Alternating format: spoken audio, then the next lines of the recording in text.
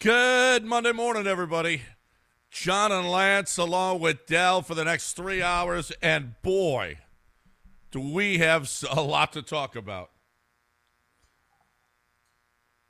I am not sure where we start. The Texans game was so boring.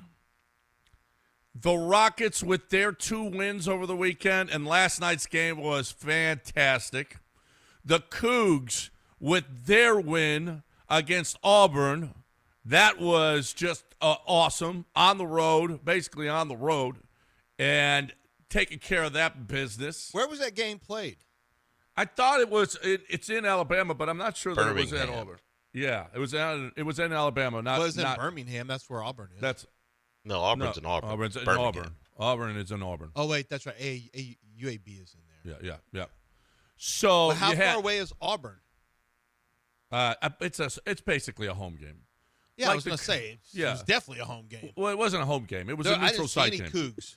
It was a neutral site game, but it was basically a home game for Auburn. Yeah, neutral site. That's like if you played in Katy and that's a neutral site. Well, basically the Rockets play at Toyota Center, and they call that a neutral site game. But, we beat you on the road. Right. Yeah, meaning me and Kelvin and them. Yeah, you had a lot to do with it. Me and Kelvin and them. Oh, Cougar fans. Oh, super sensitive. Why are they sensitive? I send one tweet about Kingston? With all due respect, but Kingston Fleming is going to need to be the guy down the stretch. And Cougar, I trust the Hall of Fame coach ahead of you clown show. Yeah. Well, yeah.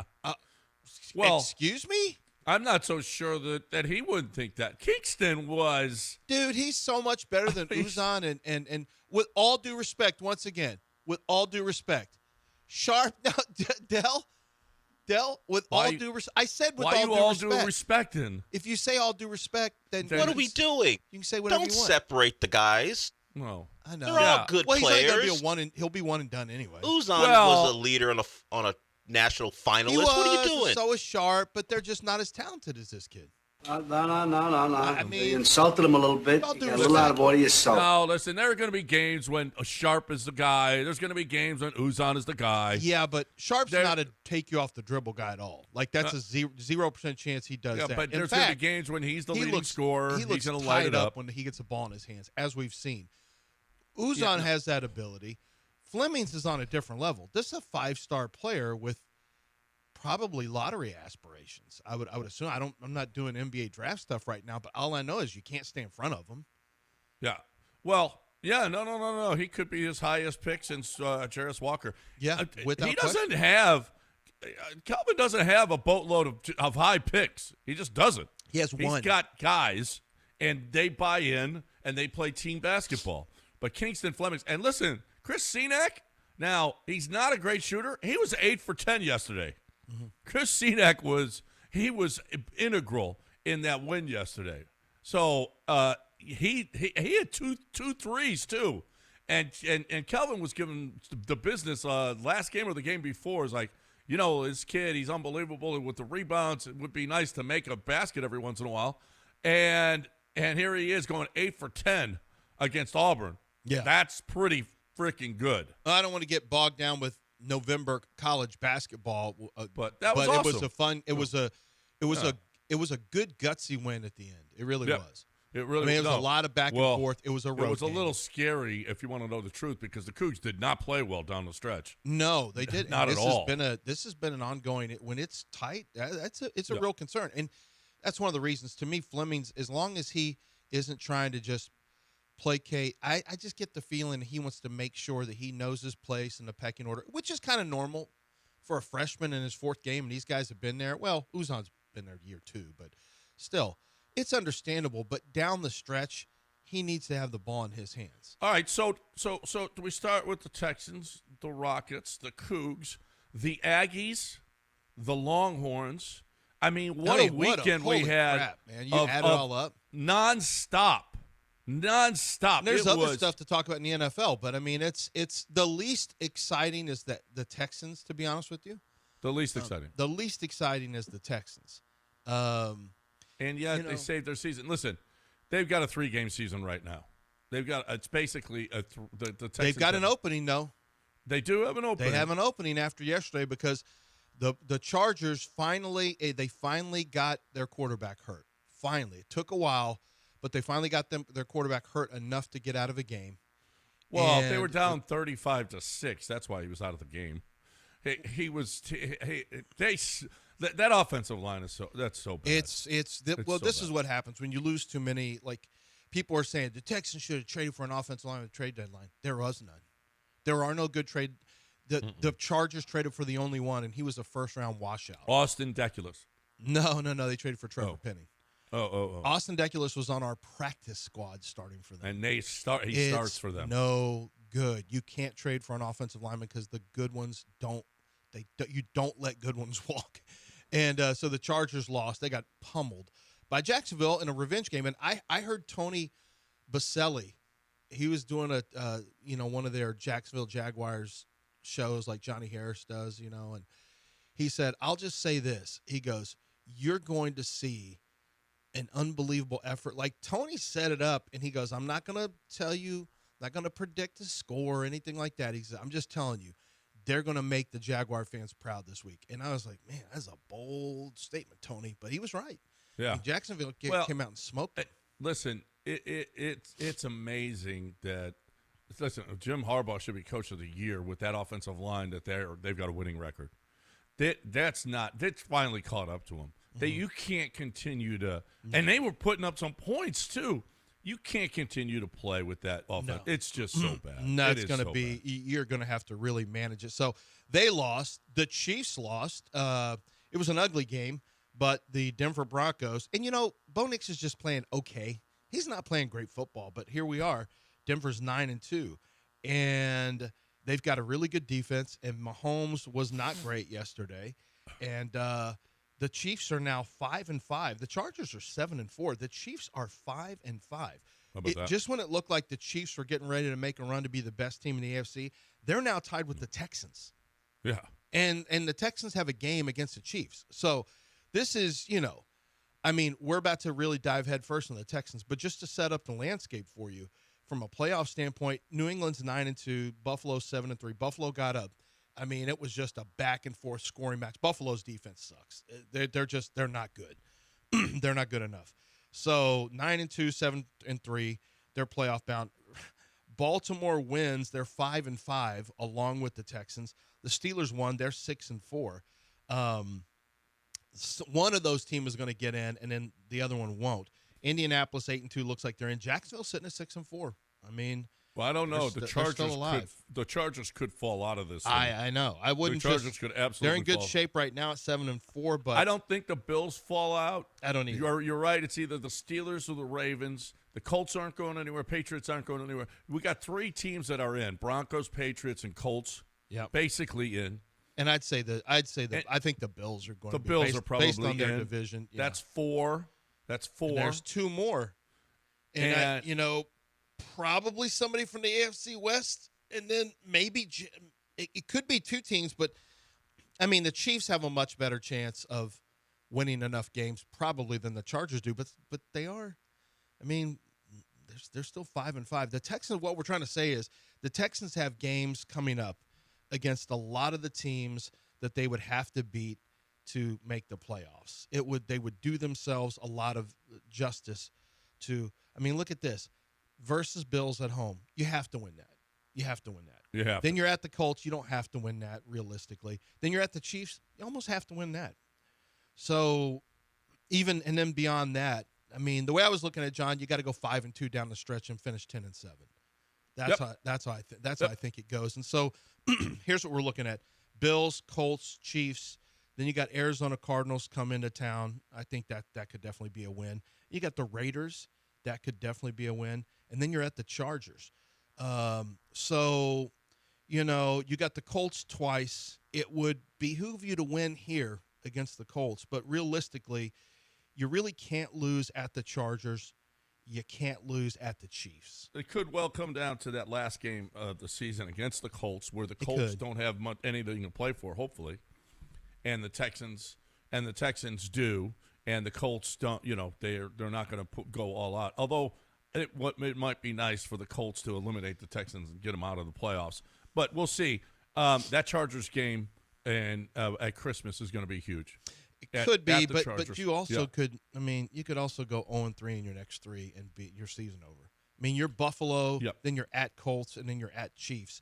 It's not inconceivable that you're 0-3 in that stretch, and you're 5-8. 3-0, or 3-0. That's less conceivable. Well, it's conceivable. Though. I can't conceive of that. So you're so saying John, there's a chance. after watching the Texans play the Titans to a standstill for about 7 quarters of football. Really struggle. You think this year they pretty much played the Titans to a standstill for 7 quarters. Dominate. I like to say dominate. Yeah. Okay. I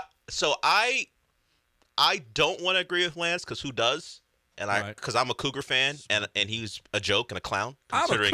Considering what he said about Kingston Flemings. How dare you say Kingston's good? I watch and I go, Davis Mills, C.J. Stroud. It doesn't matter when they play. It just doesn't even matter. I mean, they're historical defensively right now. They're historical. And I was reading something, and I'll read it in a second. NFL sends us the research package post game. Poo-pooing a big win. Well, you started by saying how boring it was. This is just it. This is just it. I was thinking about people. People are now. There's a little buzz about quarterback. If you've got a quarterback controversy because you're just sneaking by the Titans with 1 win, that just tells me you have no quarterbacks. There's no quarterback. You have no. There's not. I know. I agree with you. Quarterback. I question if we have our quarterback of the future to win big games and in playoffs. But Davis Mills played. Davis Mills played well against the Titans, who have 1 win. Kind of, and they still managed how many points? 16? 16. He played okay. I mean, you get 16 against the Titans.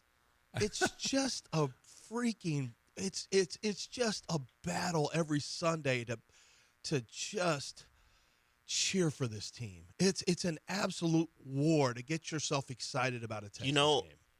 The worst it's what I used to think watching Giants games were and Jacksonville Jaguars. I used to always think, God, these are so boring teams. We are that. The worst thing that happened to for the Texans was Multiview yesterday because I've never gone in on Sunday tickets, so I don't have the same experience a lot of people have. But so I've got the Texans on one side of my television against the Titans, and then I've got Baker versus Josh on the other television. That's not good. And at one point, I was like, I got here in 2002 in Houston, so I got here first season. I was like, how much bad AFC South football have I watched in my life? A lot. Considering I've never got Sunday tickets, so for I'm a while, always the Colts watching. Were the only good team. I'm always watching AFC South football, whether it's because the Texans are on or one of their rivals is on, and I'm looking at the other screen going, "What the hell is this?" And the problem was, even though it was Davis Mills playing, I don't believe the game would have been any different if CJ was playing. Not because I think there's a quarterback controversy. I just think the quarterback ain't really a problem when Davis Mills plays. So, yeah, no, it's not. He's not a problem that they're not moving the ball. So I was at Buffalo Wild Wings watching the game, and I had to, I got the Yahoo Sports app, and it shows you all the plays because there were so many times I was watching other games. I went, oh wait, how'd we get 3 yards? Oh. Okay, Woody Marks were off a right tackle. Okay, good. How do we get 3 yards? How did we get 3 yards? That's evergreen. Yeah. You can just say, how'd we get 3 yards? That's basically our offense. A bad run, actually, for us. No, that's not. That's that. Woody had some juice yesterday. Woody looked. I mean, I'm just. It's really weird. I want to. There's some things that I'm happy about, and then I go, man, that's the Titans. Like they're set up for first pick again. I'm really getting it. Man, you see that throw Davis Mills made, the deep sideline throw after the game got tied up and it was 3rd and 16, and the Texans maybe were going to have to punt, and the Titans could beat them. And then Davis made that great throw, and Nico made this great catch, and I'm like, wait, that was the Titans. They were close to losing against the Titans. Yeah. What are we doing? I mean, you got your backup quarterback in. Who's not really He's that. not that bad. He's not fine. that bad. It doesn't look much different, if we're honest. No, does it it? really Does it look much different to you? No. It's the same play caller, but same. All right, everything else. let's break. Let's try to stay on time. We got what did you learn this weekend in one sentence? We got all kinds of stuff to talk. What a great college football day. Holy crap! Well, not if you're a Longhorn, but it was a great college football day, including the greatest comeback in Texas A&M history. We got a lot to talk about this morning here on ESPN. If you had higher in the Aggie game, Lance, then you won money from Underdog. Well, it depended. It depended if I got to even check and see if they're still doing those player totals in college after everything that's going on. I do know this. Tonight is Monday Night Football, and I do know they've got it for you in pro football. And so they're rocking and rolling tonight, as always. Listen, this season you can make team picks and player picks, both. You just download the app, sign up, and you're going to get $100 in bonus entries when you make your first $5 fantasy entry. And using Underdog is easy. Just pick whether your favorite team will win or your favorite players will go higher or lower on stats like touchdowns, on receiving yards, on interceptions, and much, much more. Plus, with Underdog's ultra-fast payouts, you're going to get your profits in a snap. You don't have to wait. So download the app today and use promo code LANCE, my name, to get $100 in bonus entries when you make your first $5 fantasy entry. Player picks, team picks, all on Underdog.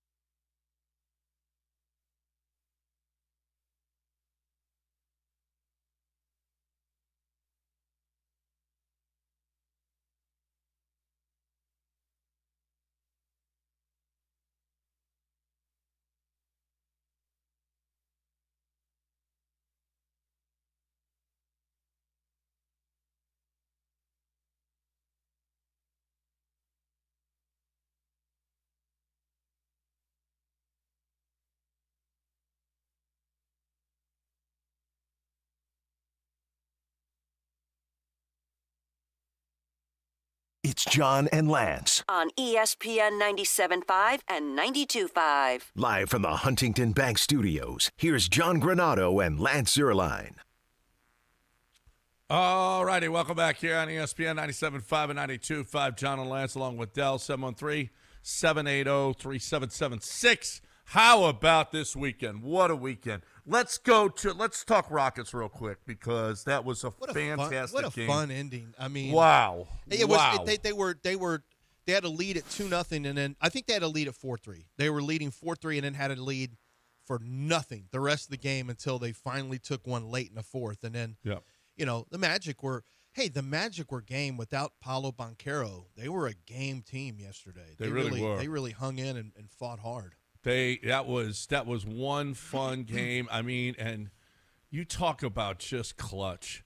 Kevin Durant that three that he knocked down to tie the game. Then Alpi it's inbounding the ball, and he's got Amen wide open on an alley-oop, and instead throws it back court. He throws it to Kevin Durant, but Durant started slipping and falling, and then the ball went back court, and then I don't know what he was bitching about. After he fouled on the layup that the Orlando got, he's yelling about something. He almost blew that game because he had Amen on a backdoor alley-oop. What beautiful play, and he just missed him.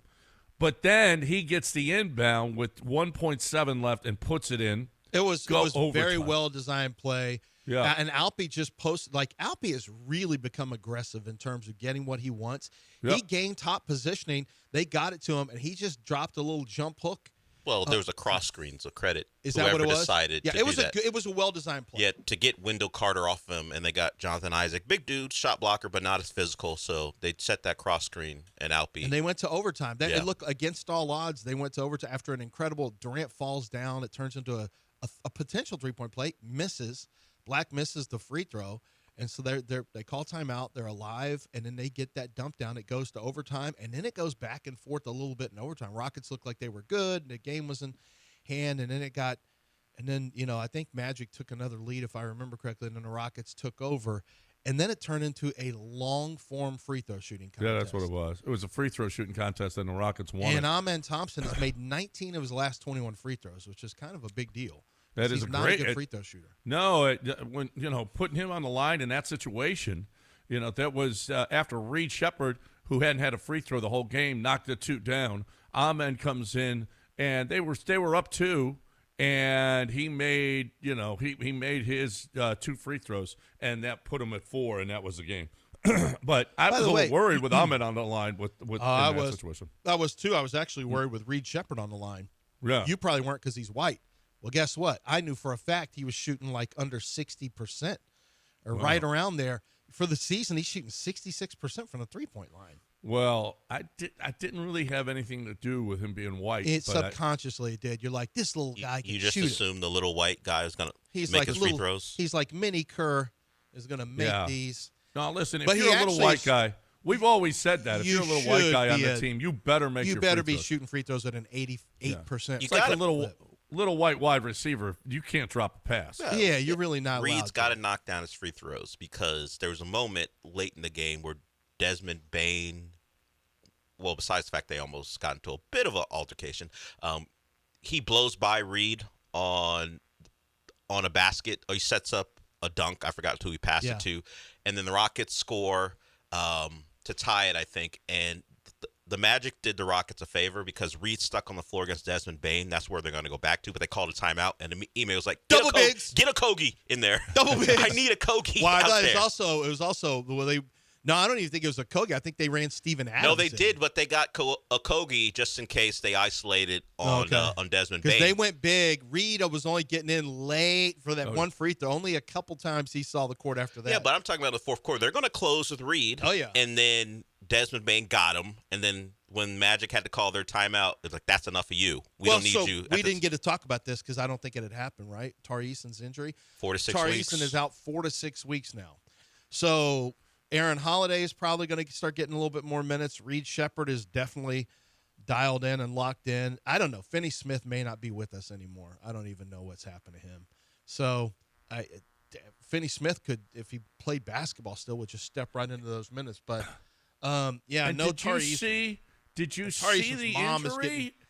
It was like he just bumped hips with the guy Friday night. Did you see him and Steven Adams getting into it? Yeah, I did see him. And then somebody pointed that video out, and Tari's mom came on Twitter and started ripping everyone. Actually, there was a trade. Tari Eason. Listen, there was a trade rumor this weekend with Tari Eason. I forget who it was for. It was for some point guard. Oh, Jared McCain. And Jared McCain. Yeah, I don't know that you're going to do. Jared McCain. I don't think you're going to do business with Daryl Morey, but we'll see. And another fingernail polish guy. Yeah. Listen. Ime just got rid of one. He's not bringing another one in.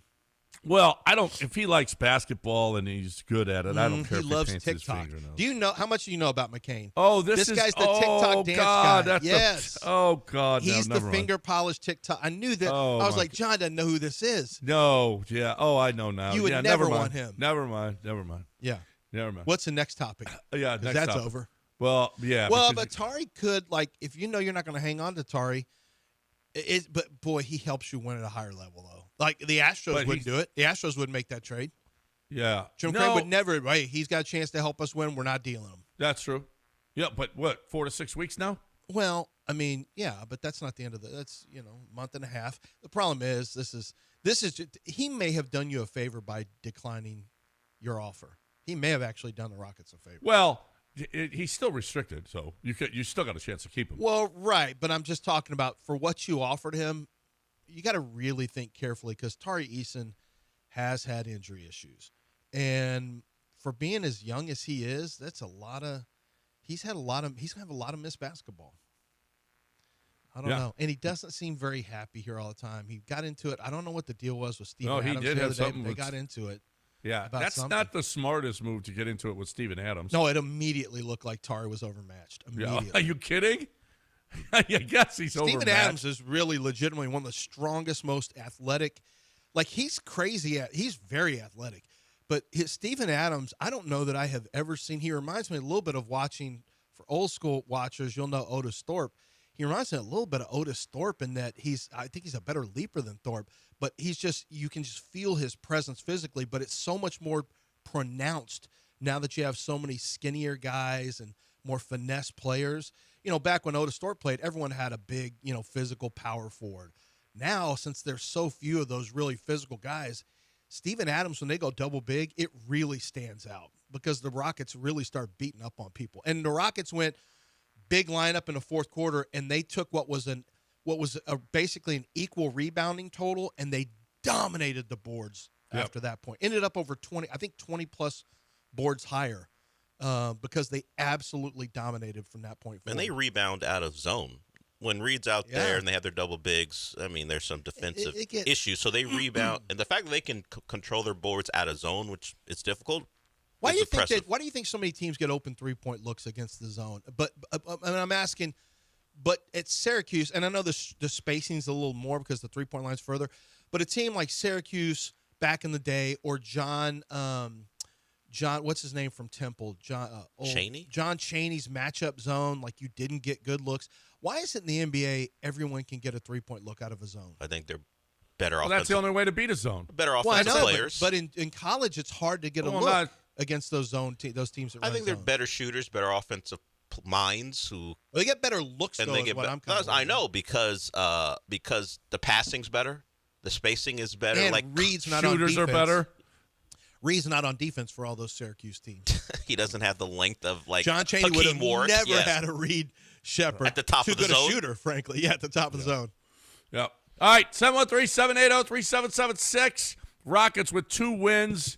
Easy win. Not all that easy, but they won their their NBA. How fun are the Rockets to watch? In-season matchup John, on Friday. how fun are the Rockets to watch? They're just without fun. Fred VanVleet. They're just fun. They're just fun. What? Leave that man alone. Why is it without Fred VanVleet? Because it's Leave. more exciting. What is wrong with Have you? you not noticed how much more exciting it is this year? It's exciting because you never know if they're going to be able to get the ball up court. Without Jalen. No, that's not what it is. Stop acting like the number one offensive team. Exciting because they have Kevin Durant. They're the number one three-point shooting team, the number one rebounding team, the number one scoring team, and you're like, oh, they can't get the ball up court. Then how are they scoring? How are they busting 140 on the Trailblazers? Monkey ass. That's how.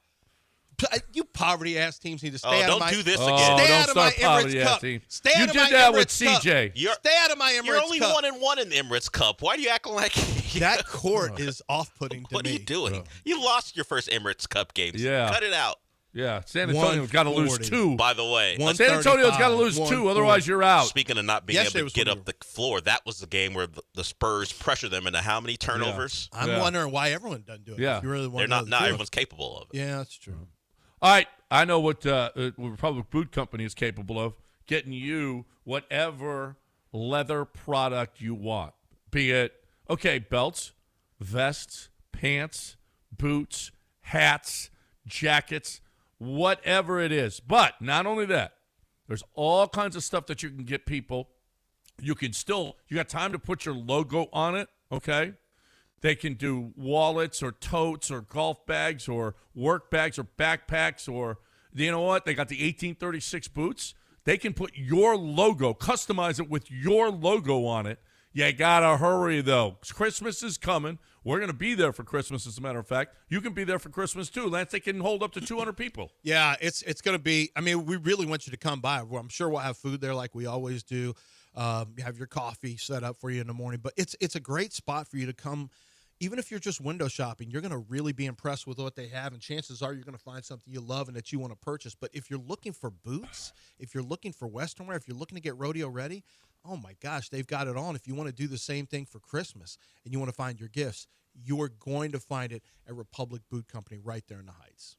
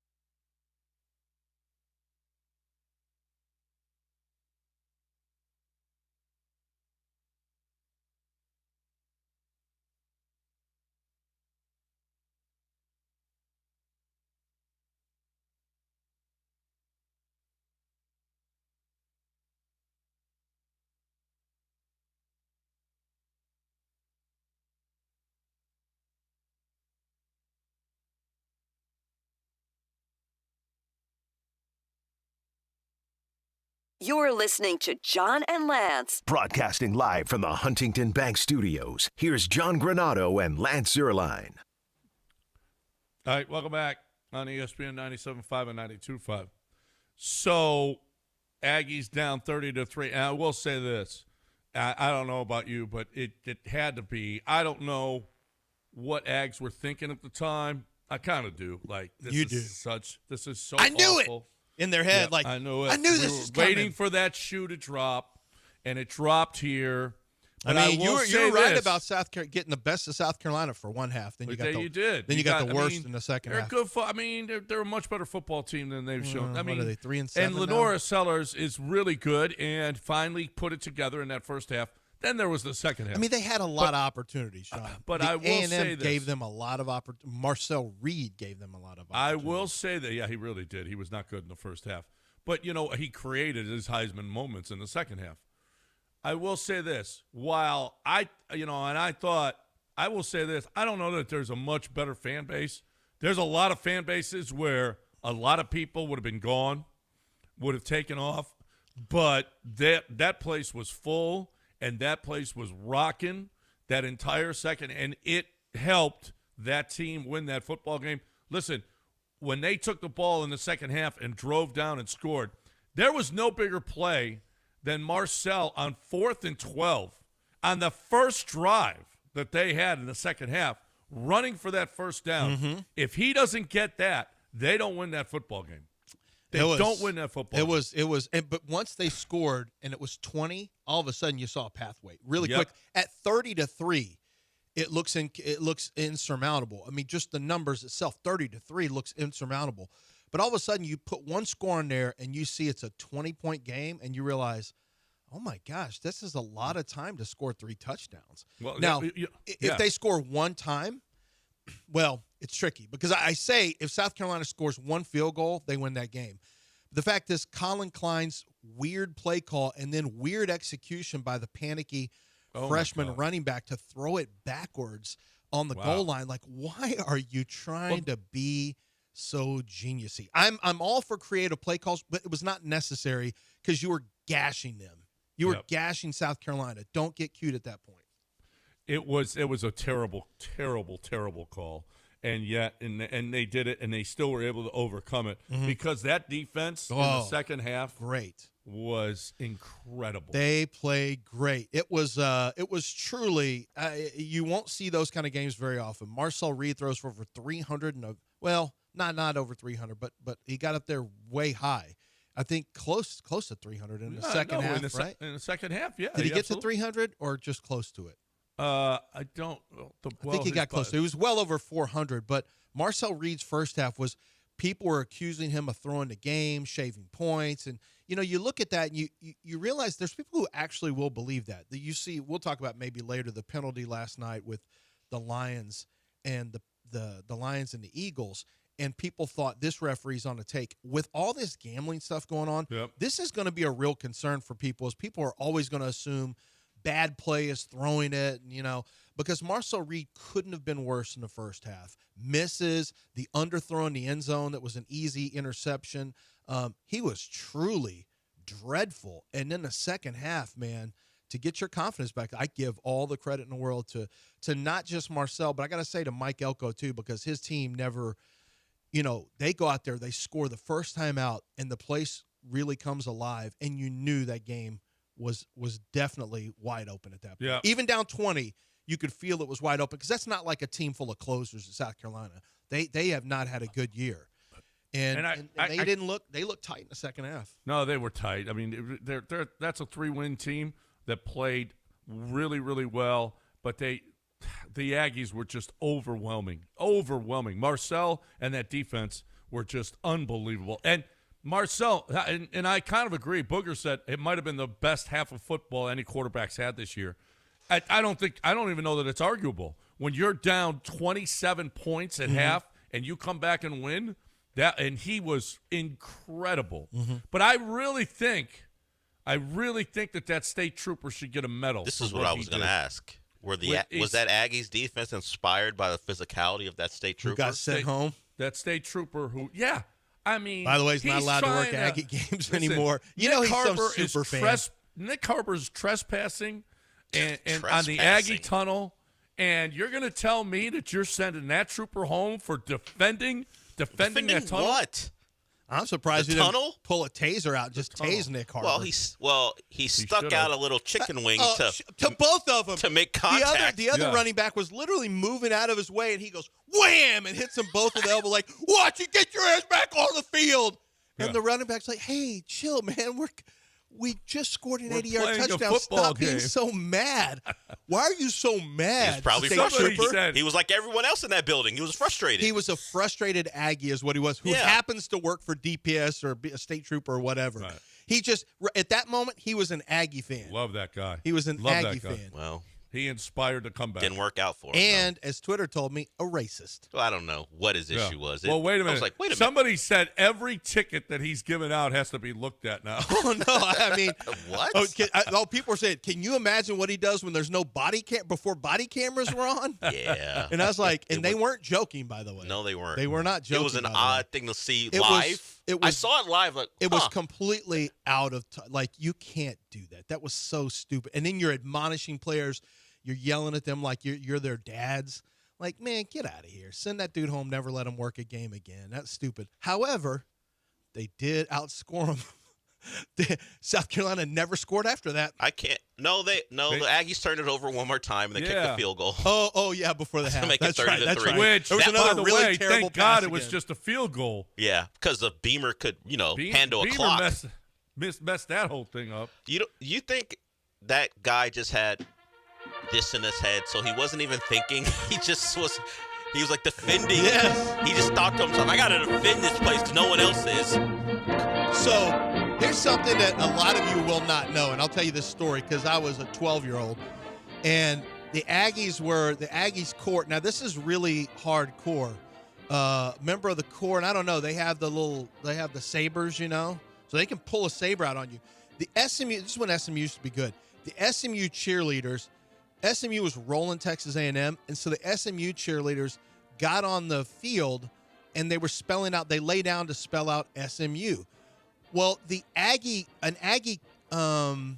guess it's a corps member, runs out, pulls a saber on the Aggie cheerleaders and starts to threaten them because they were on the field, which I guess is a hallowed ground or whatever. It's there's certain rules. I don't know all the Aggie rules. But he pulled a saber on him. He got a little trouble. He got a little bit of trouble. But that's something when I saw that happen, it took me back to my childhood thinking, oh yeah, I remember when they pulled the saber on the cheerleaders. Well, maybe don't be trying to have fun in my stadium. The first time I went there, I was walking on the grass. Dumb. Don't walk on the grass. No, you're basically spitting in the face of everyone who's ever served in the military. They were like, get off the grass, sir. I was like, what do you mean? They served in the military for that grass, you dummy. Get off. It's not just the Aggies. It's an SEC thing because after Oklahoma beat Alabama, an Alabama staffer, apparently they cordoned off the script A after the game, so particularly if an opposing team wins, they don't want them taking photos on the logo. So she got into a back and forth with some Oklahoma players. She was like, please be respectful. Don't be disrespectful. And of course the Oklahoma players like, what? Some player go, we won this B, not to her, but we just won the game. Yeah. So they want to take photos, and eventually cooler heads, they got away from the logo. They took them in front. But you protect the field in SEC country. Well, I'm sorry. But by the way, it was 1981. The people that were protecting it, though, they weren't protecting it from those players. That's for sure. They were just like, that was a weird deal. All right, we got a break because we got what did you learn this weekend in one sentence coming your way next. What did you learn? I've got mine already. You guys should have one too because there was a lot to learn this weekend. And it doesn't matter if it's sports or anything else. 713-780-3776. What did you learn this weekend? Brought to you by Game Day Men's Health. Right now, John Daspit is bringing us He's bringing you big payouts whenever you're whenever you're injured due to someone else's negligence. He's going to make sure all those bills are paid. He's going to make sure all the time missed from work. There's a lot of time that you may be injured and miss work for 2 weeks. That still needs to be compensated. Because how are you going to pay your bills if you don't have money coming in? You've got to. most everyone lives paycheck to paycheck nowadays, so you can't really afford to not have a paycheck coming in. John Daspit will look out for you. What if, God forbid, you suffer a serious injury and you can't make it into work for the long haul, maybe ever?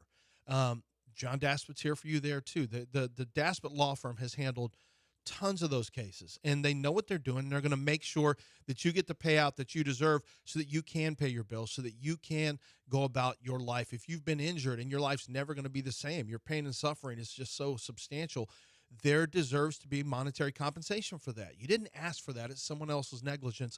John Daspit and his lawyers are going to fight for you against the insurance company if they try to squeeze you and give you something that's not fair. The first thing you do when you're in an accident and you're injured is call 713-CALL-NOW. That's the first thing you do. Well, I mean, get to the hospital if you need to. But from the hospital, you can call 713-CALL-NOW. That's 713-CALL-NOW, or go to daspitlaw.com.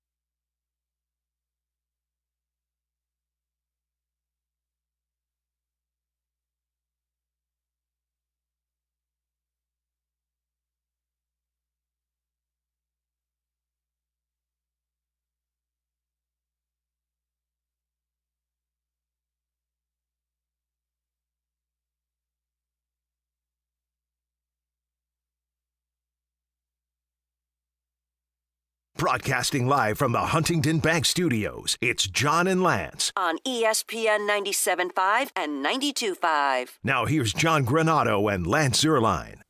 All right. This might be a controversial, or I don't know what you think about it. I really don't care. But I learned this weekend that despite their loss, I think Arch is a pro quarterback and could be a pretty damn good pro quarterback. I learned that apple seeds are poisonous. Apple seeds are poisonous? Yep. Huh. I'd never heard that before. I feel like that grapes are very dangerous for dogs, and everyone knows chocolate. So is chocolate. Everyone knows chocolate. Did you know grapes? Most people don't know that. No. I didn't know apple. This should be taught in school at an early age. If you eat apple seeds, you can die. They're poisonous. Like, what? How is this not a thing that I just everyone had knows? a couple apples this weekend. Yeah, I just learned. I'm sure I've swallowed an apple But I seed didn't before. Yeah. And I said, my wife told me, I'm like, what are you talking about? All right. She you had sent one me a- sentence. Oh, you yeah, had one okay, sentence. that's right. I'm not You had good. one sentence. You don't know how to play the game. Go ahead. Go to the things. Okay. Go to the things. All right, Dell, who's that? Who's up? We start with Kevin. Kevin, what have you learned? Yeah, so I learned this weekend that my soon-to-be 16-year-old son would prefer to keep his iPhone rather than get a brand-new decked-out 2025 pickup truck.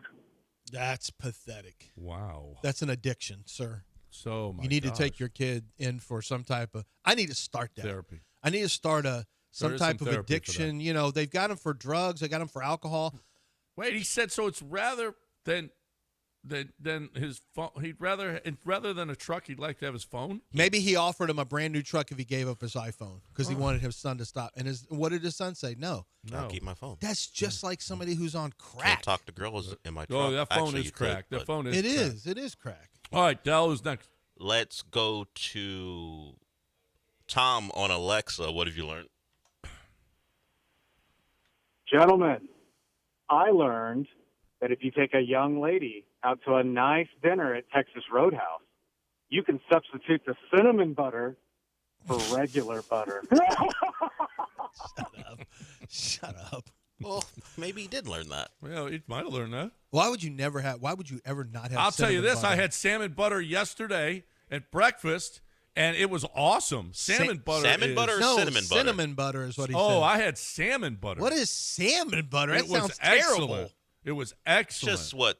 Salmon infused butter? Yeah. That's all it is, right? It's really good. You put some salmon juice in there? I don't know how they do you it. put but salmon in it. like little bits of Who's- salmon. All Who's right, next? we go to Ocho. Ocho, what have you learned? Yeah, I learned that Granado's favorite rapper, Kirk Cobain, graduated from North Shore High School. Is that your favorite rapper, John? I don't know who that is. Who what? What's his name? Kirko. Kirko. Kirk Kirko? Cobain's. Instead of Kurt Cobain, it's Kirk Cobain's. Oh, I got you. Or is it Bangs? I don't know. Yeah. He's a Houston rapper.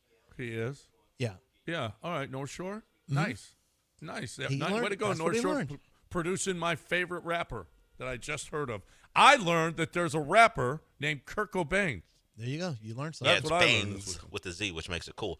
Let's go to Phil. Phil, what have you learned? I learned that whatever an Aggie is, it's got to be part cat because they used up several lives on Saturday. Man.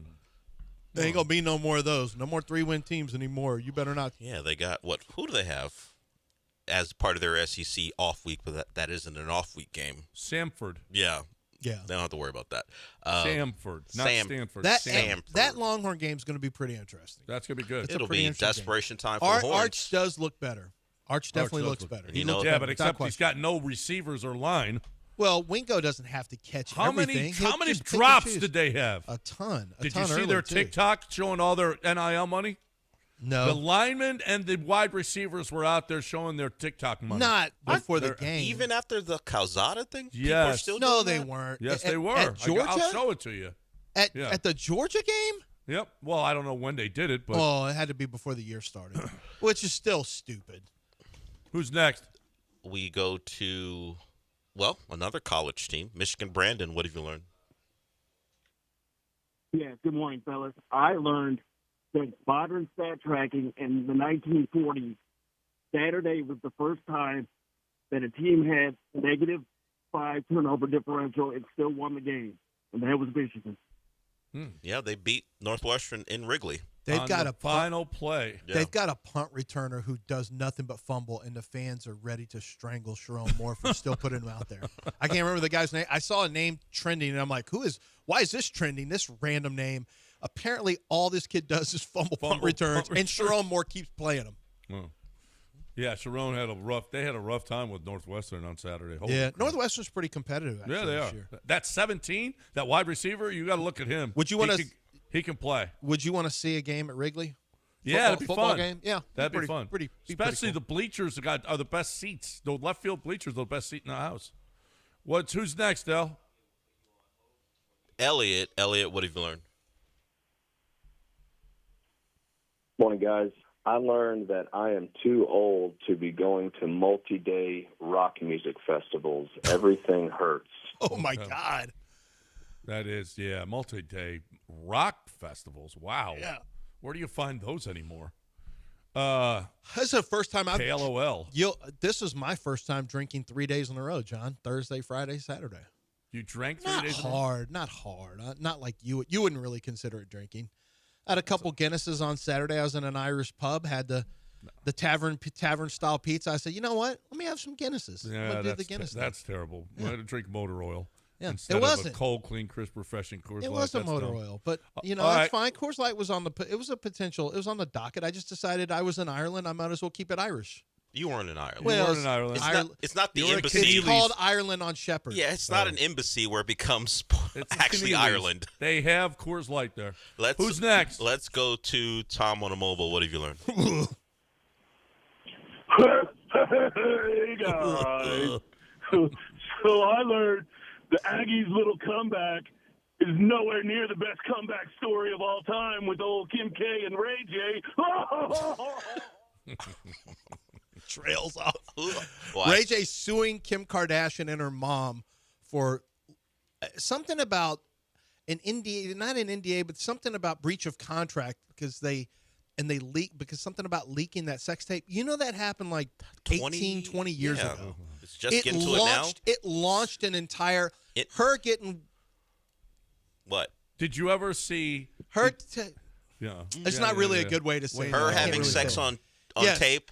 Leaked by the mom. Yeah. Literally launched an entire industry. Not just an industry, an entire family. It's a monarchy. No, I mean them as an industry, the Kardashian industry. Yeah, the Kardashians became an. So did you guys ever see Chris Pratt's outtake from Parks and Rec? Yes, I've seen it. About comebacks. Yes. Yeah. That's what he was referring to. All right, who's next, El? Oh, yeah, that's what that was referring to. Okay. We go to La Raza. What have you learned? Juanito G, Lancito, and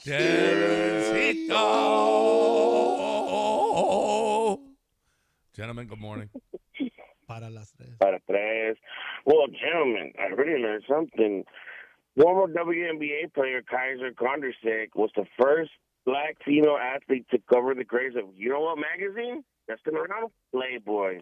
Who knew? Yeah, who knew? I believe that is Kevin Porter Jr.'s ex. That is. That's the one Kevin Porter Jr. allegedly had some put his hands physical domestic abuse with. Allegedly. And then she said he did it, and then she said, no, I was kidding. Don't take But this she was on the contract." cover of Playboy, huh?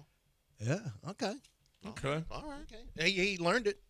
He learned that. I didn't learn. Now, he taught me, too. Okay. Okay, we got a couple more. Okay. And his good buddy is here. At least I think they're still good buddies. Lazy J, what have you learned? Hey, good morning, fellas. Yeah, what I learned this weekend is the Orlando Magic should change their name into the Orlando Mulattoes. Wow. That's not what we say. That's what he said. There are a lot of light-skinned players on the team. That is true. Yeah. That's just the way the world is going. He just took it back to like 94 I don't know with that term. I don't know if that term should be used, but yeah, went back to about 94-ish. Yeah. That's what they used to call me, Mulatto Granado. I bet, you know, it just rolled off your tongue so much so that I believe you. I 100% believe my friends, that's what they used to call me. Growing up, grammar school. I believe you. Oh. You have to sell me on that one. Doesn't shock me. I actually believe that. Yes. Yeah. What have I learned? You learned. You just learned that. I just learned. That's what I learned. That's what you learned. Let's go to Tommy to close it out. Tommy, what have you learned?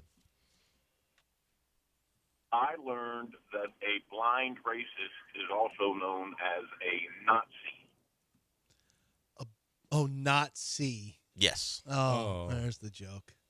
Who'd you learn that That's from, not Tommy? really a dad joke. No. That's just a joke. That's not one that you would call a dad joke. Was that what you were saying? Ich bitte für Klon und Was that the How joke? does it sound like I know German there? I don't even know. I don't know. I've sang German drinking songs before, Sure. but that was not even. I know a couple German songs, but I don't know. Like those weren't even that. I don't even know. No, it was a Taylor Swift thing. You said she was singing in German, something like that. But that's it. That's our What Have You Learned segment. I learned that the tush push can be stopped twice. Did you see that? Detroit stopped it twice. It's getting to a point where the tight end, I think Dallas Goedert, has to worry about people diving at his knees. Because on the one they didn't stop that resulted in a touchdown, the Detroit defender comes around and just dives right at Goddard's knees, which you suspect is trying to stop his momentum. And Goddard looks back like, what are you doing? I mean, we talk about safety issues. Trying to stop you from pushing. If you're going to dive right at his knee. And a guy who narrowly avoided something, Titus Howard. Did you see that? Where Titus Howard got rolled up on near the goal line, and you had like players down on the knee, but he came back and played. But it looked scary for a little bit. Well, somebody else got rolled up on last night that was awful. Yeah. In the Chiefs game, Broncos. The Gray Zabel. Holy crap, that was bad. Seahawk? Seahawks game. Seahawks, yeah. That's right.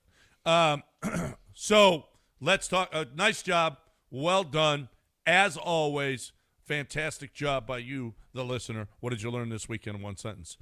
I've known for a while. I didn't learn this. I've just known it because I've been with them for years now, Chastang Ford.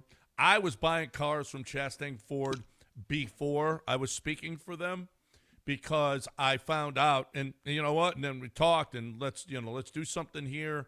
I found out a long time ago it's the best truck or SUV buying place in the city of Houston.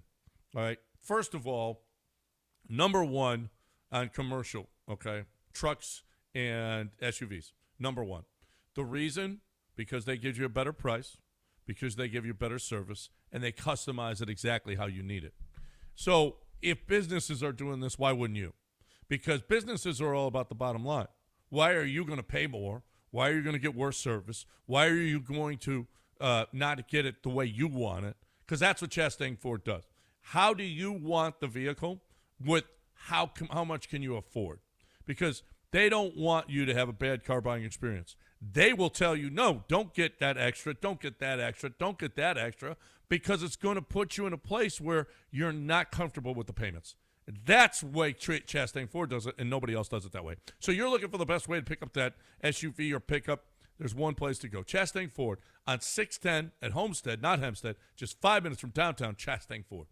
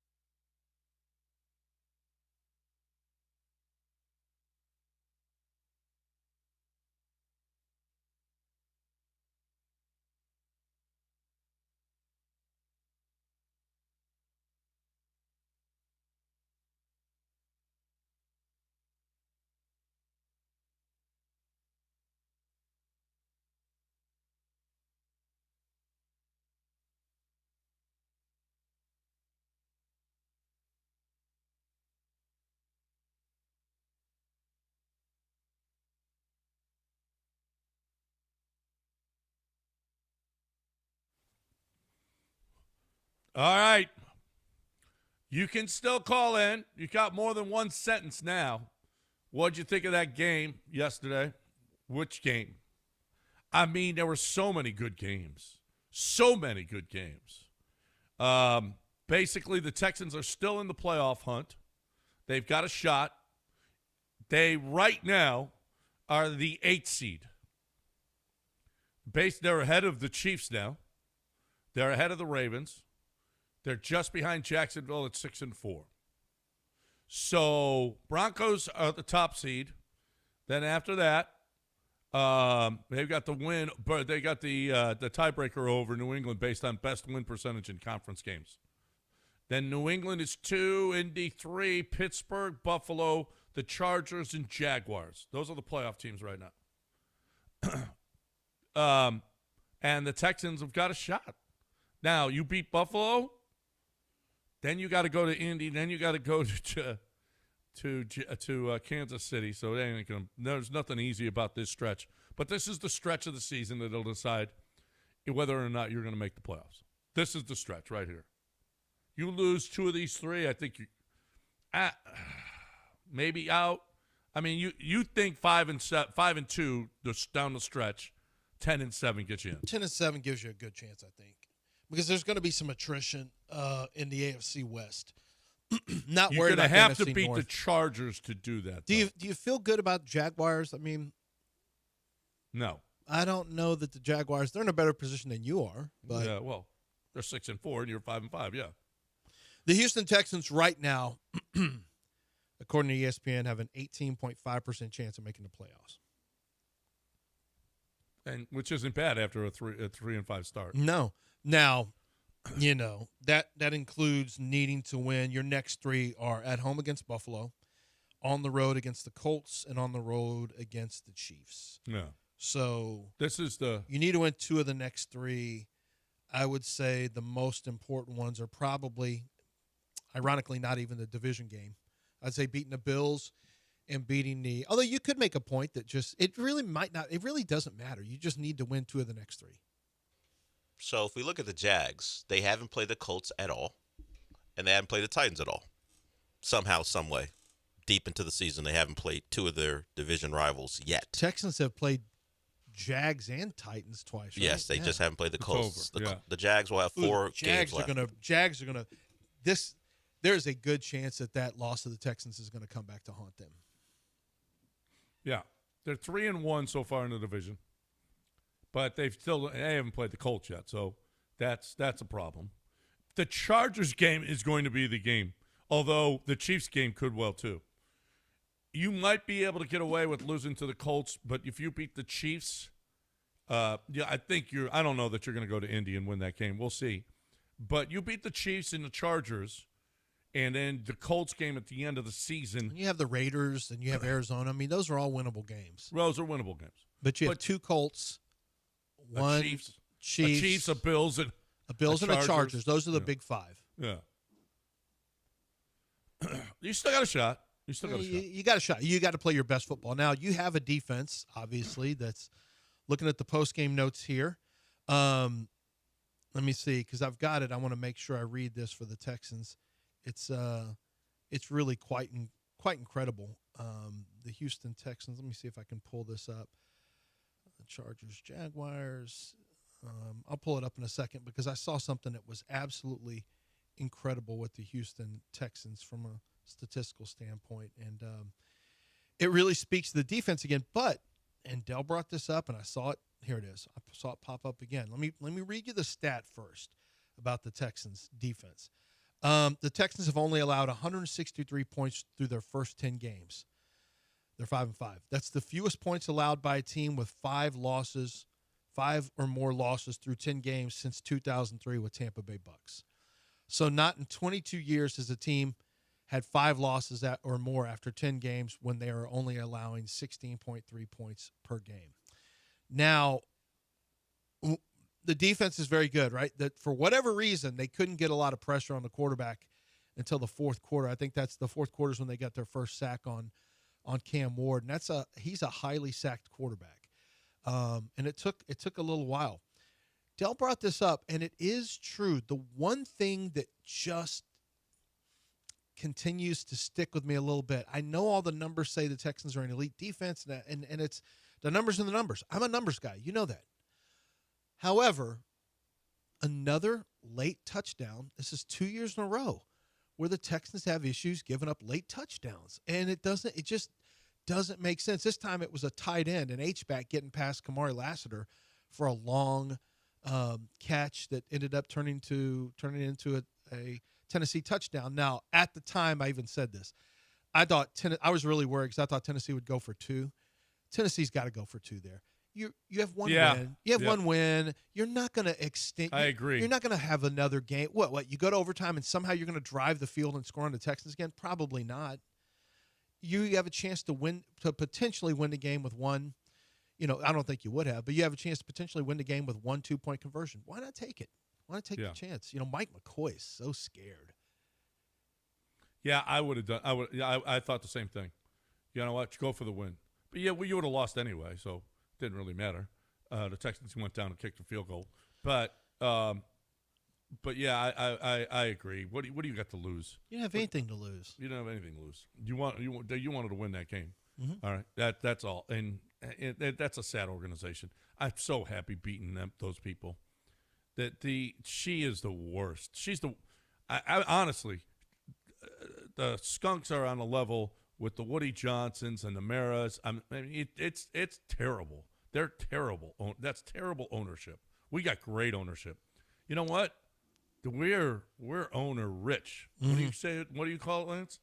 We're the kings and we're the queens and they're the sorry. They're people. sorry people. Yeah. No, but what do you call? You well, said they're poverty. I mean, they've got poverty ownership. They're poverty owners. Uh-huh. Okay, we don't have poverty owners. Mm-hmm. We got great ownership here. Yeah, we're right in the hunt. That's right. And as opposed here to we are sitting here at 5-5, and you guys have 1 win. Yeah, one win. You hate us because you ain't us. Mm-hmm. Firing coaches, you're terrible. We would never fire a coach after a year. Well, not Mike Vrabel. Well, we did it 2 years in a row, but we not anymore. Not we Mike do Vrabel. We hired guys that were it was acceptable to fire. What did Demeco do yesterday? It was really not good. I'm trying to remember. Demeco did something yesterday that people were really upset about. What was it that he did? It was not good. Was it at the end of the half? Was it clock management stuff? I'm trying to recall if there was some individual incident, but it's he's lost kind of. I've noticed that Demeco has lost the confidence of a lot of the fan base now. Yeah, there was something that was questionable. There was something, and I can't recall what it is. There was something that had people really. The challenge was awful. Oh, at the end of the half, yeah. That challenge, the ball didn't even survive. No, he that was horrible. Doesn't he have somebody upstairs telling him? Not just that, and he didn't take 3. And once again, he went for it. A team that can't convert 4th downs ever, kind of like the Detroit Lions this year. Yeah. By the way, analytics has got to be put down. You've got to just start making some common sense decisions based on your opponents. If you're playing the Titans and you already had your missed field goal bailed out by another 15-yard penalty on a field goal, so right, he doinked it, missed it, they moved in, and then I heard one guy say, Why would you kick a field goal? You got to go for it. I said, have you seen their 4th down conversion offense? It's pretty terrible. And sure enough, it got down to 4th down. They didn't kick a field goal. They went for it on 4th down, failed miserably. You take the field goal there. This is the Titans. They're not going to score a lot of points.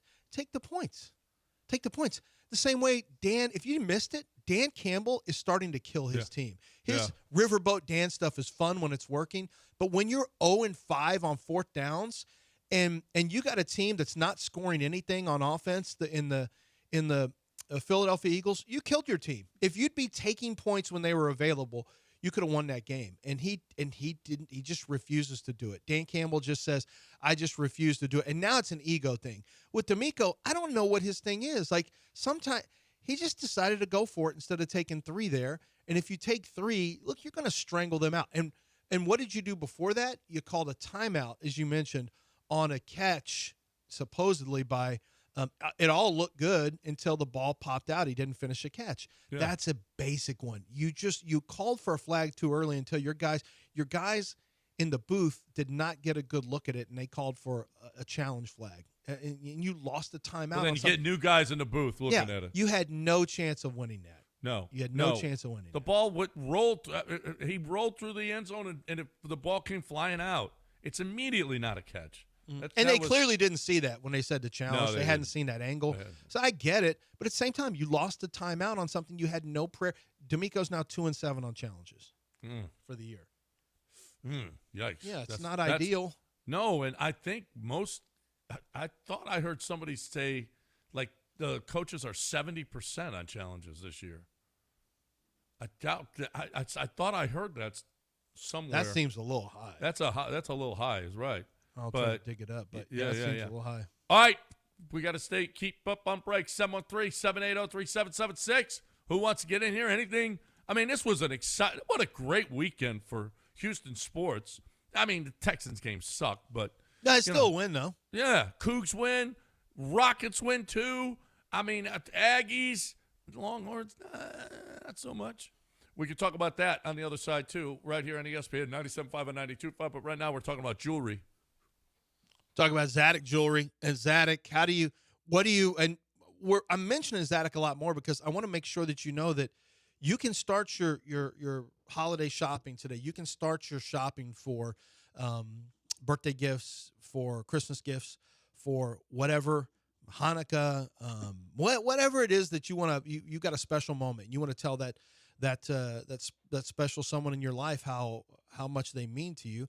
Why don't you look for a great gift from Zadok Jewelry? They have luxury watches. They have tennis bracelets. They have diamond earrings. They have pendants. They have custom-made jewelry. They can actually make whatever it is that you design or whatever it is that you choose for them to make. They'll make it right there in their store. They can take family heirlooms and they can melt down the precious metal and then redesign it. Use that to redesign it into something brand new that is going to be your own particular design. And then you continue to pass that down inside the family. That's something a lot of people love to come in and do. And that's one of the things they're known for at Zadok. And of course, they're known for having the best engagement rings and the best engagement process with their upstairs and 28,000 square feet of goodness at Zadok Jewelers. It's Zadok Jewelers, 1801 Post Oak Boulevard.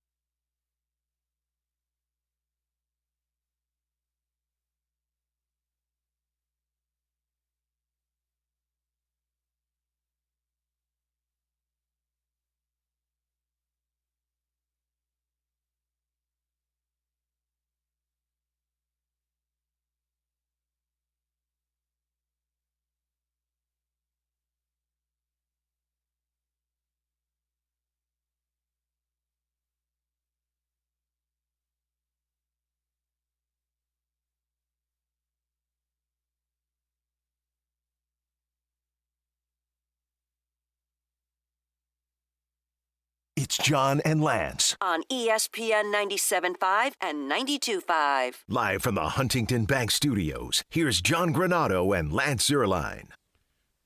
Let me ask you guys if you could get this. One of our listeners, good friend of the show, my suggestion for our big lineup, the Rockets' big lineup, Quinn Towers. Do you guys know what Quinn Towers is? Quinn Towers. No, I don't know what that means. No. Apparently there's buildings in Australia, Sydney, Australia, that's called the Quinn Tower. Okay. And since Steven Adams is from New Zealand. Steven Adams Australian. He's not Australian. Or whatever. He's Close. from New Zealand. Same thing. I think he might disagree with the same thing part. Same. Well. South side, north side. John, are they the same thing? No. All right then. So we're talking Everybody about knows that. two different countries now. You can't even subscribe to two different parts of the same city being the same thing. It's a bit obscure, isn't it? Particularly when it doesn't fit. Yeah. I think it's close enough. Albie's from Turkey, and Steven Adams is from New Zealand. I think that's why he says Quinn Towers. I'm not sure. I'm not sure, but I think it's a little obscure for. Yeah. Yeah, you'd have to explain it, and then when people like me start to investigate, you're like, wait a minute, he's not even Australian. He talks like he's from there, so that's the same thing. Right? I think it's close enough. Close enough. Ask Steven Adams. They're so far away, it's close enough. You should ask him next time you see him. Hey, aren't they the same? Hey, look, I mean, you pretend like they're different, but really, aren't they the same? Aren't you basically the same? It's like Canada and the U.S. It's about the same, except that they speak stupid French there, too. Yeah. Other than that, I mean, it's a lot the same. You think we're the same as Canada? I think Canada can be who they are. That little brother can be who they are because they got the protection of the big brother. But is their big brother England or us? They wouldn't be this liberal if it wasn't for us being able to protect their ass. You think countries around the world are just waiting for the U.S. to go, you know what, F Canada, and it'll be over for Canada? Yeah. You think Russia's like? Well, no, they can always go up. Canada can always go, hey, you're not doing it right, because they got our protection. That's all. I never really thought of it that way, that at any point when we pull back, Canada's in for it. Yeah, everyone's waiting to advance on the frozen tundra of Canada. Oh, who doesn't want a piece of Manitoba? Take their maple syrup. Oh, it's Quinn because it's 5. It's 5 tall guys. Oh, you're talking about their entire lineup?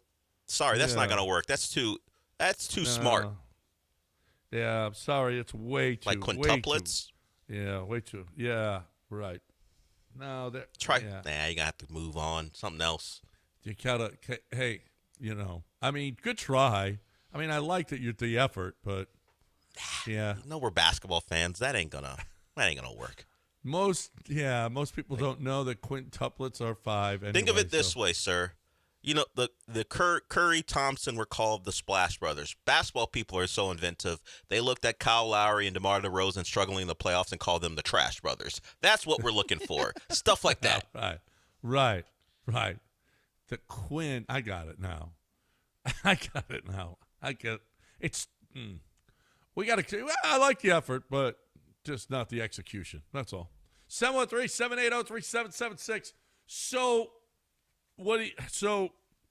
the Horns, they're just not good enough. They're just the offense is just not good enough. It just isn't. This is really on Sark because that's his side of the ball, and the offensive line is terrible. The wide receivers are not good.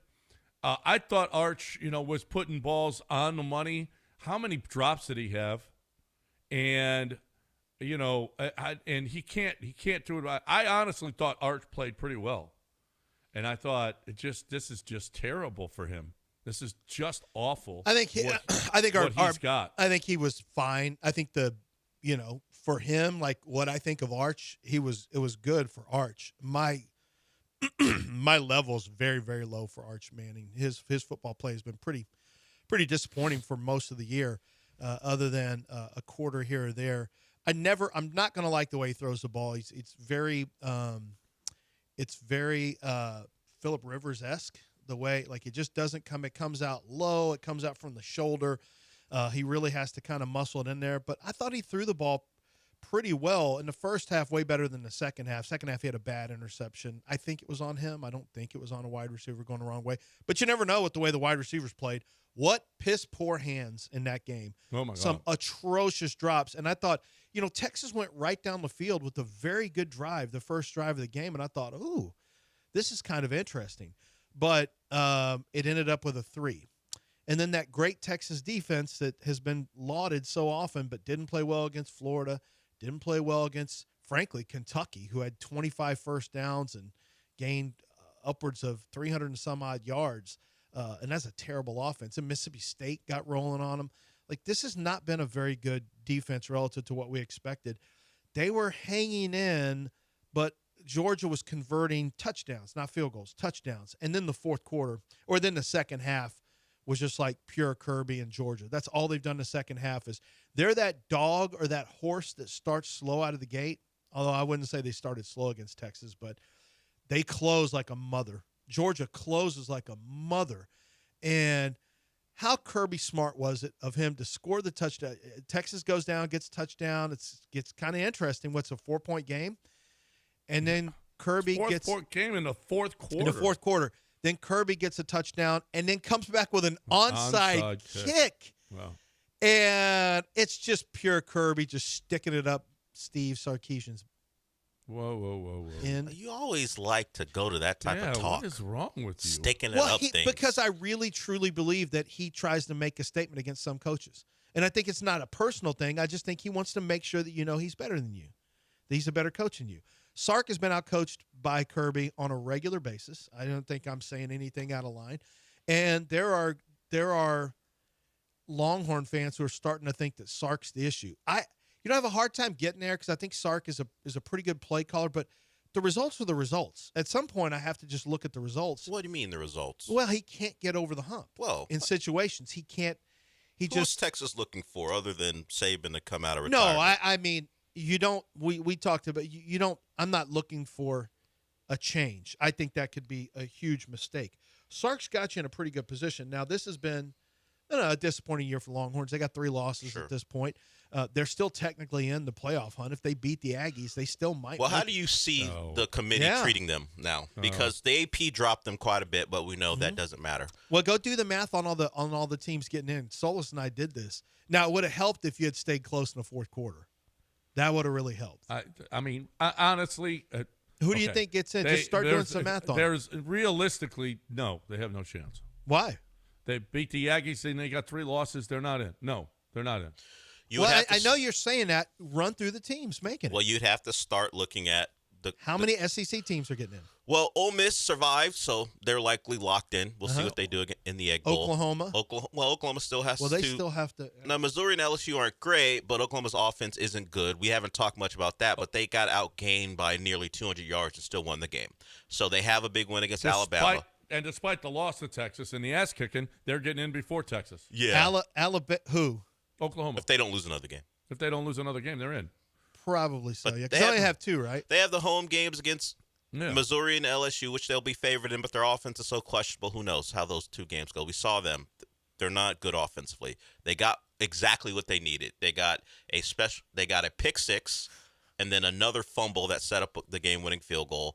It was a Venables masterclass, but that offense is bad, at least against good competition. It really is. So then you go to the Big 12. Texas, by the way, Alabama controls their fate still? Yeah. They still get to the SEC title game. It's fine. Good. I wouldn't want to get there. Would they punish them if they lose an SEC title game? I don't think so, but it'd be a 3-loss Alabama team. And then at that point, you got to put Texas in. Is that how it works? Because they have Arch. Okay. But as far as people want to see Cooper Manning and you Arch say how many SEC teams? A&M is in, Georgia's in, Ole Miss is in. Those 3 are. That's 3. Those 3 Oklahoma is more than likely in, and Alabama. Oklahoma, Vanderbilt. Well, we already had Alabama. Oh no, you said Georgia. Alabama, Georgia, Ole Miss, A&M. Alabama, Georgia, Ole Miss, A&M. There's room for those 5th. 4. So it'd be Oklahoma, Texas, Vanderbilt, right? Those three. Those are the three other options. Vandy has Tennessee on the docket. Yes. But who does Oklahoma have? I told you they have 2 home games against Missouri and LSU. If they win them, they're in. But Oklahoma has that. Yeah, but who's to say? But LSU's Alabama just has. But their defense is fine. It just has Auburn. Yeah. But Alabama's we already put aside saying they're in. The question is Auburn Texas, has Oklahoma. some talent. I will just say that Auburn has Their some defense talent. is good. Yeah. Can they get an Oklahoma type of I just wrote up Keldrick Falk scenario? This weekend. He's got a chance to be a player. So as far as your question, Lance, regarding Texas, they're going to need Oklahoma to falter. It'll be pretty tough. And they're going to need something odd to happen in the Big 12 where they only get 1. It doesn't have to be that odd, but they need BYU and Utah to falter. I mean, they were outgained, 200 to Bama, Oklahoma. You're right. Oklahoma wasn't There's good. no guarantee. Mateer is really I'm telling you, his star is really Missouri, faded. they got the young quarterbacks, so who knows? But LSU and Missouri. LSU's offense stinks too. So that's a defensive struggle. So who knows how those games go? Yeah. I mean, they're both. I wouldn't just. I mean, it's the SEC. I wouldn't just chalk up Oklahoma wins automatically. But then Texas and A&M, Texas is going to have their hands full. I guess the bookmaker said Texas was going to be a favorite. That's what Solis told me. That's what they said during the broadcast. I just cannot believe that.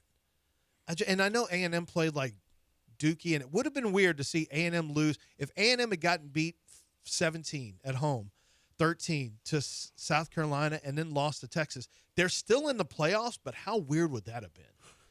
That would have been extraordinarily strange to have a team with just zero momentum getting in. Ohio now State as it stands, lost to Michigan now and as it went on stands, the win. they may have had the Aggies probably will get their worst football out of the way in that game. I say probably, but I don't know. Who knows?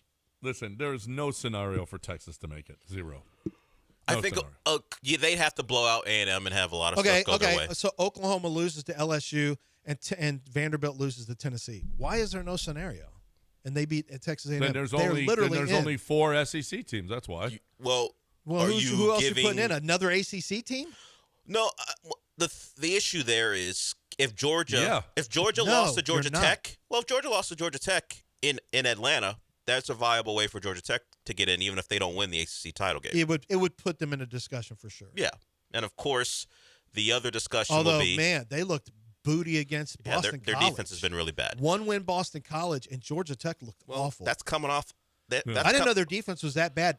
Boston College was scoring every 2.5 minutes. That came off a game where they gave up 40-plus points to NC State, and then we saw NC State this weekend get pummeled by Miami. I'm not sure Georgia Tech is that. You just have to hope for rivalry things to happen against Georgia.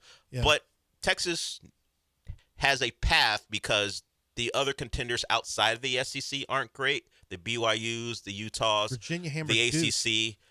Getting a second feels unlikely unless they decide the Miami win over Notre Dame means more than they've decided so far. Okay, so that's the path. 1 ACC, 4 SEC, then you got 1 Big 12? At this point, unless Tech doesn't win the title. Unless Tech doesn't win the title. That's the only way, because then Tech would still get in. So that's 6. And then you look at the Big Big Ten. Ohio State, 7, Oregon. Michigan 8. is still alive. Michigan's alive. They don't USC, feel like one of those USC teams. plays Oregon this weekend. They have to win. Indiana. Yeah, Indiana is 9? Yes, and you have to. So we're up to 9 now. The American. Well, no matter who wins that Oregon USC game, one of them's in. Whoever wins that game is in for sure. But I'm counting one of them already. And then you think about. So we're at 9. And if Michigan somehow beats Ohio State again, they're in at 10-2. Yep. Probably a group of 5. Well, it has to be. Well, I thought that I think there's something. No, it has to be the top-ranked group of 5. Yeah, there's 2 ranked teams now, or there will be. James Madison and North Texas. So I still think there's a spot open for. I think a 5th team is going to get in for the SEC. If you run all the numbers, a 5th team is going to get in for the SEC. It's a matter of who. Now Texas clearly needs things to happen. Well, I would say they are the longest shot based on Oklahoma has the best shot. I guess Vanderbilt. Tennessee beats Second. Vanderbilt. They leap Texas. Tennessee does? Well, Tennessee won't get in. No. Even if they beat Vanderbilt. Well, they've got 3 losses too. You take Tennessee probably beating Vanderbilt not if late. If Texas beats A&M, they're not going to. Texas would have Texas the best have wins win. over Oklahoma and Texas A&M. 2 teams in the playoff as it stands now. So Texas would get in if we're comparing the two. Yeah. But I just don't know. And their losses would be to Florida's number a bad one loss. Ohio State. Yeah, and then Florida's a bad loss. Yeah. But they would get in ahead of Tennessee. Yeah. We'll see what happens. I think 5 SEC gets in. It's not strong enough to really support a bunch of entries from any other conferences. We'll see how they treat Texas. And Michigan's not going to beat Ohio State. Stop Why saying not? crazy stuff. Why not? Stop saying crazy stuff. I know you're playing a game here. It's not only 4 in a row. There's no way. Worse Michigan There's teams no have way. beaten Ohio State before. Yes. I don't know. Much worse. Like last year's Bryce team Underwood was does awful. not strike me as a guy who can They win beat this him with game. Davis Warren at quarterback. The Bryce and Sharon combo does not feel like a winning combo. You can't say anything. But it is at Michigan. They beat the impending national champion on the road with Davis Warren and Sharon Moore playing quarterback. Yeah. I mean, the coach. That was the quarterback, Davis Warren? Yes. Who's ever heard of him? Exactly. Never rule it out. All right. Let's not rule out Craig DeSurf either. No, never do. I never count Craig DeSurf out, especially when you got a red tag sale going on where you get 0% APR financing and over $3,000 in bonus cash given your way if you're a Costco member at all. If you're an executive member, it's $1,250 off. If you're just a regular Costco member, that's $1,000 off. Like, they have so many just for being a Texas resident. There's money off. What they're doing now is giving you bonus cash and low finance rates for so many of the vehicles they have in stock right now. And this is really, in my opinion, this is maybe the best time I've ever seen to stop in and get a Chevy, especially. They have unbelievable deals on Chevy Equinox, the Chevy electric vehicles, on, as I mentioned before, the Chevy Silverado pickup truck. So if you're looking for Chevys, a lot of them have the red tag sales going on right now, which are deep, deep discounts. Remember that the trade-in value they give you for your pre-owned vehicle is substantial. They love pre-owned vehicles. There's a lot of value with them right now, and there has been for well over a couple years now. And then on top of that, they want to make sure that, you get exactly what you're looking for on the interior as well as the exterior. So they'll find the vehicle that you want. That's the way they do business. It's all about customer service, great prices, great selection, and, something to make you happy as a car buyer. It's Gulf Coast Chevy, Buick, GMC right there in Angleton. Stop on in and save thousands. Gulf Coast Chevrolet, Buick, GMC.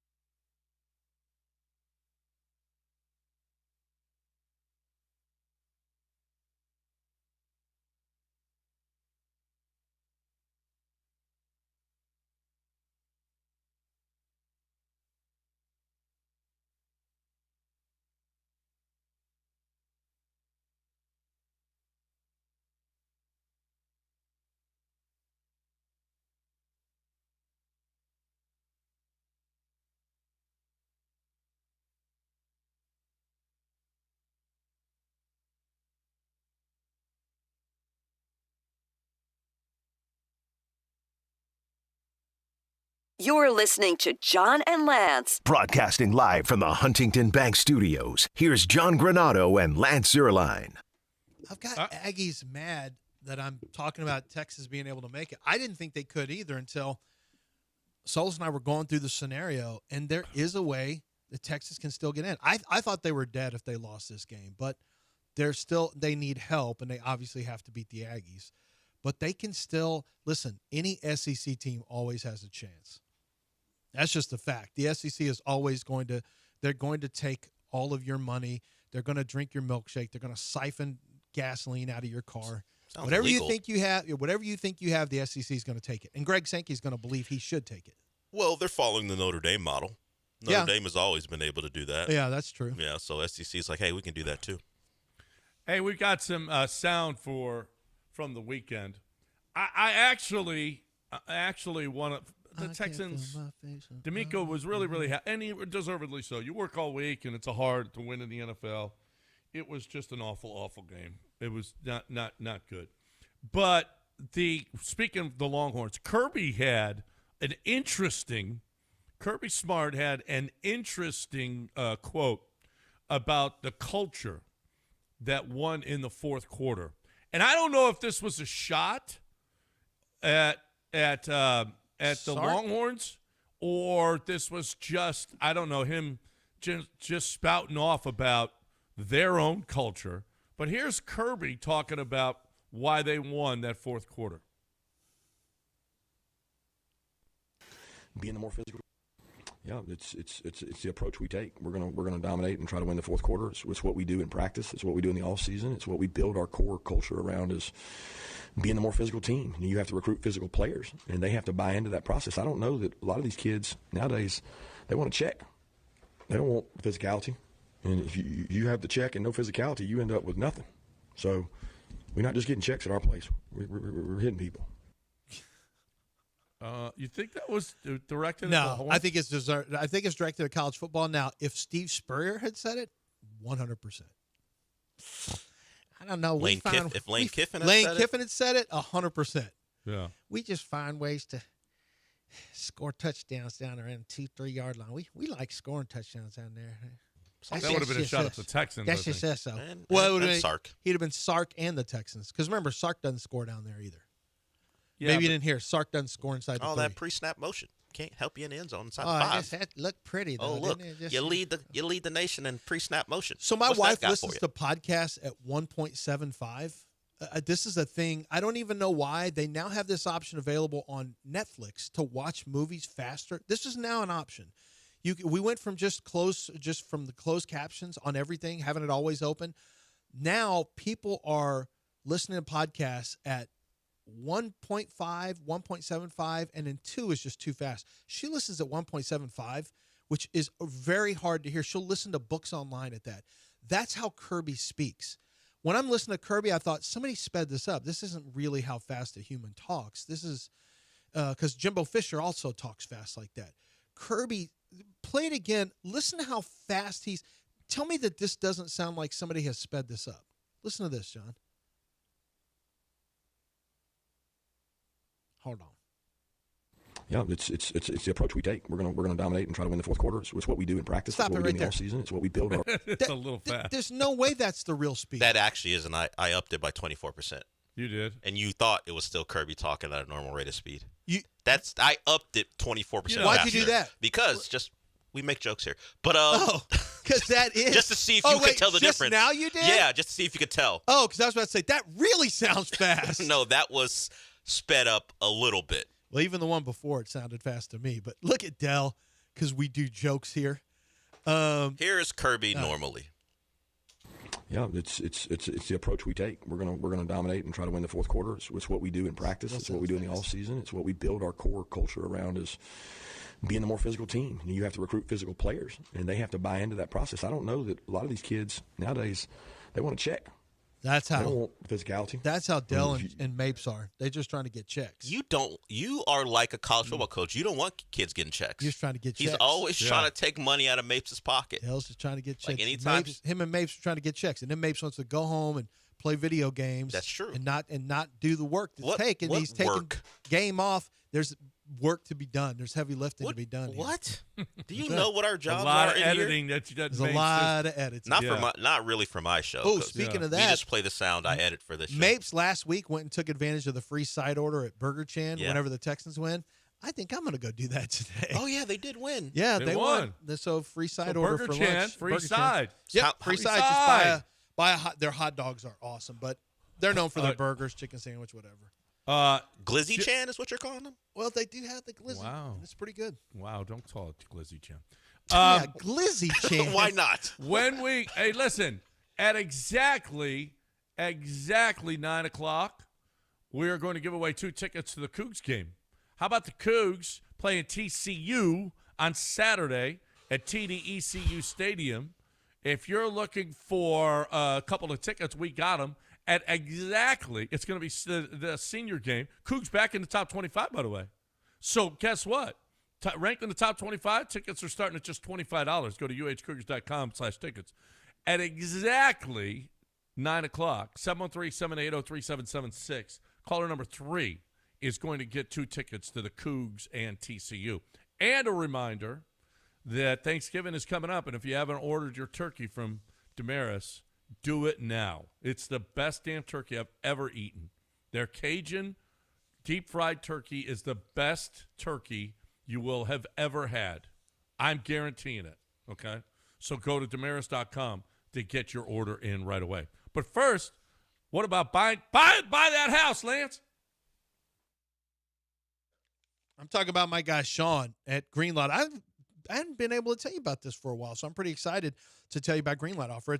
Greenlight Offer is a great spot for you for very specific for very specific people, and I'm going to tell you who they are right now. Let's say you have been transferred with your job and you need to sell your home quickly.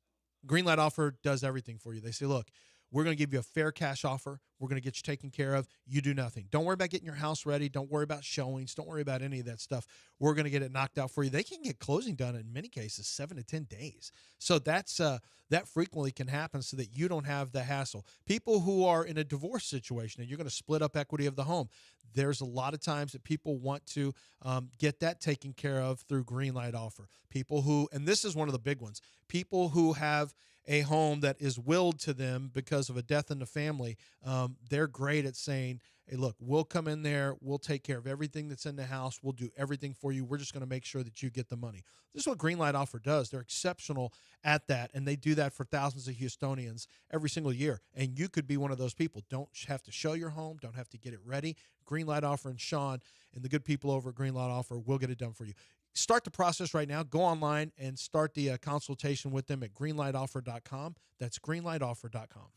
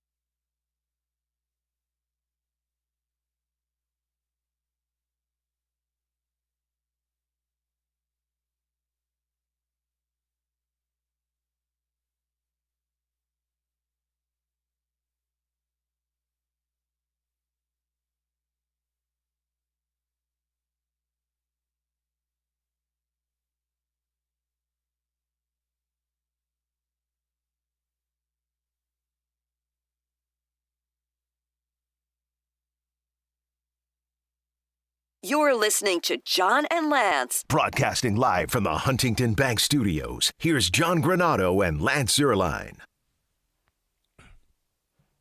All right, welcome back. We called for calls. We got them. 713-780-3776. We got Chris up first. Chris, what do you think of this weekend? Hey, what's up, guys? Love the show. Super Longhorn fan. Very disappointed with how the season's gone. I do like when Longhorn Scott calls in because he makes me feel better about the Longhorns. But, Lance, I was going to ask, I don't know a lot about the money situation with different colleges. I know the Longhorns have a lot of money. Are they, like how Texas Tech did with buying their team and the billionaire guy, do the Longhorns have that kind of money, like where people can step in and say, hey, we need to go get some better talent next year? Is that the kind of money Longhorns have? I've never really thought about it like that, but now seeing Texas Tech success and some of the guys they brought in, is that something the Longhorns would have the ability to do? No, I think it's a take that. Yes. So less of it. So now there's two phases. It's been changed. So you have the revenue share phase, which not every team can get to the revenue share cutoff. There's some teams that can't even come close to it. They don't make enough money, so they're kind of stuck in that regard. And then you have the NIL piece. And so there's two different ways you pay players, the revenue share, and then with $16.5 million, I believe, going to football, and teams are now figuring out, all right, our quarterbacks are going to be this percentage, running backs, wide receivers, offensive linemen, and so on and so forth. So they figure that out. The NIL is where they, I know there's a clearinghouse that's supposed to make sure that all NIL deals are real NIL deals, but there's so many of them going through their desk that I think they have to get them approved, and I think that we're back at just, you just have to basically give an idea of what your NIL is, and they just say, okay, that's good. And so that's the other way that you pay players. And yes, the teams with this is a huge discrepancy now. It's gotten really bad where if you have, like West Virginia's screwed. I talked to a guy who was their GM and told me how bad it was for them. For example, just giving you an example of a team. Texas A&M, Florida, Ohio State, Michigan, these teams all have huge advantages because they got the most money.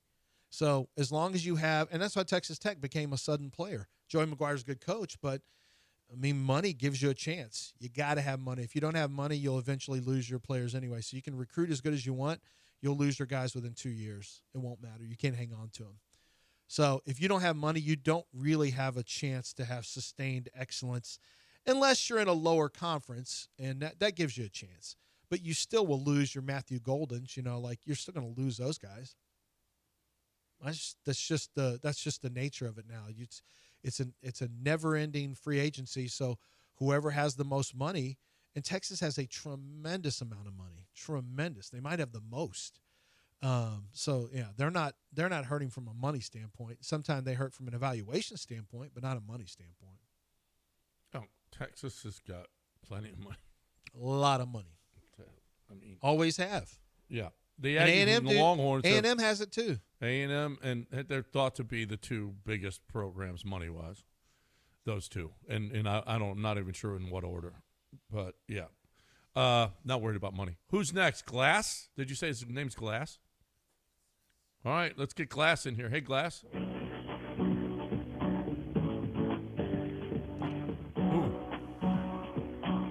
It's one of those bangers for on hold.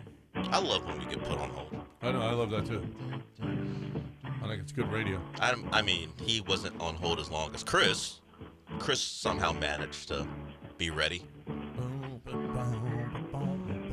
Let me switch over to the other line. I'm sure they're not going to get to me, even though we get to people faster than any other show. That's not true. You have set a standard of making people wait. This is a banger. It's a classic on-hold song. We've heard it before. While we wait, apparently, I will tell you that Dylan Dennis, a guy who is – hello? No, he just I pulled him down. Oh, okay. I thought he was – Dylan Dennis, who is, I guess, a training partner of Conor McGregor's, got into yet another fight at a UFC event with all of the Dagestanis, all the Dagestani team members of – I think it was Islam Makhachev. I can't remember which Dagestani who's dominating the UFC it was this time, but he basically got jumped on by about 15 Dagestanis. He decided he was going to fight the entirety of the country, and for his services, for his decision, Dana White has banned him from all future events. I watched that fight. That was pretty wild. I don't know how I would hate to have to be. Honestly, I wouldn't want to have to be security at a UFC event because I've been to plenty of them. Oh, yeah. And you got a bunch of Phil Strongs in there who get whipped into a frenzy. Crowd. And you got guys just waiting to throw hands. There's more tattoos than I've ever seen. And then there's the guys, too. Holy crap. It is something. Now, you got guys who are jacked up, testosterone. Nope. Joe Rogan's you best try friend. them. I mean, They've been listening. They're buying everything Joe Rogan is selling, and they really want to test themselves. They're hoping to test themselves at that fight. Yep. Please bump into me. Please don't apologize. They're big fight enthusiasts. Now, have you ever noticed that? Now, this one happened literally like on the floor, like very close to the action because they were fighting. One guy's a fighter, and the other guys are fighters or trainers and whatever. But most of the time, I've noticed like at NFL fights that you see, for example, it's always upper deck. Have you noticed that? The nastiest fights are more upper deck. Money more blue doesn't collar. want to get in a fight. Yeah, money's paid a lot of money for money's these not seats. looking to fight. But you get up in the upper decks, and you better watch yourself. You better not get too lippy. Speaking now, of I have noticed at Raider games, it jumps off in any concourse. It really doesn't matter. At a 49er or Raiders game, it really doesn't matter. By the way, I was watching Seattle versus the Rams. Holy crap, was that loud for the Seahawk fans. The Seahawk fans turned that one into it's an L.A. game. Of course it is. But I thought it was just Chargers that got rolled like that. I guess it's maybe the Rams too. Yeah, no, the Rams do too. Are you kidding? When San Francisco played the Rams here, it was all red. It was all red. I mean, yeah, that's just Los LA. Angeles is red. The only thing I went to the Rams Texans game and there were more Rams fans. It made me a little bit disappointed, if you want to know the truth. You thought the Texans would travel? I thought the Texans travel, not like that. No. Not like that. Not to dwarf another team's not like fan base, even if it is the Pittsburgh Rams. Not like Pittsburgh or San Francisco. Speaking of Pittsburgh, 49ers and Broncos and Steelers fans travel now. John, are you going to issue an apology? For what?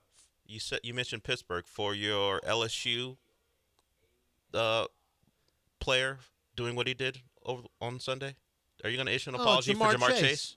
Are you going to Chase apologize did for not Jamar spit Chase? on him. we got Jamar video. Chase said, "I'd never spit on him." And then we saw the video. He did spit on him. Does he think that there's no cameras at that game? Never spit on him. Does he think that's the Wilt Chamberlain 100-point game and there's no cameras? There's video and there's plenty of spittle coming out of Jamar Chase. It was a lot. Yeah. I mean, I one want to grown see man it. You can't. Jalen Carter did the same thing. No, it's a pretty easy Google. You guys were taken in by ball sack. No, that's what you do. Yeah. It was on.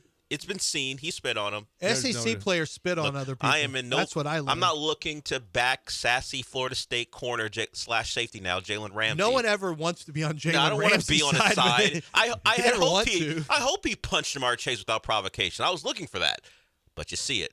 That was a lot. That was a good chunk of spit. It's on ESPN right now, front page. And you notice how Jamar Chase never even reacted. No, he was when he was getting manhandled by the helmet. Yeah, he also probably felt like made a mistake here. Spat on another grown man. That's probably not great. It's an SEC thing. Jalen Carter did it earlier.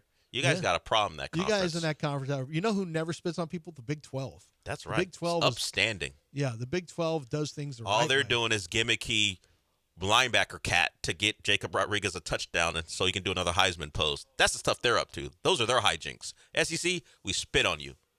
I don't see any Well, the spit. SEC did throw a little hitch pass to a tackle. I don't see any spit. That's true. But at least it wasn't for the Heisman. It was to score. Right.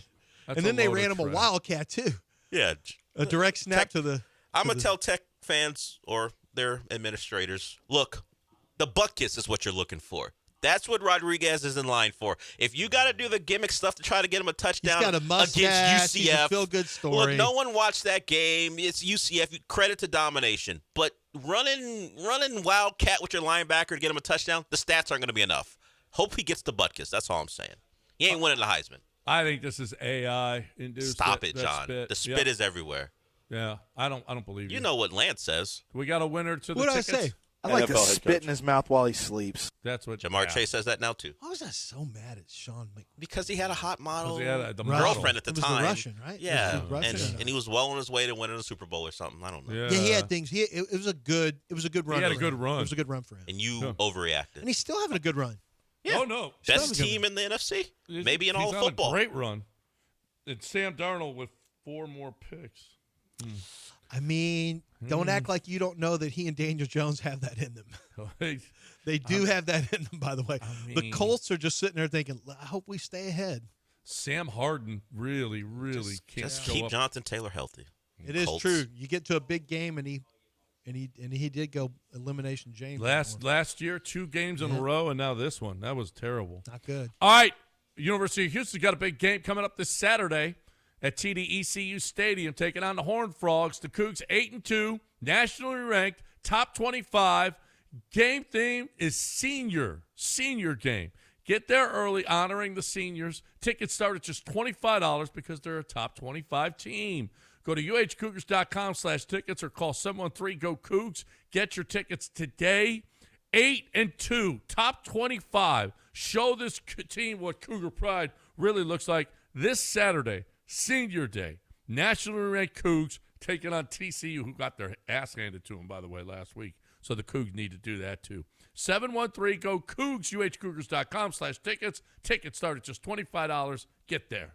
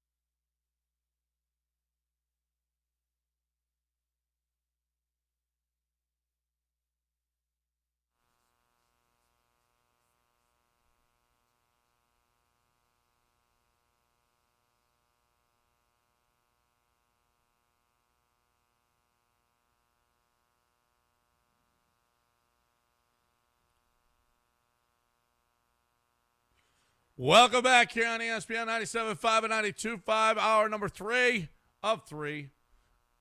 We got to give away those tickets. Okay, so that's good.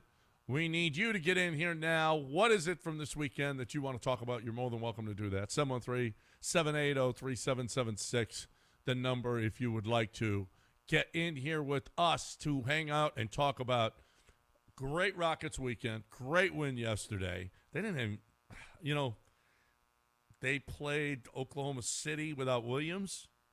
They played Orlando without Paolo. The Rockets have been pretty fortunate here, even though they lost the game against Oklahoma City. They had another win with a guy with one of the stars out.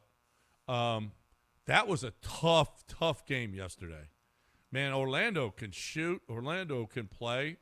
That was a tough cut. Franz Wagner is a really, really good player, and that was a good win.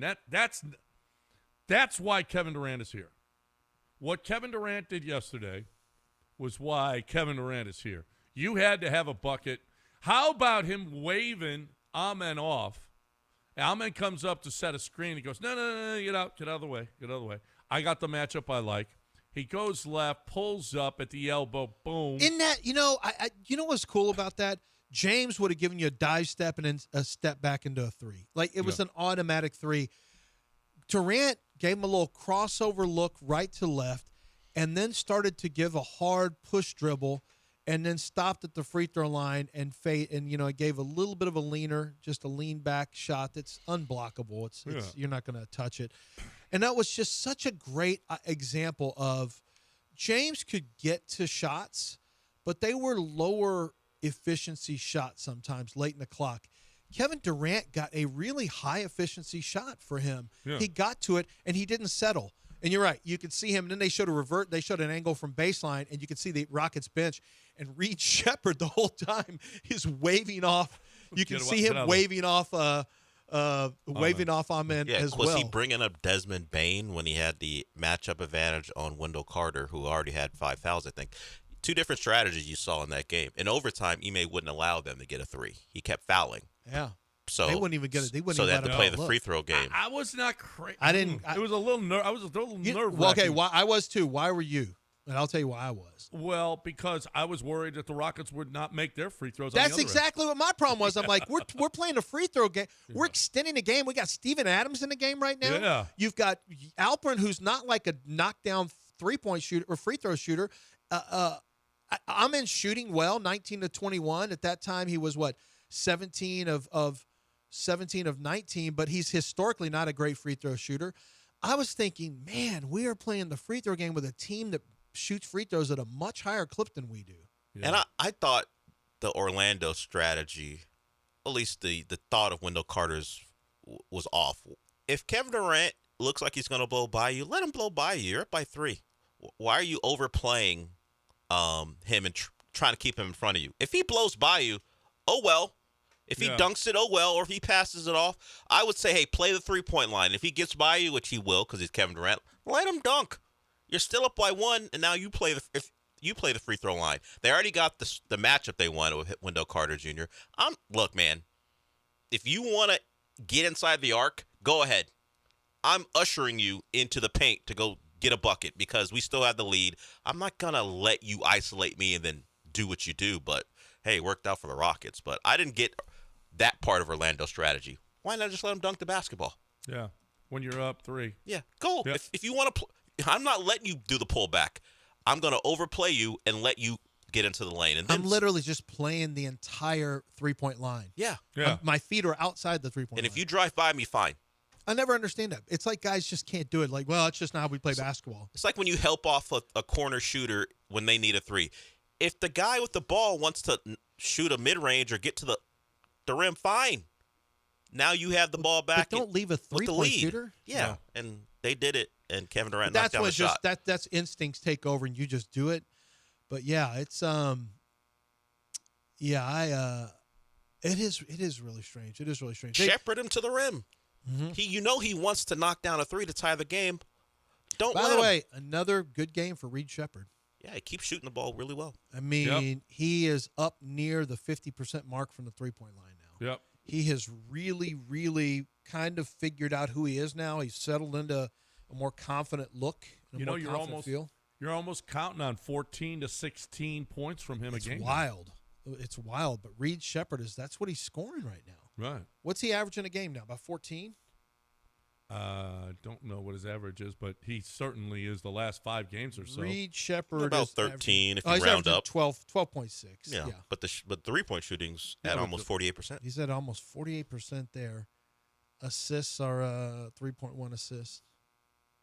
So Reed's playing well. Hey, I'm not asking him to be one of the 3 best players. I don't care that he was the 3rd pick of the draft. What he is you finally got a shooter. After being a shooting desert for so many years, this organization finally has an elite shooter. Finally. I mean, John, who's the last elite? Have the Rockets ever had an elite shooter? Well, ever? James. He wasn't an elite shooter. He was a volume shooter. Yeah, but he was not an elite shooter. No, although you did have, who did you have in a 3-point shootout a few years ago from the Rockets? Oh, Eric Gordon. Oh, and we didn't get Eric Gordon's best shooting. No, we didn't. No. Well, you got a 41% from 3 year. From who? From Eric Gordon. It was the 1 year he was that good. It was 21, 22. The Rockets weren't good. But when they were good, he never topped out at anything above 37. I just which is typed fine. into AI, who was the Rockets' greatest 3-point shooter? And they're not going to tell Matt me. Maloney. They're for sure not going to say. James Harden made the most threes. I'm not talking about most threes, you stupid AI. Greatest pure shooter? They're supposed to know it. Why are you telling me Dale Ellis? He didn't play here. Quit. Greatest specialist shooter? Matt Bullard. Huh? Career 39%. When the league was far lower, though. At that time, that was a pretty good. Well, and listen, Reed's at 12.6 right now, but 16 this game, 13, 21, 16, 16. Yeah. I mean, his last 5 games, dude, you're counting on points too now. Oh yeah. Oh well, he's one of the first 3 off the bench. Yeah. Yeah, absolutely. Well, and Tari's out now. He's one of the first 2 off the bench. Well, and this is what I like about this team is there's really defined, like when Tari's healthy, Tari may, his production may fluctuate, but you know what he's giving you. You know what his job is. Jabari Smith's job is to rebound, block shots, hit some open threes. Jabari knows what his job is. Alperin now has an expanded role, but he knows what his job is. Kevin Durant has always known what his job is. This is one of the reasons that this team's going to be successful is this is a very defined, structured team. They've got a structured head coach. They've got a disciplined head coach. Everyone kind of knows their roles. And you notice Amen Thompson got left open for a 3. He wouldn't take it. Like, they play with a certain level of discipline this year where they play, and that's coaching. That's all head coaching and Ime getting that through their heads, not to do stuff they're not supposed to do. And I just think that this team knows who they are and what they are supposed to do on an individual basis. And that's one of the reasons they're so much fun to watch right now. It is worth noting, though, you are beating some teams without their best players going. Jalen Williams, as you mentioned, Paolo Banchero. You're going to have to – you don't have – I don't really count Fred VanVleet like, oh, you don't have Fred VanVleet. You can't keep saying that the whole year. And besides that, Fred VanVleet's shots are going to other guys who shoot higher 3-point percentages, and it has manifested itself with being the best 3-point shooting team in football, in basketball right now.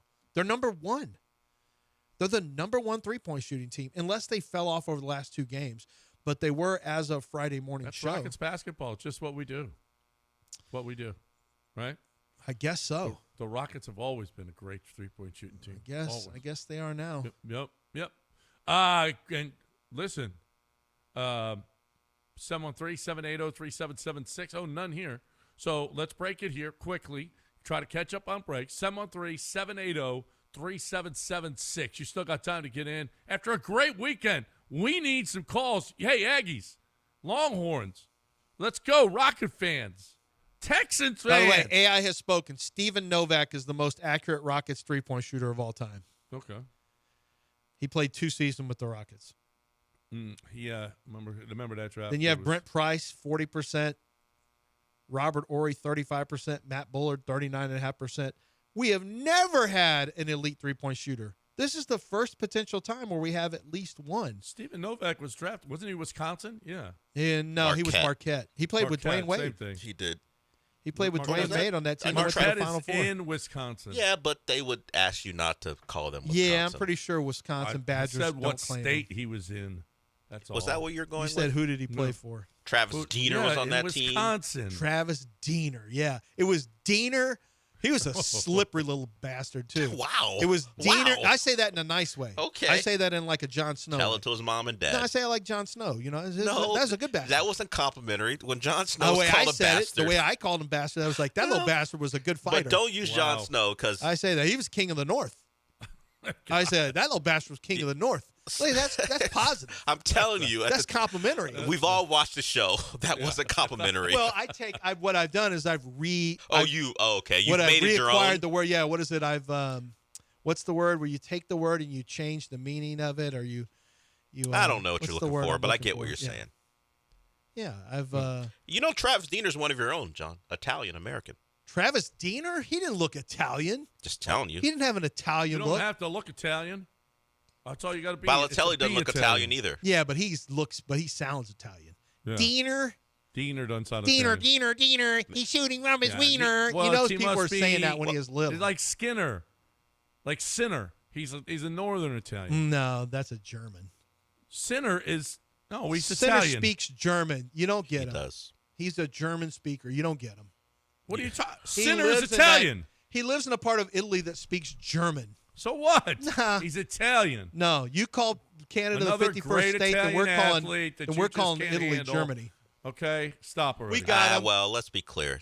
He acquired Italian citizenship because he married his wife. Thank you. I knew he wasn't a real one. Look at him. He's all a real pasty. Look at John, just full of olive oil all over his. Wow. Yeah, people can hear you, right? Yeah. John likes that. No, I'm not talking about John, but for your own benefit. How are you going to explain, John likes it when people, hey, Lance, we got clips of you saying he's your full co-host. of olive oil? Yeah.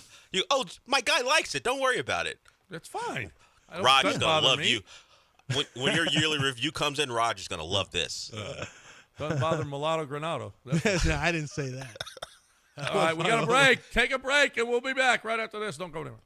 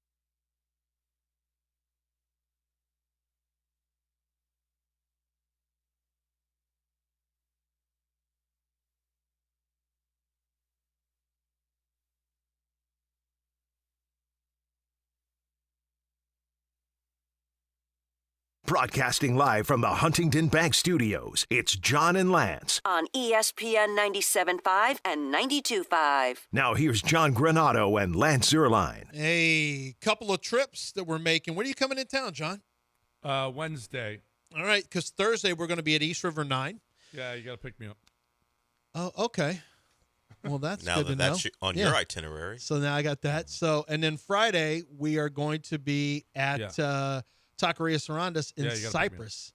Well, I'm staying at a hotel out there because it's a 2-hour drive. Yeah. What's up? It's not a 2-hour drive to Cypress. You know what I'm going to do? Oh, you know what I'm going to do what are you Friday? Gonna do? Oh, holy crap. We're going to be there, and then we'll go over to Spring Cypress to Texas Card House for the big tournaments. Holy crap. I got to see what's going on Friday. John's just made plans. For you and him? Yeah. I don't know. No, I'm going to get a car. You don't have to pick me up. I got to rent a car. So that's where we're going to be, by the way. Taqueria Sarandas, if you guys want to come out, and if you're in the Cypress area, 18037 FM Suite A, I think is what it says. But we'll be in the Cypress Taqueria Sarandas, and we'll be at East River 9. You guys have had a chance to come out there. If you haven't come out and see us there. Come out and see us at Taqueria Sarandas. Yep. Thursday, Friday. We don't get out much, but this time we're getting out back-to-back. Oh, that's out in Cypress. It's not Spring Cypress. It's out in Cypress, right? Yeah. I know. Is it the same? It's different. It is? Yeah. Okay. Cypress is out on 290. It's supposedly way far away from Dell is what I hear. Yeah. There's no supposedly about it. That's awesome. It's confirmed. When I found out that's where we were going, I said, ooh, is that closer to Dell?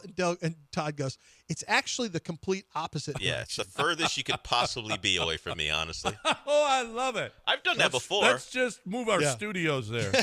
You're never here. What do you care where the studios are moved? Care. Outside of being a hater. Yeah, I care. Did you guys see what's his name? It's Steven Pearlzak, the Auburn coach. Yeah. What did he do after the game? He went after the referees. He was irate with the referees, going after him. His players had to stop him. About what? Rightfully so. Well, was there something at the end? There was no what call. Auburn shot 21 more free throws than the Cougars. Is it on the last one where Uzan made the play to get it away from his big man? Did he think the guy got fouled? And guess what? It was a great defensive play. That's below. They shot 21 more free throws than the Cougars. Should have been 23 more, John. Oh, that would have been fair. Stop. Yeah, let's keep it fair now, guys. Yeah, let's keep it fair. They had 11 more points at the line. I mean, just ridiculous. Just ridiculous. Cougars are better at shooting free throws this year, 10 to 12. They were awful at points last year. Let's hear from, this is Fran Fraschilla did the game. And I thought Fran Fraschilla was a little, everybody hates our team. All the announcers hate our team, right? Confirmed, yeah. Every time. Doesn't matter who it is. Fran Fraschilla was openly rooting for Auburn. It was. I think Auburn's going to take over here. They're going to take over the game. Did you think so? Yeah. Well, he was saying if they score right here, this place is going to go blah blah blah. But that was true. It was accurate. But he went further than that. I tell you what, I like that Fran was adamant that hey, this kid needs the ball. Like he knew Kingston Flemings is the truth. Well, here he is after the game talking about Kingston Flemings. I think Kingston Flemings is wise beyond his years. He was sensational today. If anything, down the stretch, he might have deferred even a little too much to the older guys. It's great for him to have two co-pilots out there, like Emmanuel and Los. But I think he's going to end up being a guy that they want the ball in his hands down the stretch of big games in January and February. And he plays so well off of the two veterans. It's hard not to be impressed with him. That's all I said. And I had like 3 different Cougar fans jump down my throat and tell me I was a clown. And it's a 4th game. Shut up, clown. I trust a Hall of Fame coach over you. Ooh, Cougars tonight. Calm down. Wow. I just said the guy who's the guy who needs to be running the show is going to be Kingston Flemings. That's just what it is. I mean, look, Emmanuel Sharp is not going to beat anybody off the dribble. Not really. He's a catch-and-shoot player. Los, as he called Milos Uzan, is a nice scorer, but he kind of went dead yesterday. Just wasn't a factor for much of the game. And Kingston Fleming says, I mean, that is a special player. I have not seen a player like I think he's the most explosive potential scorer that Kelvin's ever had. And I know we're 4 games in, but this guy has a legitimate dribble package, as the kids call it. He can get past anybody that's in front of him. He's a good finisher. That little pull-up where he gave a hard drive and then pull-up from the free throw line and splashed it late in the game. I was like, man, that's not easy to do. This is a really, really talented player. Talented. I do question how good the Cougs are off the bench with their bigs, because in the past it's been a big advantage of theirs. Yeah, I don't know. McCarty's nice. I think they're McCarty's a terrible free throw shooter. Yeah. Oh well. Well, I mean, you say but that's a big. You talked about how you got Cenac. I know, but you got to be. You can't be a 40% free throw shooter. And you got Sacco. I mean, yeah, but one of them's a freshman. These are who they used to have. You knew what you were getting, even from Francis or whoever. Now they weren't. They were capped offensively. They were mostly shot blockers, rebounders, and energy players. I would say Houston has better offensive talent now with the guy. Well, I say Cenac, but he's shooting less than. Well, he's probably over 40% now because he had a good. He knocked down a couple yesterday, right? Yeah. And he's young. I mean, he's going to get.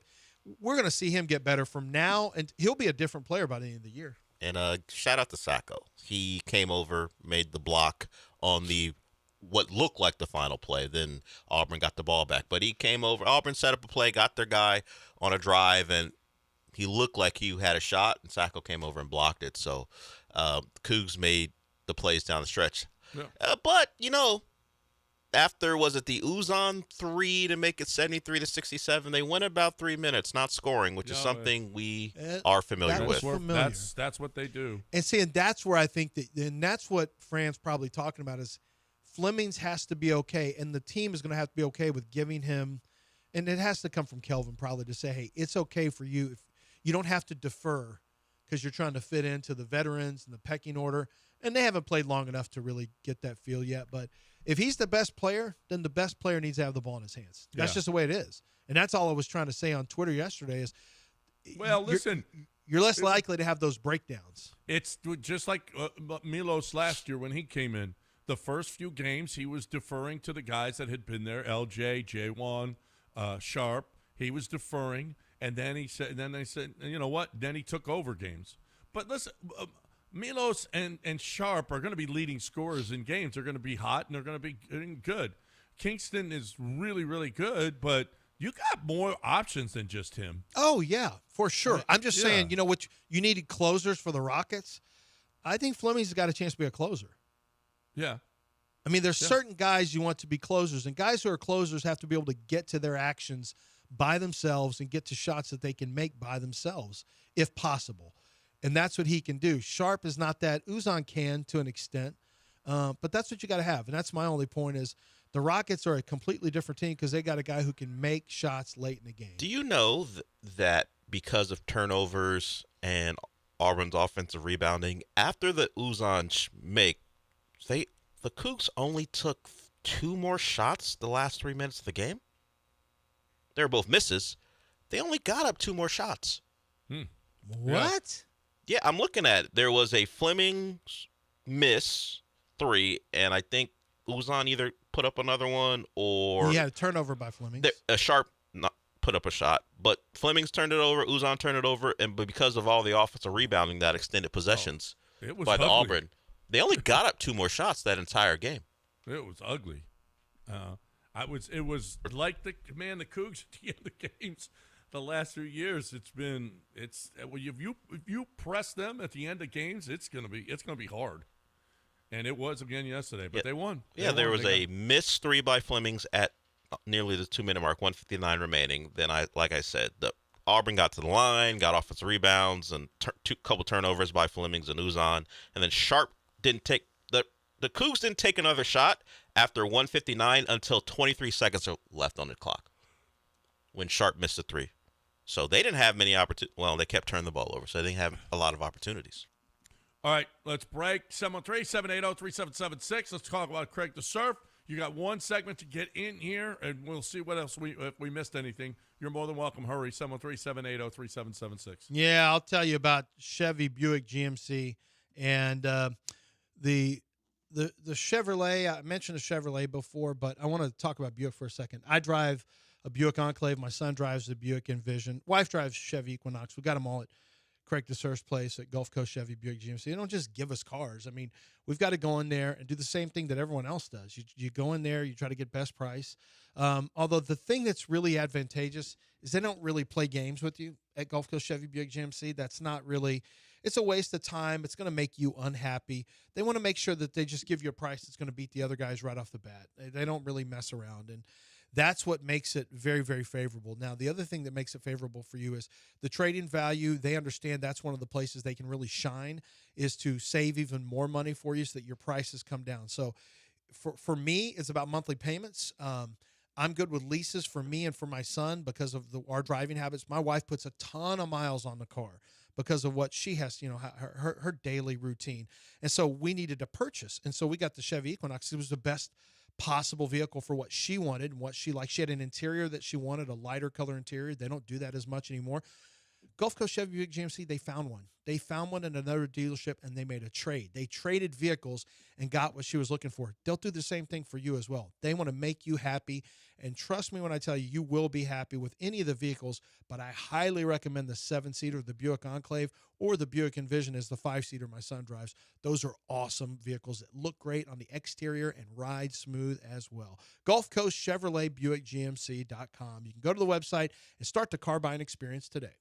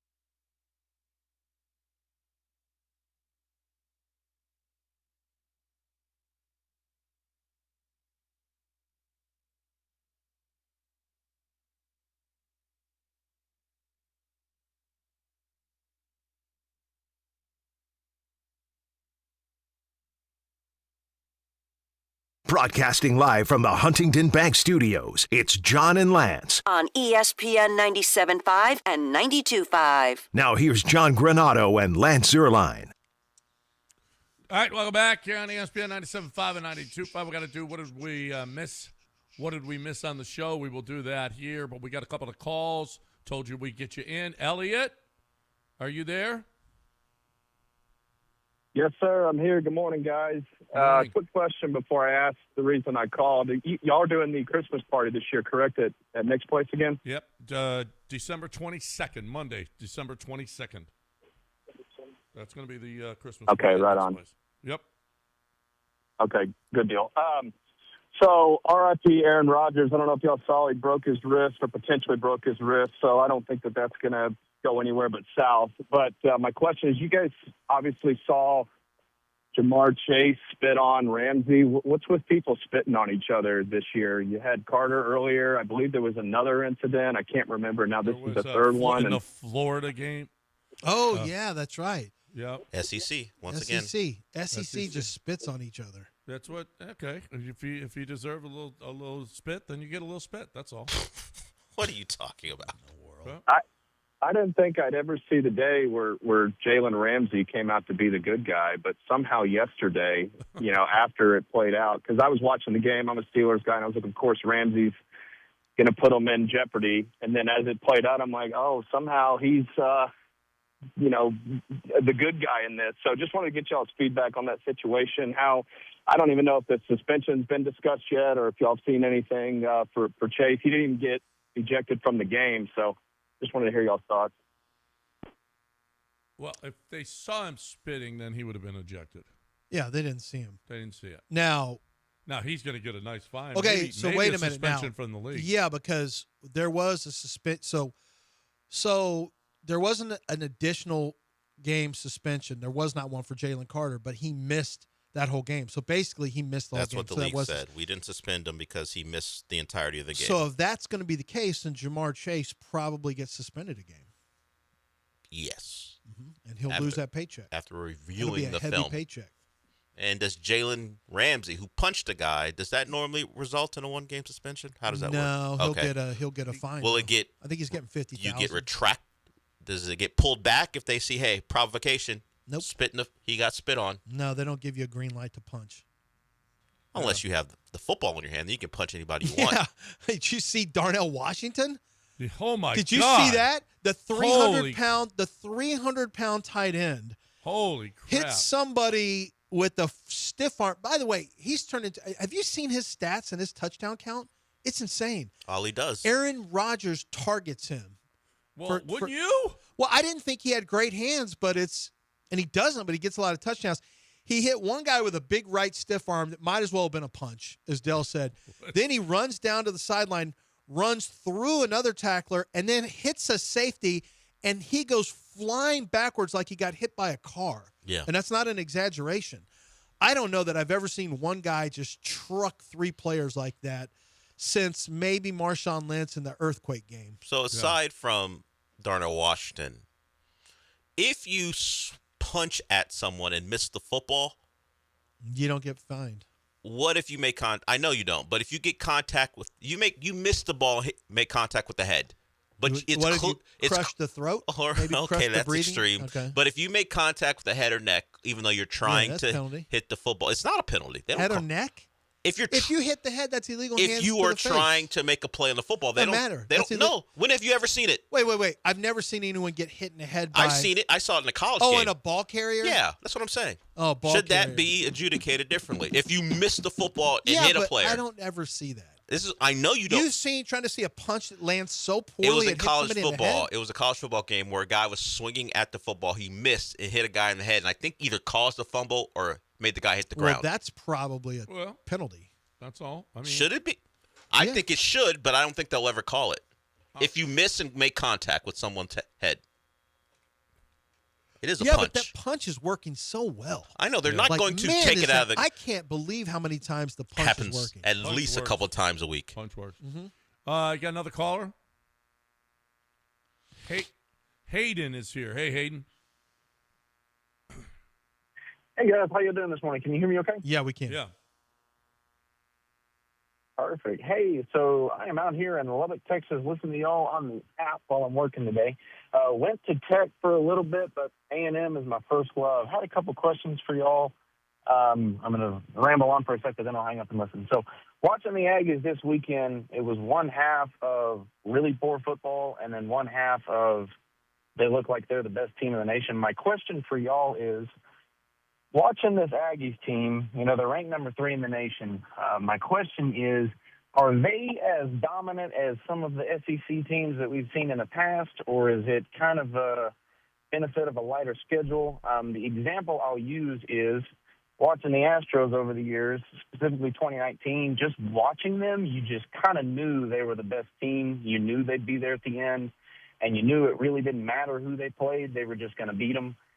I don't know if it's just my A&M fan from the past telling me the wheels are going to fall off, or if it's just the team isn't all that great. But like I said, look forward to y'all's opinion. I'll hang up and listen. Thanks.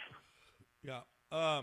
They are benefiting from not playing Alabama, Georgia, Tennessee, and Vanderbilt this year, 4 of the best teams in the SEC. Yes, there's a benefit from that. I don't know that they're so dominant where you think they're just going to go, they show up and they're going to kick your ass like those Georgia or LSU in 19, Alabama in 20, Georgia in 22. Those teams were kick ass. I don't think that's the case with this Aggie team, but they're really, really good. I mean, they struggled with Auburn. They struggled with South Carolina. They struggled with Arkansas. Yeah, it was now Notre Dame's a good team. It was a 4th down conversion in that one to win that one.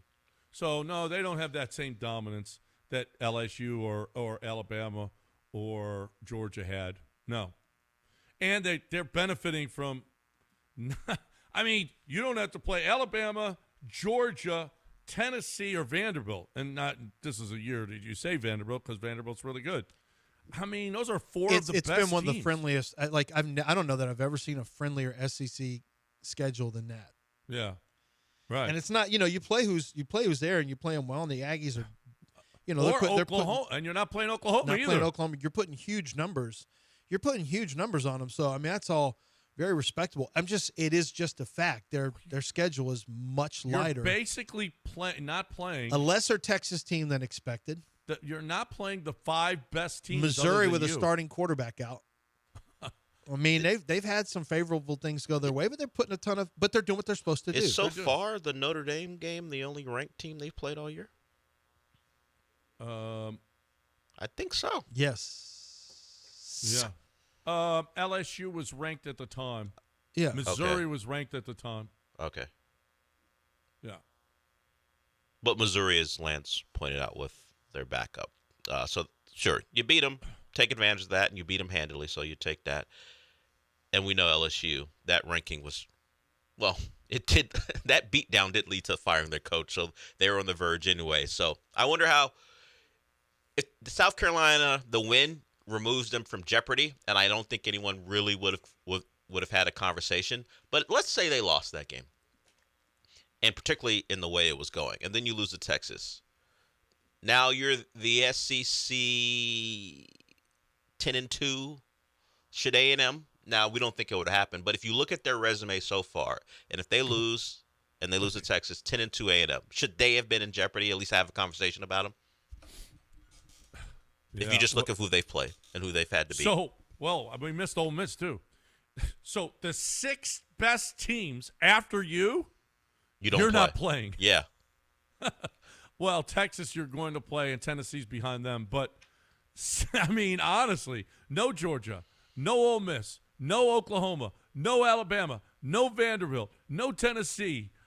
Wow. Yeah, if they had lost, and then, of course, you beat Stanford, and then you lose to Texas, I don't think it would have mattered as far as their playoff positioning, just because you go 9-0 and you're number 3 in the country, even with the loss, if you lost. I think we would have been able to have a conversation about them. But, of course, they did what they had to do, and they won. But I did not think about how soft that schedule has become. It really has been. But you know what? You do what you. That's who you're. Go 10-0. They went 10-0. I don't. That's one thing I won't do. Yeah. They've played well against their schedule. They're putting big points up. I don't. Well, I'm not taking anything away from the Aggies. Now, if we're going to analyze how a game may break down, you might recall that and say, well, have they been tested or whatever? No, being undefeated keeps them out of the conversation of actually looking at them game by game and going, well, this team's not so good, this team's not so good. When you go 10-0, you stay out of that conversation. They don't get in a conversation with what we have to do with Texas and other teams because you win all your games. Yep, they won them. Now, again, they really struggled this Saturday. They really struggled against Arkansas. They really struggled against Auburn. So, oh my God, I'm watching. I can't believe. Look how tiny. How big is John Cena? 5'4"? He's not very tall. He's wee. I'm sorry. I got distracted by this wee little John Cena man. Why are you on ESPN? They're doing, and he's on the Stephen A. Smith show, and he looks like a tiny little Tom Cruise with sweatbands on. It's crazy how he's small in the car he wash is. today. What's he? I guess they got probably. a movie coming out. He's listed at 6'1". He's not 6'1". Who's he standing next to? Orlovsky's probably 6'3". Well, yeah. And Stephen A. Smith, who's not short, but he looks.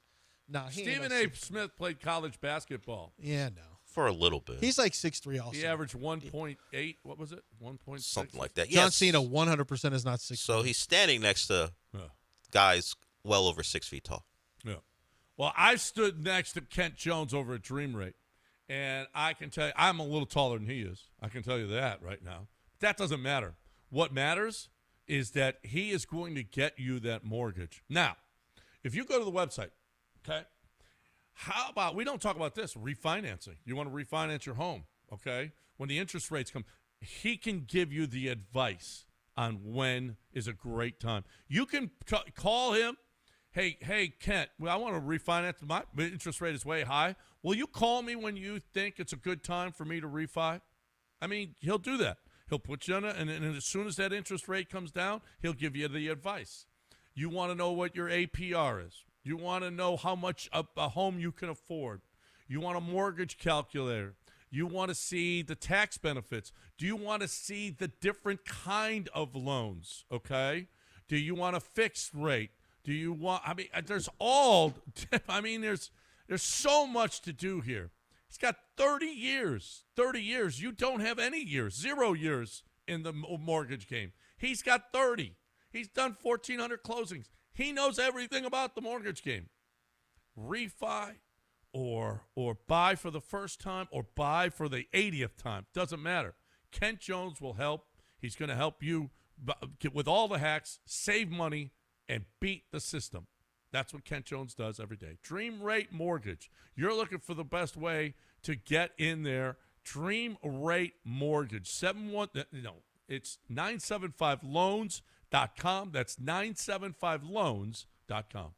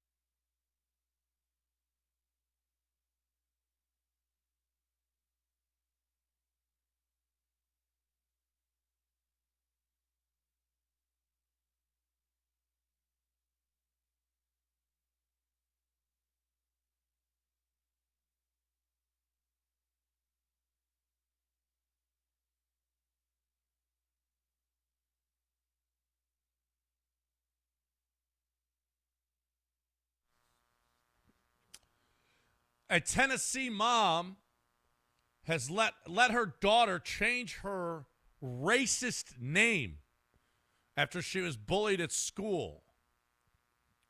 Her mom named her Dixie. Do you think that the kid, this 13-year-old kid, is a racist? I don't know her. I won't say the name makes her racist, but what are her beliefs, John? Do you know? I don't know. I have no idea whether Dixie is racist or not. Does she sing this song? Oh, you hover above, rain hell below. That's what I was hoping for. Killing them hogs real nice and slow. Brett Myers gonna throw that gas down around your knees, put you on your ass. Ah! Rebels, This song in particular. rebels, bringing the muskets and bringing down death on us. Rebels, rebels. Keep everybody in bondage. Oh, way down south in the land of cotton. Old times there are not forgotten. Look away, look away. If Dixie is singing that last song, then yes, probably Dixie, a racist. Yeah. You think she's racist? It's crazy. Probably. Wild the songs that we sang that teachers had us sing like in elementary school. They're just songs, she'll be coming. I'm sure she'll be coming around the mountain. Had something to do with slavery. It actually doesn't it, or something like that? Didn't we find that out? 'Cause Yeah, the Texas fight song has some similarities in how it was. But yeah, that was two different things. But remember, for like 2 weeks, we wouldn't sing it. Or people wouldn't sing the song. Aggressively ban it. Yeah, and Mapes is at the front of it trying to get rid of it. Did you see how important that was? Like 2 weeks later, it was all over. Well, it was mostly because they were bad at football at the time. If they were better at football, it wouldn't have mattered. But they were bad at football. They were losing, and then only Sam Ellinger would sing the fight song, whatever the hell it is, and then it got people upset. If they were better at the time under Tom Herman, people wouldn't have been concerned.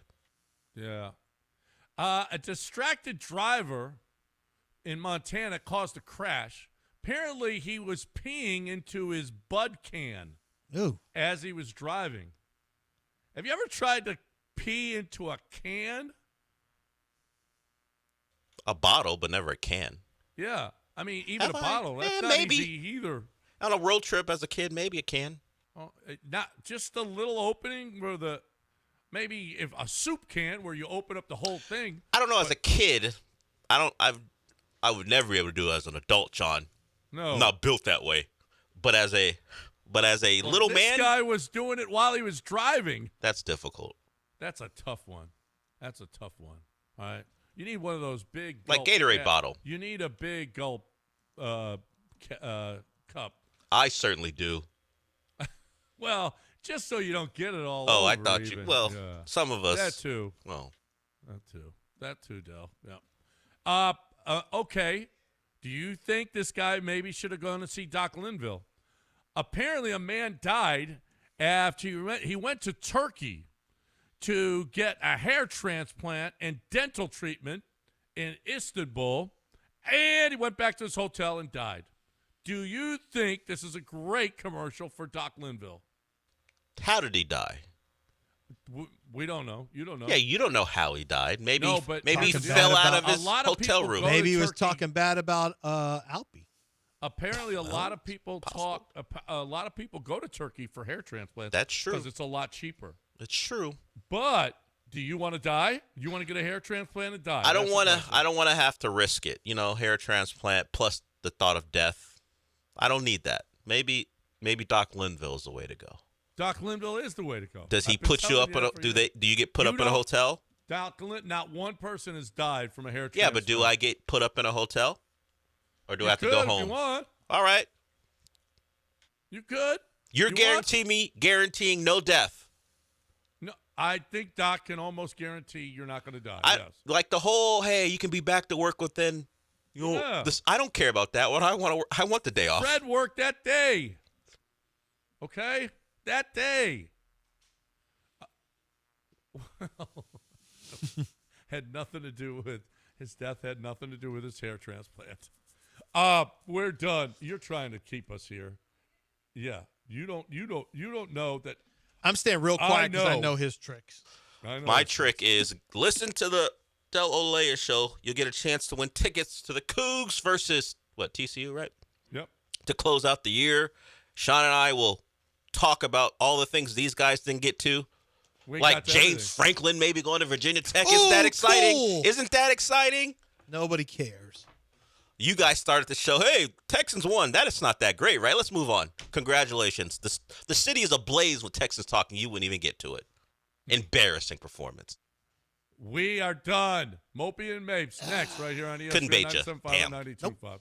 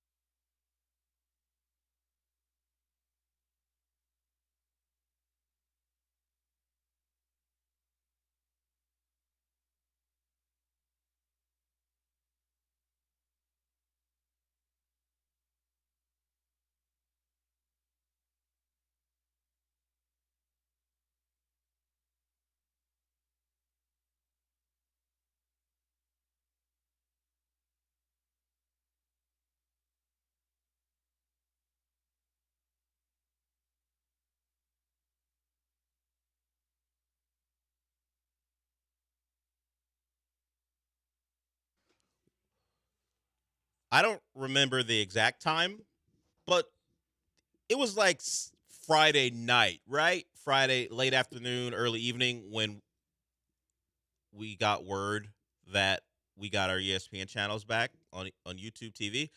I mean, there wasn't like, hey, guess what? This is happening. I think maybe there was an article about they're getting close, and then they were back.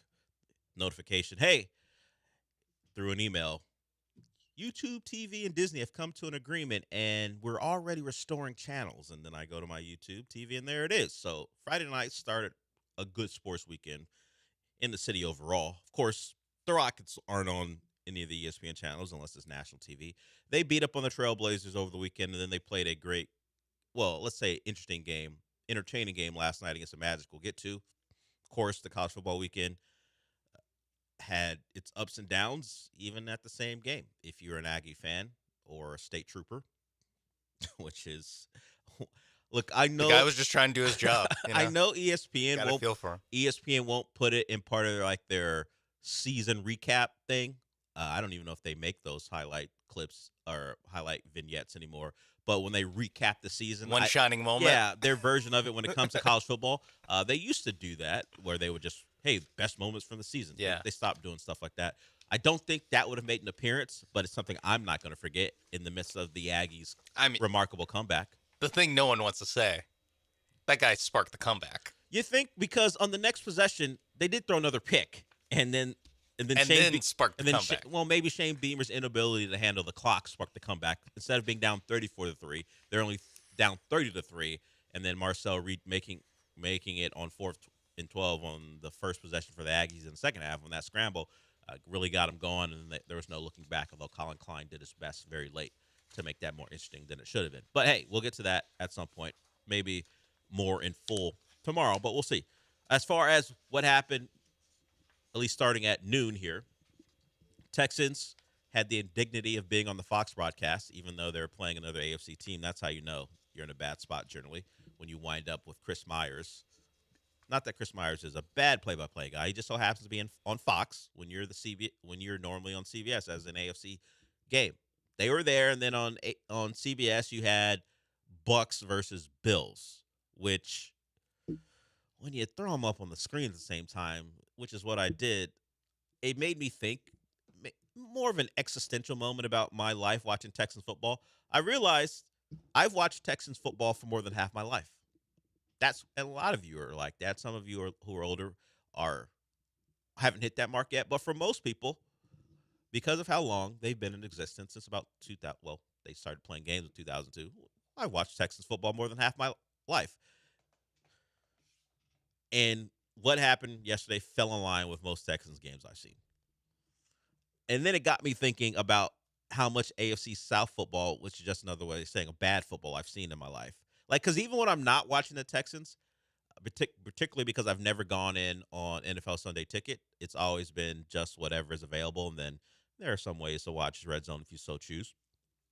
I'm generally watching AFC South football. And then, of course, more recently, there's a Chiefs doubleheader game that we saw yesterday as well. But I'm usually watching some form of Colts, Jags, Texans, or Titans.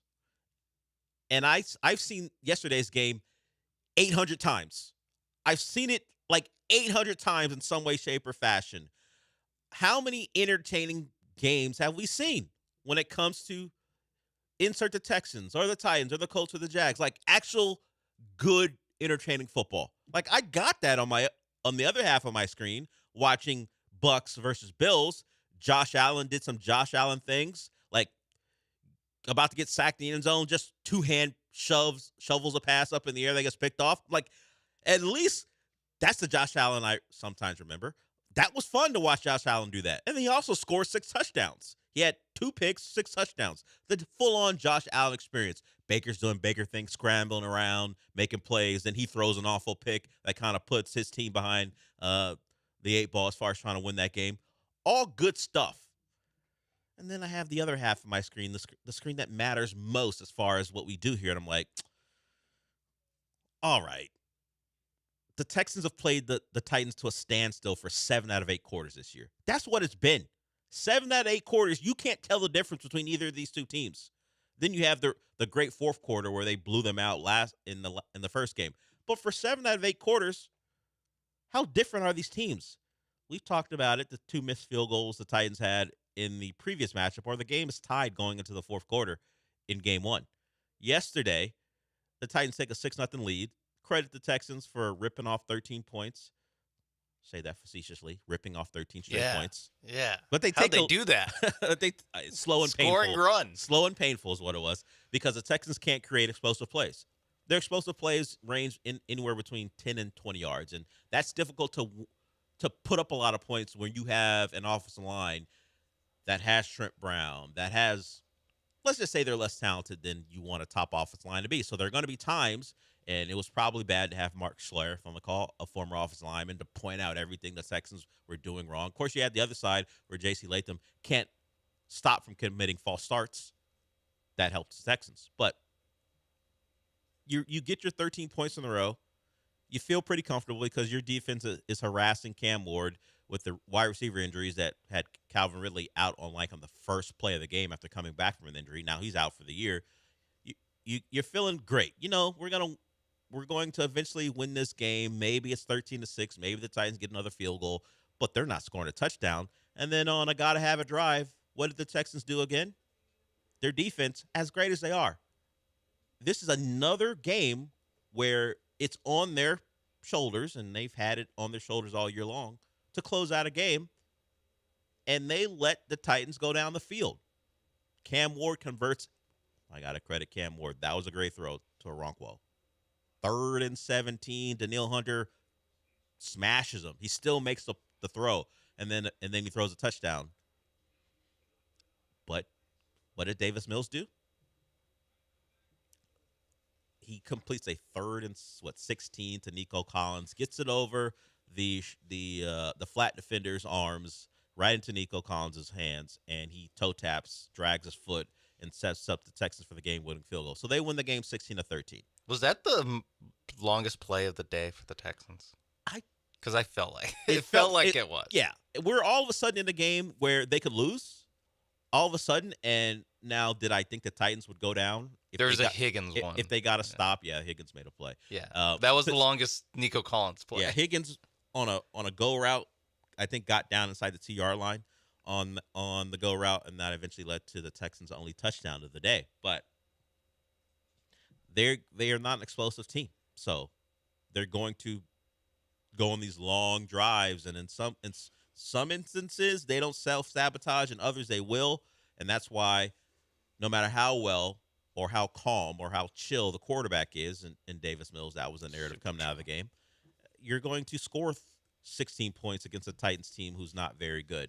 And while they only have one win, and you kind of have to laugh at Jeffrey Simmons saying the team over there isn't better than us. We should have beat them when you only have one win, and they've now swept you. For 7 out of 8 quarters, they're not much better than you. They're not much better than the Titans, but they found a way to win, and I'll give them all the credit for that. If any 5-5 team is going to catch that from a 1-9 team, it's this one. It would be this. It's Texas this one team, that he's least. Look at Jeffrey Simmons saying that they're close. It's like, actually. Yeah, when on its surface, it sounds nuts. What are you talking about? You guys are in line for the first overall pick again after having it this past year. What do you mean? Yeah. A team who's 500, you'd think they're not better We're than in you. the hunt, baby. We're in the hunt. Firmly in the hunt. Right there with the Ravens and Chiefs. In fact, you're ahead of those two teams. Texans. I don't know what the tiebreaker is that has you ahead of the Chiefs, but you're ahead of the Ravens certainly because you beat them. We'll settle on the field with the Chiefs. You're the 8th team in the playoff picture right now. Yeah. One game back. So you got some help. You got the Chiefs losing, but the Jags punished the Chargers, so you don't get help there. But you're right there. Boom. With a Thursday night game against 6 touchdown scoring Josh Allen coming up. Try that in our city. He won't score 6 touchdowns. Try that in our city. Yeah, and the good thing is the Bills' defense not so great. The bad thing is Woody Marks legacy game. I'm not sure the Texans' offensive line can punish the Bills' defensive front by running the football on them, like all the other teams have. C.J. Stroud has 3 more days to knock out the cobwebs. Well, they do practice today on the short week, or at least I think they don't actually do anything, but they give an injury report that goes, hey, approximation. Yeah. If you would they could have this been person have been able to practice if we actually did practice today? So we'll get an actual injury report with the Thursday night game coming up here, and we'll see if C.J. Stroud would have fit the profile of a guy who could have been limited or a full-on participant. We have not seen that yet. We will see. But you are in a spot with the Bills coming up to beat a Bills team who you're now competing with for a playoff spot. Now they've got a bit of a lead on you, but you want to compress it even more by winning on Thursday. But I don't, because this conversation I had with our general manager Todd on Friday, because we were having a talk about some of the things we might do with the World Cup coming up here, and we were talking at the very end of the conversation, talking about the Texans and their win against the Jags, and saying, hey, are we overlooking that they were down big to that Jags team for 3 quarters just because they won? And he said, maybe we're a little soft on them in their victory. And if this ain't another reason to be really soft on them in their victory, because there was nothing, let's just say, inspiring about the win. You're just happy you got it. More inspiring than Davis Cool? I think it's Chills Mills. I think it's what they're whatever. going with. I think that's what they're going with. In fact, who hasn't been moved by watching Davis Mills play the last I think couple my weeks? biggest problem is with the backup quarterback, you expect some fall off. I don't think they would have scored any more points if CJ was playing, just because of all their other issues. I don't think Davis Mills is really a problem. I just think the rest of them are such a problem on offense that it doesn't matter. Maybe CJ makes an off script play by scrambling for a first down. I was going to say, maybe it's like something like that. There's probably like a first down difference. Yeah, maybe. But as far as just throwing the football, Davis Mills' arm is live enough that he made enough throws. In fact, the game-winning throw, that's a throw as good as any throw CJ was going to make in that situation. So I think my biggest issue is the backup quarterback isn't even my problem. I'm fine with him out there. I think the supporting staff, I guess I would say, around him is of bigger consequence for them winning games than it isn't. And all they've done is win, Del. That's true. The last 2 weeks. Yes, 5-5, back to 500. I saw a lot of people saying, "Look, we're back square after an 0-3 the season start." just started. Nah, not really. Because the other teams had chances to win games, and they have. So Yeah, you're behind a little bit. It's not like they're all 5-5. Not everyone's 5-5, and it's all squared away. I hate when people say that. Yeah. You play 10 games, and some people have handled the schedule better than you, and that's why you're now chasing them. But you did what you had to do over this 2-game stretch. You beat your 2 AFC South opponents, and now you have a Bills team that your defense handled pretty well, pretty good at home last year. You have to hope for another one of those outings, because as bad as the Bills' defense is, I don't know if the offensive line is in a position to make that Bills team pay. You can run the ball on them. I imagine that's what the Texans are going to want to do, run the ball against the Bills. That's what people do. From the combination that we saw for the Bucs yesterday, where Bucky Irving isn't available, so Rashad White and was it Turner? Sean Tucker. Sean Tucker. He had a great game. He had the best game of his career the week before with the Dolphins offensive line. That isn't something to scare anyone. Devon Achane, now a great player, but he had a great game. You can run the ball on them. Can Trent Brown and Ursery and whoever is a combo with Titus Howard back? He moved back into guard. That was one of the lineup changes. Him back available to play. They moved him into guard. Kept Trent Brown out there. Can that unit impose their will? That's for Thursday. They're a power running team, Dale. Are they? That's what they self-identify as. I'm going to stay away from that's entire what thing. Nick Haley identifies. Yes, that's what he thought. Maybe he identifies that way. Yeah, but and on 3rd and short, that's how they But identify. his offense, which you might consider his child, thinks differently. And maybe Nick Haley is imposing his beliefs on his offense for no reason other than his dogma. Let's go to break. We'll hear from Chills Mills when we come back. Yeah. Put on a jacket. It's about to get chilly. In fact, it was unseasonably warm for other parts of the country here. I had to turn on my AC again. I was like, wait a minute. I know. I had we shut do it that every thing down. year. Yeah. where I was it's like, you know that- what? I can go to sleep without the AC on. Turn that thing back on yesterday, just to get through the night. But we will hear from Chills Mills. We'll hear how his calm demeanor makes his coach feel calm, and it was needed yesterday because all of a sudden the Titans woke up on the final drive, and the Texans needed a drive to go win the game. and they got it. And let's shout out Matthew Wright, who missed the field goal that didn't count, and then the Texans went on to not score. So it got wiped off the board. But he had to come through, and he did. So your special teams unit came through, and how you got there is because you're quarterback. We'll hear from him when we come back. If you want to join us, the number is 713-780-3776. We got plenty to discuss. The Rockets weekend, certainly an injury for a Rockets rotation player, someone who gets hurt quite a bit, unfortunately, so he'll be out for a good bit. But the Rockets comeback win over Orlando. We'll get to that. But before we do any of that, let's talk about Aqueduct Plumbing Company. And it's pretty simple. Billy Brown, the owner, likes to do things to help you out. And one of those things is a repipe. Now, sure, that's a transaction. You need help with your pipes. He will certainly fix them for you. And, of course, there's a price to that. But you know what he'll throw in for you? A water heater. If you need a traditional water heater, or maybe it's something that you've had for a while, and at some point you know pretty soon you're going to replace it, but you also got your pipes that need to be fixed.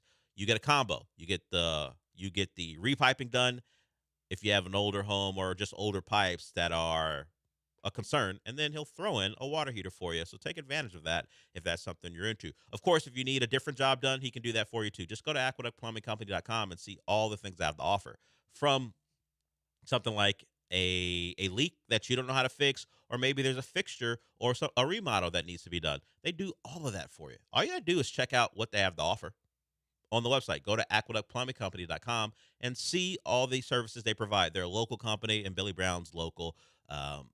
You want local people working for the local people. So take a look at what all they have to offer. And if you can call them at 281-488-6238, you can set up yourself for a free price quote. You maybe don't know what the problem is, but you don't want to get charged for figuring that out. Aqueduct Plumbing Company won't do that for you. They'll figure out the problem, and then they'll fix it for you. That's what they do. It's aqueductplumbingcompany.com.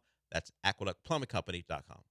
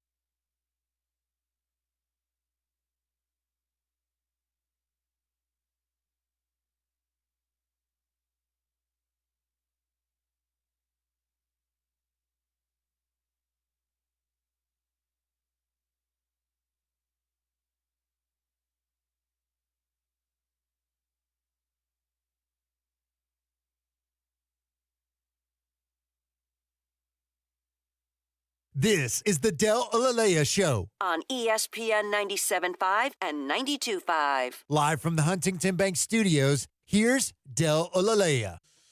Man, so much happened. You guys know the deal. If you want to talk about something other than Chills Mills, you can call us, 713-780-3776. You had Draymond getting upset because someone kept calling him Angel Reese at a game. He went over there and had a nice talk with a fan because apparently early in the game, Draymond missed a couple of shots, got his offensive rebounds, and that was the criticism of Angel Reese, so he got called that. Draymond said he didn't like being called a woman, so that's why he had a conversation with the gentleman. Neither one got ejected, so that's good. So we'll get to that basketball-wise, because certainly the Rockets are part of the equation. But let's hear from Davis Mills. He was asked about his calm demeanor, and then we'll hear from Demeco Ryans about that. Davis Mills led a drive to win the game. It was pretty chill for the Texans. I mean, the offense didn't have to do much. The defense was dominating as usual. And then Cam Ward made a play, made a great throw. Probably the best throw of his NFL career, I would imagine, considering the circumstances. I mean, the man entered the game with like 5 touchdown passes. I'm just going to assume. All I thought from basically the time he made that pass to Matthew Wright made the field goal. Well, it's 2 things. A, what an incredible pass. 2, please, we cannot have overtime of this game. It's enough. Whatever it is, I was like, go for 2. Just get it to where overtime is off the table. I cannot do another 20 minutes of watching. And if Matthew Wright's going to miss, make sure it's a block that's returned for a like, touchdown. I whatever cannot it is. have this go down. We didn't need more of that game. We didn't need more of it, and thankfully we didn't get it. And one of the reasons is Davis Mills. Here is Davis Mills on his calm demeanor. Yeah, they're fun. I think everything kind of slows down. The field, the space opens up, and when you can settle in there and you know exactly what your process is, you know exactly what the play that's being called is, and you can kind of, especially late in the game, like I've seen the defense the whole entire game at this point, so I know most of their calls, the disguises that they've already showed, and you can kind of start using the stuff in your mind to anticipate and play even faster. I kind of put that in the wrong context. That was him more explaining he likes high-pressure moments. He enjoys being in those situations, and he certainly came through in that moment. We talk about Cam Ward's throw. I mean, I'm not going to think back to 21 and 22 because that was terrible football. Don't know if Davis Mills has a better high-level throw than that, outside of the one that got them C.J. Stroud, which was just more luck because a Colt couldn't pick it off. That was through a Colt's hand. Yeah, but still, a couple moments in Davis Mills' career. This one, a big one. In a sense, I mean, we have to see how the rest of the season goes. The Texans wind up like 7-10.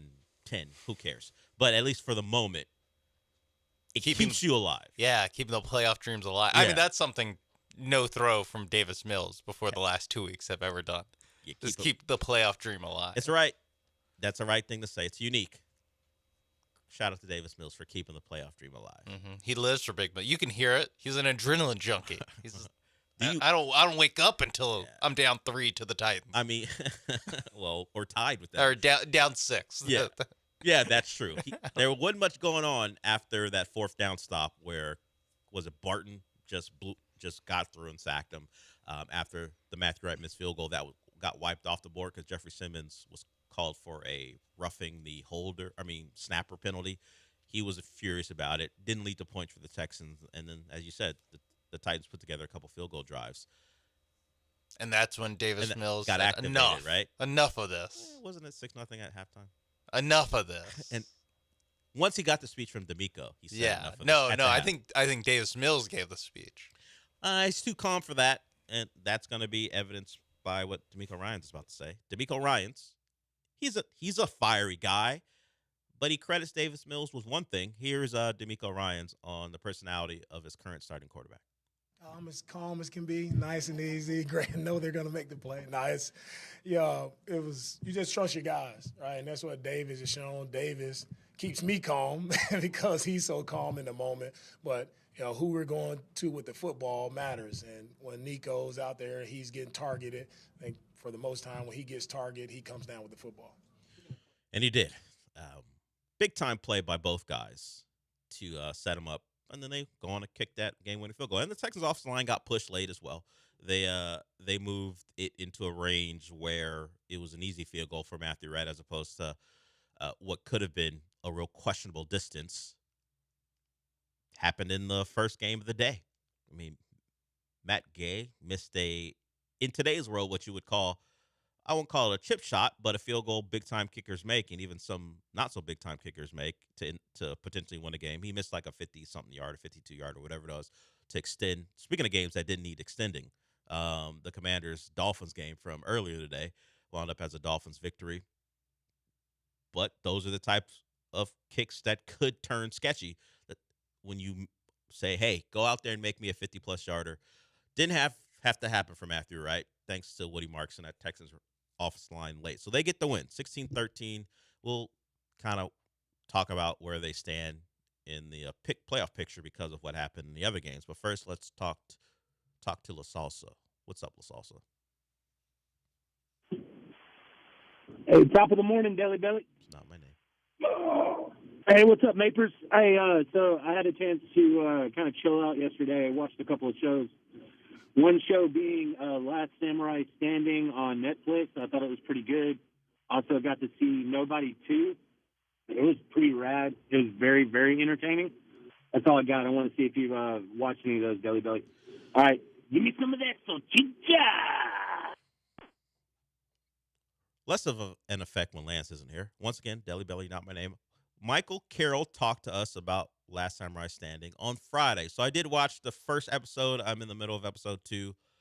I think that show is fun. We'll see how it plays out.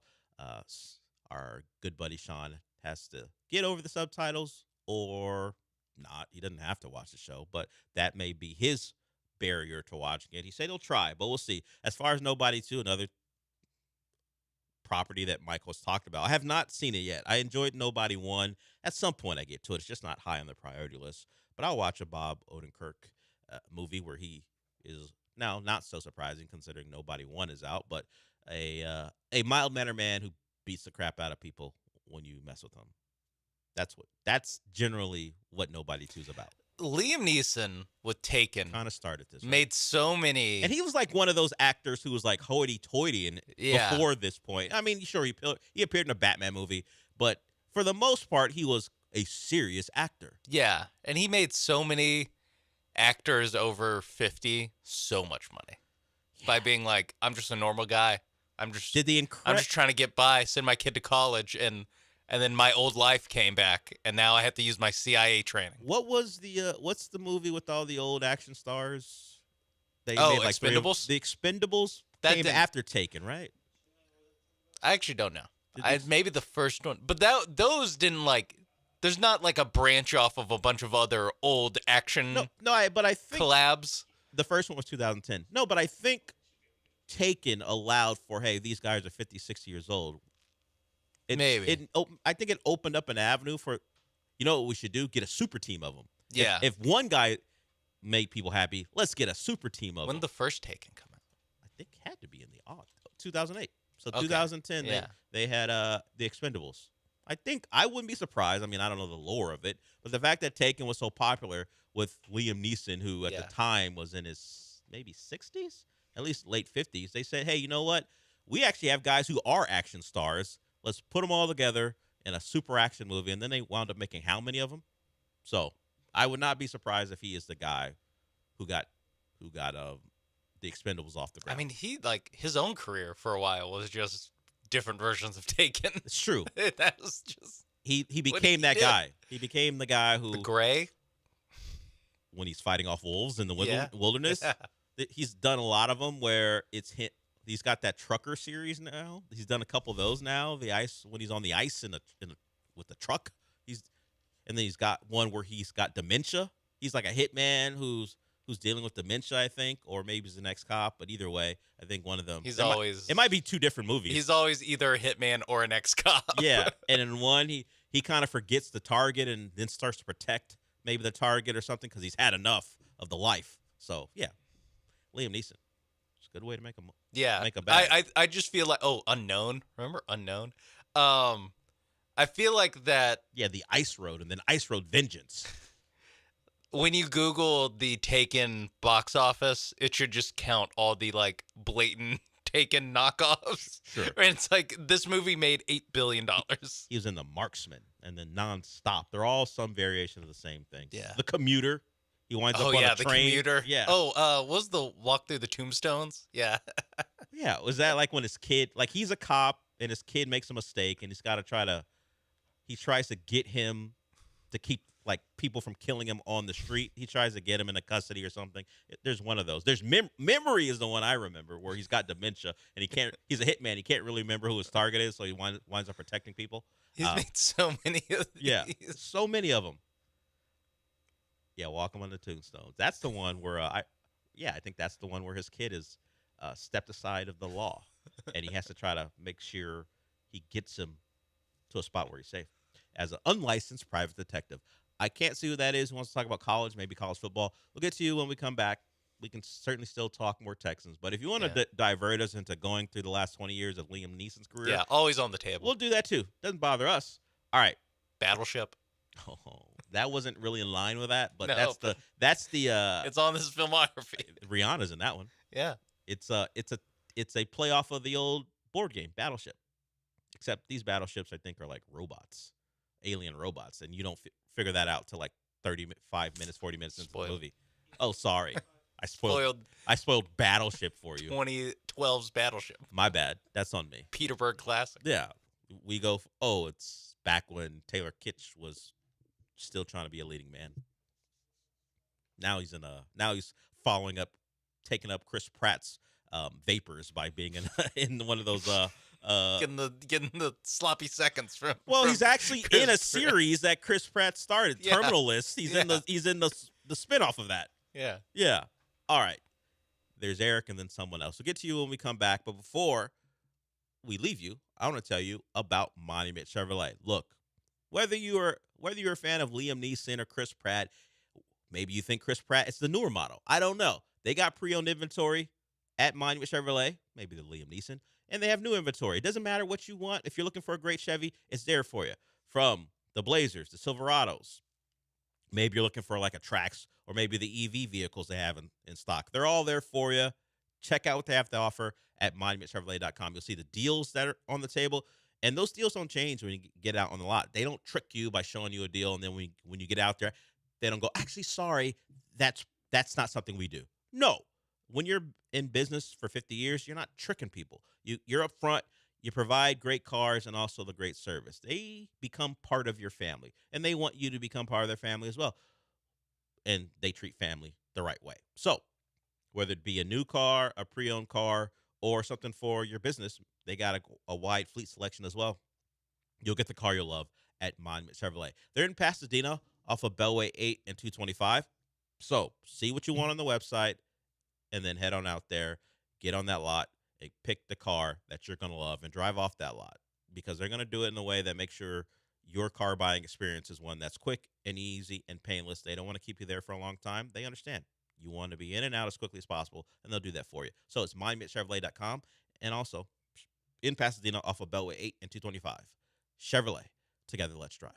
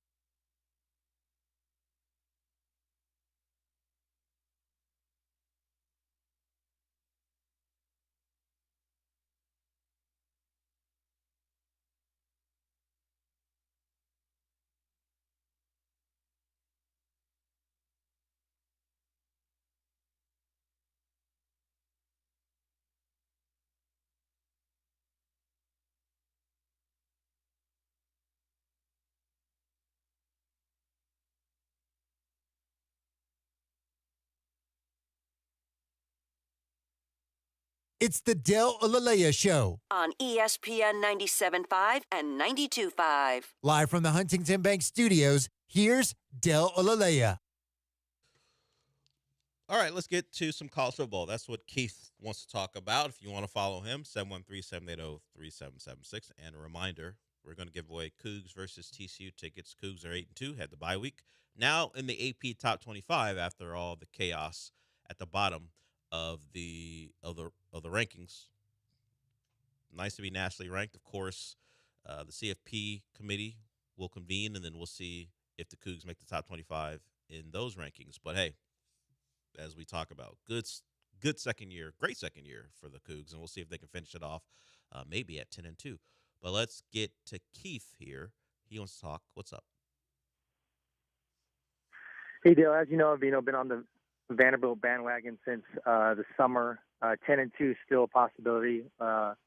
Pretty much, auto wins against Kentucky and Tennessee coming up to fulfill that. An auto win versus Tennessee is what you're saying. Yeah.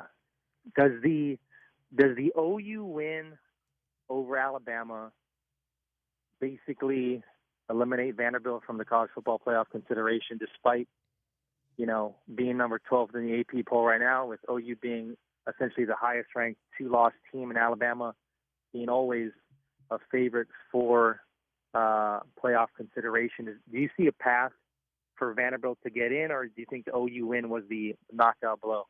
Thanks, guys. I don't think it's a knockout blow because the month of November in college football is nuts, and yeah, OU beat Alabama. They did it being outgained by nearly 200 yards, and we talked about it, trying to find a path for them to win. How could it happen? And I don't know. I don't want to know if I want to call it a Venables masterclass, because they did give up over 400 yards, but they forced a turnover as Alabama was driving early in the game. That turned into a pick six, which is important because I don't think Oklahoma was scoring a touchdown. Needed that. He needed to get in the end zone. He needed that. And then, of course, they got the turnover in the third quarter with Alabama up, forced that fumble, and that resulted, I don't know if it even resulted in the first down, but they did kick a field goal, and that was the deciding margin in the game. So they got everything they needed because their offense isn't good, and I say that because, sure, Missouri has their young backup quarterback, but Missouri plays defensively really good, actually. Not just pretty good. They got pass rushers. Oklahoma's offensive line isn't good. So Oklahoma has LSU and Missouri.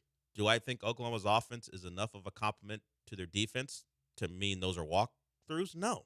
Yeah, they're not auto wins like Vanderbilt has. Yes, against Kentucky and apparently Tennessee on the road. Okay. Because we know how well Vanderbilt has done in that situation over the course of their history. Auto win. Yeah, sure. Sim to finish. Sim. Yeah, why even playing the game? Let's get it out of the way so guys don't get hurt. We know how it's going to go. But yeah, I think I wouldn't overlook Oklahoma's 2 final home games. That's all I'll say. Yeah, I agree with that. And, still got Alabama with Auburn on the schedule still.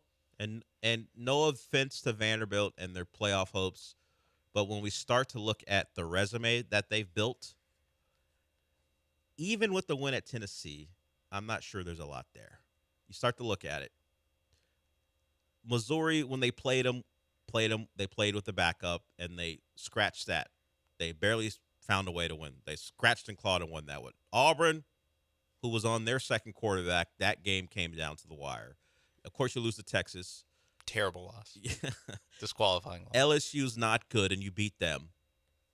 So at the end of the day, at the end of the season at least, Tennessee, if you beat them, and at that point you beat Tennessee, we're talking about a team who's likely out of CFP rankings, the final ones, you may not have enough on your resume even at 10-2. Now, you're in the SEC, so that certainly helps your cause. But when other teams start to talk about their resume at 10-2, you're going to have to hope that the perception of the SEC, despite who you've beaten, means more. Maybe your losses mean more. Losing to Alabama and Texas may mean more than any of your wins besides Tennessee in comparison. So I wouldn't even look to Oklahoma as your biggest competition. You might want to look to if there's a 11-2 BYU, if they lose in the Big 12 title game to Texas Tech. Where does Utah fall in that category? And then, of course, you've got what the weirdness that's going on in the ACC. Whoever is playing in that title game will get the spot clearly. But if it's if 10-2 Miami is waiting for you as your main competition, you don't have a better win than they do. Now you would say you have better losses, and if that means more, it is the SEC, so maybe it does. Then maybe you beat them out. But I wouldn't just point at Oklahoma. Sure, that hurt for teams who wanted that large bid if Oklahoma wins out. Yeah. But there's a lot of other teams you have to look at when we actually start to break down your wins and losses. That Oklahoma win really made it tough for Texas to make the playoff. It's still on the table, though. Yeah, you beat A&M and other things go your way. Sure. That's a tough People will forget a 25-point loss. Yeah, whatever. We'll see. Well, we never got forget to and forget. I kept trying to pose the question. I don't think we ever talked about it on the morning show. How will the committee treat Texas? How far will they fall? Like if they fall behind, let's say the line of demarcation is a Miami team they'll be behind Miami. You would think, considering how the AP treated them. But let's say if they fall behind them, the win against A&M would certainly give them some semblance of, hey, we should jump ahead.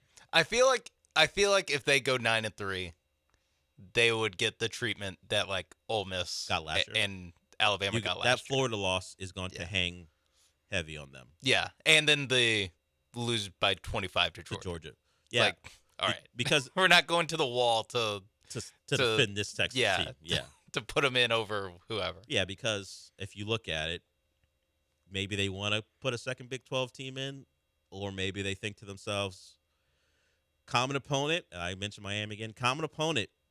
They each played a Florida team. One beat them by 17. The other, or 19.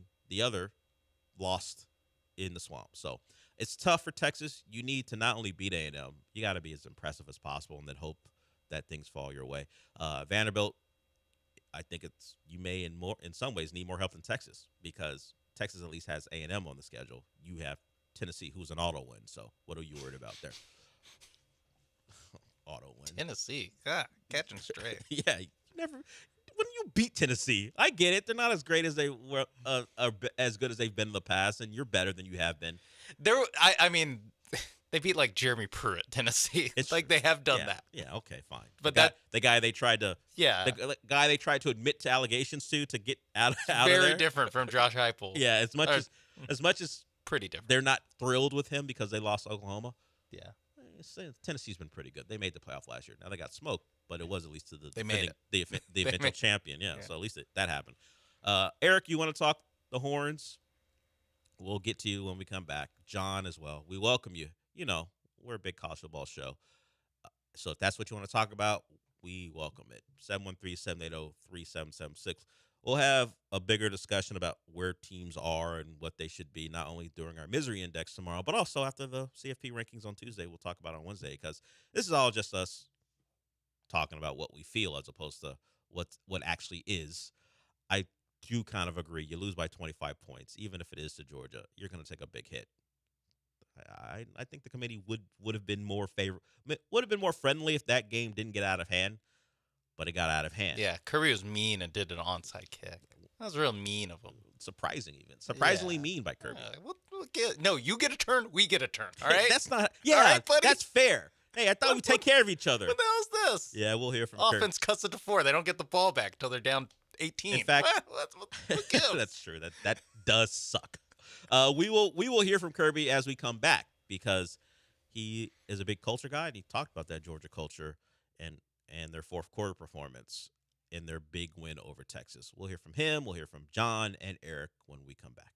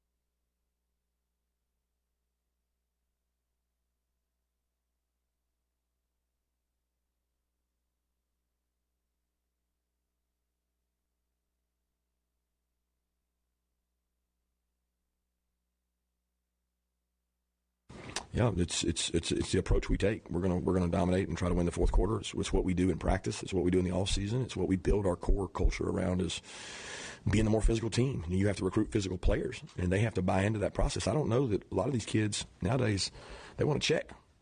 They don't want physicality. And if you have the check and no physicality, you end up with nothing. So we're not just getting checks at our place. We're hitting people. Who said anything about you guys just wanting checks? I mean, maybe a Dodge Charger in the past, but I don't know if that was a criticism of Georgia at any point. By the way, that was Kirby Smart. Like, Georgia's not physical. What happened to that?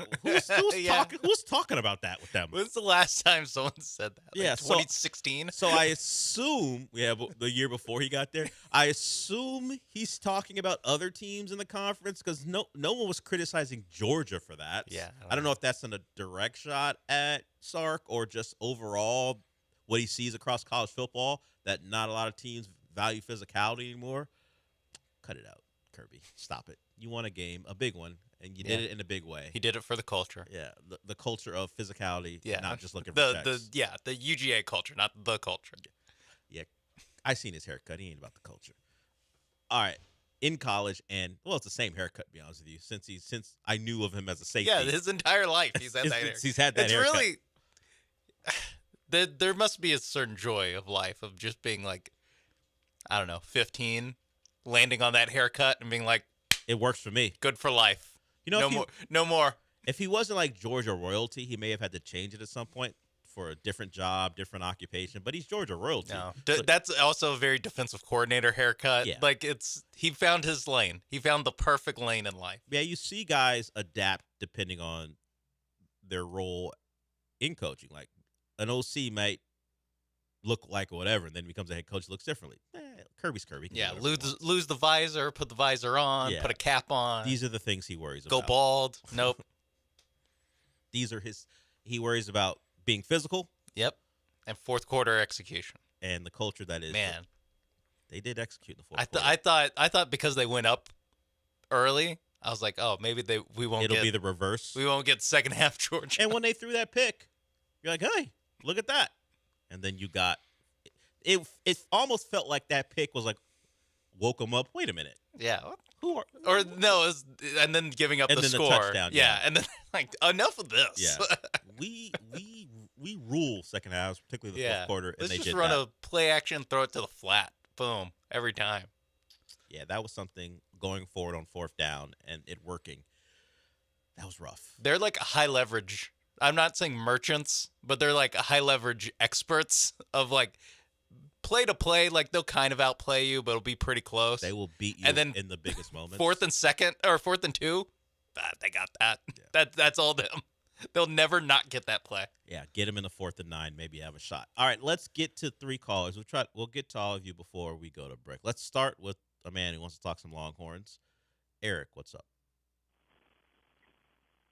Hey guys, what do y'all think about the Bryce Young, C.J. Stroud comparison now? I know everybody was on C.J.'s bandwagon in the beginning, but Bryce is playing pretty good, and I heard some rumblings that Sark might be on his way out, and they're looking for the UH coach, Fritz, or maybe the Texas head coach.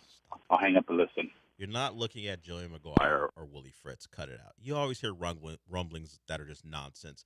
I don't know that many people want to bring up, because it wasn't even a debate once they actually started playing NFL games. I don't know how many people are looking to do the Bryce Young, C.J. Stroud thing other than Panthers fans.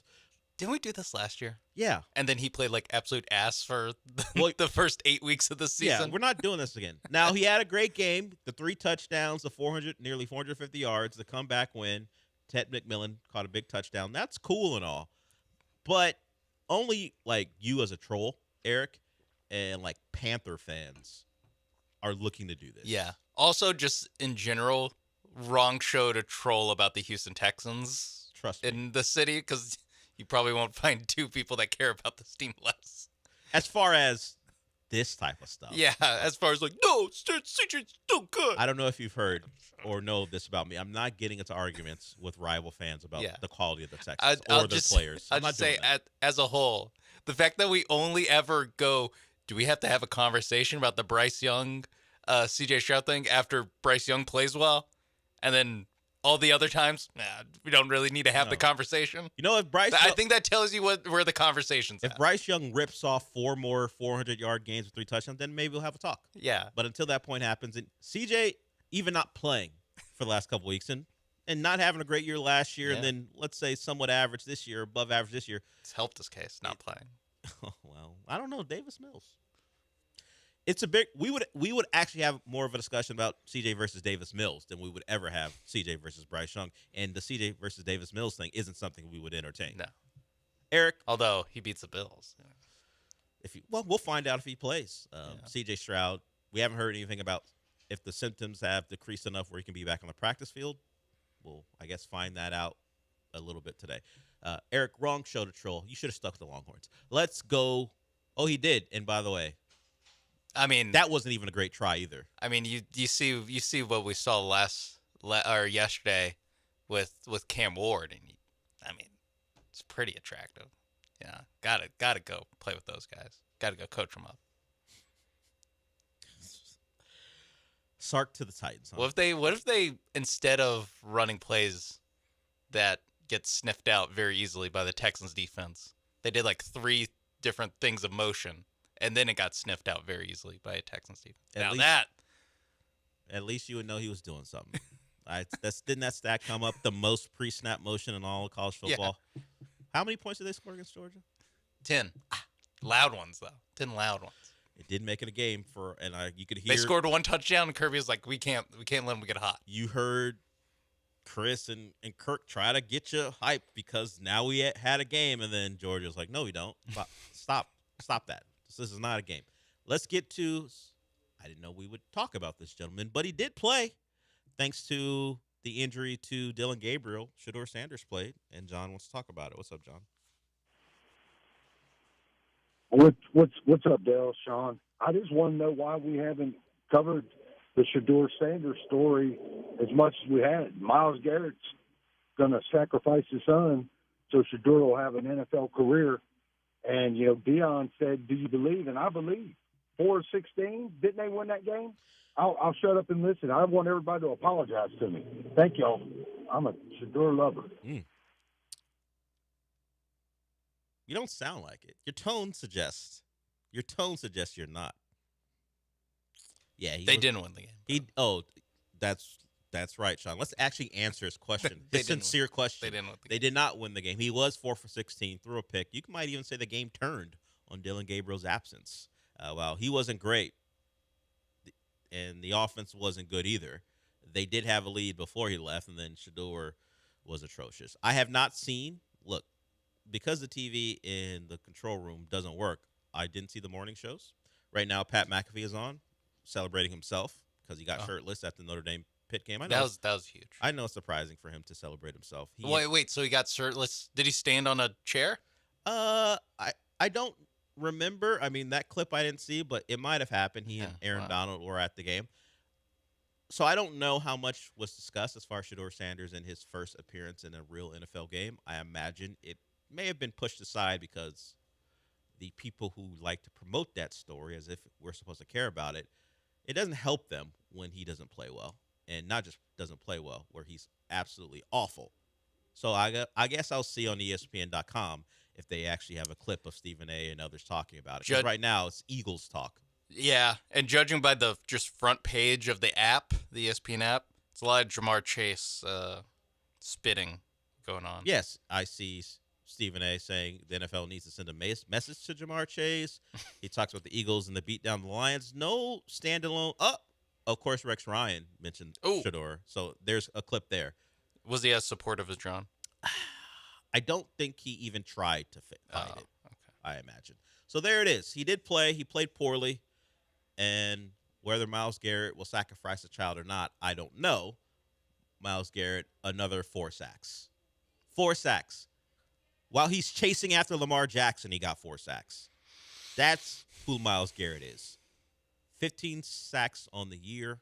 Look, we got great pass rushers here. Will Anderson, Daniel Hunter. Don't win the game without Will Anderson. That's right. He forced a strip sack. He recovered it himself, did he? Yeah. And then the Texans, because they can't capitalize on much their defense does, wound up kicking a field goal that gave them the 13-6 lead and looked like it was going to hold up until Cam Ward did what he did on that final drive. But he sacked Lamar Jackson 4 times. There was a pick 6 by Lamar Jackson, not his fault, bounced off his receiver's hands. It did not matter because the Browns are the Browns, and they lose, in part because Shador Sanders was playing quarterback. 23-16 the final. The Ravens, who the Texans, of course, beat earlier, are 5-5 as well, so that tiebreaker goes to the Texans. The Chiefs currently are behind the Texans as far as the tiebreaker is concerned. So the Texans, you would say in NCAA terms, first team out. First team out with the Jags winning this weekend. Let's get to Pena before we go to break. Never know what he wants to talk about. It could be anything. What's up, Pena? Hey, what's up, Dale? Hey, so I went to go see Predator Badass this weekend, and that's what the movie should have been called instead of Badlands, because it was pretty badass. And if I'm not mistaken, you're a Heat fan. So how do you like Khalil Wares, however you say his name, against Carl Anthony Towns? How do you like that matchup? Thank you. Have a great day. Well, they played each other on Friday, and Carl Anthony Towns, with the absence of Jalen Brunson, he'll also miss tonight. And then OG Anunoby got hurt in the game. He'll miss quite a bit of time, and that will maybe lead us to a Rocket who's going to miss some time. He lit up the Heat for like 38 points, whatever it was. So they're going to lean on into Carl Anthony Towns because they don't really have any other legit options outside of Mikal Bridges. Of course, Landry Shamet, not of course, because who was really paying attention. But Landry Shamet went for over 30 in that game. So if we're talking about who to look for with likely Bam Adebayo missing another game, I mean, maybe play the over or higher, depending on what thing you use with Carl Anthony Towns. He's going to get a lot of opportunities tonight against the Heat. I mentioned OG Anunoby out for a bit. He's going to be reevaluated in a couple weeks. Well, we know at least right now, the time Tari Easton's going to miss with an oblique injury, 4 to 6 weeks. Tari had an interesting last couple of days. I won't call it a shoving match. It's funny we talked about Steven Adams being someone you don't want to mess with just on Friday. Yeah. And then his own teammate has a bit of a heated discussion. They put their hands on each other, nothing above the shoulders, but, grabbing each other's jerseys, it's a fight, or at least a pushing, shoving match that Tari was obviously going to lose. I think they got those things cleared up, but now Tari's going to be gone for over a month. It's been a year where he shot the ball extremely well, surprisingly so. And it was a year where he let us know that he wanted more opportunities. And at least through jump shooting, he was gaining those opportunities, but now that'll go away. And that's unfortunate for him, as the shooting was at a miraculous pace, considering what he had been. We always expect the regression, but he, along with Reece Shepard, were providing the Rockets with big-time shot making, at least shooting from the perimeter. And that's continued for Reece Shepard. He continues to shoot the ball well. The Rockets won last night against Orlando in a game where Orlando pretty much had to leave throughout. Paolo Banchero didn't play, so it was up to Franz Wagner to kind of carry the Magic offensively. And they played good defense. At least that's their calling card. They had not played well early defensively, but they had flipped that. That's why they were on a winning streak until they came into Houston. And if not for the heroics of Kevin Durant, the Rockets probably lose, and then Alpi got going in overtime. He was not great overall. I mean, people call him Baby Jokic. Well, he was an inefficient player last night, unlike Jokic. But he came through when it mattered, had the last-second tying hook shot over Jonathan Isaac, and then the Rockets back and forth a little bit in overtime, and then they became a free throw shooting contest, which they won, because their strategy was they're not going to let the Magic get up a three. The Magic did not have that strategy against Kevin Durant when they had a three-point lead. And I talked about it this morning. If Wendell Carter's on them, Kevin Durant said, no switch, hey, Amon, don't set a screen. I don't want Desmond Bane coming up here. I believe that was who was guarding Amon at the time. But if you're the Magic up three, of course, okay, Jamal Mosley, you don't want to foul. Fine. That's what Ime did. But if you don't want to foul, that's cool. But if you're Wendell Carter Jr., why aren't you playing Kevin Durant to get inside the arc? Like Kevin Durant does a pullback to get open. There'd be no way I let that move happen. If you want to drive past me, go right ahead. Either you knock down a mid-range jumper, get to the rim for a dunk, or you have to, or hopefully my teammates, if I'm Wendell Carter Jr., are smart enough to know don't leave a corner three-point shooter. If the worst thing that happens is you score and we're up by 1, that's fine. We can do the free throw shooting thing when you have to foul us because it's under 24 seconds. Why would you overplay the drive in a way that allows him to pull it back? Just let him go. He doesn't want to take a 2. He's looking to set you up for that shot, and you gave it to him. I don't understand it. It benefits the Rockets, and the Rockets, Ime is from the play calls. He also made a good move because Desmond Bain late in regulation blew by Reed Shepherd's setup. I think that the dunk that put the Magic up by 3 until the Kevin Durant shot. But when the Magic called a timeout, he yanked Reed Shepherd off the floor. Offense, defense. And put Josh Okogie on. If I'm the Magic, Jamal Mosley, you got the guy out here who you want to attack. You just attacked him for an easy dunk. Don't call timeout. Put the ball in Desmond Bain's hand again. And if Reed's not on him, set a screen to get Reed Shepherd on him. And if the Rockets are going to play zone on that final possession, okay, we'll see. We'll see if you can break them down and get a guy in the center of all the stuff you do to break down zones in the NBA. I didn't understand the Magic strategy, but I appreciated it. It helped the Rockets win. Is there food here? Because someone looked into the doorway, and I think they're offering cake. Looks like Sean got himself some food, but I'm on the air, so I didn't get it. Thank you for that. We appreciate it. Don't give anything to Lance, though. Don't walk down the hall and give Lance anything. But yeah, Colton's getting it. Cool. Better Not than Lance. That's good. Better than Lance. So, what are they actually giving us, Sean? What's in the bowl? Thank you. Looks like some sort of cake. I don't know. He likes some dessert. Do you want me to taste it? Taste your own, sure. There are 2 bowls, I think. 2 yes, plates. there is 2 bowls. Yeah, sure. You can taste it. Brandy, I see you. We'll get to you when we come back. But Tari Eason out 4 to 6 weeks. That's unfortunate for him. The Rockets It's like a strawberry cake. Oh, cool. So more opportunities for Josh Okogie and Reed Shepherd. We'll see if that means Jason Tate gets more minutes as well, and we're still waiting on Dorian Finney-Smith too.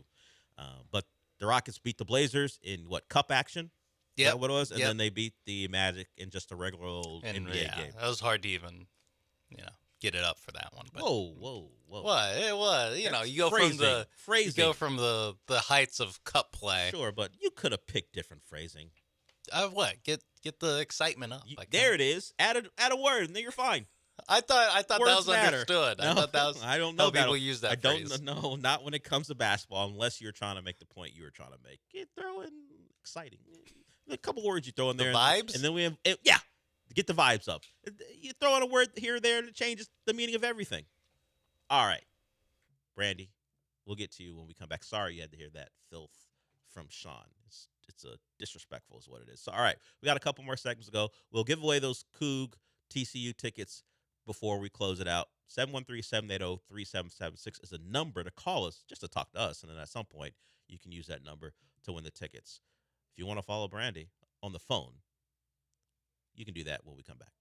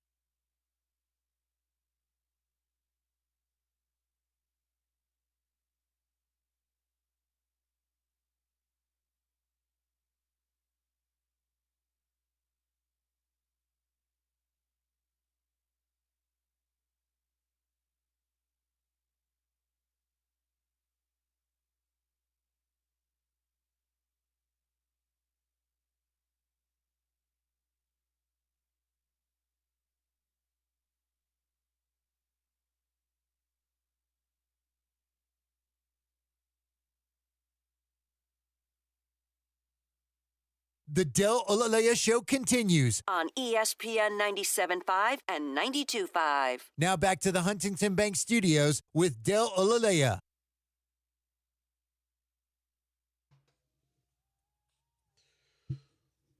Let's get to Brandy. She's been waiting.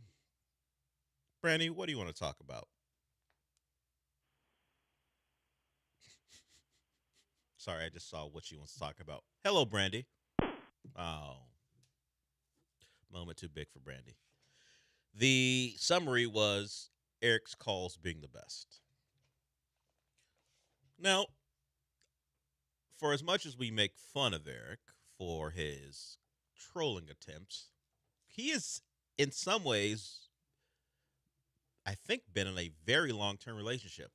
Because he has had a woman under maybe a Kelly, a Jennifer, or Brandy call in for like a decade now. It's the same voice. So whoever this woman is, like he used to set it up like he was hanging out with strippers. Because, he also mentions tight ends and other places. So whatever. But this is the same woman who's called in for at least 5 to 8 years, maybe even longer than that. It's been a while. So maybe Eric's maybe much like a lot of you, Eric's online or on phone personality is very different than his real life. And somehow he's convinced this apparently sweet sounding woman to just call this show and other shows as well. Eric, next time you call in, we're having a conversation about this scenario. We've let you get this off far too long without actually having you talk about it. He thinks we don't know, but we do know. Brandy, if you want to call back in and explain why you do this for Eric, that's fine. Maybe he's a great provider. I don't know. Maybe it's part of the deal. Like, look, I set you up in this nice life, great family, but you got to call these stupid shows for me and make them think, or at least try to convince them that we are not connected at all. Okay, in 5 minutes, we will take your calls if you want to be someone who gets to go watch the Cougs play. They play TCU this Saturday. It is senior day. And you are going to get a chance to see a Cougs team who's on their way and still got some business to take care of from being 10-2 in Willie Fritz's second year in charge. Willie Fritz will actually join us tomorrow, at least the John and Lance show. He'll join them tomorrow at about 7:05. So if you want to hear from your head coach of your now nationally ranked Cougars, tune in for that. They're in the top 25 right now. And the game theme, as I said, it's the senior game. Come early. They'll be honoring their seniors for what they've done for the program. Tickets are starting just at $25. You can go to uhcougars.com/tickets or call 713-GO-COUGS to get your tickets today. Get there early, be loud, and wear red. But you're going to win a pair of tickets from us. Caller 4 at 11:30 wins a pair. 713-780-3776. If you want to see the Cougs versus TCU, caller 4 at 11:30. Speaking of the Horned Frogs, boy, were they bad on Saturday night. It's the last game of the night of any interest. You've been up watching college football pretty much all day. So you tune in, you go, you know what? Let me take a look at 11th ranked BYU versus TCU. Hoover's out there. See if he can put on a good show. Nah, that game was over from the jump. TCU had no interest in standing up to BYU's physical attack. 47, still a quarterback number I can't stand, but Backermeyer had his way. They just ran all over TCU. It wasn't a competition. It was just bad football. It was like that for the two Texas teams against two teams from the state of Utah. Baylor got their ass kicked the same way. Like they could not hold up against Utah's running attack. Utah, like top 5 in like offense and defense as far as some of the metrics. So they're kind of hiding in the weeds. We haven't really paid attention to them. They do have the win over Texas Tech, so maybe we should pay more attention to them. And they may see Tech in the Big 12 title game. So while we see Tech as this clear contender, a team who beat them, they could be seeing again. Tech beat Utah. Yeah. Oh, yeah, you're right. Arizona State beat Tech. Yeah. Screwed that up. I remember that because Morton got hurt, and then Texas Tech went on to win that game. You're right. Did Texas Tech do any we're Utah State champs? Did they puff their chest out like that? I don't know if they did that. I don't know if they did that. Because normally, when the team will beat like 2 teams from the same state. They go, oh, we're state champs. Yeah, like we own the state of whatever. I don't know if they did that. Are they printing out shirts? I wonder if they're saving their shirt printing for an actual Big 12 title? Bigger and better stuff. Yeah, maybe Jacob Rodriguez Heisman. Are they showing them throwing watchtowers in the garbage? We own that state. Yeah.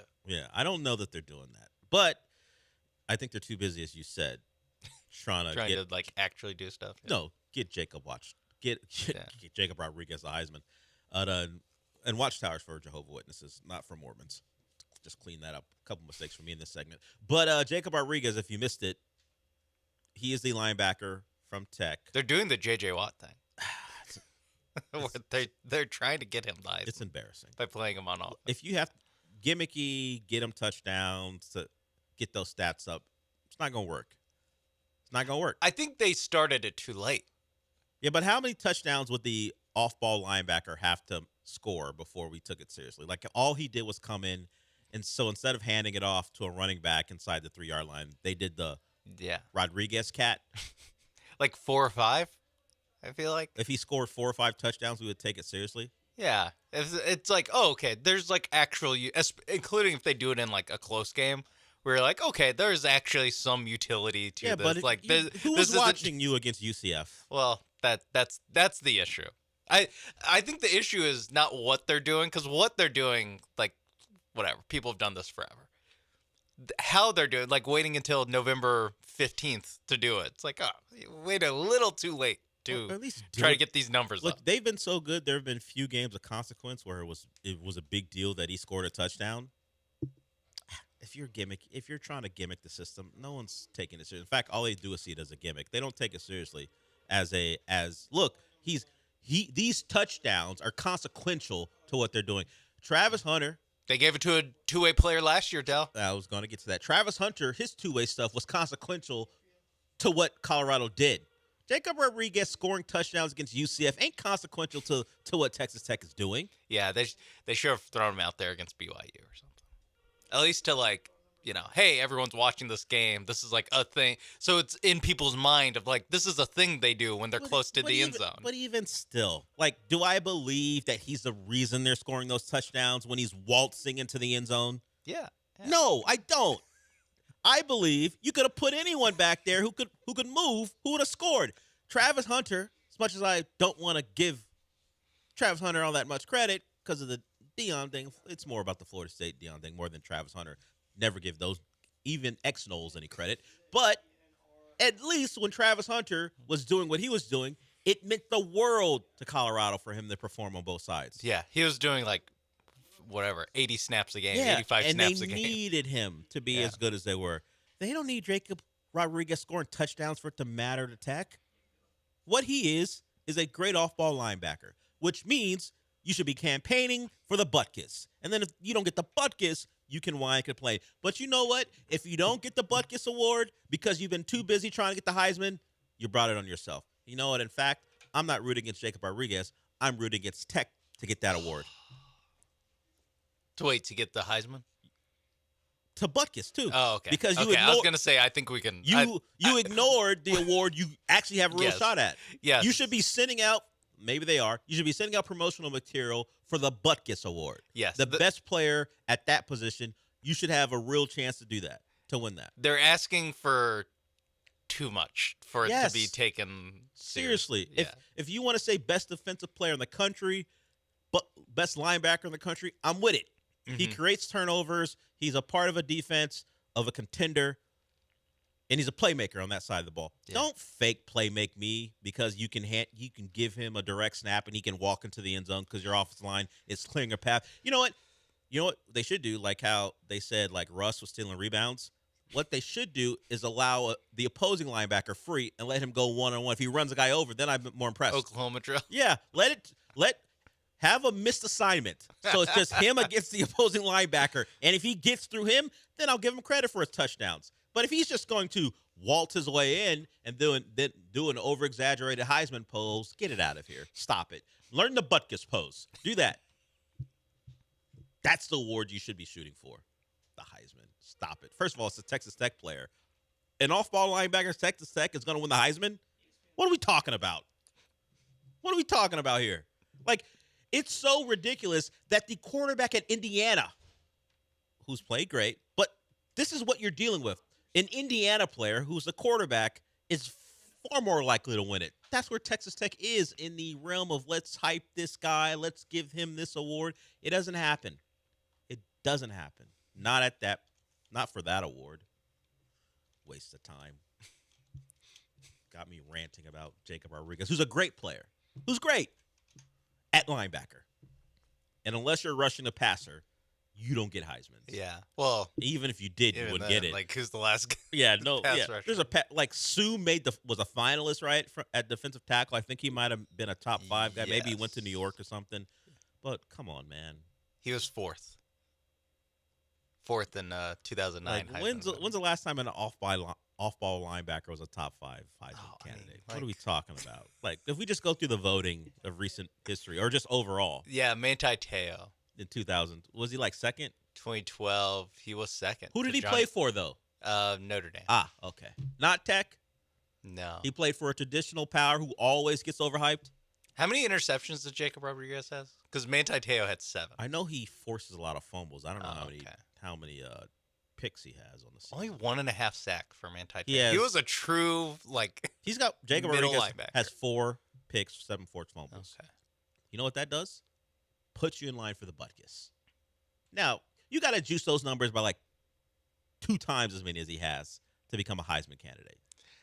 Yeah, I'm always struck by how many people vote for the Heisman. Just like how many total votes there are. Yeah. Manti Te'o got 321 first place votes. Who won it that year? Johnny Manziel with 474. Yeah. So that's 700 close. votes. Yeah. He wasn't but close. 300 but a lot of writers people in America. I think some people just didn't want to vote for Manziel. I think that was a part of it too. Yeah. I mean, Colin Klein got 60 first place votes. Yeah. So Marquise Lee, the wide receiver from USC, got 19. Yeah. He had a great year, but that's also wild to think 19 people were like thought he was the best player in the Heisman, country. Marquise Lee. Yeah. I mean, I could go on with people that just got like 1 or 2 votes, but it's crazy. You know what? If he winds up in New York, all the power, all the credit, more power to you. But Jarvis Jones, the linebacker from Georgia, got 1 first place vote. 10 second place. And he was a pass rusher. Yes. He had 14.5 sacks.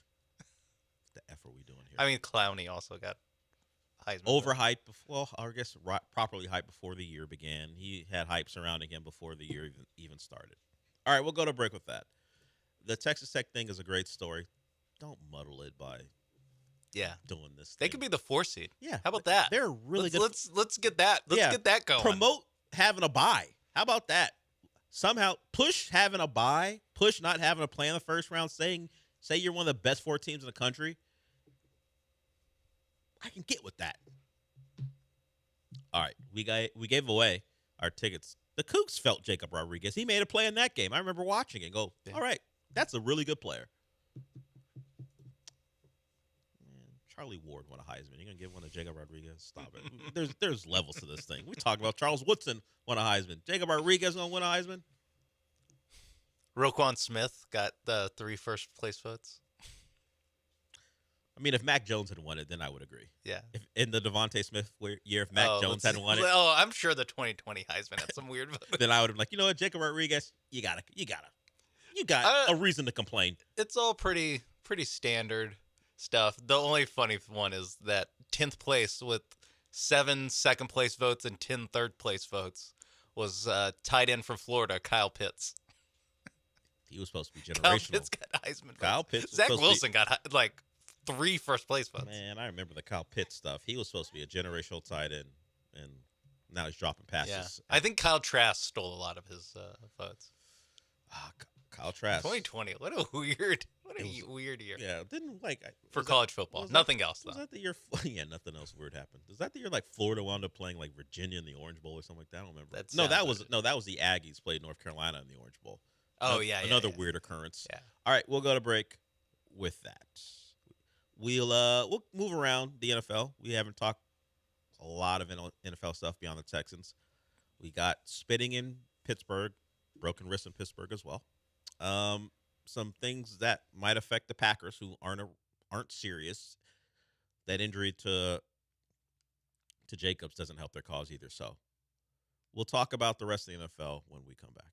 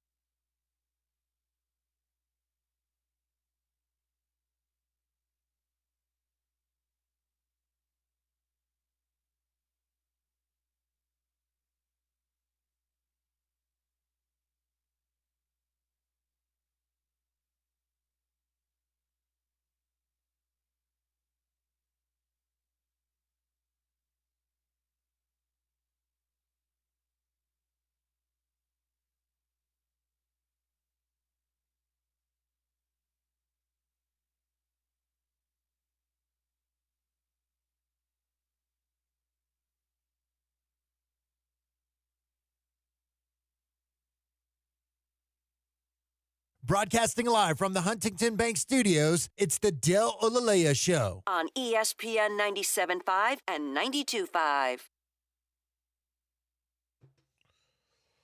So the Texans find a way in Tennessee. They win that game, so they're 5-5. They're in the hunt. That graphic, which we will see ad nauseum the rest of the way, they're in the hunt at 5-5. They join the Chiefs and the Ravens all at 5-5. If they lose, I guess it depends what the Chiefs and Ravens do. Yeah, they all. I was lose gonna say on if the they same lose weekend. on Thursday, are they just back out of the hunt? Because they would still be. Now they would just drop to the third team in the hunt. Like the Okay. graphic right now is only Three. situated for 3 teams. Yeah. If they lose, they would drop to 5 and 6, and I think even if those 2 teams won on Sunday, if they both, they would both play. They would be 6 and 5 behind those 2, and they'd be 1 game behind them. They still be in the hunt. Yeah. And I mean, there's a pretty big drop off. Can you? No, you say that. I was talking to our intern out there. Like this team has a bye upcoming. No, the Dolphins. But they have 2 bad teams coming up. The Dolphins can play their way back. They're into going the hunt. If they look, that yesterday's Graphic. game was Back onto the in the hunt graphic. Horrific. The game yesterday found a way to win. If 16-13, hey, it happens. Hey, That's how good teams win. It's true. That's how teams in the hunt win. It's true. It's very true. If they win their next two, the Saints and the Jets. I don't know if it's that order. Saints, I think. First. Saints, then Jets. After their bye, Tyrod Taylor waiting for you. They'll be 6 and 7, and you will have to deal with that awful team in the hunt, a team who fired their GM. That would be 4 in a row, and then the graphics guys or woman's got to be like, do I really have to do this? Yeah, they're 6 and 7. That's why I always wondered, how do they get the cutoff point for in the hunt? Like, do they have how many to games back? Do they have to consult like the whatever prediction, the playoff machine prediction of like, well, there's a 28% chance they make the playoffs. There's only a 33 that the Texans, that's close enough. Let's just put them both in there. Like, or is it just we want to make it seem like it's wide open, so we'll put 12 teams in the hunt graphic? If you're one game under 500 and you're within 2 games of the final playoff spot, I think you have to become a team so put in the hunt. 5 and 7, not in the hunt. It all depends how the other team. Like if no team has more than 7 wins, like if the final wild card team has no more than 7 wins, I think you wind up on the list. Okay. It all depends on how the other teams are doing. Yeah, it really the AFC is crazy because it is just like 9-2, 9-2, 8-2, and a drop off, and then 7-3. And then, you get into the Chargers, Jags. And if the Chargers really quick actually had any offensive line play and they won against the Jags, it'd be 8-3, 7-3, and then you'd be at 5-5. For like 3 teams would be at 4 teams would be at 5-5. But instead, the Chargers got their doors blown off. Justin Herbert, they pulled him in the fourth quarter of a game. They had no chance of winning. The Jags certainly responded after getting embarrassed in that fourth quarter here. So. If we play the game of if the playoffs started today, who's out? Chiefs, Ravens, and Lions. And Texans. There are levels to this. But they're in the hunt. That's true. And they did make the playoffs last year. But as far as teams that were seriously considered Super Bowl teams outside of a Texans honk here or there in this town, it would be those 3. And they would not be in the playoffs right now. First place, Bears. First place Bears. The Packers found a way to beat the Giants and Jameis Winston, but they didn't look good. Josh Jacobs is hurt. There's some fear that he's going to be out. I don't know if they've had an official diagnosis for him, but there's fear he's going to be out quite a while now. It's a knee injury, so we'll see on him. And we've gotten word that C.J. Stroud still in concussion protocol. Now, that can mean a couple things. Concussion protocol does not mean he isn't doing things currently, or at least the symptoms haven't subsided to a point where he can actually work his way back. But he is still in the protocol. Now this would be going into his second full week in the protocol because, remember, it happened against the Jags, and we had the full week last week. So this is his second full week if it lasts that long. And then considering it's a short week, it could be a third game that he misses with the Bills coming up. So we will see if protocol means he's one step closer or he's still at the very beginning stages where he's still suffering from symptoms. Jalen Petry's in that same protocol, too. He is not outside of protocol either. So you've got a couple guys who I guess we all just assume that's one concussion. He'll be back, right? Yeah. Because CJ was able to get up, didn't have the fencing posture. You just assume. Get back out there. Yeah, him and Chandler Morris would just be back. Chandler Morris and his Cavaliers beat up on the Blue Devils to remove any of that potential disaster scenario the ACC was facing. Someone's like, everyone made the talking point about how Duke can still make the ACC title game, completely forgetting that Duke is a terrible team. And they will likely lose more games. Yeah, that there's a terrible team. Yeah, and they showed that on Sunday or Saturday. So Demeco Ryan spoke. He said CJ and Jalen Petry still in concussion protocol, but things looking good for Kaimi Fairbairn. So this is the news through a tweet from Landry Locker. So it looks like you get your starting kicker back, still up in the air, and maybe we should just default to CJ and Jalen Petry not going to be seen Thursday against the Bills. So it's up to Davis Mills again, who has done enough so far. Yeah, Hey. Yeah. Chill Mills. I'm not buying into that name, even though it exists. Even though it's so chill? Nope. Even though it rhymes is why I won't buy into it, because it's only there because it rhymes. Be more creative, everybody. But you credit him for coming through. In fact, let's hear from Davis Mills on the throw. The throw that kept the Texans alive, at least with possession on that 3rd and long. He hits Nico Collins, and this is Davis Mills on the play and why you target Nico. I mean, it's incredible having him on your team. Extremely reliable. Nico's going to make a big play if there needs to be one to be made. So when I looked out and saw that they ended up running cover 2 over there, they clouded his side. We had the perfect route called for it, and he was able to kind of find the honey hole behind the corner outside the safety, and I was able to deliver him a ball. But, I mean, it came down to also offensive line and backs and protection doing their job, blocking extremely well throughout the game. And, I mean, that's just one play out of many that we did today to go out there and execute and chase of our goal. I appreciate him giving credit to all those involved. You can take most of it. Yeah, Nico dragged his foot, sure, but you can take credit. You can take most of the credit. I don't do the credit cookies or credit pie thing, but I'm giving, let's say, 78% to the throw. Okay. Right over the hand, drop down, and look, Nico did the thing he had to do, get his second foot in, but it wasn't like a toe tap. He dragged that foot across the field. And for a professional elite receiver, that's an easy catch. For Nico, it's an easy catch. Yeah, if we're judging on a curve of like Davis Mills made that throw versus Nico Collins making that catch, it's more impressive that Davis Mills has that in him. See, I don't want to do the curve thing. I think just standard throw catch protocols, the throw deserves 80% of the credit, and an NFL receiver should make that play. Now, Nico makes it look easier than most because he's Nico Collins, but an NFL player or receiver should make that play where that throw is placed. That's all. See, I think I'd be a little bit more impressed if it was Xavier Hutchinson making that I understand. I understand because you don't expect it. The lack of expectation. Jared Wayne making that play. I'd be like, what the hell is he doing on the field? Why is he on the field in a gotta-have-it situation? Yes. Why is he out there? Why is this happening? Yeah. Hey, you thought the Jalen Noel snap distribution was a problem, or Noel, excuse me, was a problem? Why is Jared Wayne out there and he's the number one target on the play? Yeah. So I get toe drag swag with Jared Wayne. I get what you're saying, but I'm gonna give Davis Mills his just due because big time throw, gotta have it. He made it. Doesn't sound like he wants the credit, so I won't give it to him. I understand. He's out of respect for Davis Mills, I won't give him credit. He's a humble guy.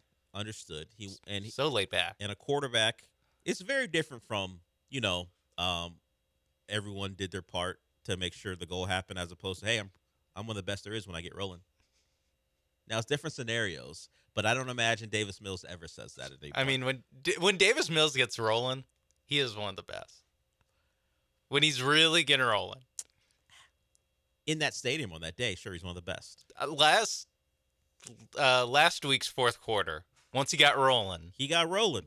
There's no quarterback I would take other than Davis Mills to lead that comeback. Congratulations. Because I don't want to give context to your joke, honestly. I understand what you're doing there. But when he's rolling, he's really good. But he wouldn't say it. No. It's not something he would say. No. It's not part of his personality.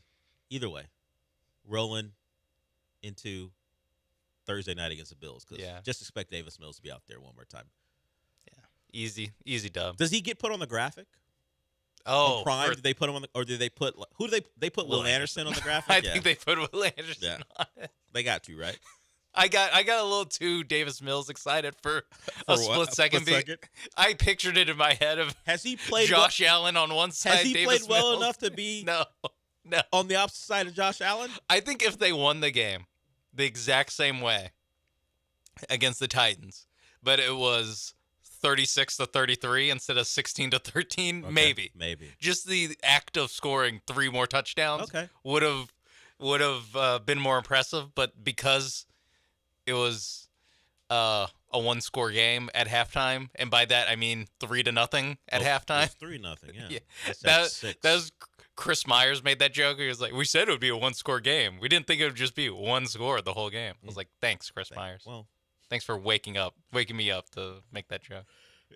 I was in the Chris middle Myers. No, I wouldn't say he's exactly Gus Johnson. Yeah, no. It was 3-0, and then the Titans on their first drive of the second half made it 6-0, and then of course the Texans responded with 13 straight points. That's what woke They them actually up. did score on 3 straight drives. Yeah.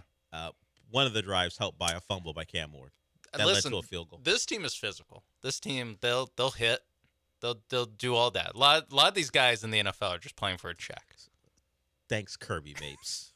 I was thinking about this. Do you think, because we watch how he celebrates, do you think Azeez Al-Shaair would prefer to give up a 15-yard gain but get a near headshot, or get a shoestring tackle for a 1-yard gain?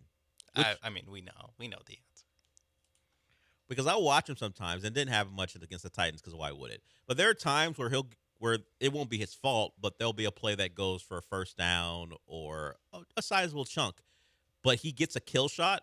Yeah. And he's like, he does the slam into the head, much like Kamari Lassiter does. I'm like, wait a minute.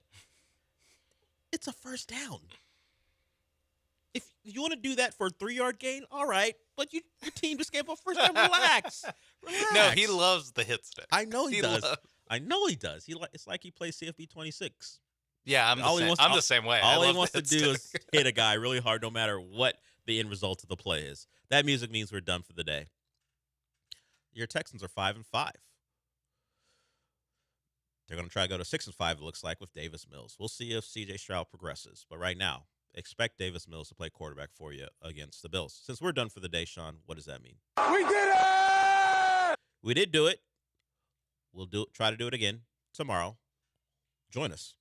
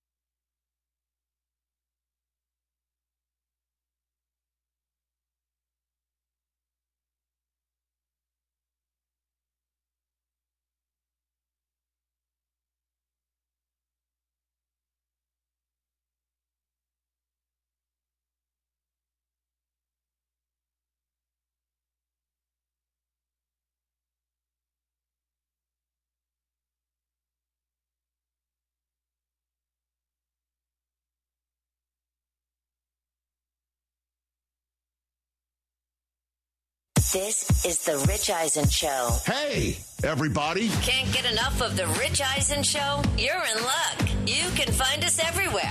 Watch us weekdays on Disney Plus from noon to 3 Eastern.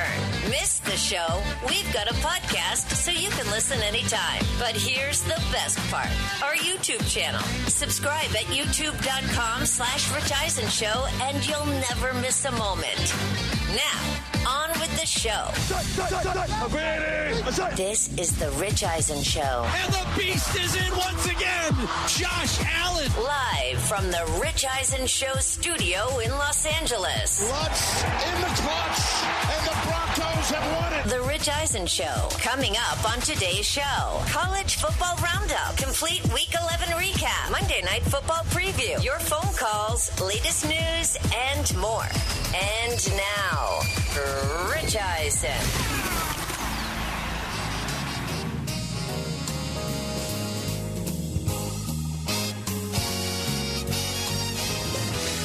Well, hey, everybody. Welcome to this edition of The Rich Eisen Show, live on Disney Plus, the ESPN app everywhere, and ESPN Radio, presented by Progressive Insurance. Hello, Sirius XM Channel 80 listeners on ESPN Radio. Thrilled to be in your ear gate. It is a fun day in our neighborhood, as we've been doing for much of this NFL season.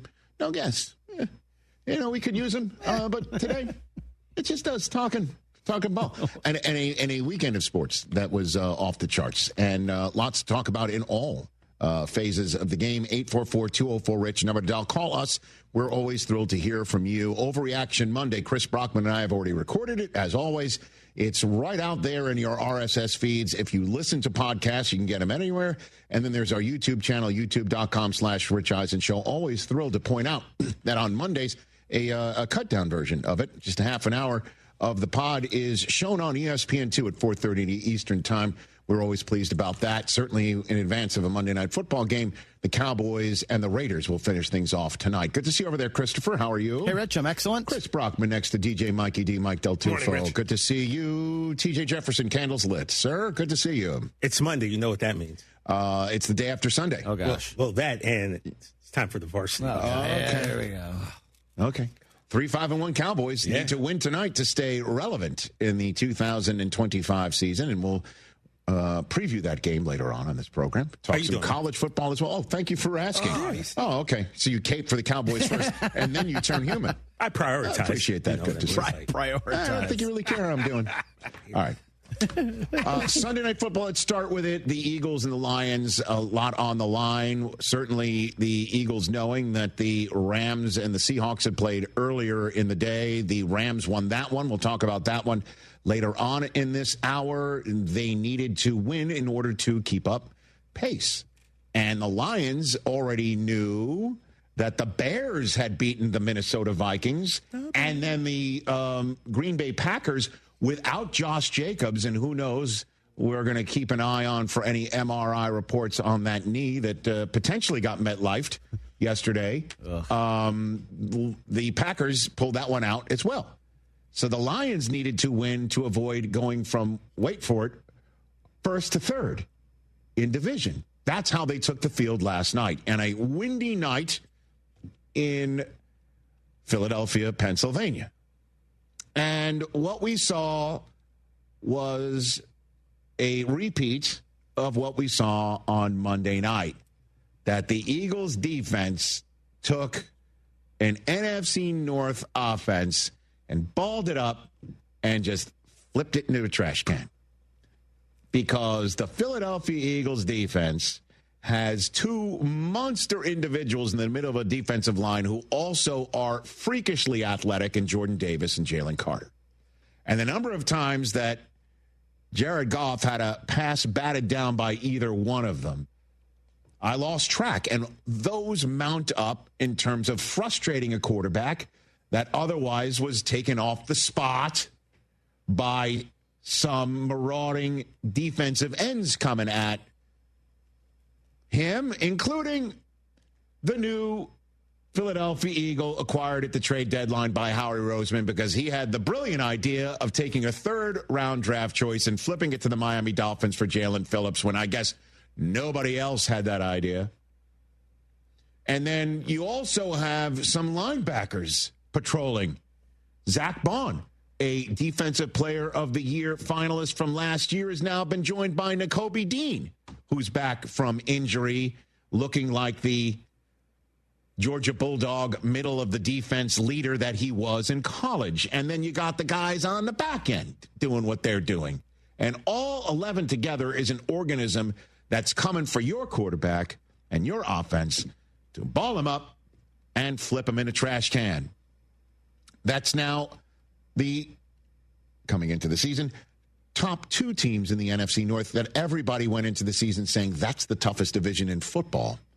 And the Eagles have gone into one's house and then 6 days later welcoming another into their house and dominating. While the offense continues to struggle. Because Saquon's not running for 2,000 yards and an open mouth got fed last night. Hey, man, listen, if you want the football, just go on Janky Rondo's Twitch feed and start making some passive-aggressive, I was just joking comments. And then survive a conversation with the man who signs your checks, reportedly, who tells you, listen, can we stop posting? Can we stop talking? Can we all just come together? And the answer to that question is, yeah, we can.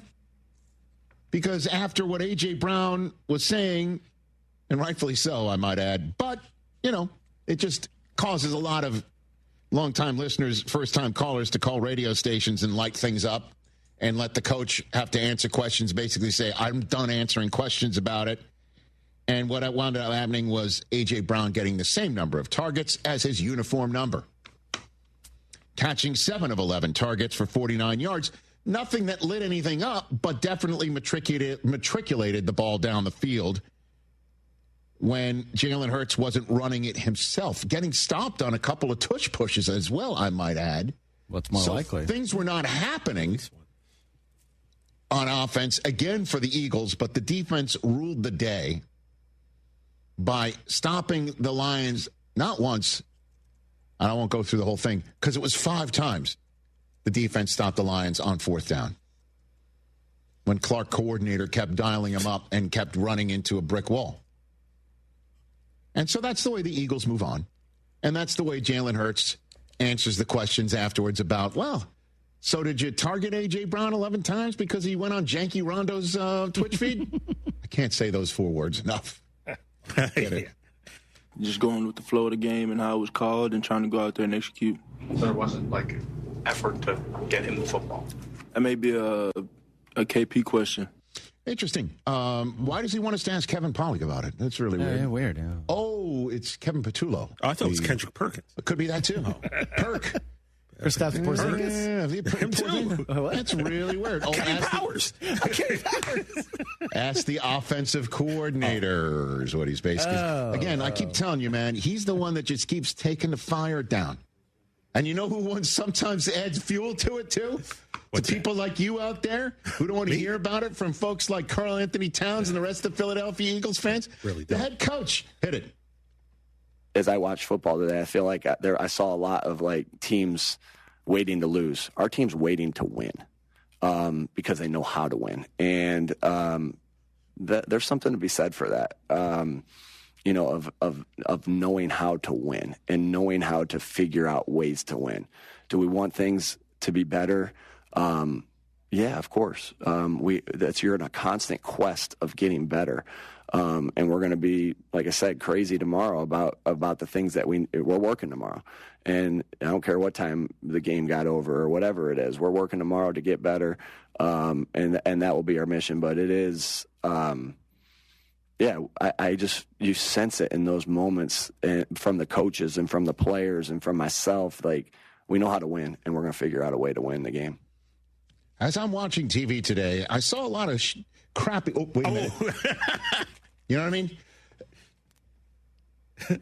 I'm watching TV today, and I saw a lot of hot garbage. But you know what? When our garbage is a particular temperature around here, yeah, exactly. We keep stacking wins. Can't argue with it. Yeah, but it's still weird that Jalen Hurts wants to talk to Katy Perry. I just don't understand. It's really okay. Keep going back to that one. Stuff the Kelsey Plum. Stacking wins, and the Eagles are stacked the wins against the two NFC North teams that we all thought were the teams that needed to be beaten. That's it, man. And the Philadelphia Eagles now go back home, lick their wounds. They'll watch Monday Night Football because that's the team they play next. Trying to sweep the Cowboys, take care of them. The division's essentially in the freezer. The Jello's jiggling, to use a Los Angeles phrase. And then comes the Bears after Thanksgiving. Prime Video's doing cartwheels watching the Bears continue to win and be a first-place team because the Lions have lost. They come out here to take on the Chargers, who just got waxed in Jacksonville. Wow, that was a surprising Sunday result. And then their final games against Vegas. Again, another reason why to watch tonight. 2 games against Washington that should have the U-Hauls backed up after they just lost a 6th straight time in the Madrid game. And then a game at Buffalo that will have the feels of like maybe we'll see this in a few weeks, depending on the Bills continue to play after they and Josh Allen marauded Tampa on Sunday in Western New York. So the Eagles just keep stacking wins. Now we'll get to what a lot of folks are saying, and then we'll get to the Lions. A lot of people thinking the reason why the Eagles are stacking a win last night is because a zebra, not one from the Philadelphia Zoo, popped up his head and said, hold on a second. That third down play with the game essentially on the line because the Lions could get the ball back with an opportunity to tie the game, if not go ahead and try and win it with a 2-point conversion. To use a Magic Johnson phrase, that's not going to be here. That opportunity to see the end of the game, not going to be here. Because a flag on the play on a third down, A.J. Brown locked up with Rock Yassin. One-on-one, and it sure looked like some good tight coverage, tight enough to have either way of looking at it being possible, that A.J. Brown also shoved off on good old Rock. And it looked like Rock beat the Brown paper scissors.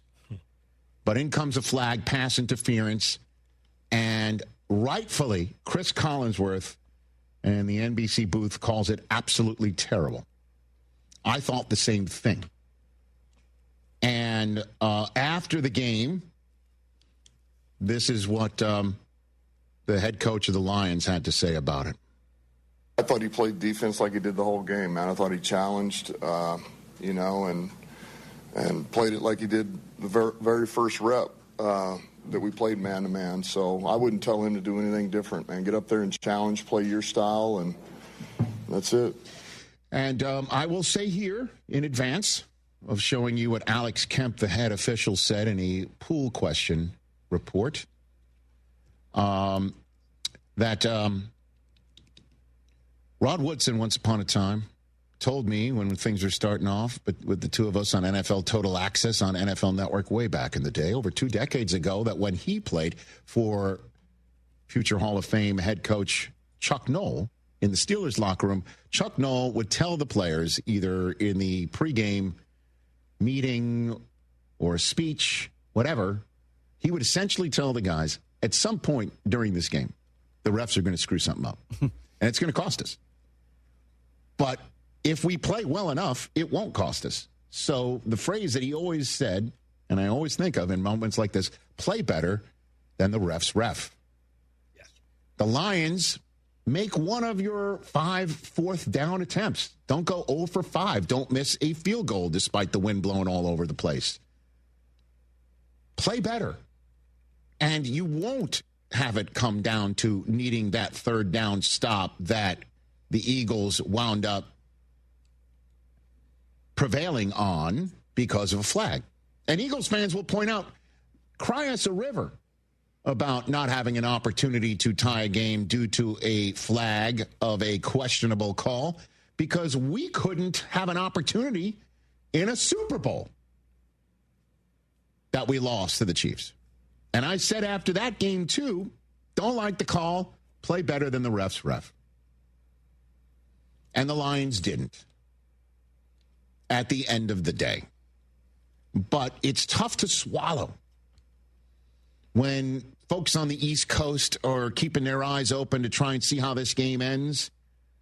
For those of us who hosted pregame shows that started at 4 in the morning on the Pacific Coast, it's tough to stay up to watch the end of this game, only to have it end that way, instead of watching the Lions go down the field to try and tie the game or have it end on a, more likely than not, Dan Campbell swipe at a 2-point conversion attempt to win the game with no time left. But instead, it's like, oh, that's pass interference? Really? You're going to call that? Alex Kemp, the head official, in a pool report. Question. About the 3rd and 8 play with 1:51 to go. Why is there pass interference on the play? The official observed the receiver's arm getting grabbed and restricting him from going up to make the catch. So the ball was in the air. There was a grab at the arm, restricted him, and he called defensive pass interference. Had maybe that official been looking at it from the front side, you'd have seen A.J. Brown extending his arms, which you probably could have seen from the other side, too. Or you just don't throw the flag. Now, Chris, go ahead and ask what you asked in Overreaction Monday. We can unpack it here a little bit, too. This is the first item up for bids in Overreaction Monday. Yeah, sure. I think it's time when something is so obviously wrong called on the field, there has to be a sky judge to buzz in and be like, yo, that's wrong, overturn it. It's time. It's the argument that you talked about before. If it happens in a huge game, you got to do something about it. Well, Sunday Night Football with the defending Super Bowl champions is a pretty big game. And going back even further to when instant replay got instituted, if we can see it at home and it's so obvious, then they got to get it right on the field. Well, the problem is we've been down that road before. And that there was a game bigger than a Sunday night Week 11 game between two terrific teams that are vying for a championship. There was two terrific teams vying for an NFC championship in New Orleans, and we saw how brutal that was, and it instituted a well-intentioned rule change that we're going to replay pass interference. And the problem with pass interference is it's all subjective, all of it. One official sees defensive pass interference. I saw offensive pass interference, if there's anything. As I mentioned in the podcast, I'll repeat it here. Let's just say you're in a museum looking at a piece of art. You're a cultured man, TJ. I've been around the world. I'm a cultured man. You guys stay out of it. Hey, whoa. Throwing shade at me and Brockman? For what? Come on, Mike. You interpret the painting one way. Mm-hmm. I interpret another way. Like two dogs and one's looking this way. I'll use your analogy too, Chris. And it's something like the end of Shawshank Redemption. Oh. Some people see a beautiful moment in Zihuatanejo. Of course. I see a dream sequence. Oh. You look at Die Hard. Oh. It's that time of year. Oh, I watched it over the weekend. I bet you did. Christmas movie. Because people view it as a Christmas movie. Well, they view right. I view it as an action movie that happens to take place during Christmas. Both things can be true. Huh? Same thing as pass interference, which is why it can't be reviewable. In the World Series ending, either Will Smith's toe was on that home plate as IKF came sliding in with his foot, or it wasn't. It's not like an interpretation was Will Smith blocking the plate, and when is he blocking the plate, and what constitutes blocking the plate, and when is his foot down, when does this guy slide in. This moment was 100% reviewable because a foot is in or it's not. And if you can't view it, you got to stay with the ruling on the field, and everyone would understand it. But at one point, you want to talk about big moment, the entire World Series and baseball season was in the replay machine. And if it came out a certain way, you'd be like, I can see it. Instant replay ain't that. And hopefully we'll never go back to it. If you remember when the season when instant replay was reviewable, NFL coaches stopped asking for it because it came back with one big shrug emoji every time. So there will always be human error. And at the end of the day, you got to play better than the ref's ref. And the Detroit Lions are now sitting in third place because they couldn't convert on fourth downs. They dropped too many passes. Goff was harassed too many times, couldn't be protected enough. Maybe they didn't go to Jahmyr Gibbs enough.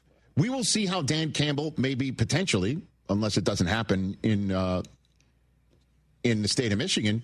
Hey, the play calling worked the first time you did it. The second time, not so much. Or is it the Philadelphia Eagles are just that damn good?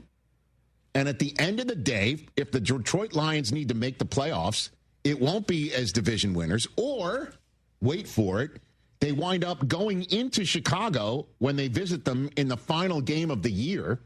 Stop me if you've heard this one before, where a team either wins the division or makes the playoffs another way or misses them entirely. That reeks of if you smell it right now, the final game of the year on NBC, potentially. They sweep the Lions, the Lions sweep the Bears, and off they go. And the Lions, as always, because the NFC North plays the AFC North, and they got a first-place schedule, they just have a ton of big games. Next up for them is Jameis Winston in their house before they have a Thanksgiving game against Green Bay, which is going to be huge, before they go and have Dallas come in a week after Thanksgiving, and they're all on a full complement of rest before they come on and take on the Rams. Home for Pittsburgh, who maybe has Aaron Rodgers fresh out of a cast, or before they visit Minnesota and Chicago to finish things out. Division's not gone. Conference isn't gone. Unless you think they got to be one better than the Eagles and the current sniffing at Lions at 8th and out of the playoff picture. If the playoffs started today, they now need to be a game better than the Eagles, and good luck to see if the Eagles lose 3 more times this year, not only because they have a great defense, and at some point they'll find a way on offense, but also, last I heard, other teams are playing not to lose, and the Eagles play to win. Breaking news. As I just heard. Conference may be gone for the Lions. Division's not. We'll see what happens at the end of the day, but I understand, Lions fans, you feel robbed. Play better. And then on top of it, I feel robbed as a viewer. Man, I wanted to see the Lions get that ball back and maybe go for 2 at the end. Now, that would have been a way for us to start today's show rather than a pool report answer, which was unsatisfactory to say the least. Let's take a break. When we come back, the Denver Broncos take care of business against the Chiefs. What does that mean as the defending AFC West and AFC champs are at 500? This college football moment is brought to you by Serve Pro. College football teams have moments they recovered from and made it like it never even happened. Like on October 2nd, 1993, when the University of California faced a 30-0 halftime deficit to Oregon. Cal went on a remarkable 42-11 run in the second half to capture a 42-41 victory, one of the largest comebacks in college football history. Serve Pro, like it never even happened. Tire care shouldn't come with extra costs or surprise fees, and it should be simple, straightforward, and stress-free. So at Midas, they're rolling out the limited lifetime tire guarantee. Included with every tire purchase with paid installation, you'll pay nothing for flat repairs, nada for flat replacements, zilch for tire rotations every 5,000 miles, and 0 for other preventative maintenance. So with this limited lifetime tire guarantee, you'll pay a whole lot of nothing compared to what the other guys charge for tire care. That's a limited lifetime tire guarantee only at Midas. When it comes to accidental injury cases in Harris County, there's one law firm that files nearly 3 times as many cases than any other firm, and that's Daspit Law Firm. Why? Because they're the best at what they do, getting their clients the compensation they deserve for injuries they've wrongfully suffered in an accident. Lance Zerline here, and if you suffered an injury in an accident and you would like a free case review, call John Daspit now, 713-CALL-NOW. That's 713-CALL-NOW, or visit DaspitLaw.com. This is Danny Clark, owner of Collector's Firearms on the corner of Westheimer and Voss. Holiday season is upon us. Need a gift idea for a client, friend, or family member who loves guns? We're your one-stop shop. Our half-acre showroom is filled with new and pre-owned guns of every make and model, plus collectibles, accessories, ammo, and if you're just not sure what to get, gift cards are available. Collector's Firearms on the corner of Westheimer and Voss. Look for the tank out front. Online at collectorsfirearms.com. I asked the D&M executive the other day, who's your ideal customer? Someone frustrated with luxury car depreciation, someone trading every few years and piling up negative equity, or someone looking to save up on a monthly payment? His answer was all of them and more. D&M has over 50,000 active clients who know that leasing is not renting. It's the smarter option. Call 713-290-1000 or visit dmautoleasing.com and get no payments until 2026. We make leasing easy at D&M. Oh, and that's a hard foul. Let's listen for the call on the floor. The taxpayer owes back taxes. Penalties and interest are assessed and wage garnishments to begin immediately. The IRS never misses that call. I wonder if they will challenge it. The call is under review. Priority Tax Relief has been called in for a review. Priority is the best in the business at negotiating your tax debt and has even eliminated the debt for some clients. Priority Tax Relief is saving their clients millions of dollars every month. After a careful review from Priority Tax Relief, the debt has been eliminated. No foul on the play. Whoa! That completely changes the game, folks. If you owe more than $5,000, call Priority Tax Relief, and in minutes they'll review your case for free with a direct line to the IRS to see if you qualify for life-changing relief. No more worrying about wage garnishments or frozen bank accounts. Call Priority Tax Relief today at 800-781-9216. That's 800-781-9216. We make your tax relief our priority. Call now. Priority Tax Relief. Taqueria Serrandas is dedicated to the community. This season of giving, they are going to select one family to receive a Thanksgiving meal, a turkey, a pie, and sides. Come in to register at any of the locations, and they are going to select one winner per location. Available at any Taqueria Serrandas, Arandas Bakery, and Arandas Seafood. No purchase necessary. Taqueria Serrandas serving the community since 1981. Also remember to grab your tamales this holiday season at Arandas Bakery. That's Taqueria Serrandas and Arandas Bakery. Go now. At Bank of America, we asked our teammates, what makes this company a great place to work? There's very little that you can't accomplish working for Bank of America. If you prove yourself, you can try over in a totally new way. You can learn so much here. You're the owner of your career. See how our teammates are growing in their careers at bankofamerica.com/great place to work. What would you like the power to do? Bank of America, proud to be an equal opportunity employer. You deserve a chair that works as hard as you do. X-Chair. X-Chair ergonomic seating is built to move with you. DVL technology adapts to support your lumbar. SiFloat Infinite Recline lets you lean back and relax. X-Chair gives you all-day comfort and productivity. Save up to 50% during the X-Chair holiday sale. But hurry, inventory is limited. Visit xchair.com and save up to 50% today. That's xchair.com. Bavona Law is responsible for the content of this ad. Hey folks, I'm Drew Bavona, Houston injury attorney and the voice for kids. As a Navy veteran and foster parent, I place service to my community first and have always felt that our kids needed a greater voice for justice. Did you know that injured kids have similar rights to injury claims as grown-ups do? I know it, and fighting for kids when they need me is my mission. When Bavona Law finds that a community park, daycare, or activity center, to name a few, failed to keep your child safe, we will hold them accountable, give our clients attention, and seek compensation for your child's injuries. I don't cost a dime unless I win your case. Talk to me. It's free. Call 800-880-5757. That's 800-880-5757. Se habla español. Call 800-880-5757.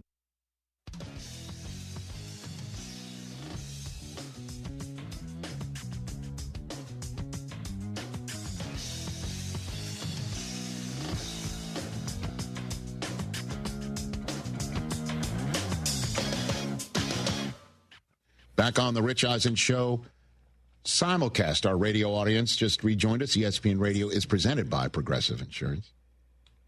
Hey, listen, the Denver Broncos taking on a Chiefs team coming off a bye. I mean, what is the most repeated aspect? Once upon a time, it used to be Ryan Fitzpatrick went to Harvard. What's the most repeated stat that you hear or fact that you hear in the NFL?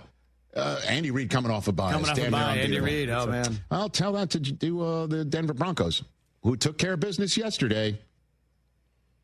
They wound up winning again. They wound up coming back again. They have now 9 wins on the season, 8 of them in a row, and 5 of them on that win streak have involved a fourth quarter in which they took at least one snap trailing. At least one snap, they were down in the fourth quarter in 5 of the wins. Unbelievable. They keep doing it. They were down by 14 in Week 5 against the Eagles. They were down by 1 against the Jets in London. They were down by 19 against the Giants in Week 7. Those are 3 weeks in a row they did it. Then in Week 9, they were down by 8 against the Texans and then down by 3 at one point in the fourth quarter yesterday. And Bo Nix led a game-winning drive. Their 8 straight wins is the longest Broncos win streak within a season since winning 11 straight in Peyton Manning's first season with the Broncos in 2012. It's the 5th longest win streak within a season in the history of the Denver Broncos. They've now won 11 straight at home dating back to Week 8 last year. That's the longest winning streak in the NFL at home at present. And their win streak overall is tied with the Patriots for the longest active one at 8. But, of course, it's against whom they won their 8th in a row that we're all talking about, because this is the division the Chiefs have won 9 straight times. And the Chiefs are now at 5-5. We'll get to them in a second. But the Broncos did what they had to do. And everybody on that bandwagon in the middle of the season that was on this bandwagon back in the summer, the middle of the summer, is feeling really good about themselves because the Broncos are making them look smart. And the number of, again, comeback, come from behind wins, and how sometimes they struggle on offense in the beginning and they struggle on offense throughout and only come alive in the fourth quarter. And, yeah, this but candies and nuts. Well, there's one metric. It's the win column, 9 of them. And that's all Sean Payton wanted to talk about when asked about his quarterback's performance after the game. Oh, especially on that last drive at the one to Sutton. And it's outstanding. How did he perform tonight, kind of in a big I think real well. He won. That's his job. He won. Okay. It's his job. 5th game-winning drive of the season. Only trails John Elway for the most game-winning drives in a season in the history of the Denver Broncos, and he's one behind the 85 version of Elway. If I'm not mistaken, that was his second year. And guess who's in his second year? Bo Nix. And you could sit here and say, oh, it's the defense, this, that, the other thing. And the Broncos did sack Mahomes 3 times, but that's only the 4th game that Denver's had 3 or fewer sacks in a game this year. And the quarterback pressure rate of Mahomes was 28.6%. That's the 2nd lowest quarterback pressure rate by the Broncos in a game this year. Thank you, Next Gen Stats, for making an old Gen Stat guy look smart and young. I do feel that way, despite not getting a lot of sleep. But the bottom line is the Broncos have won. Bo Nix had this to say after the game. They were, at the top, and if you want to be the best, you got to beat the best. And if you're, some say if you're scared, go to church. But I think it's good to, if you're going to play this sport, if you're going to play this game for too long, you can't really be intimidated, or there's really no sense in going out there. If you don't believe you're going to win and eventually get to the top, then I feel like you just waste so much time, throughout the week. But we work hard, and we've put together a great team to win games like tonight, and, it paid off. Again, we don't talk religion around here, but Bo, if he winds up in church next Sunday, it's not because he's scared. It's because he's off or on a bye. He has the opportunity to do whatever he wants to do next Sunday. As a 9-win quarterback this year, while New England visits Cincinnati. They're moving on to Cincinnati. Go figure that. And the Chiefs now head home to take on the Indianapolis Colts. So the Broncos have a defense that can beat you, an offense that can rise up to beat you. That's a dangerous combination. The only losses the Broncos have had this year have been with no time left on the clock, when the Colts and the Chargers beat them on last-second field goals. So there's all of that. And they come off the bye visiting Washington, which looks terrible, despite having their best game in a month and a half, losing to the Dolphins in Madrid. Then they visit Vegas before Green Bay. And then there's Jacksonville in Denver before the Chiefs welcome in the Broncos on Christmas on Netflix in a last game against the Chargers for the Broncos. The problem for the Chiefs is even if they're rooting for Jacksonville to beat Denver to help them win the division, they've got a Jacksonville problem. And that's the point about the Chiefs at present. 5-5. Mahomes has never been 500 this late in a season as a professional quarterback. The Kansas City Chiefs have lost to all three current occupants of a wild card spot. That's a problem, especially when two of them are out of the division. The Chargers in the 6th seed, the Chiefs do see them one more time in Arrowhead. And that game, let me get this right, for Kansas City is Week 15. The problem is they don't see the Bills or the Jaguars again. The Jaguars did the Chiefs a favor, I guess, by beating the the Chargers, and they beat them up real well. Mm-hmm. I mean, they tenderized them, and they put Trey Lance in the game because Jim had enough of his quarterback getting hit. Yep. And in the same way, I'll give you an analogy that might give you an idea of just how problematic the Chiefs situation is entering Week 12. If you're out there and you're in multiple fantasy leagues, how many times does a result help you and hurt you at the same time? Oh, this guy just scored. That helps me, but I'm going against him in another league. That's why it stinks doing multiple leagues. Exactly. The problem for the Chiefs is a result like yesterday. Hey, Chargers lose. That's great. Problem is the Jaguars win. And the Jaguars have already beaten the Chiefs on that Monday night back in Week 5, I believe. That's correct. So they've got tiebreak problems as a wild card, which is kind of crazy. We're even talking wild card because this team's won 9 straight AFC West championships.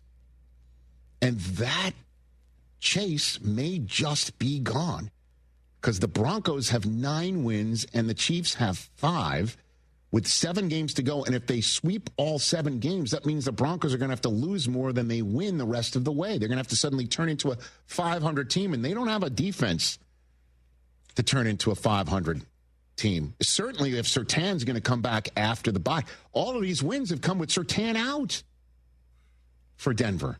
And then the ultimate issue for the Chiefs is they are not coming up with the moments in the tight games when the football crucible is at its most intense. This is when the team has been able to focus and execute better than you because they've been there and they've done that, and their roster is filled with those types of players, with a coaching staff that is chock full of rings and history in those moments to beat you because you're not as good at it and you're not as experienced at it, which is why they were 12-0 in one-score games last year.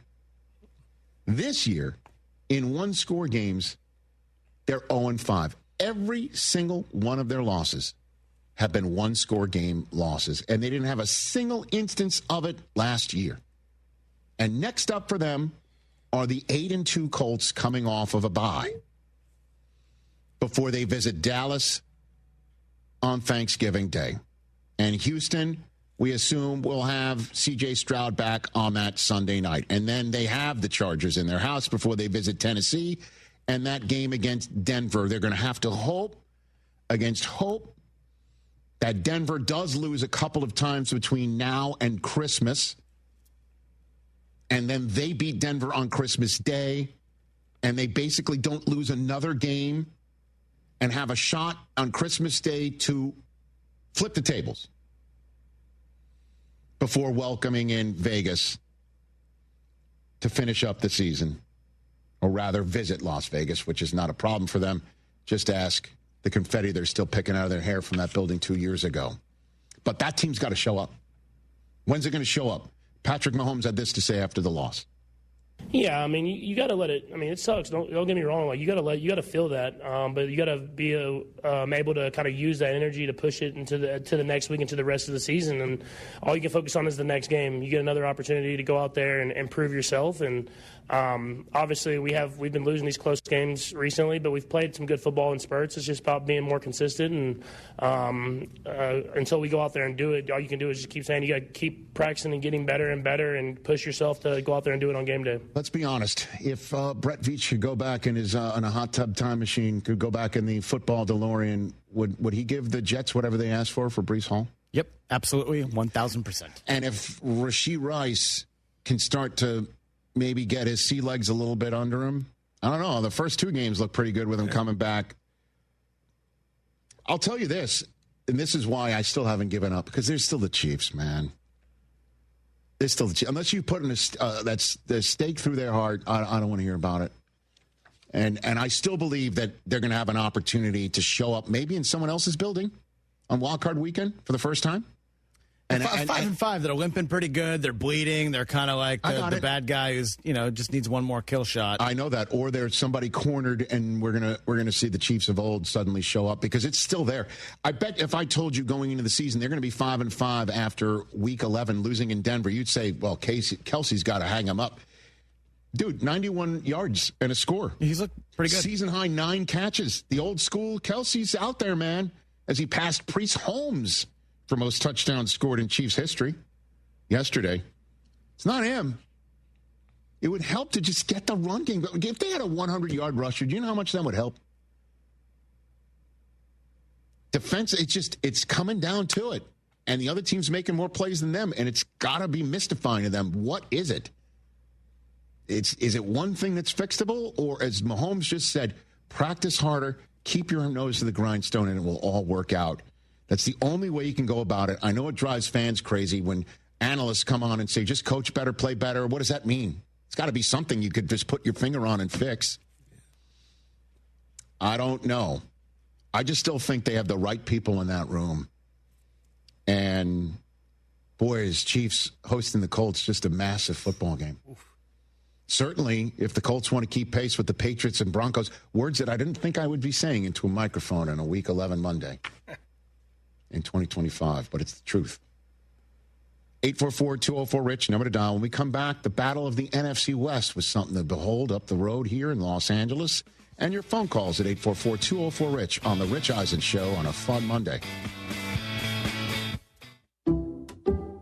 Some people just know you can save money on car insurance by checking Allstate first. Like to check if they're going for it on 4th down before going to the concession stand. Yeah, give me 3 hot dogs, 2 jumbo. Touchdown, baby! What?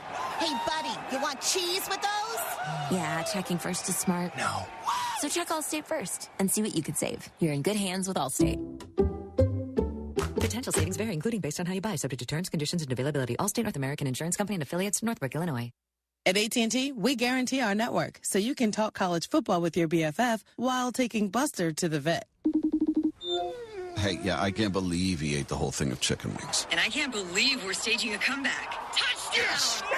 Staying connected matters. That's why in the rare event of a network outage, you'll automatically get a bill credit for a full day's service. For wireless downtime lasting 60 minutes or more caused by a single incident impacting 10 or more towers, must be connected to impacted tower at onset of outage. Restrictions and exclusions apply. See att.com/guarantee for full details.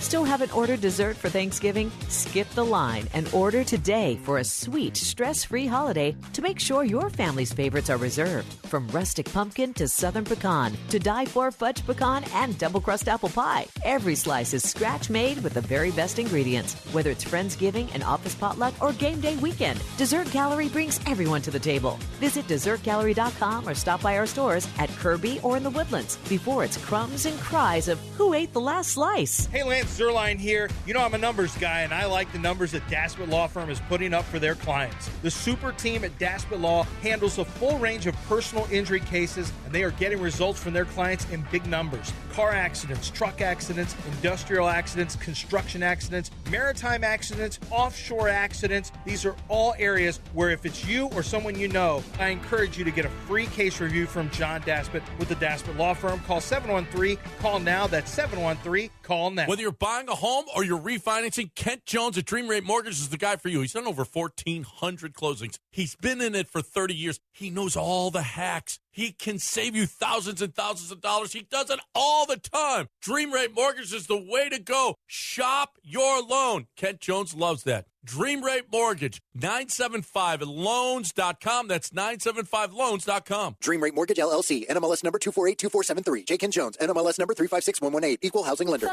It's a classic odor tale. You fried fish for dinner, cleaned up, but the smell is still in the house. And the neighbors are coming over for game night. They're on their way.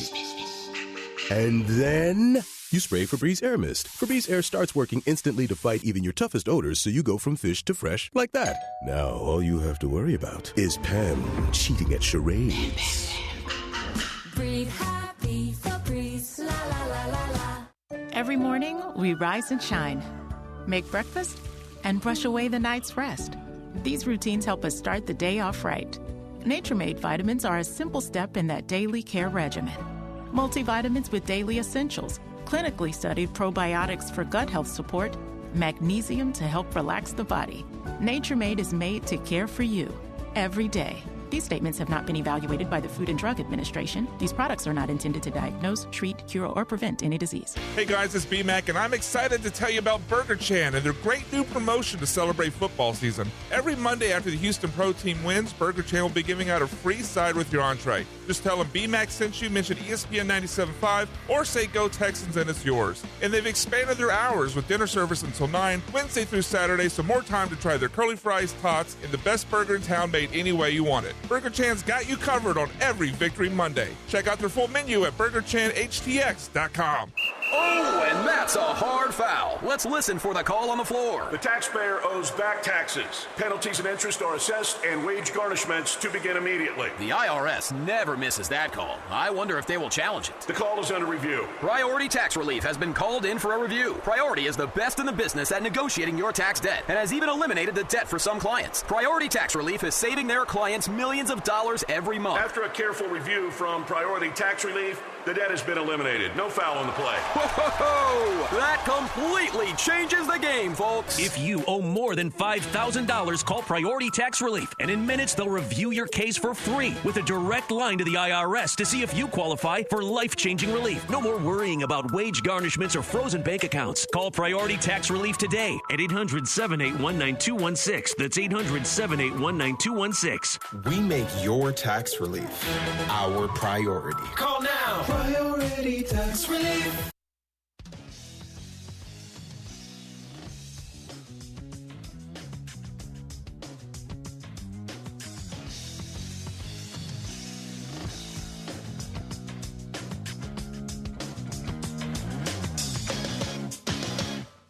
Nice. 844-204-RICH, number to dial. ESPN Radio, back on the air, presented by Progressive Insurance. See why over 43 million drivers trust Progressive to stay protected on the road. See for yourself at Progressive.com. Well, the Rams and the Seahawks played a Donnybrook. We knew it would be, right, with those two defenses. We know the last time Sam Darnold came into that house was his last game as a Minnesota Viking, where he took a ton of sacks and the Rams survived. And the Rams went up in this game with a couple of quick scores, and then the Seahawks dominated the second quarter, in which the Rams had a grand total of total yards of, wait for it, one. And then the Seahawks had an opportunity over and over again to take a lead or make it closer, and the Rams defense kept picking off Sam Darnold. And Matthew Stafford did just enough. I mean, the Seahawks held Matthew Stafford to his season low in passing yards and touchdowns. Season low. But that Rams defense, man, this is why they were on top of my power rankings entering this game, is because they're doing it in every phase. As a matter of fact, their kicking game was on point yesterday as well, including a punt that was down inside the 1 yard line just when the Seahawks needed to march down the field. Cameron Kitchens, 2 defensive interceptions, 4 defensive interceptions for the Rams. That's just the second time in the last dozen seasons the Rams have had 4 interceptions in a single game. Kobe Durant and Darius Williams had the other ones. Season low in completions and passing yards, pardon me, for Stafford. Just 55 passing yards in the first quarter for him. 75 yards the rest of the game. So Stafford, though, is emerging from this game with an 8-2 record, 27 touchdowns and 2 interceptions. And the last guy to have 27 touchdowns and 2 interceptions after 10 games is Patrick Mahomes. He did not win the MVP in 2020 because there's a guy who had 29 touchdowns and 4 interceptions after 10 games, and that was the eventual MVP in Aaron Rodgers, who had 28 touchdowns and 3 interceptions after his first 10 games of the 2014 season where he won MVP. In the 21 season, he had 31 touchdowns and 4 interceptions after 10 games, and he won the MVP that season. Brady had 38 touchdowns and 4 interceptions in his perfect season of 2007 after 10 games. He won the MVP that season. Is this guy the MVP of this season? The Rams are leading the toughest division in football, certainly in terms of eye test and in terms of aggregate wins and losses.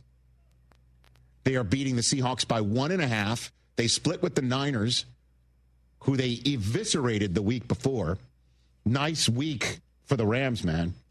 Going into Santa Clara, taking care of business, coming home and beating the Seahawks in their first of 2 meetings. Their next game is a Sunday nighter at home against Tampa, which needs to win for sure, with the Panthers right behind them. But the Rams, I think, have the best offense in football through 11 weeks in terms of consistency. The only reason why they're not on top of the NFC is because they couldn't make a kick in Philadelphia, where they already had a game won against the Eagles otherwise. Awesome. Well done. And I guess the fact that they had to hold on to win and white-knuckle their way through left Sean McVay subdued afterwards. Oh, wait a minute. I'm being told like he was completely amped up and talking a million miles a minute. Hit it.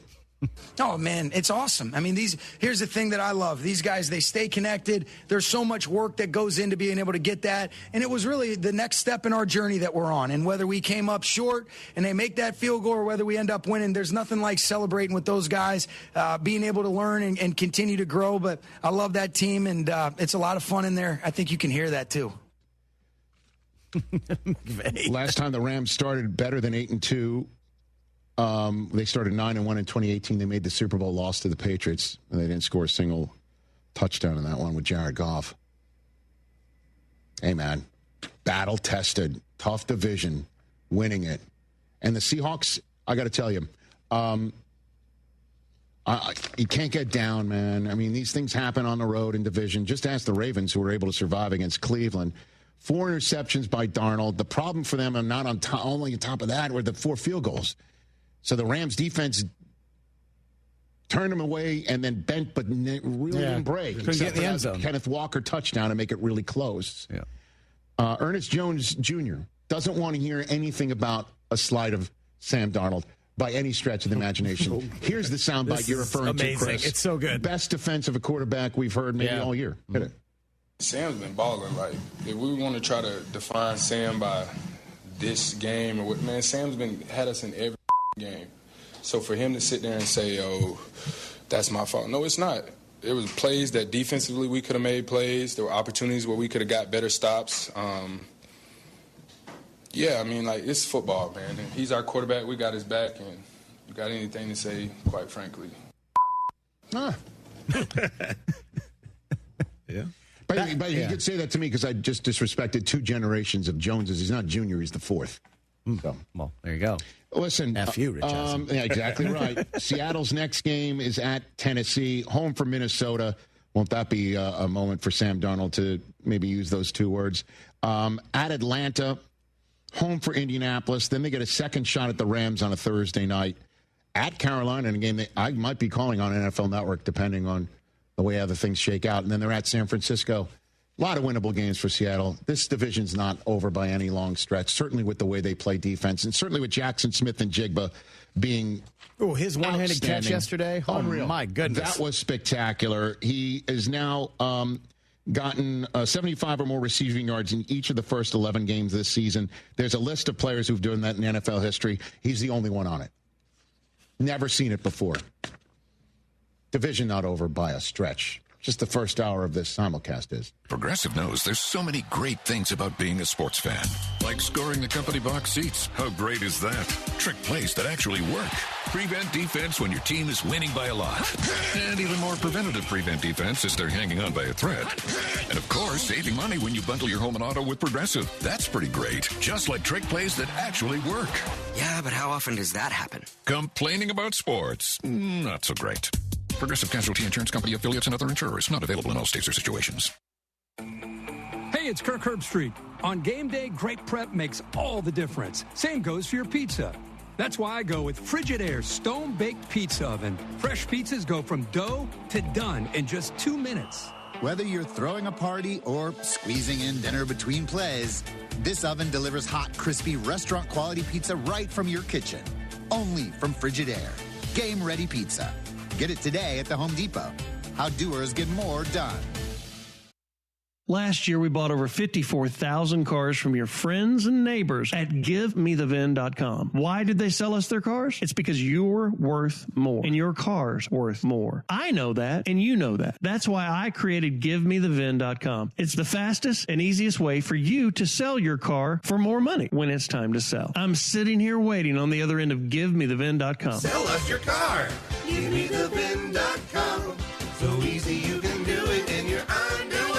Your Houston Cougars are 8-2 and looking to cap off an incredible season. Be there Saturday, November 22nd at TDECU Stadium when your Cougars take on TCU for Senior Day. Grab the Senior Bundle, 2 tickets and a parking pass for just $40. Help us send our seniors out in style. Don't miss the final home game of the season and your chance to celebrate an unforgettable year of Cougar football. Tickets now at uhcougars.com/senior or call 713-GO-COUGS. Hey, Houston, Jeremy Branham here. If you love a good getaway, listen up. Two Creeks Crossing Resort is running their Discover Our Resort giveaway on social media, and you could score discounted, even free stays. Just follow at Two Creeks Crossing Resort on Facebook or Instagram and watch for their breadcrumb posts. Each clue could lead you closer to your next Riverside escape. Don't miss it. Follow Two Creeks Crossing Resort and visit twocreekscrossingresort.com to learn more.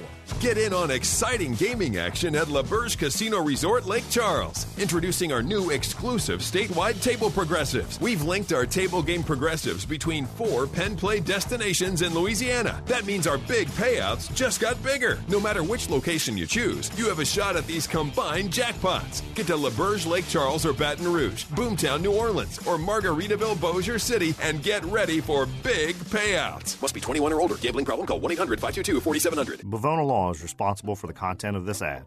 Hey folks, I'm Drew Bavona, Houston injury attorney and the voice for kids.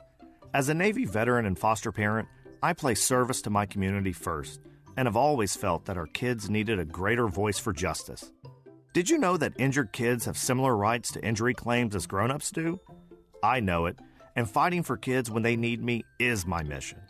When Bavona Law finds that a community park, daycare, or activity center, to name a few, failed to keep your child safe, we will hold them accountable, give our clients attention, and seek compensation for your child's injuries. I don't cost a dime unless I win your case. Talk to me. It's free. Call 800-880-5757. That's 800-880-5757. Se habla español. Call 800-880-5757. Jeremy Branham here. You've heard me talk about Pro Dunk Hoops and their drill-powered lightning adjust system that lets you raise and lower your goal in seconds. It's 10 times faster with zero effort. Right now, with your new Pro Dunk basketball goal, you can get the lightning adjust system for free. That's a $249 savings, but you have to call. You won't find this offer on the website, so call Pro Dunk at 281-351-9822 and mention ESPN. That's 281-351-9822. Catch every touchdown, tackle, and all of the gridiron action this season at J-Bar M. Rated one of Texas Monthly's top 25 barbecue joints. Savor J-Bar M's world-class Texas-style brisket, house-made sausage, and timeless barbecue. Enjoy buckets of beer for just $15 and $2 well drinks every Friday and Saturday. Houston's destination restaurant for classic Texas smokehouse and barbecue favorites is J-Bar M Barbecue, located at 2201 Leland. Visit jbarmbbq.com and follow on socials at JBarMBBQ. Barbecue. This is ESPN 97.5, brought to you by Zadok Jewelers, KFNC, and 97.9 HD2 Mont Bellevue, Houston. This is the Rich Eisen Show. Hey, everybody. Can't get enough of the Rich Eisen Show? You're in luck. You can find us everywhere. Watch us weekdays on Disney Plus from noon to 3 Eastern. Miss the show? We've got a podcast so you can listen anytime. But here's the best part. Our YouTube channel. Subscribe at youtube.com/Rich Eisen Show and you'll never miss a moment. Now, on with the show. This is the Rich Eisen Show. And the beast is in once again, Josh Allen. Live from the Rich Eisen Show studio in Los Angeles. Lutz in the clutch, and the Broncos have won it. The Rich Eisen Show. Coming up on today's show. College football roundup. Complete Week 11 recap. Monday Night Football preview. Your phone calls, latest news, and more. And now, Rich Eisen.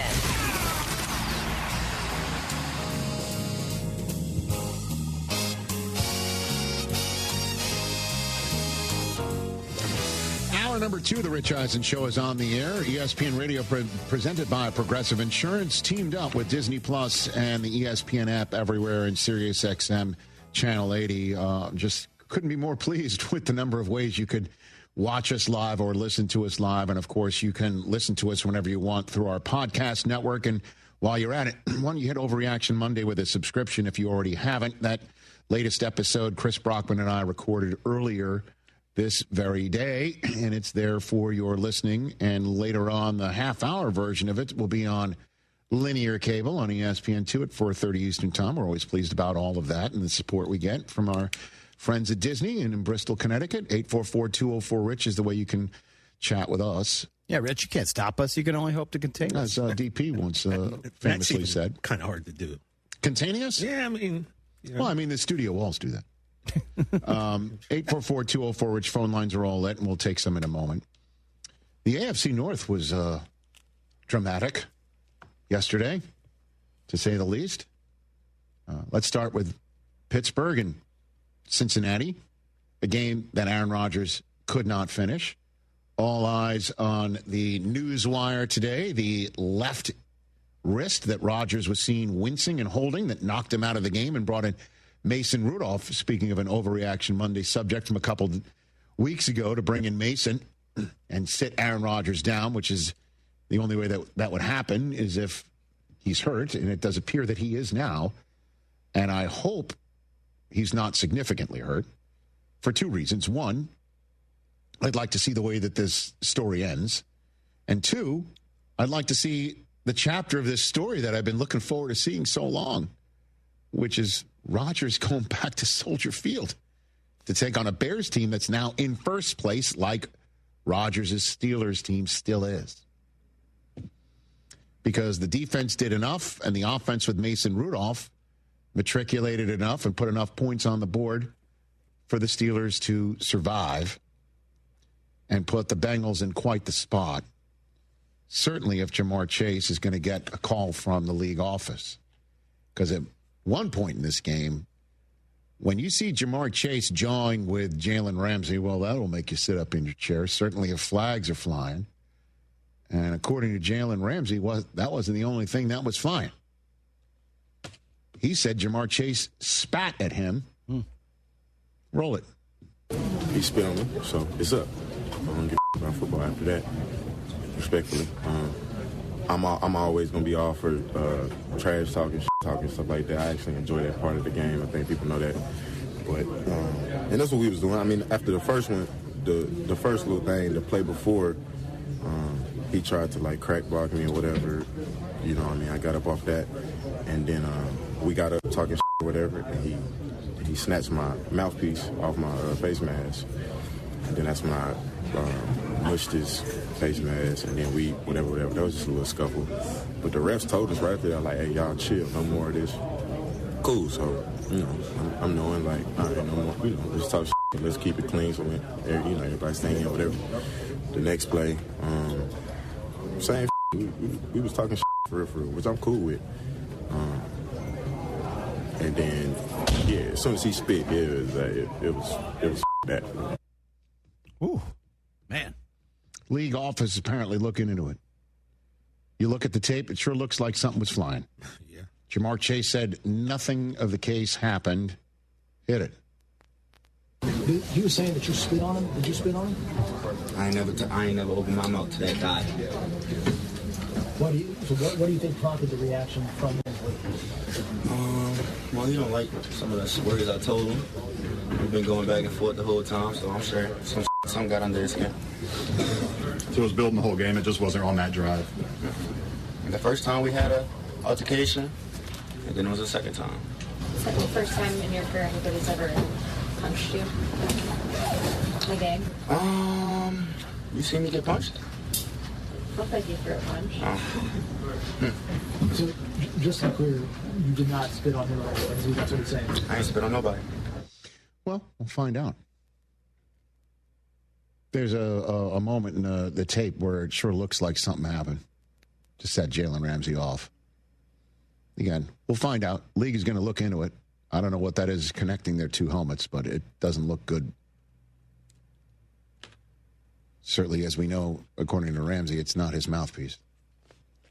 So, and the league's going to have to do something about it because, and the league needs to, if something happened, the league needs to basically say what it does on occasion when no flags fly for hip drop tackles and something like that. We're watching, we're seeing. The eye in the sky doesn't lie, and spitting is just again. Let's see what the league has to say. It's now one guy's word, Pro Bowler's word against another Pro Bowler. It's unfortunate that these two guys don't get along. How could they? I don't know. You're professionals at the end of the day. That's the most unprofessional act that you can say out there, other than certain words that you're never supposed to say in society if it's ever said on a field. But the bottom line is the Bengals need Jamar Chase. Because if Joe Burrow is going to come back and play any meaningful football, Jamar Chase being out ain't it. Certainly if you're Zach Taylor and your job's on the line, which I believe it is right now. Although, do me a favor. Will you look up, I should know this off the top of my head, or at least look it up before, but it just popped into my head. Will you look up what his contractual status is? Sure. Because as you know, Mike Brown never wants to pay somebody to not work for him. He is signed through the end of next season. Yeah. That might let him keep his job. Do you lame duck him, though? Ask Marvin Lewis. Yeah. Why do you think Marvin Lewis got as long of a time he did on the sideline? Zach Taylor's at least been to a Super Bowl. I'm just saying. Ask any fan who just thought the end of the Marvin Lewis era needed to happen, and it was just like we have the drop. Yeah. The drop is there for a reason, that we play this drop every single time a Bengal sort of gets his financial wings. Yeah. You know? It's a Velcro wallet ripping open. So I don't think Zach Taylor's going to lose his job just because of that. But in case the Brown family decides to tell Zach Taylor you get a year off, I don't think there's anything on the line. But if you're taking on New England at home next, you better have Jamar Chase on the field. And Jamar Chase, if he did what Jalen Ramsey said he would do, which doesn't sound like him, he won't be there. Yeah. And he might not be there on Thanksgiving night either. Although it does appear it's a one-game situation, because we saw Jalen Carter do it, and the league didn't suspend him because they said it happened before a snap in the game. So he did miss a game because of it, because he got ejected. That shouldn't have counted, by the way. And by the way, so the Bengals, once again, watch another team score their season high in points, 34 points for the Steelers. But they also took the ball away twice. They're now 5-1 when they record a takeaway. That's it. I mean, you want to look at what the Steelers' formula is. The defense does its job, and the offense does enough. And Mason Rudolph did enough. He had 118.5 passer rating, and he completed 75% of his passes. That's what you need to see, man, when he came in the second half. And Gainwell had 81 receiving yards. DK Metcalf actually had 8 targets. And then there's the wagon, man. I don't know if there's anything more entertaining in football these days when Darnell Washington has yards after the catch. And by the way, every single Darnell Washington yard after a catch needs to be called by Kevin Harlan, who was thankfully on the mic for that moment. And he referred to the Bengals defenders that Washington ran through on his 31-yard reception that had 26 yards after the catch as bugs on a windshield. I think, oh, by the way, Kevin called that moment and Wembanyama windmill dunking off the inbounds pass on Draymond Green in the same weekend. That was awesome. We'll talk about that later. That's the formula. You want to know how the Steelers make the playoffs and hold off the Ravens? Play defense, get the takeaways, stay efficient on offense. And, of course, Steelers fans will tell you, will that give us a playoff win? Nope. Great question. I think we kind of know the answer to it because if you take it, if the AFC North winner, I think when you see the Colts have 8 wins, the Patriots have 9 wins, and the Broncos have 9 wins, the AFC North winner is going to be your 4 seed, hosting the best possible wild card team, which may just be the Bills. On Saturday afternoon, first game up? No, sir. Oh, come on. There's still an AFC South winner that's going to most likely have to play. What if the Colts are the 1 seed? Okay. Maybe so. Listen, at the end of the day, is taking the ball away and being efficient enough going to beat Josh Allen? If you can run the football, maybe, you could beat Josh. Maybe. You could beat the Bills. Maybe. And that's my opinion of what's going on with that AFC North half of the game. Of the games from the division. And you have the Ravens and the Browns, man. Listen, I know most of these players were not born when the Browns said, we're done playing in Cleveland and moving to Baltimore. I just don't know if organizationally they do infuse this in the players. I don't know. But weird stuff happens when the Ravens take on the Browns in Cleveland. It just always does, right? Remember Lamar famously had to run to the bathroom or do something? Just a case in point. That was against the Browns? Yeah. Don't you remember? I think it was on a Monday night game where things were going nuts. Lamar suddenly has to run to the I don't know if he said it wasn't going to the bathroom. He said he wasn't, yeah. Right, well, Yeah, okay. yeah. And Paul Pierce needed a wheelchair. Hey. And sure enough, you want to talk about weird. Lamar Jackson, no passing touchdowns, multiple interceptions. And he comes up with a win in those circumstances for the first time in his life, even though this basically captured the moment of the day when the Ravens were on offense and the Browns were on defense, which is Myles Garrett wrapping up Jackson for a sack. And then, again, weird stuff like Mark Andrews scoring on a spinorama fake tush push. That play was undeniably amazing. sick. Yeah, that was awesome. For a 35-yard touchdown run, the second longest rushing touchdown by a tight end in the history of the NFL. Hall of Famer Jackie Smith once ran one in from 36 yards out. Was that Cowboy Jackie Smith or Cardinal? Great question. And Mark Andrews also passed Derek Mason to be the all-time receiving yards holder in the history of the Ravens. Oh, wow. As Andrews joins Jason Witten, Travis Kelce, Antonio Gates, and Ozzie Newsome as the only tight ends to lead a franchise in career receiving yards. That happened. So did Dylan Gabriel having a concussion and Shador Sanders coming in the game. In a game in which the Browns were winning. In a game where Myles Garrett became the first player since individual sacks became an official stat to have 14 or more sacks in 5 straight seasons. This is all happening while the Steelers already had a win in the books, and this was shaping up to be the exact thing I was saying all winning streak for the Ravens long, is that when you're 1-5, the occasional slip-ups become that much more glaring and damaging. And a slip-up usually doesn't include a division loss on the road, but it does when you're taking on a Cleveland team that just lost to the Jets. And is now on to a 5th-round draft choice quarterback, taking, wait for it, his first snaps with the first team since the summer. But that's when you lean on Derrick Henry, who broke a tie with Eric Dickerson and Jim Brown with his 42nd career game with 100 or more rush yards and a rushing touchdown in the history of the NFL, including the playoffs. He now is 42, 5th most all-time, 1 behind Barry Sanders, 2 behind LaDainian Tomlinson, 6 behind Sweetness. But wait for it, TJ. 21 behind Emmitt Smith. 21 behind. The GOAT. Dude. Greatest of all time. And then just the other thing about the Ravens coming up with this win that allows me to sit here and think this right here isn't an outlier where you're struggling against a Cleveland team that struggles. Even though they have a history, it's the first time they've swept the Browns since 2020. So, they usually take a loss against Cleveland. But the defense has now allowed fewer than 20 points in 5 straight games. After this defense in 4 of their first 5 allowed 37 or more points. So they're on a roll. They're like butter.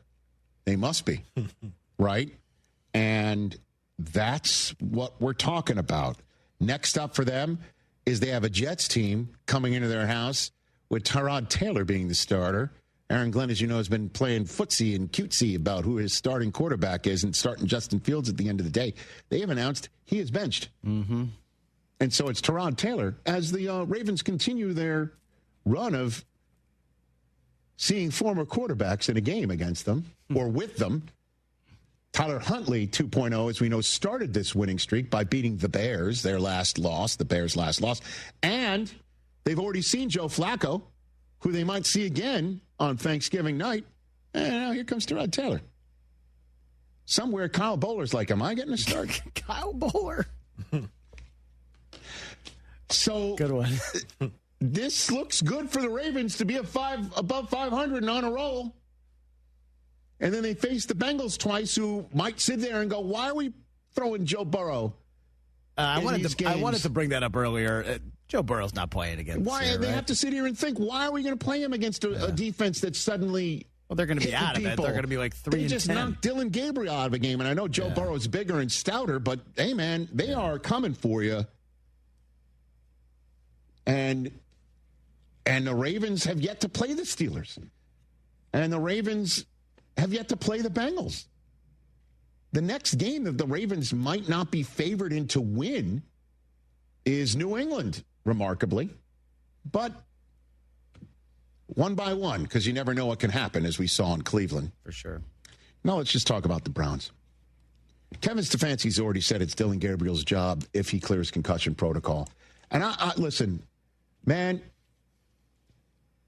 I'm obviously biased. I always come out and say, I feel for Shador. I really do. He never thought in a million years this is the way he'd be born into the league. His draft is still, and always will be, I think. And I once upon a time saw a first-round pick fall in the draft because he was on the Pineapple Express with the videos showing about Larry B. Tunsil. Yeah. I thought that was the strangest draft I've ever seen of a one player, but that just lasted half a night. Shador's, as we know, lasted 3 days, to the point where even my mom is asking, what's up with Dion's son? And that's the way he's born in the league. And he finally gets into a game for the Cleveland Browns. And it's like, okay, kid, protect our lead against the Baltimore Ravens defense. Go ahead and protect our lead when you haven't taken a snap since the summer with these guys.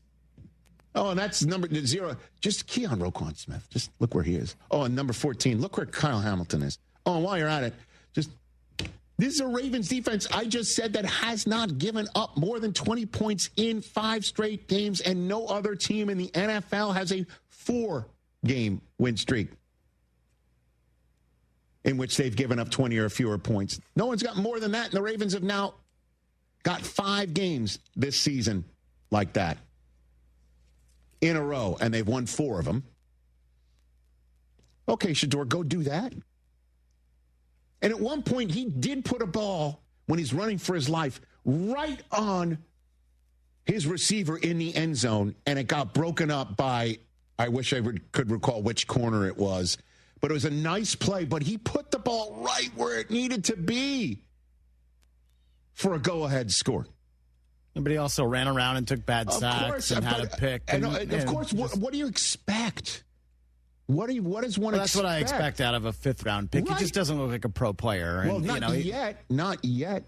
And he's not going to get the chance with the Cleveland Browns, man. I don't know what it is.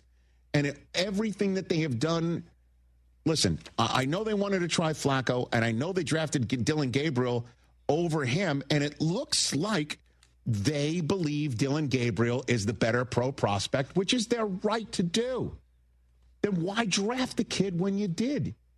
And they've been pushing back nonstop ever since the moment in the draft when Shador got drafted by them. And the coach and the GM are captured on their team's draft cam looking like they were just told something happened to their dog. They looked miserable, like one of those golf claps, instead of the draft moments when somebody look at the Dallas Cowboys when they draft somebody. It looks like they just made $100 million oil deal that they're telling the Wall Street Journal about. That's true. You know what I mean? Right, for sure. They were just like, hey, golf clap, Shador Sanders. And everything that's happened since then has only served to fuel that narrative. But it's not their job to unfuel the narrative. It's their job to win games with the quarterback that they feel is their guy. Right. Shador had this to say after the game. Apparently, he went into the locker room and took responsibility for the loss. I don't think I played good. I don't think I played good at all. I think it's a lot of things, we need to look at, during the week and go and just get comfortable, even throwing routes, with Jerry and throwing routes with all those guys. So I think that was my first ball to him all year. No, but other than that, I just think overall we just got to go next week and understand so then we have a week to prepare stuff I like to do. And I don't blame him. What a tough spot that is, because you want as a quarterback to go up and own it, right? You need to own the podium because this is my team, but he doesn't even know if it's his team. And even him, basically, he can't go up and say, I have not thrown a pass with these guys since the summer. And you're telling me to go pull it out against the Ravens? But if he does that, then he's not taking responsibility. And he did basically say, hey, it's the first time I threw to this guy, because he wants you to know this is not optimum. And I'd love to have a shot in a week where we put stuff in for me. Yeah. And that was Chidobe Awuzie who blocked. Great job by him, man, because it otherwise was going to be a touchdown. Yeah. I mean, Shador put it on him. But, so even his first post-game podium can't be like, I'm the quarterback around here. Whole thing stinks, man. I like Shador, and like you, I'm not quiet about that, but I hope he doesn't make it with the Browns. I hope he gets a chance to go somewhere else, because Brockman, how many quarterbacks' names are on that jersey that's famous, that picture? Yeah, we can call Joe Thomas real quick. He can rattle them off. I'd rather see him go somewhere where he might actually have a chance to develop. Well, I think the good news is in today's NFL, who you are with your first team or your second team does not define you. Keep going. Yeah, does not define you as who you are in this league.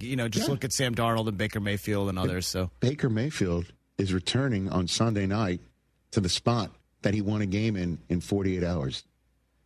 And I understand that kind of discounts what I'm saying is like how tough it is to win a game. But those guys were also top of the draft picks, top of the draft selections. But Baker also played in playoff games. He had enough experience where he could just stroll up and tell Sean McVay, I got this thing. He won a playoff game with Cleveland.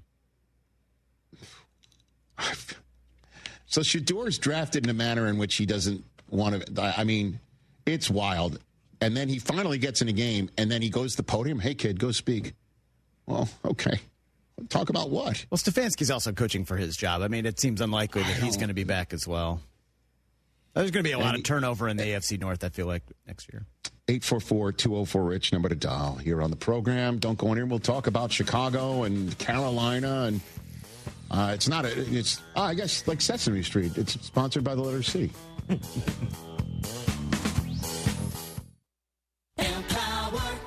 Jen has ordered a decadent seafood tower, king crab legs, lobster tails, and a waterfall of caviar. Pricey? You bet. But Jen worked with Empower on her savings and investment strategy and planned for splurges like these. She got good at money, so she can be a little bad. Ooh, champagne. Empower. Invest well, live a little. Start today at empower.com. Past performance is not indicative of future returns. Investing involves risk. You may lose money. Advisory services are provided for a fee by Empower Advisory Group, LLC, EAG, a registered investment advisor with the Securities and Exchange Commission. OMG, those shrimps are really jumbo. Target brings more taste, more flavor, and more deals to your Thanksgiving table. Save big on affordable holiday crowd pleasers, like select elevated sides and appetizers from Good & Gather for only $4.99. Favorite day pies for a sweet finishing touch, also just $4.99. And don't forget, great tasting turkey for only 79 cents a pound. So many cravings, so many ways to save. Step into the holidays and elevate your Thanksgiving today. Only at Target. Restrictions apply. Del Olale here.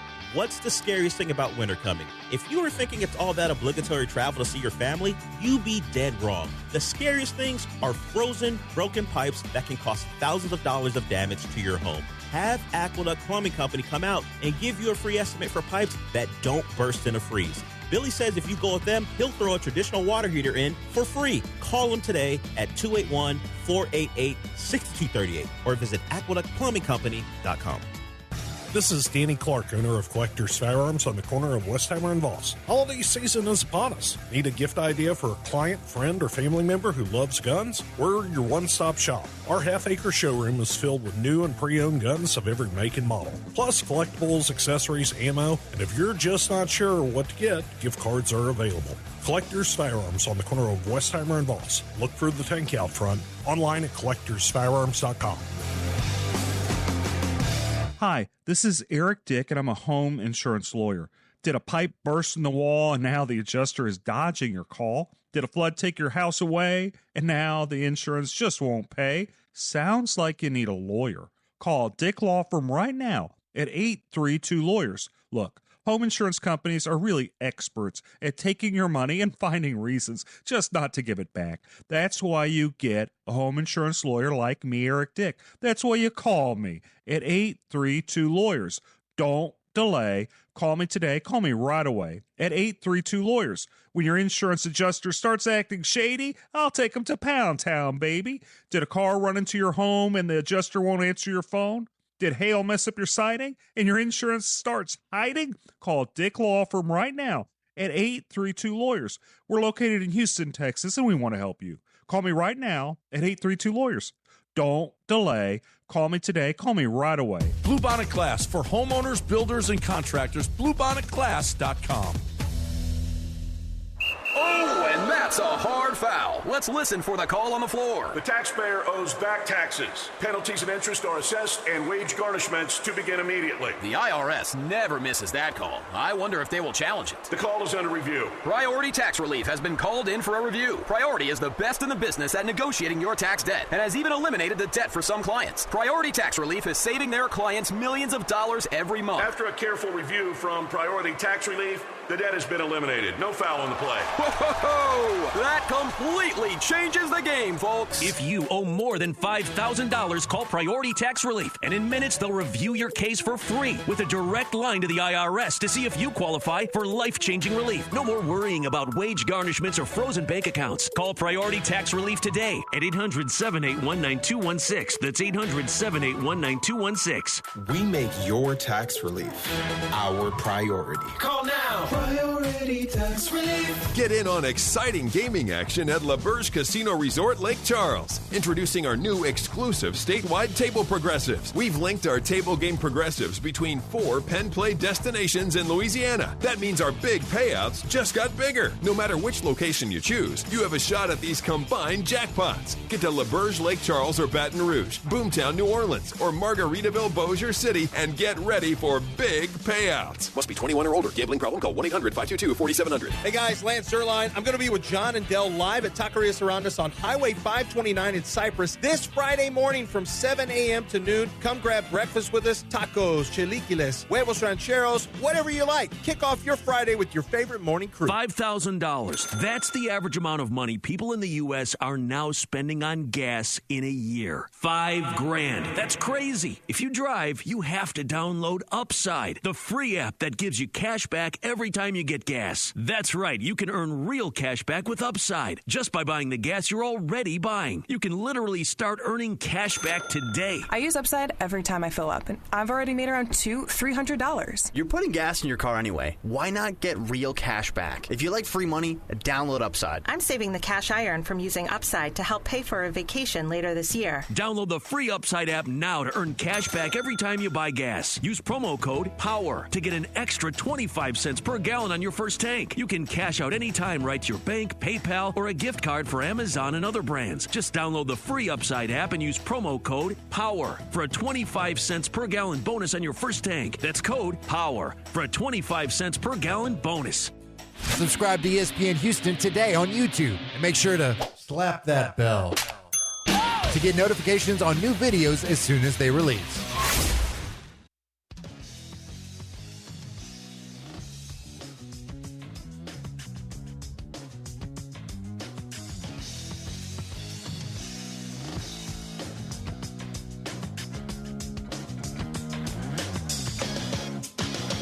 Program. Back on ESPN Radio, which is presented by Progressive Insurance. Progressive is helping veterans drive their lives forward with its Keys to Progress program. 844-204-RICH, number to dial. Mossab in Chicago wants to crow a little bit, I imagine. What's up, sir? How you been? Hey, good. What about you, Rich? I'm doing fine. What's on your mind? So I called you 3 weeks ago. Yes. And I tried to warn you. Warn me? What'd you try to warn me about? The disrespect shown to the Chicago Bears, now the first place in the NFC North Chicago Bears, was too much. But you didn't listen. You didn't listen. And nobody else is seeming to listen to the advice that I'm giving out for free. I'm not asking for anything in return. I'm just asking for What is the advice? Give me the advice. Restate the advice. Go for it. Restate it. What is it? The Bears are going to take care of the western part of Pennsylvania, right? Aaron Rodgers is already looking for excuses to not play us because he knows how it's going to turn out. It looks like he broke his wrist. Amazing. Wow. Keep going. He's already looking to duck us. Okay, keep going. Then, I'm not going to say that we're going to beat the Eagles, but if they keep playing the way that they are on offense, their defense is legitimate. But their offense, if they keep playing like that, we have a chance, right? And then if we split with the Packers, we beat the Browns, we beat the 49ers, who are injured. Yes. Like every other week. Okay. You know? Uh-huh. We take care of the Lions the last week. I'm not saying we were going to win the division, but look out, because we're going to make a playoff push. And if we do make a playoff push and we're rolling, I don't think teams are going to be too hot about us coming in. Dude, let me just respond here.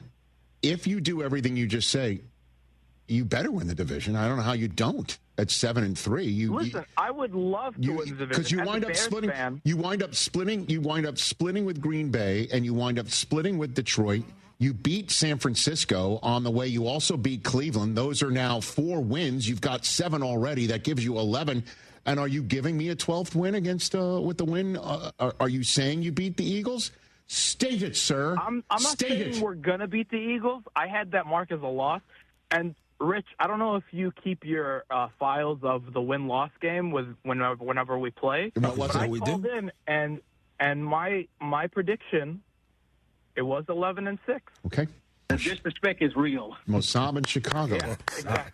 Video going around today that I've seen, Seth Rollins had the Bears 8-2 at this point, so he was one off, and everyone called him crazy. Do I have the keep tap dancing? Yeah, that was the video I saw, TJ. You know, when we posted that was when he was part of the Great Hoodwink over the summer. The Great Hoodwink. That Seth got us. I like it, the Great Hoodwink. We have been hoodwinked. Yeah. Exactly. We played the win-loss game, and he had them 8-2. Right now, hold on a second. 8-2. Ashton Kutcher wound up with a 12-5. I've got all the win-losses. What about after 10 weeks? After 10 games? Hold on. Saab in Chicago at 11-6. Okay. After 10 games, he had them 1, 2, 3, 4, 4-1, 5-1, 5-2, 5-3, 6-3. He had them 7-3.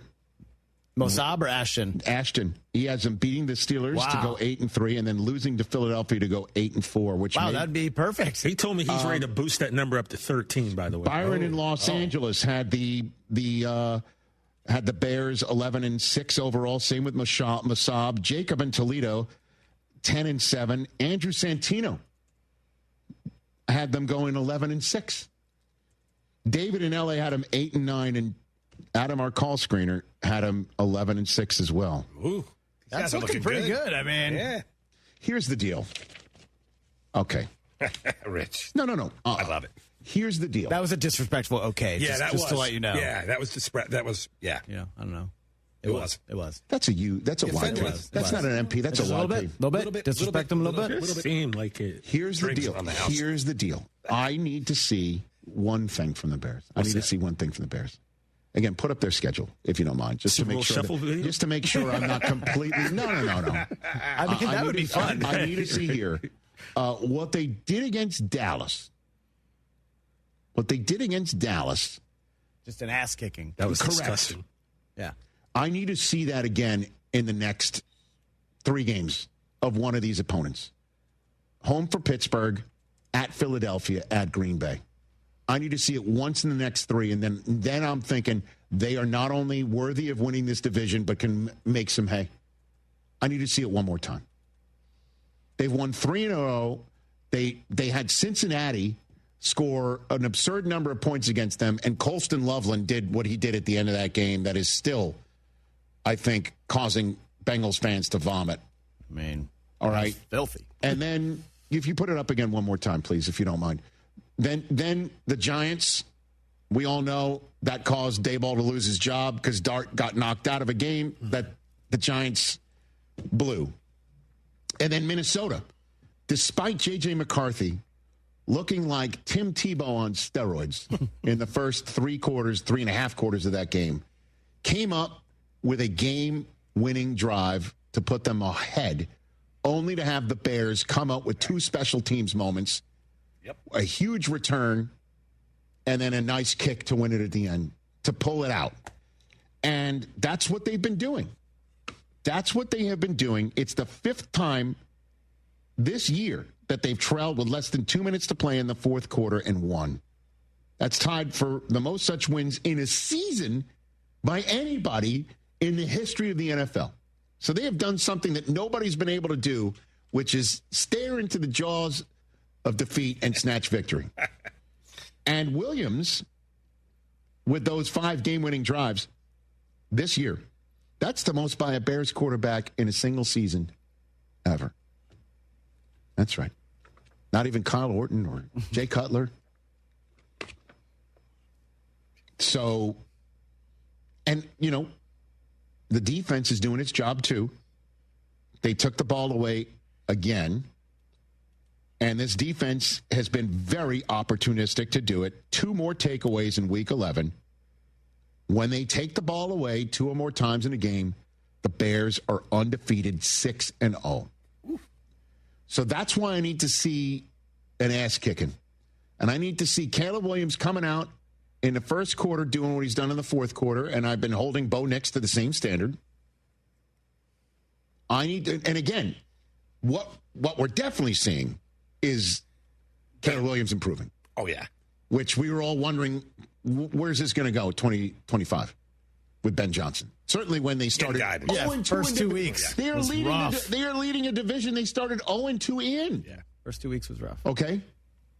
They've lost the first 2 games of the season. They were 0-2. They're now 7-3. Check the box. Awesome.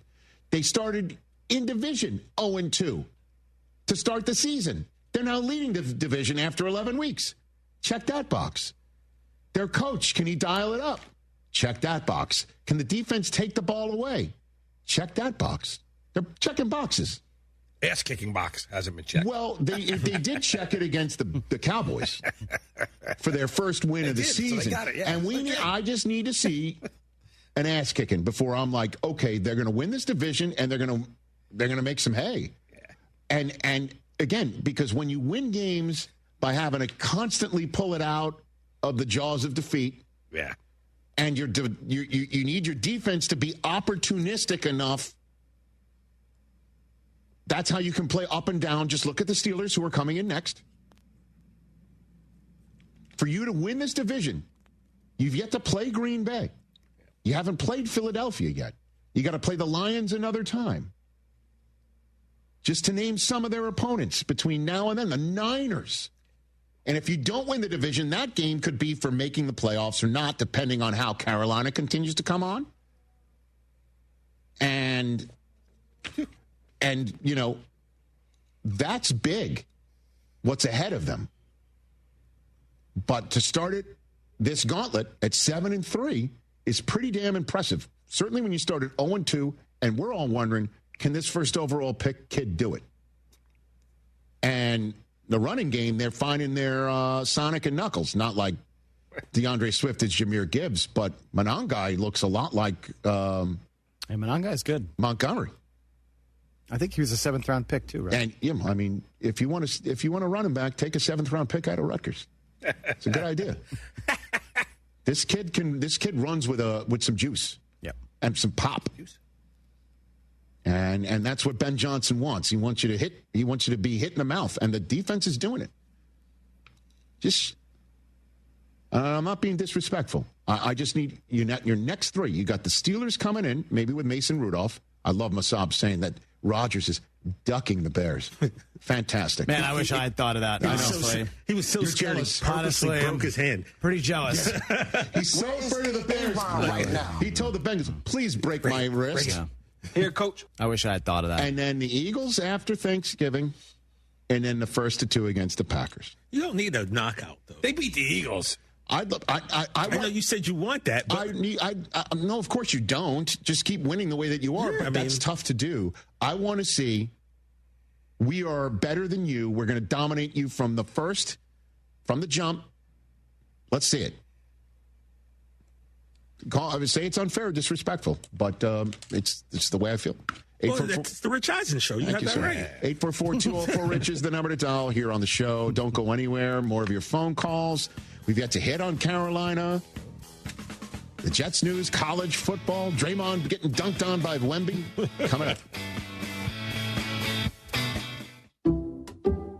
Some people just know you can save money on car insurance by checking Allstate first. Like to check Kirk Herbstreit's pregame analysis first, before talking to your brother-in-law. In this game, the key thing to watch will be the offensive line versus the front seven. If they can get pressure without blitzing, this could be a long night. Okay, Kirk. I know stuff. Ooh, checking first is smart. So check Allstate first and see what you could save. You're in good hands with Allstate. Potential savings vary, including based on how you buy, subject to terms, conditions, and availability. Allstate North American Insurance Company and affiliates, Northbrook, Illinois. Out here, it's football season, where nothing beats backyard grilling, gathering around the fire pit, and cheering on your favorite team with friends. The yard is mowed, the lights are strung, and the grill is warming up. Whether you need to fill up your propane, get a new grill, or even a generator, out here, it's game day. And we're ready for it. Tractor Supply, for life out here. This is Lisa Zadok from Zadok Jewelers. We believe that the jewelry you own should be the jewelry you love. Did you know that we buy jewelry, diamonds, and watches that you no longer wear? Just bring them in, and if we make you an offer, you'll get store credit for items you can enjoy now, or you'll leave with a check in hand. It's that easy. Jewelry and watches were not meant to collect dust in a drawer. Stop by Zadok Jewelers today on Post Oak and San Felipe. Zadok Jewelers. Make the moment. Affordability is the biggest problem in today's car market. New vehicles average nearly $48,000, and most people's wages haven't kept up. That's why some are stuck with 7-year loans just to make the payments work. At D&M Leasing, they solve that problem with the Easy Lease, offering lower monthly payments, no money down, and terms that make sense. Don't overpay. Solve the payment problem and get no payments until 2026. Visit dmautoleasing.com or call 713-290-1000 today. We make leasing easy at D&M.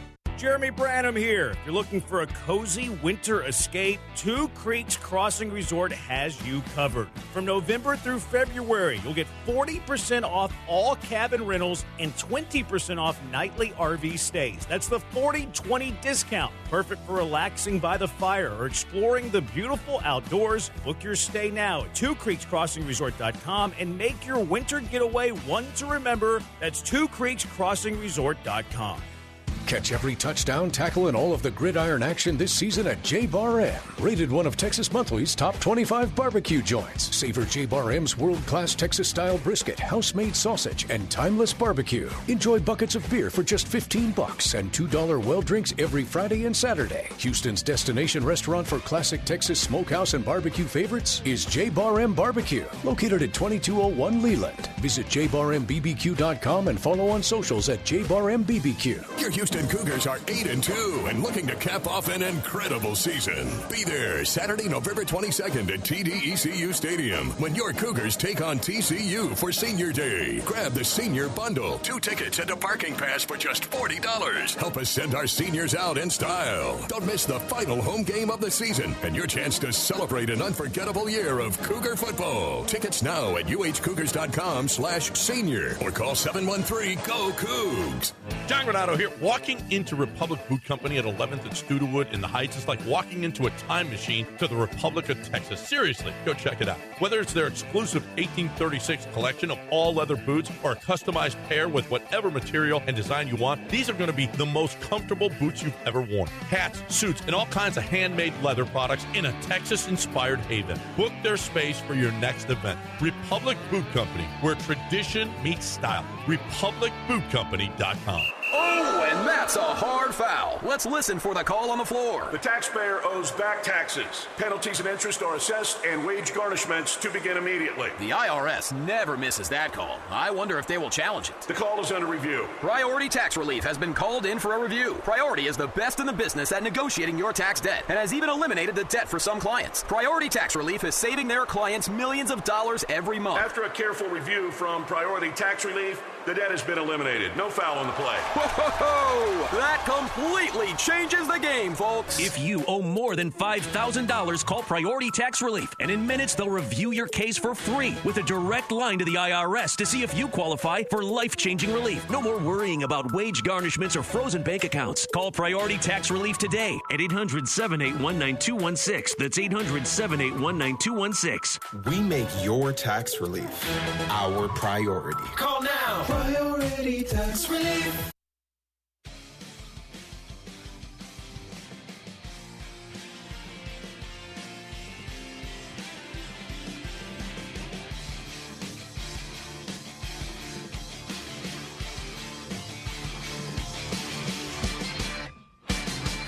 Eight 844-204-RICH, number to dial. Hyundai Hope on Wheels. I've been telling you about it over and over again. If you haven't heard me, for those in the back, we're very proud of it.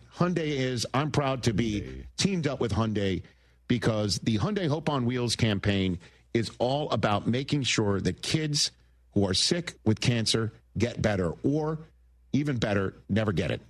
Because the life-saving pediatric cancer research that Hyundai is funding over the last 27 years with their 850 dealers nationwide together has raised more than $277 million, supporting over 25,000 kids in their fight against cancer. HyundaiUSA.com. Search Hope on Wheels there to learn more. At Hyundai, Hope isn't optional. It comes standard. 844-204-RICH, number to dial right here on the program. Glenn in Elk Grove, California. You're on. What's up, Glenn?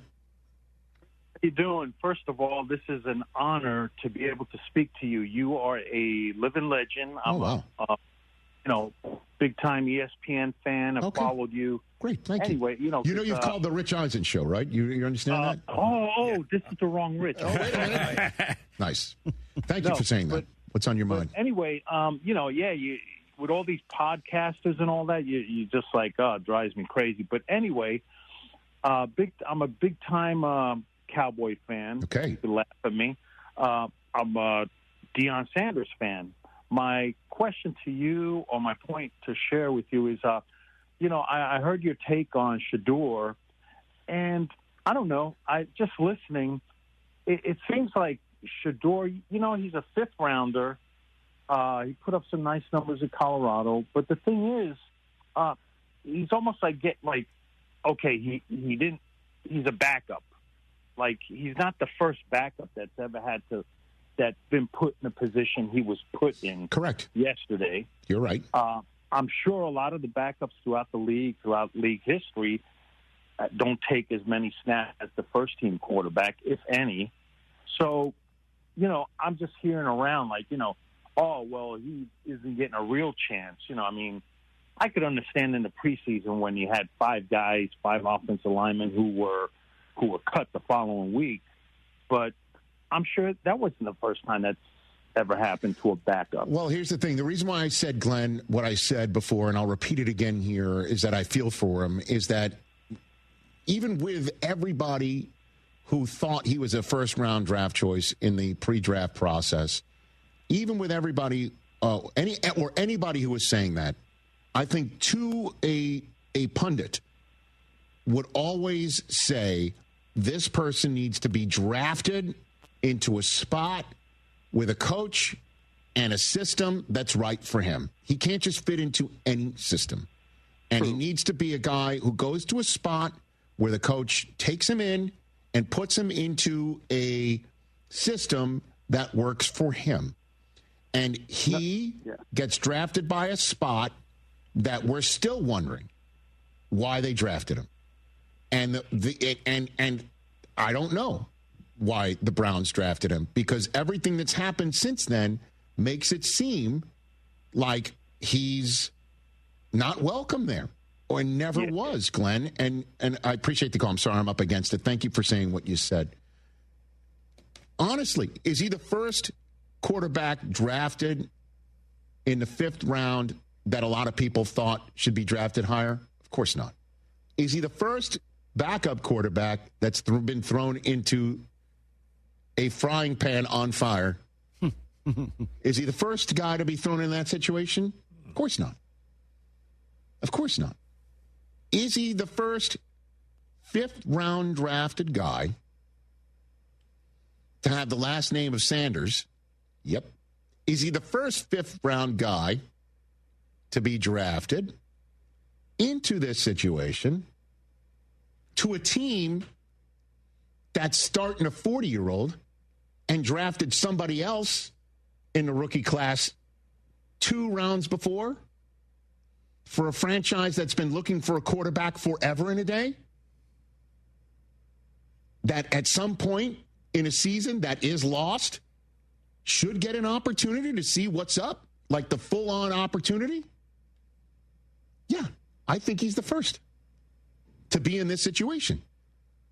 And the reason why I bring up the Sanders name is because it throws a spotlight on the kid, which is maybe why some teams didn't want to draft him, like Dion standing above this thing like a colossus, throwing all the attention on him. Dion's got his own stuff he needs to deal with, from his own personal health to what's going on in Colorado after his son. And the whole business of that Dion's going to stand in judgment and be the next coach in waiting, has that played out in Cleveland? Nope. But have people gone on the air on television questioning his desire to play and making it about him because he's sitting all by himself on the bench thinking, I blew it. This was my one opportunity, and I blew it. And this is my one opportunity for a team that I don't know if they really want me here, and they throw me in this opportunity, and now I've got to own losing this game? And people are then going to go on TV the next day and call me out without knowing me? Is he the first to have that happen? I don't know. Ask Rex. Because I don't hear Rex all in on other people, too. And I understand this is now, one Disney person barking at another Disney person. I don't play that game. I'll bark at anybody on any network. Doesn't matter to me. But I saw that this morning, and I'm like, you've got to give me a break. He is in a situation he probably never dreamt. And he's staring into space about why? Because look at me, please have the cameras on me. Or are you ascribing something you believe about this kid? And if you're getting this sort of stuff secondhand and you're going to throw it out there, We're going to see him in New York. I hope I'm on Get Up with him.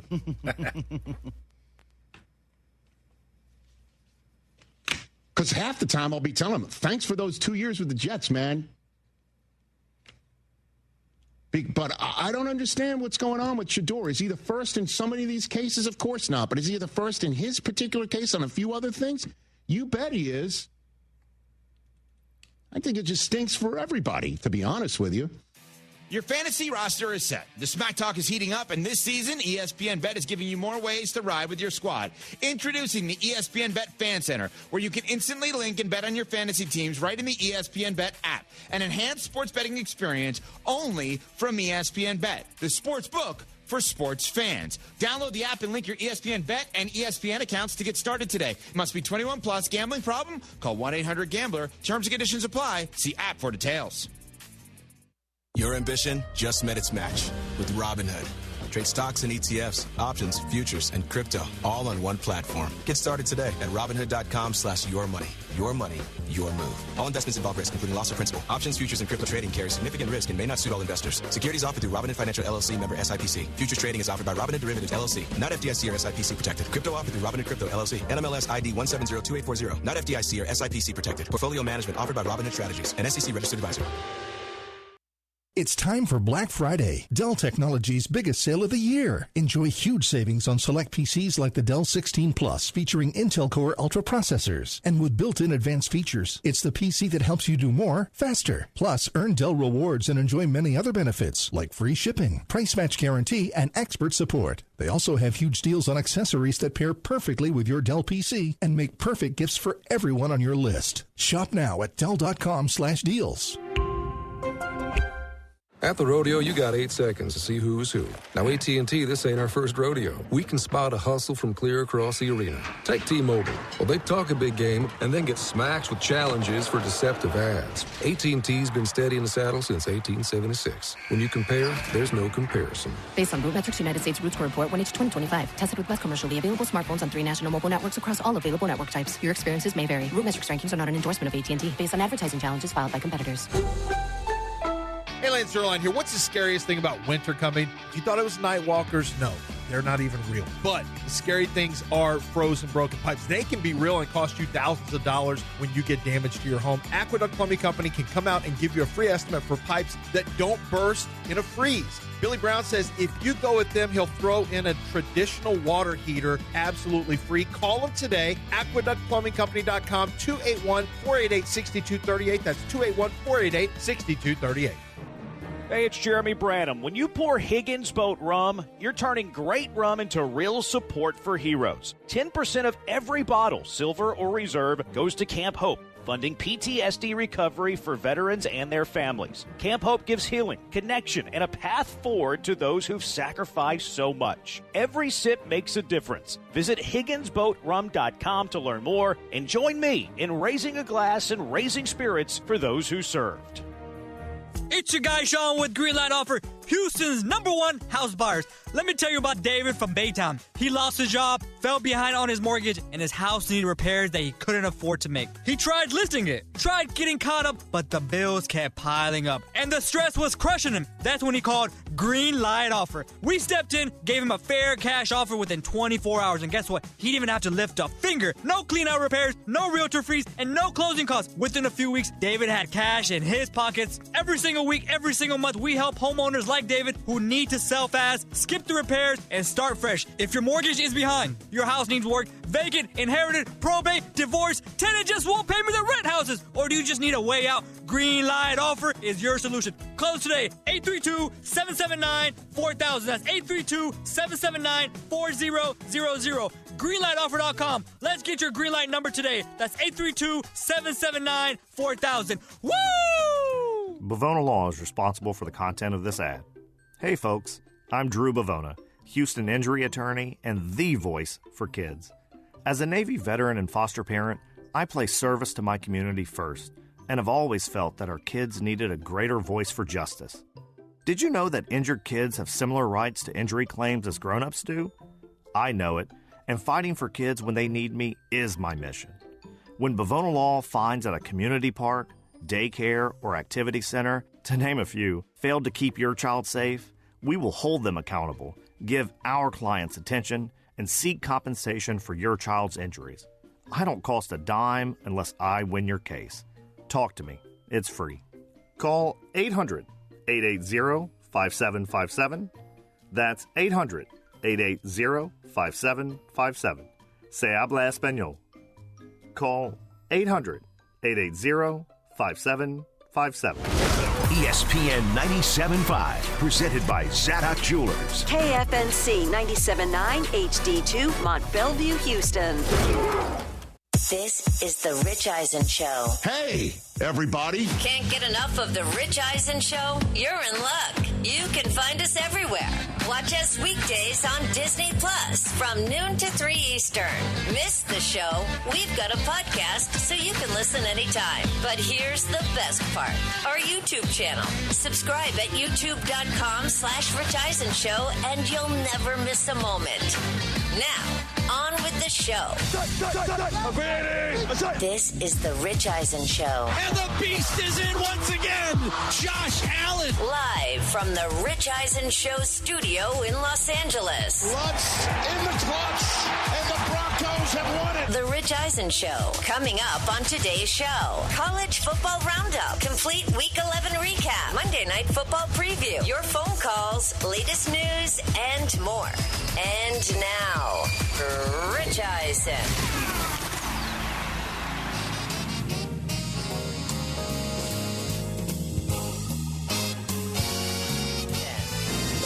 Hour number 3 of the Rich Eisen Show is on the air. Hello, Disney Plus audience. Hello, ESPN app audience. Hello, ESPN Radio audience. ESPN Radio is presented by Progressive Insurance. Hello, Sirius XM Channel 80 audience. Hello to our podcast listeners, because you matter to us as well. All 3 hours available. If you miss anything, you can listen to us whenever you want. You can watch us whenever you want as well on our Disney Plus page. All 3 hours is posted there as soon as we're done. YouTube.com/Rich Eisen Show. Let me get the exact follower subscriber count. 1,021,060. Up, 61. Trust me, I won't do that the rest of the show. But that's the way we're rolling here on the program. And Overreaction Monday, the pod has been up for the first 2 hours of this show. So go get it. Leave a comment. Call me stupid. You don't want to invite that. I mean, it's going to happen anyway. That's true. Good one. So. Yeah, shout out Eagles fans. That might be the nicest thing you get called, told, too.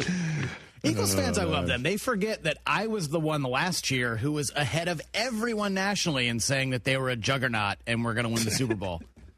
But now I'm a hater. You know what, Chris? What are you going to do, right? I don't know. What can you do except just nothing? Keep on making takes. Keep on making takes with respect. And I will.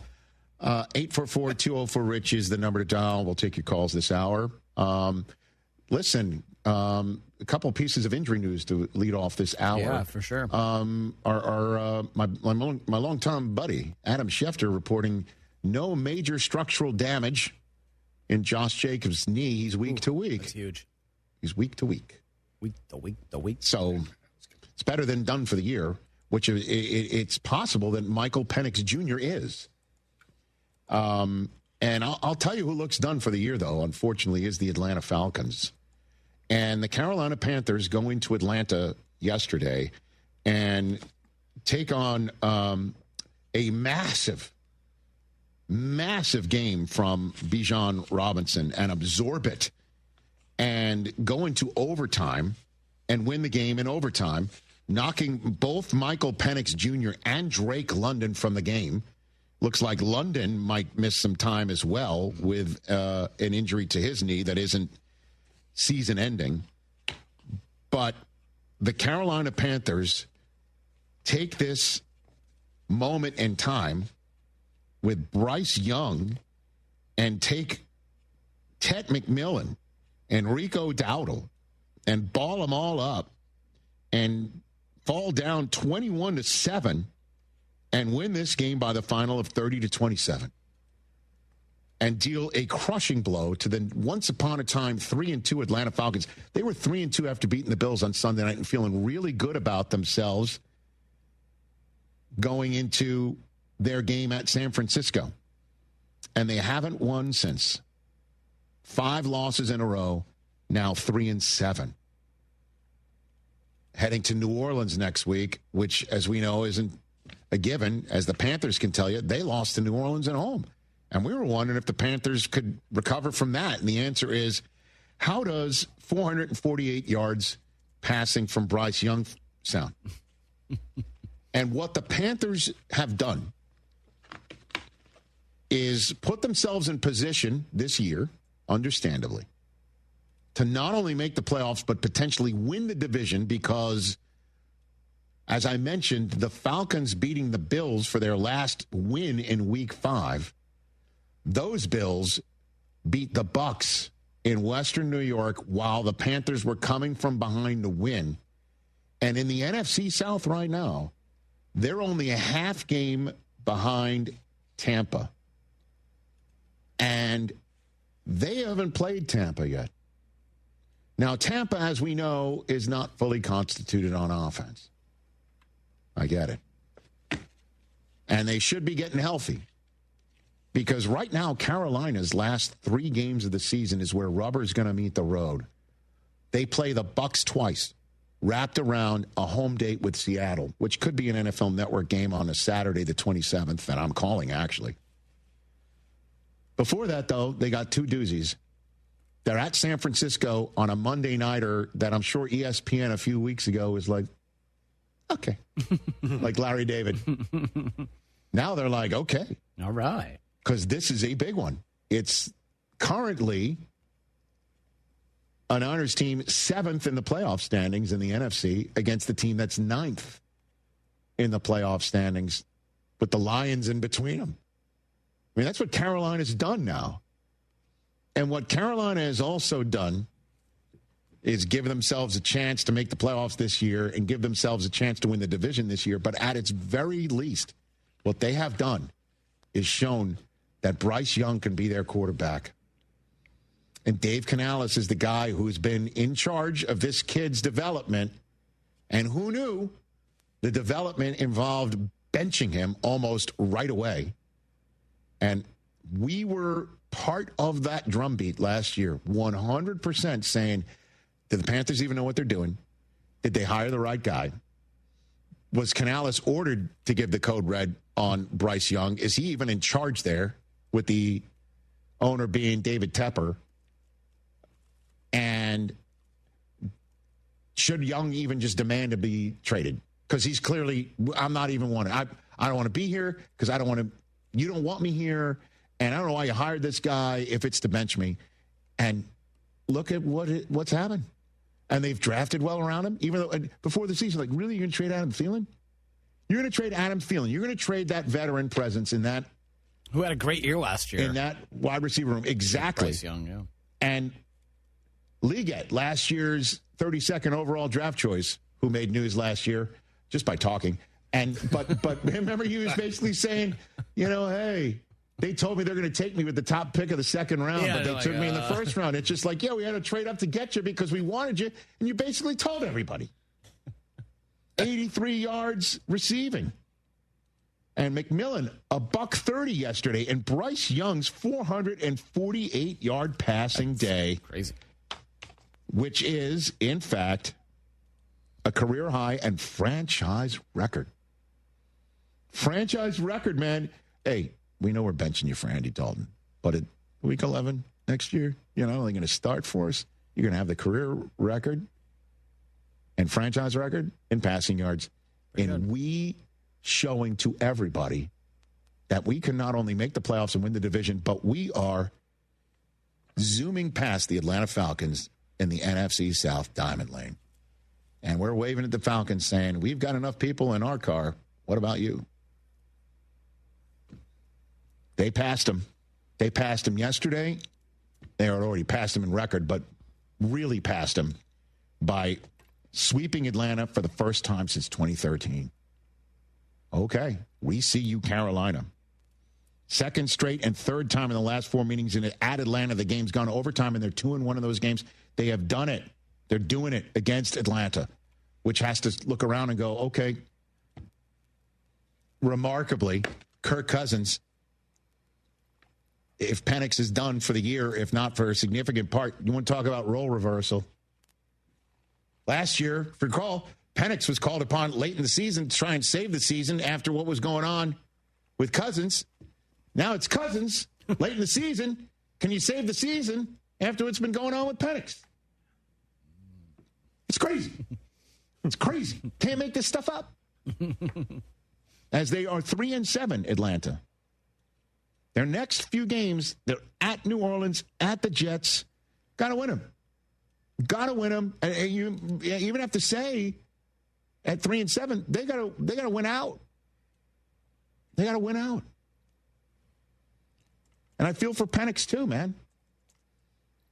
Certainly after the kerfuffle that I was unfortunately helping propagate at one point, that the coaching staff wasn't there for Penix because he made an answer to a question about who was in his circle outside the building, and it was cut up and posted on social media as if he was answering about who was helping him on the field, period, and he didn't mention his coaching staff. You know, it all was working, man. It was clicking. Bijan was doing his thing. Yep. Algier scored 2, and we're not sitting there talking about vulturing because Bijan was doing his thing and Drake London was doing his thing, and they were doing it. And Carolina just said, screw it. We're the better team, and we're the better team in division, and we're the better team to move forward with.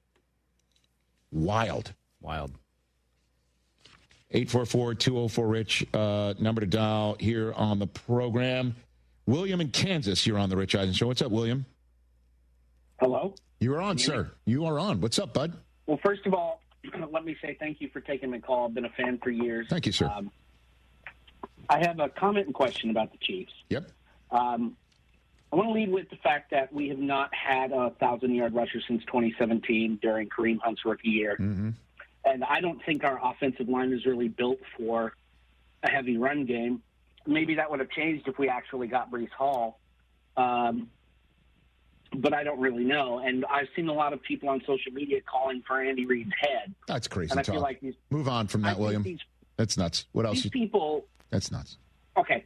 Well, my question for you is: yes. Do you think that if we were to have gotten Breece Hall, do you think we would have been capable of running the ball well behind that offensive line? Yes, I do, because you've got the interior guys, and the question is, are the ones on the edges, and I understand that, pass blocking, run blocking, it's more than gold jacket, green jacket, you know what I mean? But the bottom line is, it does look like an offense that's in need of a turbocharge in the same way that we watched San Francisco's offense that appeared to be good enough to win a Super Bowl get turbocharged with Christian McCaffrey as a for instance. It does look like it's in need of that. And they're just like believing in their system, which did, William, work last year in one score games. But this year, they're not executing in a way. And it does look like a bit of a hangover that I still can't believe we're ascribing to the Chiefs potentially. But they do still, listen, man, and thank you for the call and thank you for the compliment. They still have the horses. They do. It's and don't pay attention to Andy Reid needs to go. That's insane. I've not seen that anymore. All right. But listen, as I've mentioned, the issue with the Chiefs isn't just the one score stuff and a little bit of the weird stuff that we don't normally see with them, where they're missing this, they're missing that. They're blowing this coverage, they're blowing that sack. They're blowing that, protection. But the ultimate problem for them is that even if they do figure out whatever is their problem in one-score games and things like that, the reality of the situation is they've lost to every single occupant of the wild card spot. And they've got tiebreaker problems. And the Jaguars are one of them. Hey, man. The Jaguars, let's just talk about them a little bit. How about that for a Carolina Jacksonville segment here? But, hey, you got to give it up. Jacksonville played a terrific football game yesterday, and this was a team that kept shooting themselves in the foot with all different problems on both sides of the ball and penalties and making mistakes. And Trevor Lawrence wasn't one of them either. That was helping. He was He was making mistakes as well. Second half, they came out and they road graded the Los Angeles Chargers, which you are not usually doing. Chargers are one of the best teams in terms of time of possession. And I have it right here. The Los Angeles Chargers are top-notch in time of possession, and the Jaguars ran it up for 192 total yards and beat them by 29 and hardly let them have the ball and took advantage of what the Steelers couldn't take advantage of and others taking on the Chargers, which is Herbert is not being protected as well as they want him to be protected because they have so many injuries up front, and they beat up Herbert so badly that Jim took him out and said, Trey Lance, it's your time. And the same thing that I said about Shador, I'm sure Trey Lance has not had many snaps with the ones at all. Yeah. And had it a little bit longer, though. And so, yeah, man, they got the same amount of football. The Chargers only possessed the ball for 22 minutes and 5 seconds of this game, lowest of the season. And the Chargers had led the NFL in time of possession coming into this game with 33 minutes and 35 seconds. I mean, that's more than a half of football, which helps you win football games. But Jacksonville got ETN going and Tootin going before he got hurt. And the thing with Jacksonville is that is not only a win that can help them get in as a wild card. They have yet to play the Colts yet. Did you know that? They have yet to play the Colts. Good. And Jacksonville's next game is at Arizona and then at Tennessee before they welcome in the Colts to start their December schedule. They're at Denver too, man. But the bottom line is if they win their next 2 games, and I know there's a lot of ifs, to set up their game against the Colts, who are taking on Kansas City next themselves, they have a chance to win the division. And I didn't go higher register, did I? They 100% do. They're 2 games behind the Colts. It would be helpful for them if they win their next 2, and the Colts lose at least one of their next 2, and Indianapolis's next 2 are at Kansas City and home for Houston. And Jacksonville's already held serve home against Houston. They've already, as you know, beaten Houston twice. I think I got that right. They can win this division. They can win it. So, as you know, Jacksonville came back on Houston in a big, big way to follow it up by smoking the Chargers like that. That is massive. Pardon me, Houston came back on Jacksonville, my bad. So they split. They could still win the division. That's basically what I'm saying. 844-204-RICH is the number to dial here on the program. More of your calls. A little college football, a little NBA, a little bit of mixed grab because, you know, it's not just the National Football League played on Sunday. It feels like it. Because there were 4 windows of football, and I woke up damn near at midnight to start talking about it. At AT&T, we guarantee our network so you can talk college football with your BFF while taking Buster to the vet. Hey, yeah, I can't believe he ate the whole thing of chicken wings. And I can't believe we're staging a comeback. Touchdown! Yes!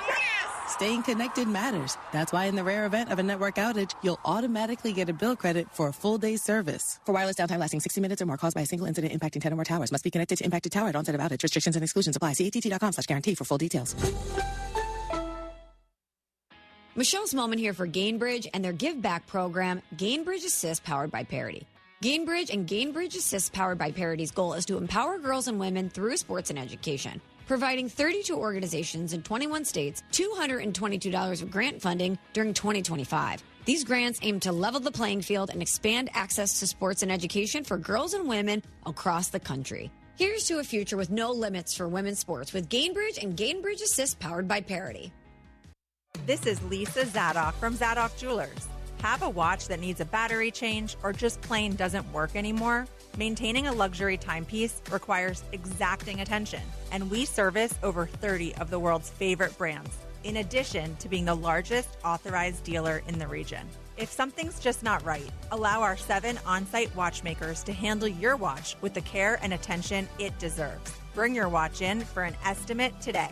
Zadok Jewelers. Make the moment. John Granato here. Walking into Republic Boot Company at 11th and Studewood in the Heights is like walking into a time machine to the Republic of Texas. Seriously, go check it out. Whether it's their exclusive 1836 collection of all leather boots or a customized pair with whatever material and design you want, these are going to be the most comfortable boots you've ever worn. Hats, suits, and all kinds of handmade leather products in a Texas-inspired haven. Book their space for your next event. Republic Boot Company, where tradition meets style. RepublicBootCompany.com. Get in on exciting gaming action at La Berge Casino Resort Lake Charles. Introducing our new exclusive statewide table progressives. We've linked our table game progressives between 4 pen play destinations in Louisiana. That means our big payouts just got bigger. No matter which location you choose, you have a shot at these combined jackpots. Get to La Berge Lake Charles or Baton Rouge, Boomtown, New Orleans, or Margaritaville, Bossier City, and get ready for big payouts. Must be 21 or older. Gambling problem? Call 1-800-522-4700. Hey, Lance Zierlein here. Here's a fact. My son and I both drive Buick SUVs. We got them from Gulf Coast Chevy Buick GMC. Those Buick SUVs are incredible. From the sophisticated Envision, the versatile Encore GX, the dynamic Envista, and the premium Enclave.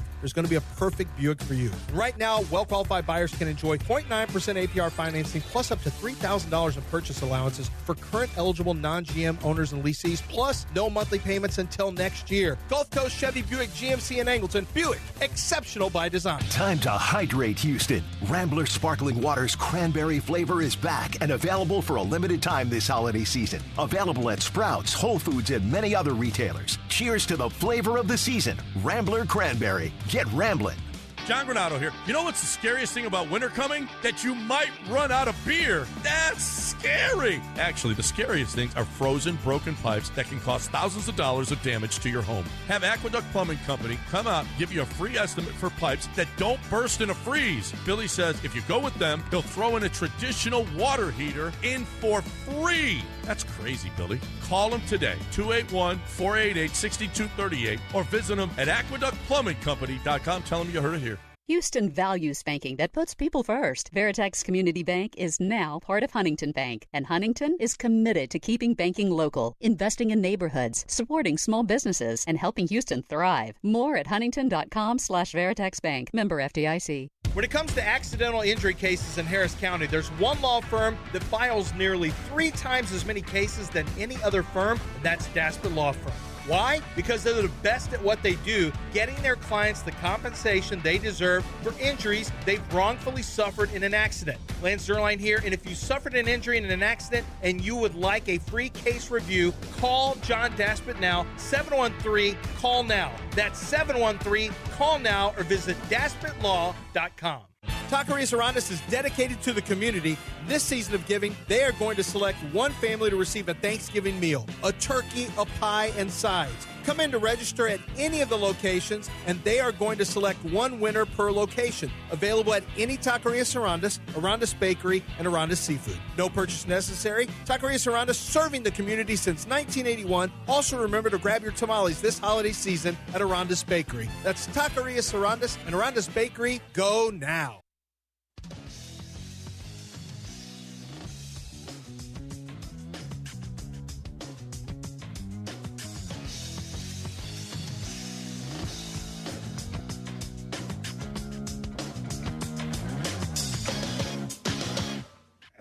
All right, very good. Back here on the Rich Eisen Show on ESPN Radio, presented by Progressive Insurance. College football, everybody. My Wolverines, bro. I mean, we turned it over. I think was it 4 or 5 times? We turned it over 5 times and missed 2 field goals and still won. I don't know how the hell that in Wrigley Field. Did you see any of that video of the game? Yeah, I had it on the quad box. It's pretty good. How is Sarah with Georgia beating up on Texas? Oh, my goodness. I mean, stressful first half, and then second half just kind of took care of business, and she was kind of laughing, but... Right. You know. Oh, the big game involving a Texas team, before it, Texas A&M falling down to South Carolina 30-7? 30-3. 30-3, right. And they came back from 27 down. Came back to win. And South Carolina, at that time, was battling not only Texas A&M, but law enforcement. I did see that. Which gave one of the South Carolina players the business in the tunnel. It's like, hey, apparently that immediately got removed from his game post. day duty. Yeah, from his post. Yeah. That was wild. That was an incredible game. For some reason, I picked that game to focus on. Okay. And I took a screenshot. 11:34. It's left in the third. It's 30-3. And I'm like, all right, I think South Carolina might have this. And then by 10 minutes left in the fourth, it's now 31-30. Like, oh, so you screen grabbed that on your phone? Yeah, just because I wanted to see the timestamp of how they came back. Oh, so that's what you're doing instead of texting us all back. No one texted on the Saturday though. This was Saturday. I don't know about that. I mean, this was Saturday. I don't know about that. Yeah. So at least you are on your phone. You confirm you're on your phone watching sports. Yeah. Oh, okay. Wait, so you know that you're on the cut, right, tonight? Yeah, I know. Okay. At this point, I can't jump onto the text chain now. I mean, of course you can. I can't. Of course you can jump on it. Come on, DJ. You want to be guillotined in the worst way. No, I don't. Yes, I actually want to win, and I'm going to win tonight. Odd. Okay. By the way, you need Javante to go off. He will. All right. And I need B-Rock Bowers to not go off. Speaking of Georgia. Did you hear what Kirby Smart had to say after the game beating up on Texas? This is quite the soundbite from the head coach of Georgia. Yeah, it's the approach we take. We're gonna dominate and try to win the fourth quarter. It's what we do in practice. It's what we do in the off season. It's what we build our core culture around is being the more physical team. You have to recruit physical players, and they have to buy into that process. I don't know that a lot of these kids nowadays, they want to check. They don't want the physicality. And if you have the check and no physicality, you end up with nothing. So we're not just getting checks at our place. We're hitting people. I mean, some kids want the check, but not the sweat and sometimes the blood that comes with it. That's a bar right there. I'm telling you, man. Right? Was he referring to Texas or he was just referring to kids in general?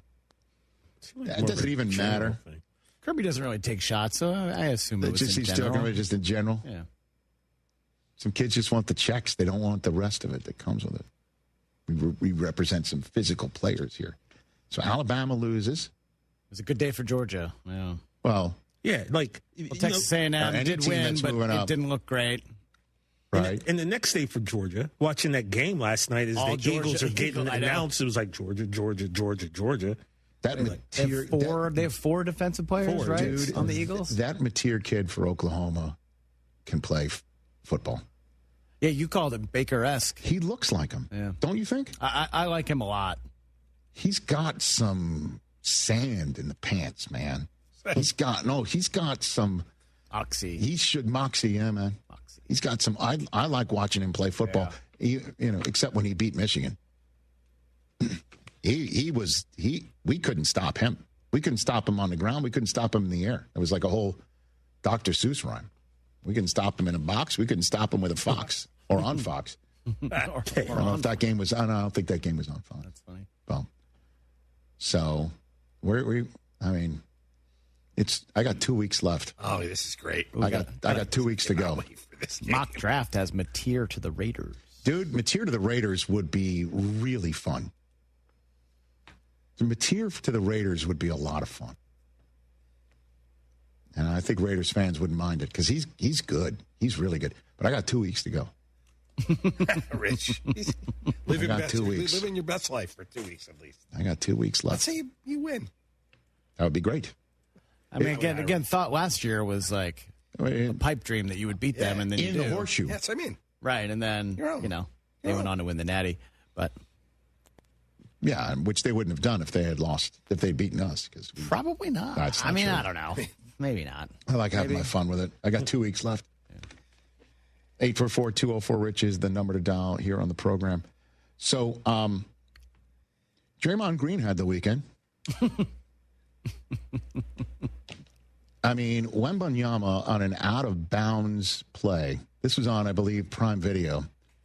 And he dunks on Draymond. And I guess, did the officials call a foul before the dunk somehow? Or I don't know, whatever. But it was an inbounds play.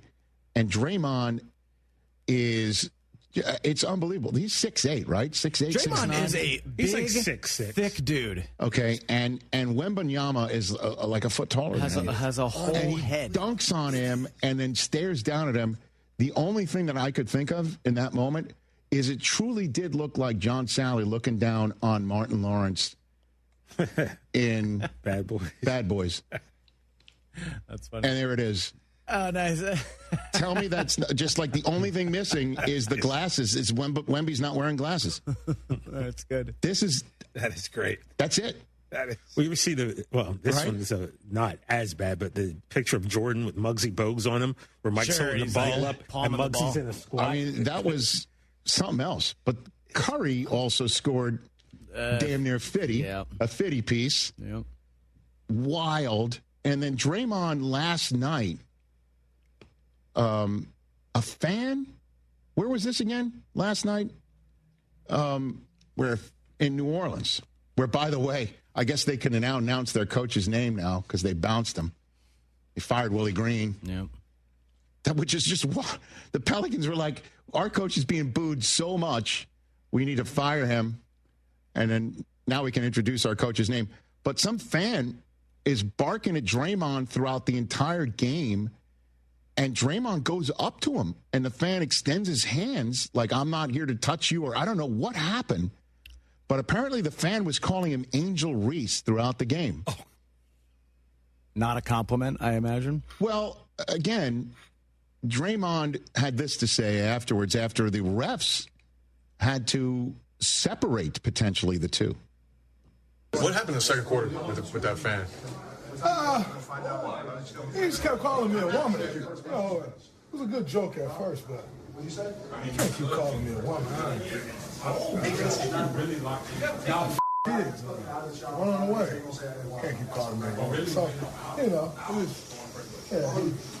he got quiet though, so it's fine. I was going to say, what did he say when you got over there?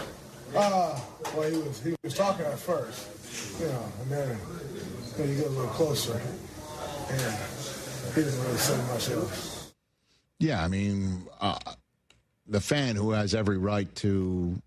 You can respectfully trash talk. Trash talk will definitely get quiet when somebody much bigger and Gets larger gets right in your face.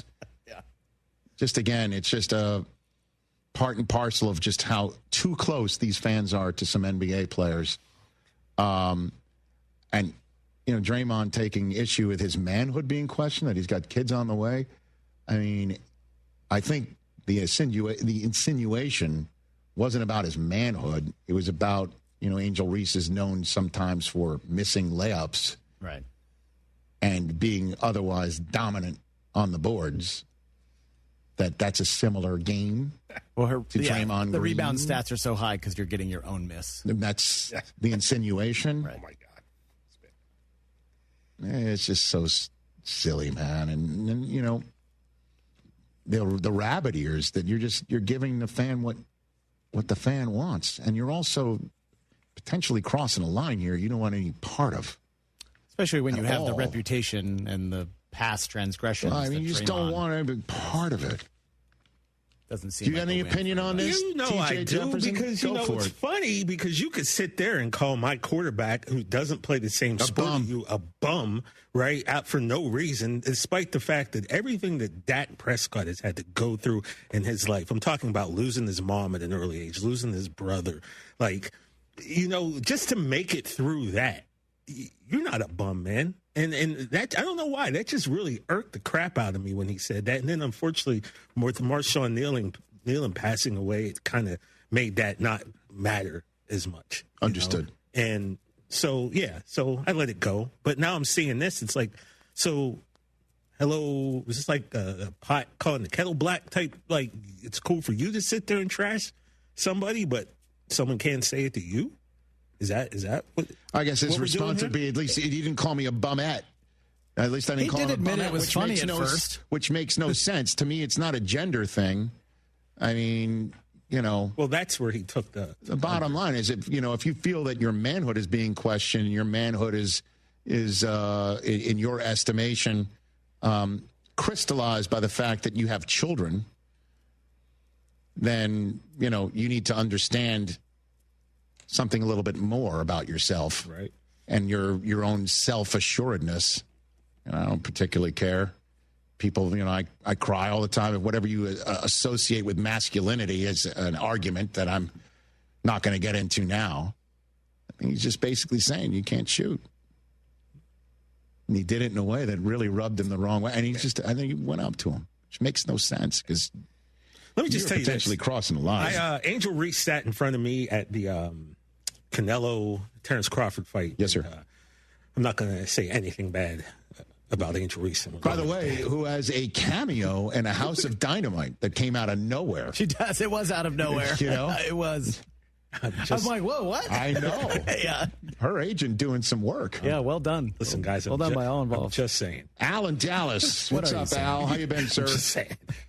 I'm doing all right, gentlemen. A couple things I'd like to talk about. First of all, it is inconceivable. Two of the four sports, to quote Princess Bride, inconceivable. It's inconceivable how two of the four sports, major sports, have a horrendous officiating problem. Does it make sense that both of them are contact sports? Or hockey is obviously a contact sport, but baseball's got an officiating problem, and so does the NFL. Okay. And when you look, you're a lockdown professional, procrastinator. Not procrastinator. That was the wrong word. But like an prognosticator. NFL, an NFL media type.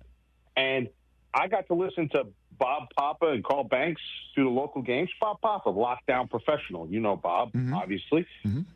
He was eviscerating the officiating in the game, eviscerating it to the point where it was almost like, the Park Avenue guys, Rich, the employees live in New York. They get to hear this stuff. They get to hear people like yourself. They get to hear all these guys. They got to do something about this, man. This is horrendous. And I don't know if it's because of replay. I don't know if it's changed. Same things happened in baseball. Replays made some of it better, but good Lord, it's bad. And I don't have an answer. And that's my take on that. The second thing I wanted to bring up, you talked about it before. Kevin Stefanski, he is begging the Browns to fire him. That guy, how long would that guy be out of a job? Let me ask you something, Al. Again, I don't know. There's always an iceberg and there's a tip. If you are sitting there in Cleveland and you're seeing what's going on there and you know what might be going on there, right? And you get a sense that you could go work for the New York Giants and coach up Jackson Dart. Wouldn't you want to do that? Oh, my God. Seriously, would you not want to do that? But I have no idea, Alan, we don't either. I don't know how many kids he has and if they do love living in the greater Cleveland area. I don't know. He might love it and hear stuff like this and say, of course I don't want to get fired. I just didn't want Shador. Or I think Dylan Gabriel's better, and I'm the head coach of the Cleveland Browns, and I'm going to do what I need to do. He's a two-time coach of the year, and I think he's a terrific coach. But circumstances there in Cleveland are not playing out very well. They did just draft the hell out of that draft. That kid from UCLA is the defensive rookie of the year right now. He is, he right? Is. He had a big defensive play yesterday. Yeah, they had a great draft. So, and listen, don't make it Giant-centric. There's going to be a lot of jobs. The league stinks. There's going to be a lot of jobs that are going to be open. You watch the Ole Miss Florida game, right? If you watched any of that game, how many times they talk about the fact that Lane hasn't signed his extension yet? And listen, he may not go to the NFL, but you don't think he's going to use that as leverage as well? Of course. There are so many jobs that are going to be open. Stefanski, if you fire him, listen, the guy will chill out for a year and go take the cream of the crop, or he'll go take the Giants job, or take whatever job. Giants going to be the best job. They're going to have they have a quarterback that they can go to, and they're going to have the second pick, maybe even the first. Who knows? Al, thanks for the time. There's no question the Giants are a terrific job. Because the Maras and the Tisches aren't going anywhere, and they just gave Daboll more time, and you're not going to get one and done unless you're like 1-15 and Jackson Dart looks terrible all of a sudden. I just don't think that's going to happen. Yeah, it doesn't seem like it. 844-204-RICH, number to dial. We'll get you set for Monday Night Football, the Raiders and the Cowboys. What's at stake? That's coming up next right here to wrap up this Monday show on the Rich Eisen Show. Tim collects bobbleheads. A lot of bobbleheads. Baseball bobbleheads. Race car bobbleheads. Little chihuahua bobbleheads. He's got an entire room strictly for bobbleheads. Does he need them? No. Is his wife mad about it? A little. But Tim works with Empower, and he got good at money. So he can be a little bad. Ooh, horse bobblehead. Classy, Tim. Empower. Invest well, live a little. Start today at empower.com. From kickoff to cash out, ESPN Bet has the tools you need to score more on game days. Bet smarter with stats at your fingertips. Get personalized parlays built just for you. And with your fantasy team synced right in the app, you can back your squad. Right now, new customers get $100 in bonus bets when you bet $10. Sign up with promo code USL to get started. Must be 21 plus. Gambling problem? Call 1-800-GAMBLER. Terms and conditions apply. See app for details. Offer not available in New York.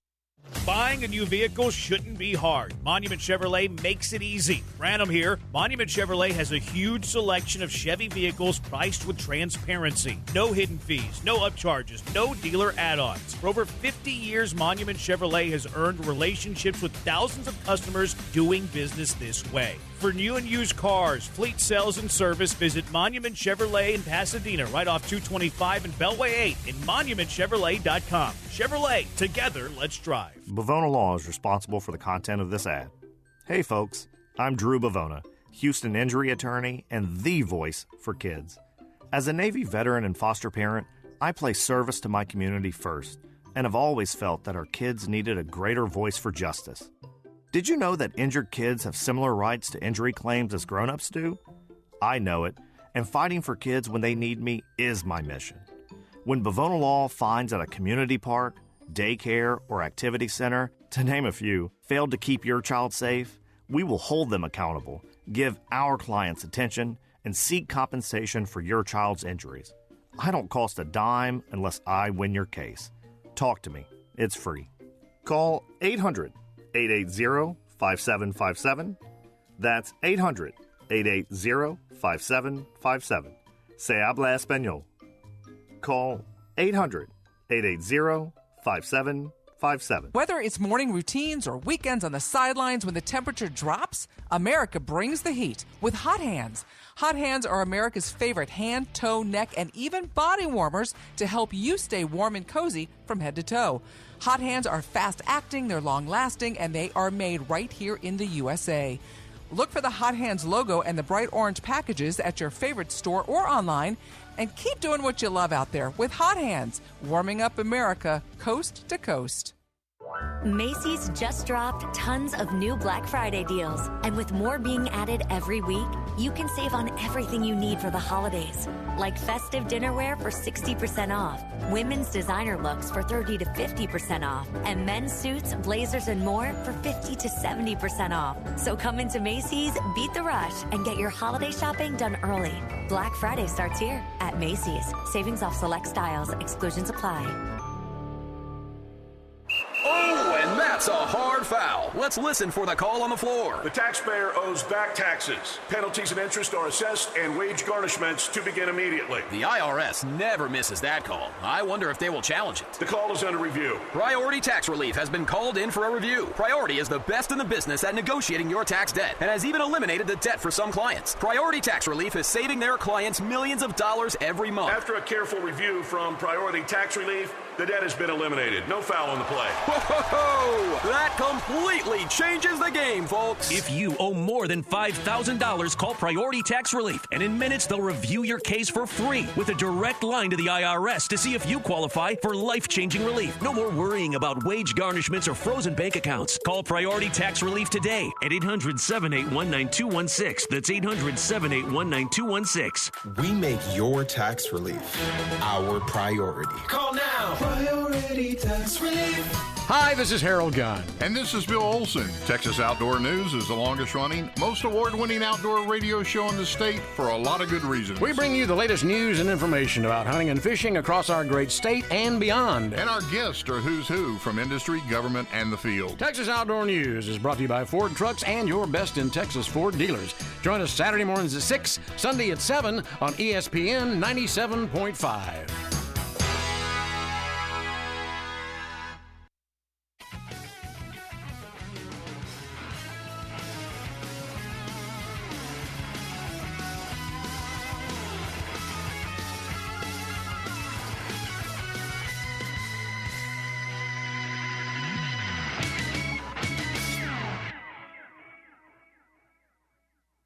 For sure.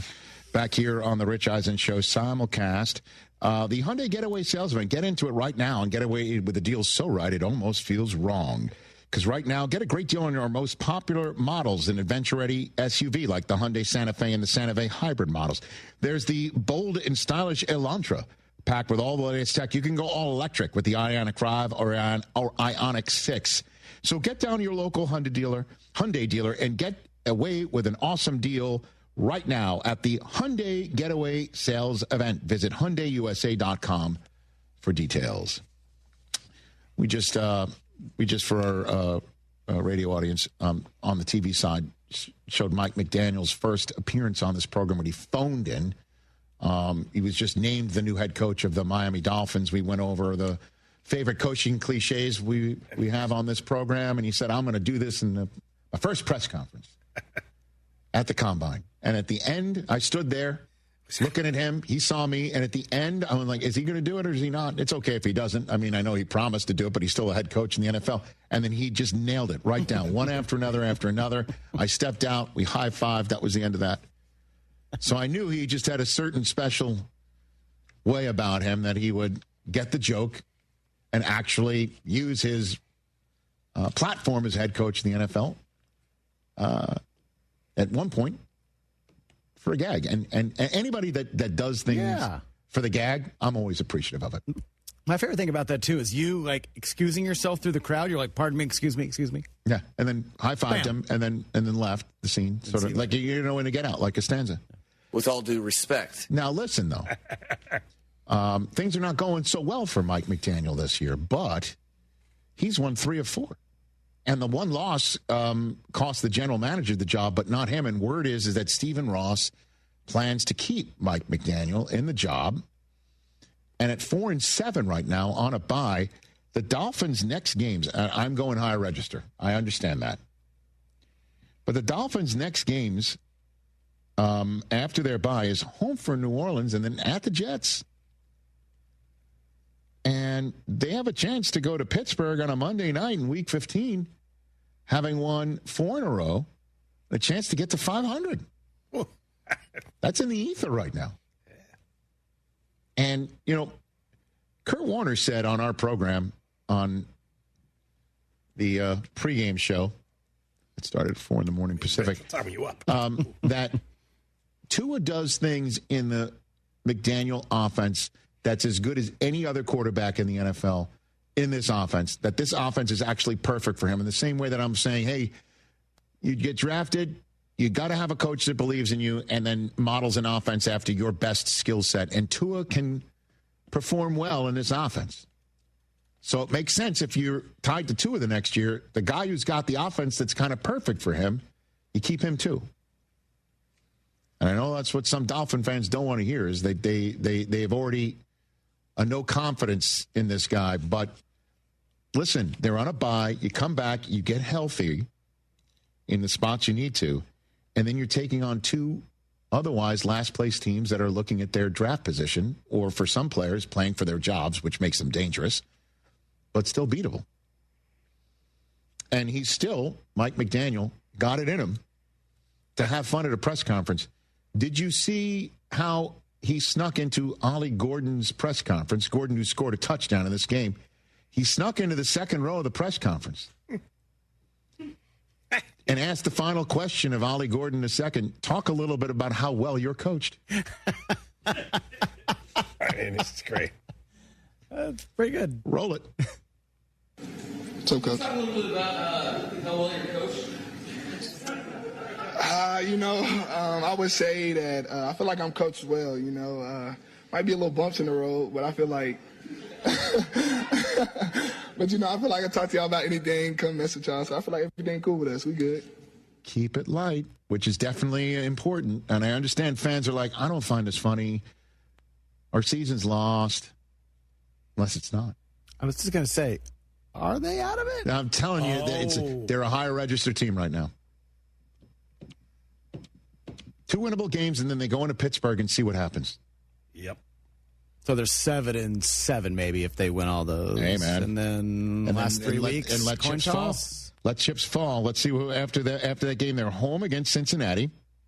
Hey. Currently a Sunday night game that I'm imagining if you keep quiet, you'll hear the sound of a flex. Oh, yeah. Then they're home for Tampa at New England, baby. Oh, yeah. Hey, you might be. We'll be resting, guys, at that point. And you're not being. I'm actually not. I know. I mean, maybe a month ago I would have said that, but I would be joking. Unless Vrabel's got anything like Belichick in him, which is like we're playing them all. Didn't Wes Welker get hurt in a Week 17 meaningless game? He did in Houston, which probably cost him the Super Bowl. Tonight's game, T.J. Jefferson. Varsity. Listen, 3-5-1. Then you go 4-5-1. Kiwi. You win tonight. Cage you're supposed to. Hey, listen, you're supposed to win this game tonight. Yeah, for sure. Well, stop it. No, listen. Stop it. Let's talk about the human side of things. The Raiders did look very good in their last game Thursday night. They gave the Broncos quite the scare and damn near won the game. 3.5-point favorites. We should win, and with, like I said, Marshawn Nealon and what happened with him, I feel like this is a time where the team's going to rally. You know what I mean? And by the way, Quinnen Williams has shown up in his first game. I believe, is Overshown back? He was back in practice. Okay. I don't know if he's active. Well, him showing up, I don't know if he's playing tonight. At some point, he's going to make you better on that second level. He was everywhere before he got hurt. Yeah, it was unfortunate. But Quinnen Williams right there in the middle, man. Let's go. Him and Kenny Clark should fix the run problem. The question is the pass rush issue. And Geno's been turning it over an insane number of times. He has. To the point where Pete Carroll this week is like, 2-7. This is foreign to me, man. And it is. It is. So Cowboys win this one, with all due respect to Pete Carroll and the Raiders. But they're in a tough position here at 2-7 to make a run in the AFC, certainly in a division that is gone for them. Yeah, they're toast. I think it's more about. I mean, if we're saying the Chiefs are in trouble at 5-5, 2-7, let's focus on the Cowboys here. 4-5-1. Yeah. And then you go and you got to visit Detroit next. No, pardon me. Let me get this right. No, then you're home for Philadelphia, home for Kansas City on a Thanksgiving. Then you're at Detroit the following week.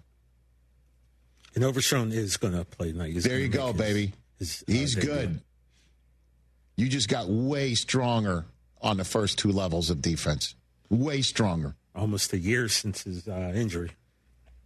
And, obviously there'll be a lot of emotions thinking about their teammate. Yeah. But this is it, buddy. You got to win the one that you're supposed to win. Like the Monday nighter we saw before the bye at home against Arizona. You lost it. At Vegas, before you get the Eagles in your house, and you're going to be like, okay, let's throw records out here, and let's get to 5-5-1. Let's hold serve against Kansas City, 6-5-1. We'll go to Detroit, we're 7-5-1, and that's when I'll wake you up. Unless I'll be asleep for all that, or this is a wild take. Rip Van Jefferson. Jack with you today. Because I'm not answering group texts. Rip Van Jefferson. Rip Van. Look, tonight's essential, man. It's a big game. It's going to be with heavy hearts. Of course. I think this team's going to show improvement. Okay, Cowboys win big tonight. 4-5-1. Got to have it. Got to have it in that NFC. Certainly when you're playing Detroit, and Detroit's in front of you right now in the standings, and you got Philadelphia next. They're on a roll. Tough. Well, that's after three, and then you got Kansas City in between it. Oh, baby. One game at a time, though. And it starts tonight in must-win mode. How about them Cowboys? We'll check. Stay. Hey, fans! Cheers! Welcome back to Fansville's Cheers and Tears. Oh. Okay, so like everybody deals with losing, right? To a rival on a last-second field goal. Whatever, it's fine. I'm totally fine. But I cope with losing with an ice-cold Dr. Pepper. Those 23 flavors are like so delicious. They totally wash away the pain of your college football team taking a big fat L. College football. It's a pepper thing. Rich Eisen here, and we're brought to you by Sonos. The holidays sound better with Sonos speakers. Whether it's a movie night that feels larger than life or the roar of the crowd as your team takes the field, Sonos helps create the moments you'll remember. Beautiful design, incredible sound, and effortless control mean you can focus on what matters most, enjoying the season. I love Sonos, and so will you. Discover how easy it is to bring every room to life with incredible sound. Explore Sonos speakers, soundbars, and more at Sonos.com.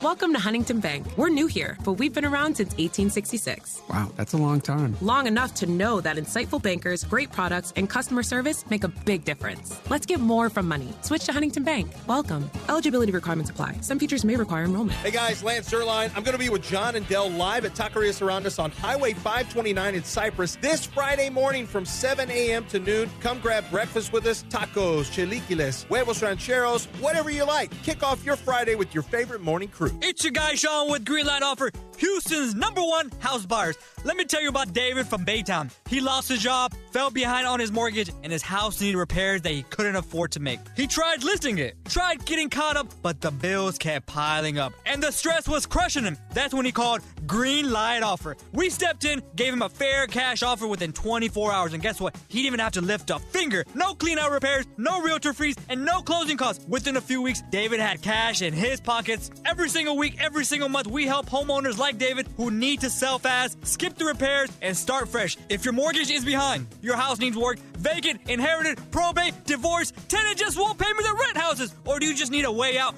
Greenlight Offer is your solution. Call us today, 832-779-4000. That's 832-779-4000. GreenlightOffer.com. Let's get your Greenlight number today. That's 832-779-4000. Woo! Del Olale here. What's the scariest thing about winter coming? If you were thinking it's all that obligatory travel to see your family, you'd be dead wrong. The scariest things are frozen, broken pipes that can cost thousands of dollars of damage to your home. Have Aqueduct Plumbing Company come out and give you a free estimate for pipes that don't burst in a freeze. Billy says if you go with them, he'll throw a traditional water heater in for free. Call him today at 281-488-6238 or visit aqueductplumbingcompany.com.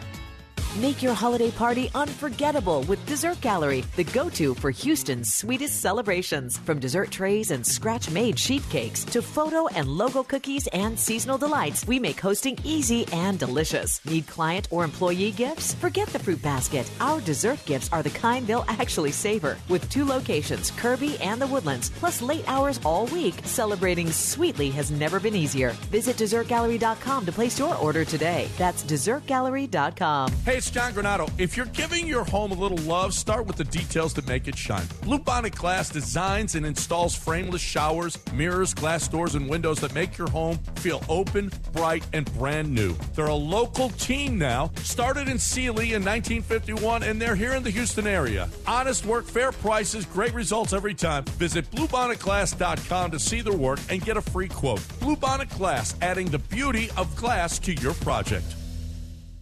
This is Danny Clark, owner of Collector's Firearms on the corner of Westheimer and Voss. Holiday season is upon us. Need a gift idea for a client, friend, or family member who loves guns? We're your one-stop shop. Our half-acre showroom is filled with new and pre-owned guns of every make and model, plus collectibles, accessories, ammo, and if you're just not sure what to get, gift cards are available. Collector's Firearms on the corner of Westheimer and Voss. Look for the tank out front. Online at collectorsfirearms.com. Cast your line and relax at twocreekscrossingresort.com. Your fishing getaway awaits. Houston is Soccer City, USA, and World Cup 2026 is coming our way. Join me, Glenn Davis, every Tuesday and Wednesday, 6 Central Time, for Soccer Matters ESPN 97.5, presented by the Daspit Law Firm. ESPN 97.5. KFNC and 97.9 HD2 Mont Bellevue, Houston. Presented by Zadok Jewelers. Houston standing by, over. Jeremy and Joe starts now. On ESPN 97.5 and 92.5. Live from the Huntington Bank Studios, here's Jeremy Branham and Joe George. Hello, Houston. He's Joe. I'm Jeremy. We're Jeremy and Joe. Brian's around somewhere. Plenty to get to today. Monday edition of Jeremy and Joe on ESPN 97.5 and ESPN 92.5. Lots of college football to get to. Lots of professional football to get to. Rockets played with their food a little bit yesterday, but won. The Rockets as well. Rocket power! And Texans won a football game. They're back to 500, Joe. Let's celebrate. Party time. The Texans are 500 on the year. What a time to be alive. It's great to be mediocre. It is. 500. Back to it. Congratulations to the Houston Texans. The Texans are red hot, Joe. They've won 4 of their last 6 games. They're playing well for the most part. They've won 5 of their last 7 games. Yeah, that sounds right. Yep. Why? I'm picking up on a negative tone. You always come in here with these down questions. Yeah, I'm picking up on a negative tone from Joe. Full disclosure, I'm not in the studio today. It's because you're not here with me. I miss you. I'm remote, so this is the first time that Joe and I have literally talked today. That's true. Haven't seen him. We exchanged a few texts. I try to fit it in that 30-minute window that Joe allocates for preparation time. Sometimes I hit it, sometimes I don't. But this is the first time that we've actually talked today, and I'm detecting a negative tone from you, Joe. No, there's no negative tone. The Texans won. It was kind of a snoozer, I would say. That's negative. It's not a bad thing to be a snoozer. Win's yeah, a win. when is it a good thing? When is a snoozer a positive term? When You're win. very negative today. No, I'm not. They won. It's a good thing. It doesn't matter. It was boring. You always come in here with these down boring. questions. Negative word. It was boring. Again, negative. What's with the negativity, Joe? The Texans are 500. They're 5-5 on the year. They're a game out of the playoffs. They're tied with the Kansas City Chiefs. They are in the thick of the playoff race. They are. They're back in it. They're going to pass Jacksonville. Okay, that was positive. You want more positive things? Yeah, I want you to be positive today. This is a positive day. Nico Collins is incredible. Okay, that's positive. Very positive. How good is Nico Collins? We'll discuss maybe tomorrow. Uncle Jackie was sending me some hot takes yesterday. Uncle Jack. Hot? What's that? How hot? Like I don't want to spoil it. It's a forward tease for tomorrow's Cash 'em or Trash 'em. Okay.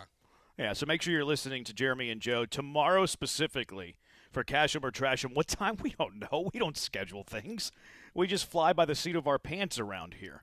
That's what we do. Yeah, let's see how negative you're going to be today, because I'm a little taken aback. Usually I'm the negative one, I think, of the two of us. I think that's fair to say. I would say I'm a realist. Some people take that realism as negativity, but it's you, Joe. You.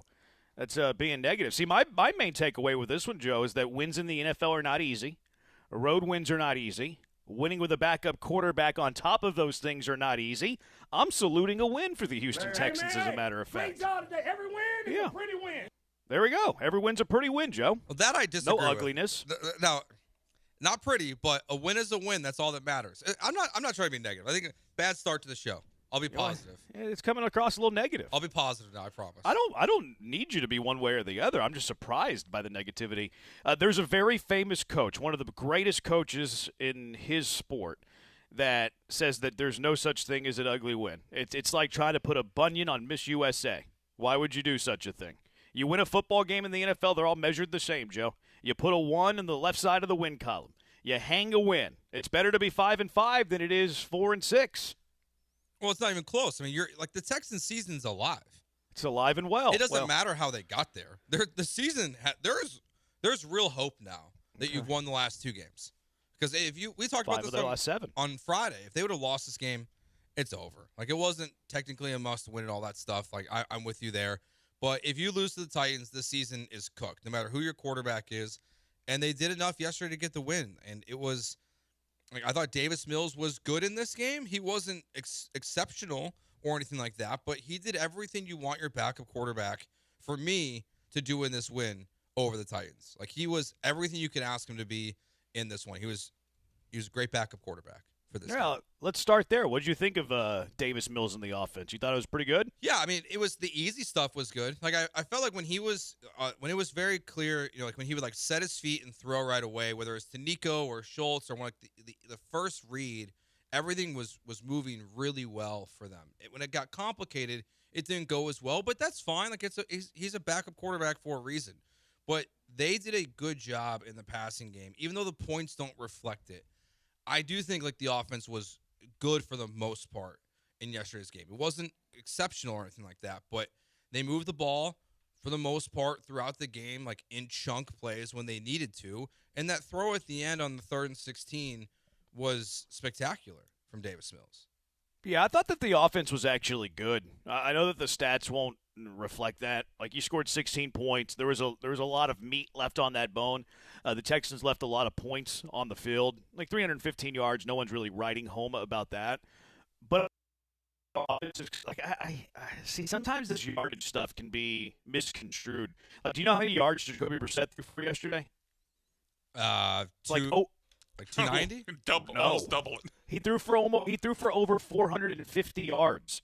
But it was the game script. They're behind the entire game. They're slinging the ball around the yard. Nobody's looking at Jacoby Brissett's game and be like, that was fantastic. They racked up over 500 yards of offense probably. We're not looking at Arizona today as this offensive juggernaut. A lot of times game scripts are more of an indicator of who's going to have a big yardage game. Yeah, it was the yardage stuff. We're gonna fix Jeremy's connection there. The yardage is definitely a statistic in which like offenses are often like judged on in the biggest way possible. But I think it's a great point. I didn't realize Jacoby Brissett threw for that many yards yesterday. That feels like a miss on my part. But like the Texans' offense was good to what Jeremy was saying, what I said too. They moved the ball well throughout most of the game. They didn't have the explosive plays, but they controlled the clock for a majority of this game.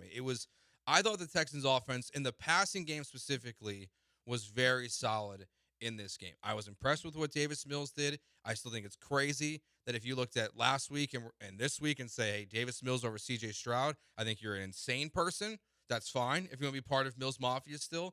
But the offense in this game did enough. I think it's a good point by Jeremy too. They left a lot of meat on the bone, but that's where I think you see more reflection of what we've seen this entire season, but very specifically in this game that you didn't have your starting quarterback. Like that to me is why there were points that were left on the board there. So it was a good game for the Texans. They got the win. That's all that matters. Like Jeremy said, it's a good one. Try not to be negative. Okay. 1970 says we are the Titans, the mighty 1-9 Titans. Yeah, we'll talk about that throughout. Tell them boys to tighten up. What is that from, Brian?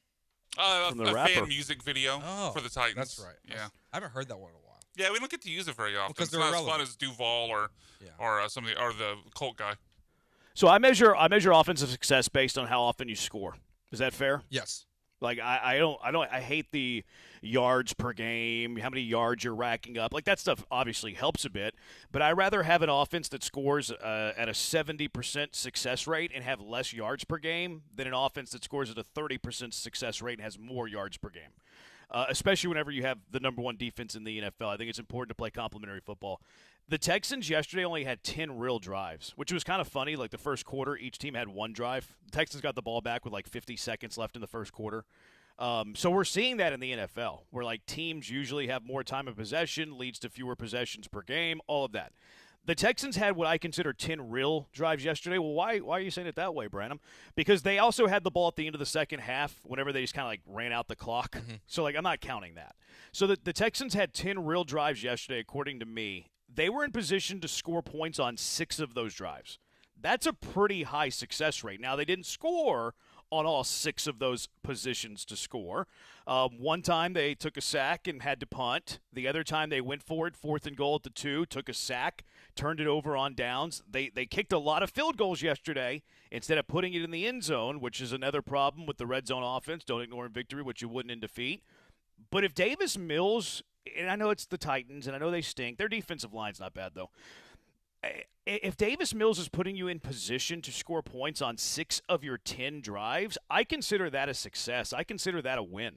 Yeah, I mean, it would have been nice to get a little more just so you didn't have to, at the end of the game, have to get that game-winning field goal and be able to just get one of those possessions that you mentioned, either not getting sacked and converting for a field goal there, or obviously scoring for it when you go for on fourth down. So would have liked to have a little more success, just because the hardest part about yesterday's game was you're asking your defense to be perfect. And now Cam Ward's not good, and either the Tennessee Titans in general. And if we keeping the book right now, we ass. Very much so. And then they got, they lost 2-3 receivers in yesterday's game, but you were still asking your defense to be perfect for 4 quarters, and they basically were.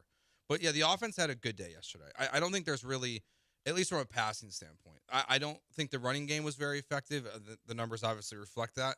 But it was a good day in the air. Like, they were finding chunk plays, not consistently, but throughout the game. So, it was a good day yesterday on the offense. Yeah. Now, like Mills' play specifically, I thought there was a lot of good. I thought there was a couple of bad plays specifically. The throw that he made to Nico on that, was it Nico? The 3rd and 16 on the final drive? Yeah. On the sideline.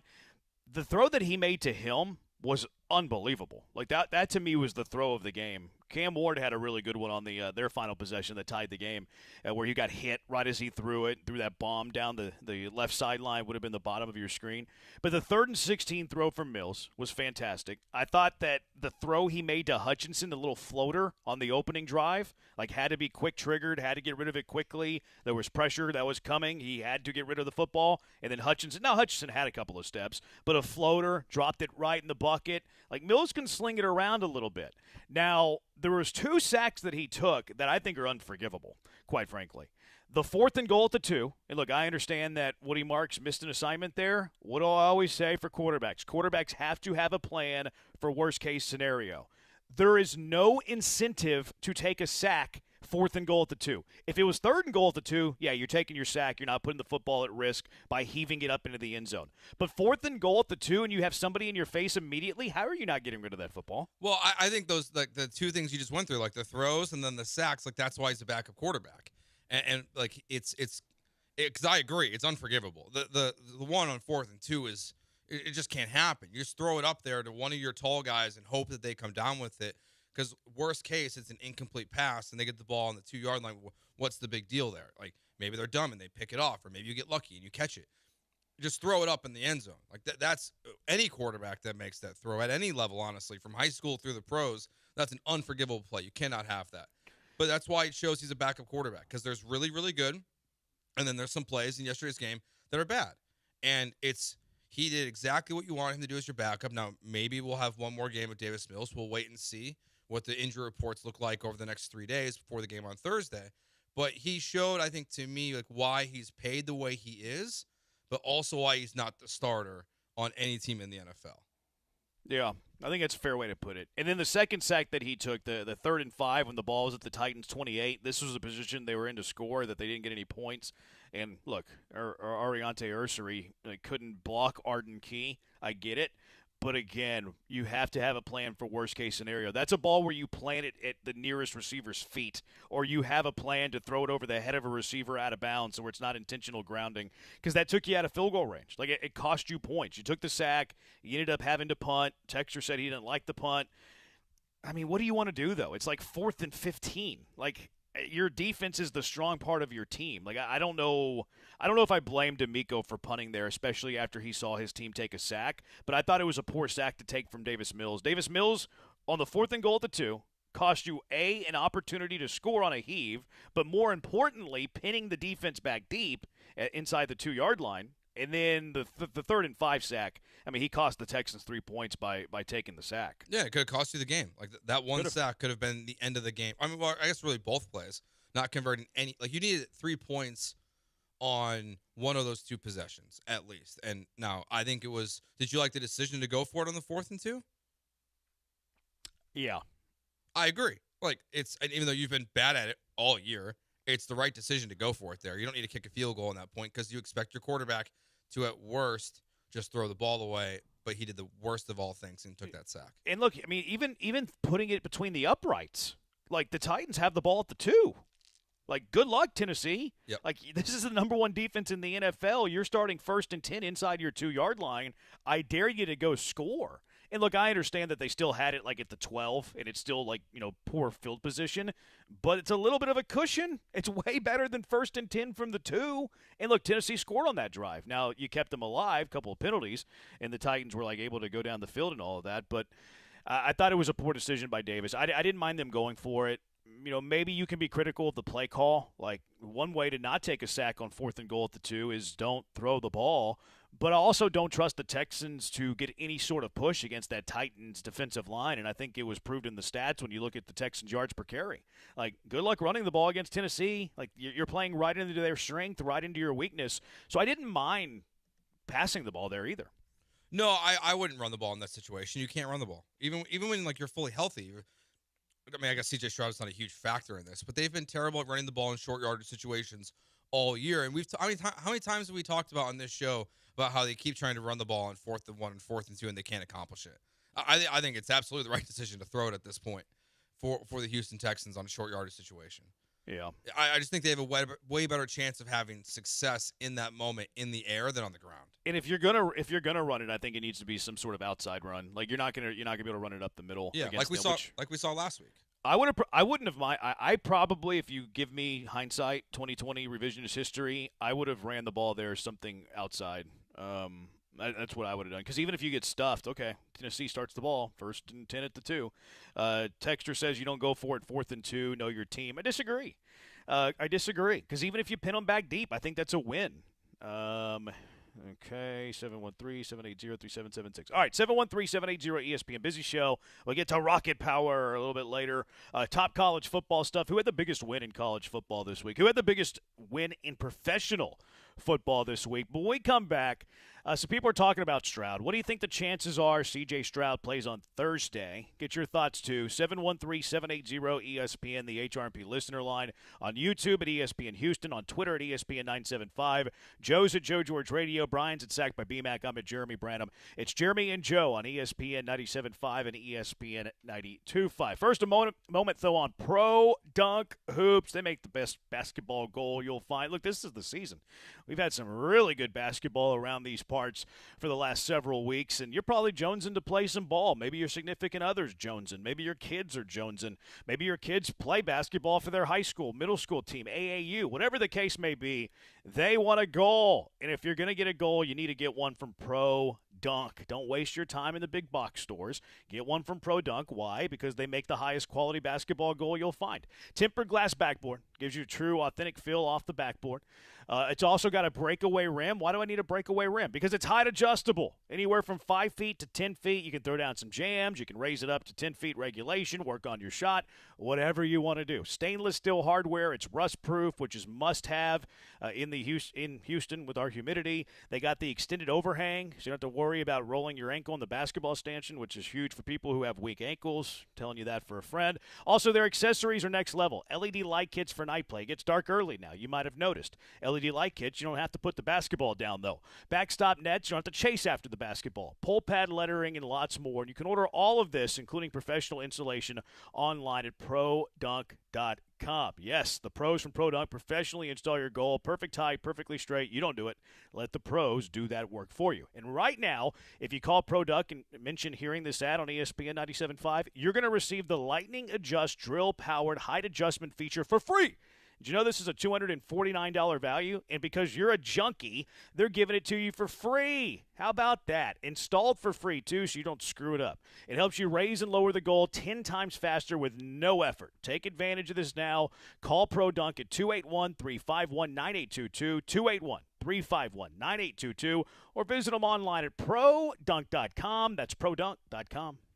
The best in Houston sports talk is ESPN 97.5 and 92.5. $5,000. That's the average amount of money people in the U.S. are now spending on gas in a year. $5,000. That's crazy. If you drive, you have to download Upside, the free app that gives you cash back every time you get gas. That's right. You can earn real cash back with Upside just by buying the gas you're already buying. You can literally start earning cash back today. I use Upside every time I fill up, and I've I've already made around $300. You're putting gas in your car anyway. Why not get real cash back? If you like free money, download Upside. I'm saving the cash I earn from using Upside to help pay for a vacation later this year. Download the free Upside app now to earn cash back every time you buy gas. Use promo code BOOST25 to get an extra 25 cents per gallon on your first tank. You can cash out anytime right to your bank, PayPal, or a gift card for Amazon and other brands. Just download the free Upside app and use promo code BOOST25 for a 25 cents per gallon bonus on your first tank. That's code BOOST25 for a 25 cents per gallon bonus.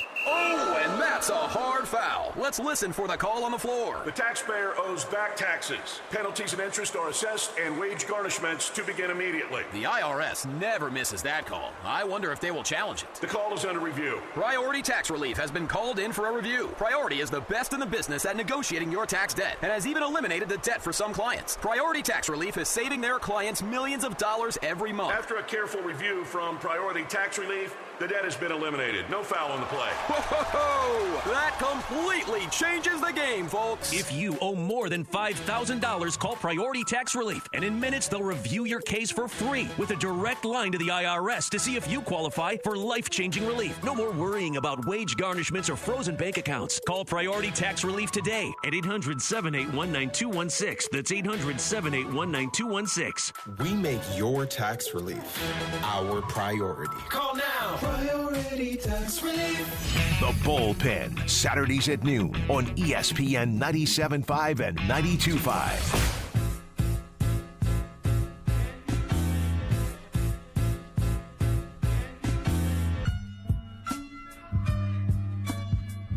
You're listening to Jeremy and Joe on ESPN 97.5 and 92.5. Live from the Huntington Bank Studios, here's Jeremy Branham and Joe George. He's Joe. I'm Jeremy. Junkie, what are the odds CJ plays on Thursday? Wait till y'all find out Stroud takes more unnecessary long sacks than any quarterback in the NFL.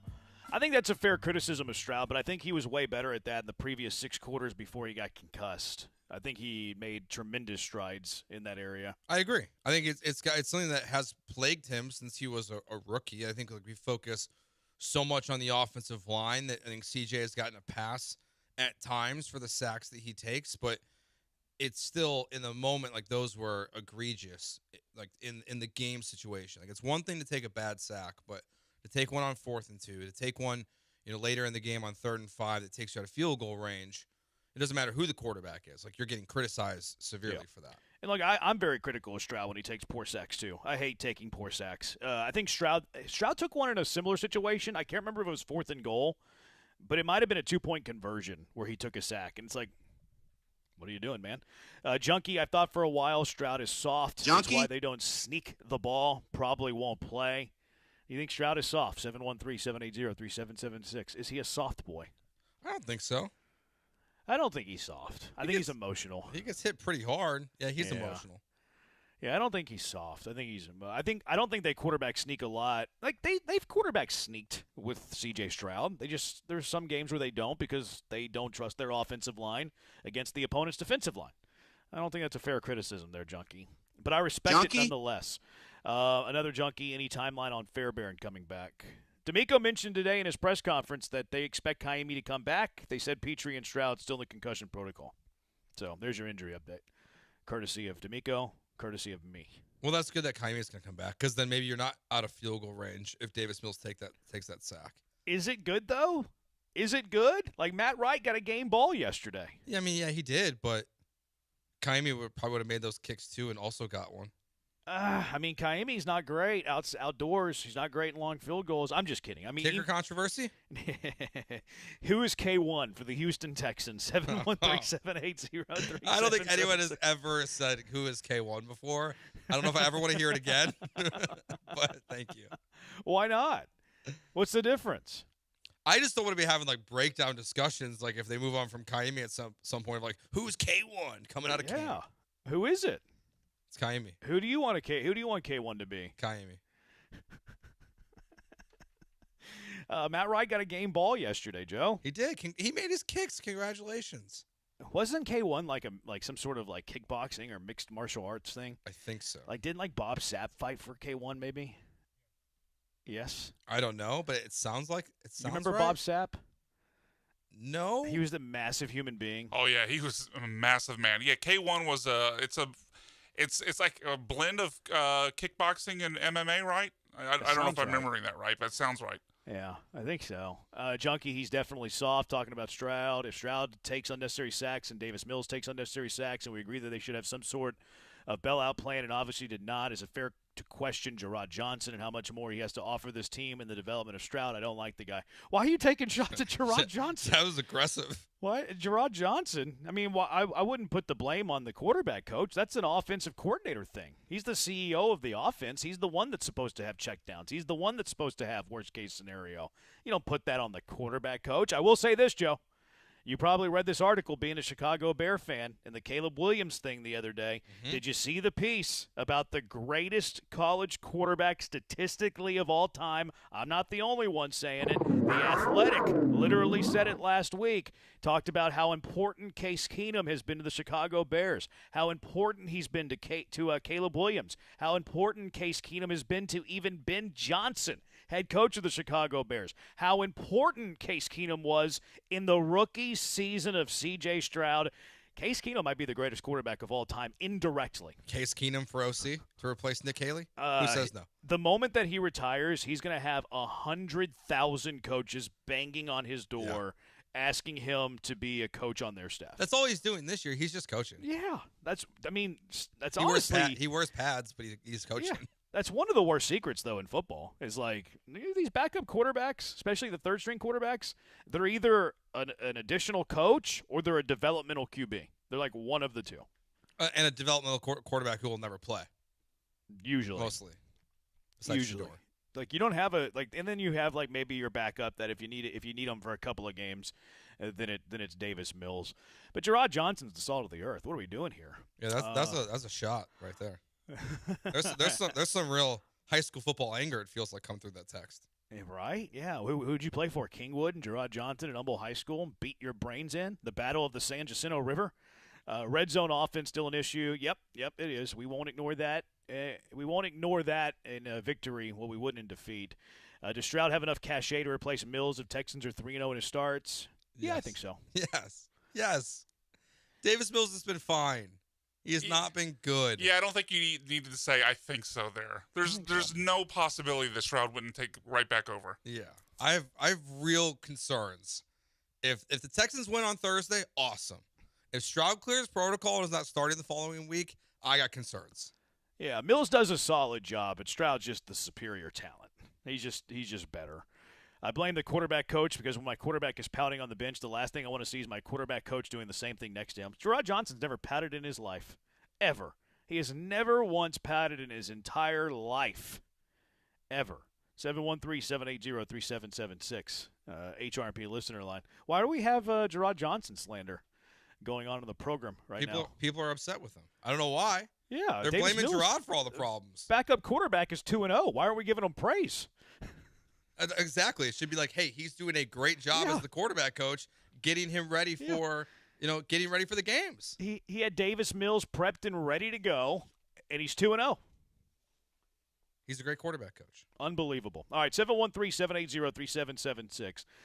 Did you like the offensive line that started yesterday's game? And what is your change when Ed Ingram comes back? 713-780-3776. Jeremy and Joe, ESPN 97.5, ESPN 92.5. Affordability right now, it's the biggest problem in today's car market. New vehicles, they average nearly $48,000, and most people wages, they just have not kept up as car prices are going up. That's why some people, they're stuck with those 7-year loans where you're upside down on your payments, have negative equity, and you're ready to get rid of this car, but you can't because you still owe money on it, but your car's not worth that anymore. D&M Leasing, they solve all of those problems with the Easy Lease. They offer lower monthly payments, no money down, and terms that make sense. All you have to do is go to dmautoleasing.com, or you can just call 713-290-1000, and you have no payments until 2026. You fill out your information, a leasing agent will contact you. You'll work with one person the entire time, and you will get in your car, as long as you know what you want, within 24 to 72 hours. They'll bring that car right to that white glove service. That's what they provide at D&M Leasing. Check them out, dmautoleasing.com, or call 713-290-1000 for no payments until 2026, and tell them ESPN 97.5 sent you by. Warning. You're listening to ESPN 97.5.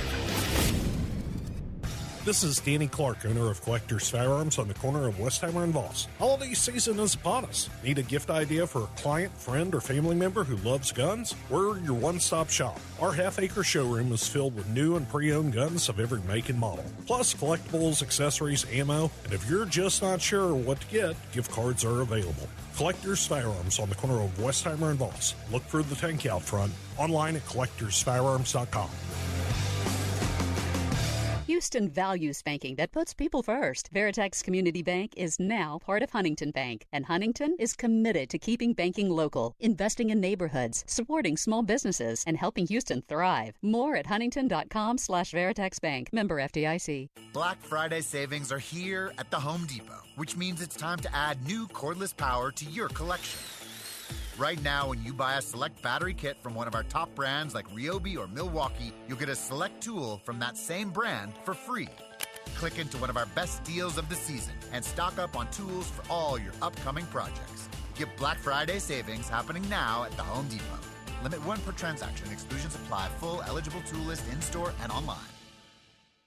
250 years ago, a promise was made to connect families and friends near and far. And during the holidays, that promise is more important than ever. That's why USPS is building a better network to meet your needs, with timely deliveries, easy and affordable ways to ship, and everything you need to make your season full of holiday cheer. Our purpose is delivering your peace of mind, knowing your love will arrive, bringing joy to all. The United States Postal Service. Learn more at USPS.com/holidays. This Thursday, join ESPN 97.5 and 92.5 as we broadcast live from East River 9 ahead of Thursday Night Football. We're on air from 7 a.m. through kickoff, so play golf, crush some pickleball, then catch the game at the River House Restaurant at East River 9 this Thursday. Your home for Aggies basketball is ESPN 97.5 and 92.5.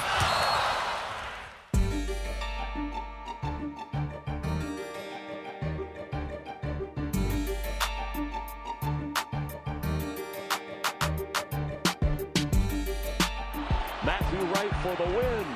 The kick. Right down Broadway, through the heart of Nashville.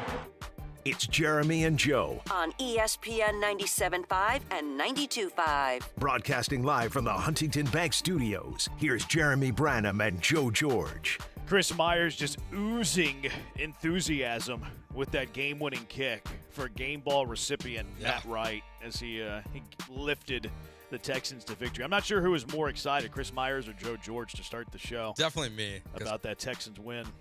You always come in here with these down questions. Chris is a snoozer. Yeah, he is. I think that's what made the game feel even more boring. Probably. It didn't help. It doesn't help. Like announcers I don't think they really affect the game in a positive way. Oh, I disagree. But I think they can take the game away. Totally disagree. In a negative way. Well, if one can take away a game in a negative way, isn't there an equal and opposite reaction? No, because I just don't want to realize. I mean, it's like an offensive line. Like I don't want to talk about you in special teams. Hasn't Kevin Harlan or Joe Tessitore ever added to a game for you? Yeah. I mean, they add to the end of the game for sure. No, when T-Mac yammed on Sean Bradley and he said, T-Mac just sucked the gravity right out of the building, that didn't give you goosebumps? That didn't add to the slam? It didn't magnify it and put emphasis on the gravity of the yam from T-Mac onto Sean Bradley? It helps a little bit. I think you're underrating it big time. I think maybe it's just more like it's more of a distraction. Like I think when it's like when Romo is oohing and on. Gus Johnson going way over the top, or Chris Myers putting. So they're like referees to you, like the best announcers. You shouldn't notice them. Kind of, in a way. Sounds like you're a fan of Joe Buck then. This is an insulting take. I'm really sorry because I know who I'm working with. But I couldn't disagree more. I think there's an equal and opposite reaction. If Chris Myers is a -10, then somebody has to be a +10. Like if that's your stance on the bad ones, then the good ones have to have like the same how do I want to say this? Like the same rating in the opposite way, right? I think there's just like there's less announcers that like when I tune on a game, I'm excited to hear what they have to say. Like Greg Olson to me is like the only guy right now, at least an NFL game, man, where I'm like, I mean, Brady's pretty good now. Yeah, I think Brady's solid. He's growing on me. Like, I see what you're saying, Joe. Like, there might not be – like, if it's a big game, you turn it on, you're not like, okay, I'm more excited because these guys are on the game. But I do think there are announcers who have, like, big game feel. Like, whenever you do turn on the game and it's like, you know, it's Keith Jackson back in the day. Who's the dude that was the CBS guy forever on SEC – the ESPN guy. And then he went to the Raiders for a little bit to be their radio. You're looking live. Musburger. Yeah. Musburger. Like, when Musburger was on the call, like – this is the primetime A-list game, and you know it. So that's why I disagree there. There are announcers that whenever they're on the game, I'm more excited for. Kevin Harlan's one of those guys to me. Agreed. Love it when Harlan's on the call. McDonough for college football for me. McDonough is very good. I like Joe Tess a lot on college football. Love Joe Tess. Didn't like him on Monday Night Football. It's the same way I feel about Fowler. I think Fowler gives a big-time feel. Like I don't think that Fowler's like unbelievably great, but I just think that the gravitas of Chris Fowler makes it a big game. Like almost the elitist that is Chris Fowler, the guy who does like Wimbledon, is doing this big-time college football game. But I don't like him on Monday Night Football because he doesn't have that same gravitas. Yeah. Same thing with like Herbstreit. Like I think Herbstreit does a good job. Whenever he's on a college football game, okay, baby, this is a big one. This is the main event. When he does NFL, I'm like, this is the ho-hum Thursday night game. And maybe Michaels brings him down. I don't know. But I totally disagree with that take.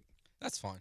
But I do think that Myers and Schlereth are my least favorite NFL broadcast. Of all the pairings, I don't think I'd heard them together two. before. I don't know if you guys had, but I've heard Chris Myers call tons of games over the years. But that specific pairing, I think that was the first time I had heard them together, and it definitely didn't help the game, the snooze fest, as Joe would call it. Like, they were very boring together. I thought so. They're above, or they're below our favorite Spiro Ditas. They're at the very bottom for Adam me. Archuleta? Yes, for me.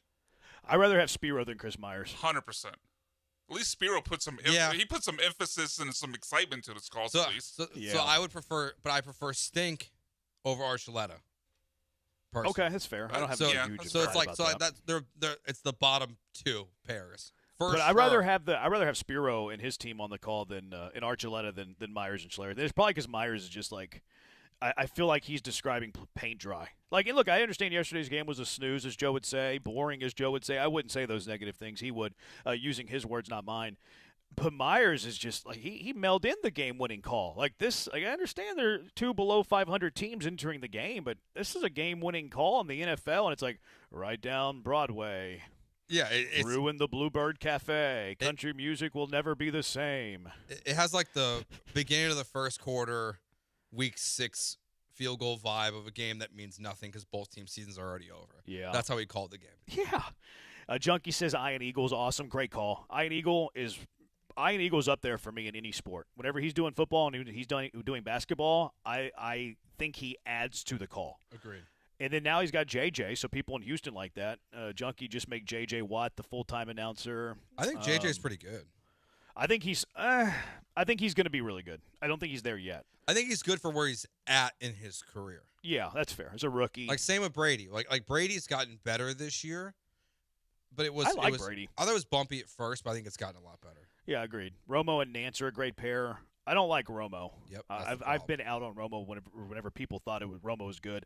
I was out on Romo before being out on Romo was good. John Smoltz is great at calling baseball games. Key from L.A.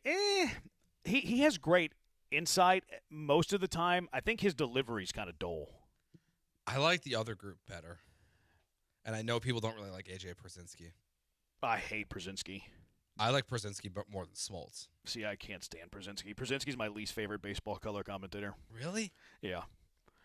Jeremy, you're in radio. Most people outside of the radio world don't give a who the announcer is. I mean, the text line's telling us differently. Maybe you don't care, but a lot of people do care. Plus, you're listening to us and not somebody else, so you care enough to make that decision. Ohio State game, Gus Johnson is the best. I don't really like Gus. I've lost my appeal. JJ and Brady don't have great voices. Yeah, I could see that. I think Watt's got a better voice than Brady, though. Joe Buck and Troy Aikman hate Houston, never have anything to say. Yeah, I don't think Buck hates Houston. Aikman may not. But I think they're good together. Maybe not for a Texans game, but I think that's a good team. They're fine.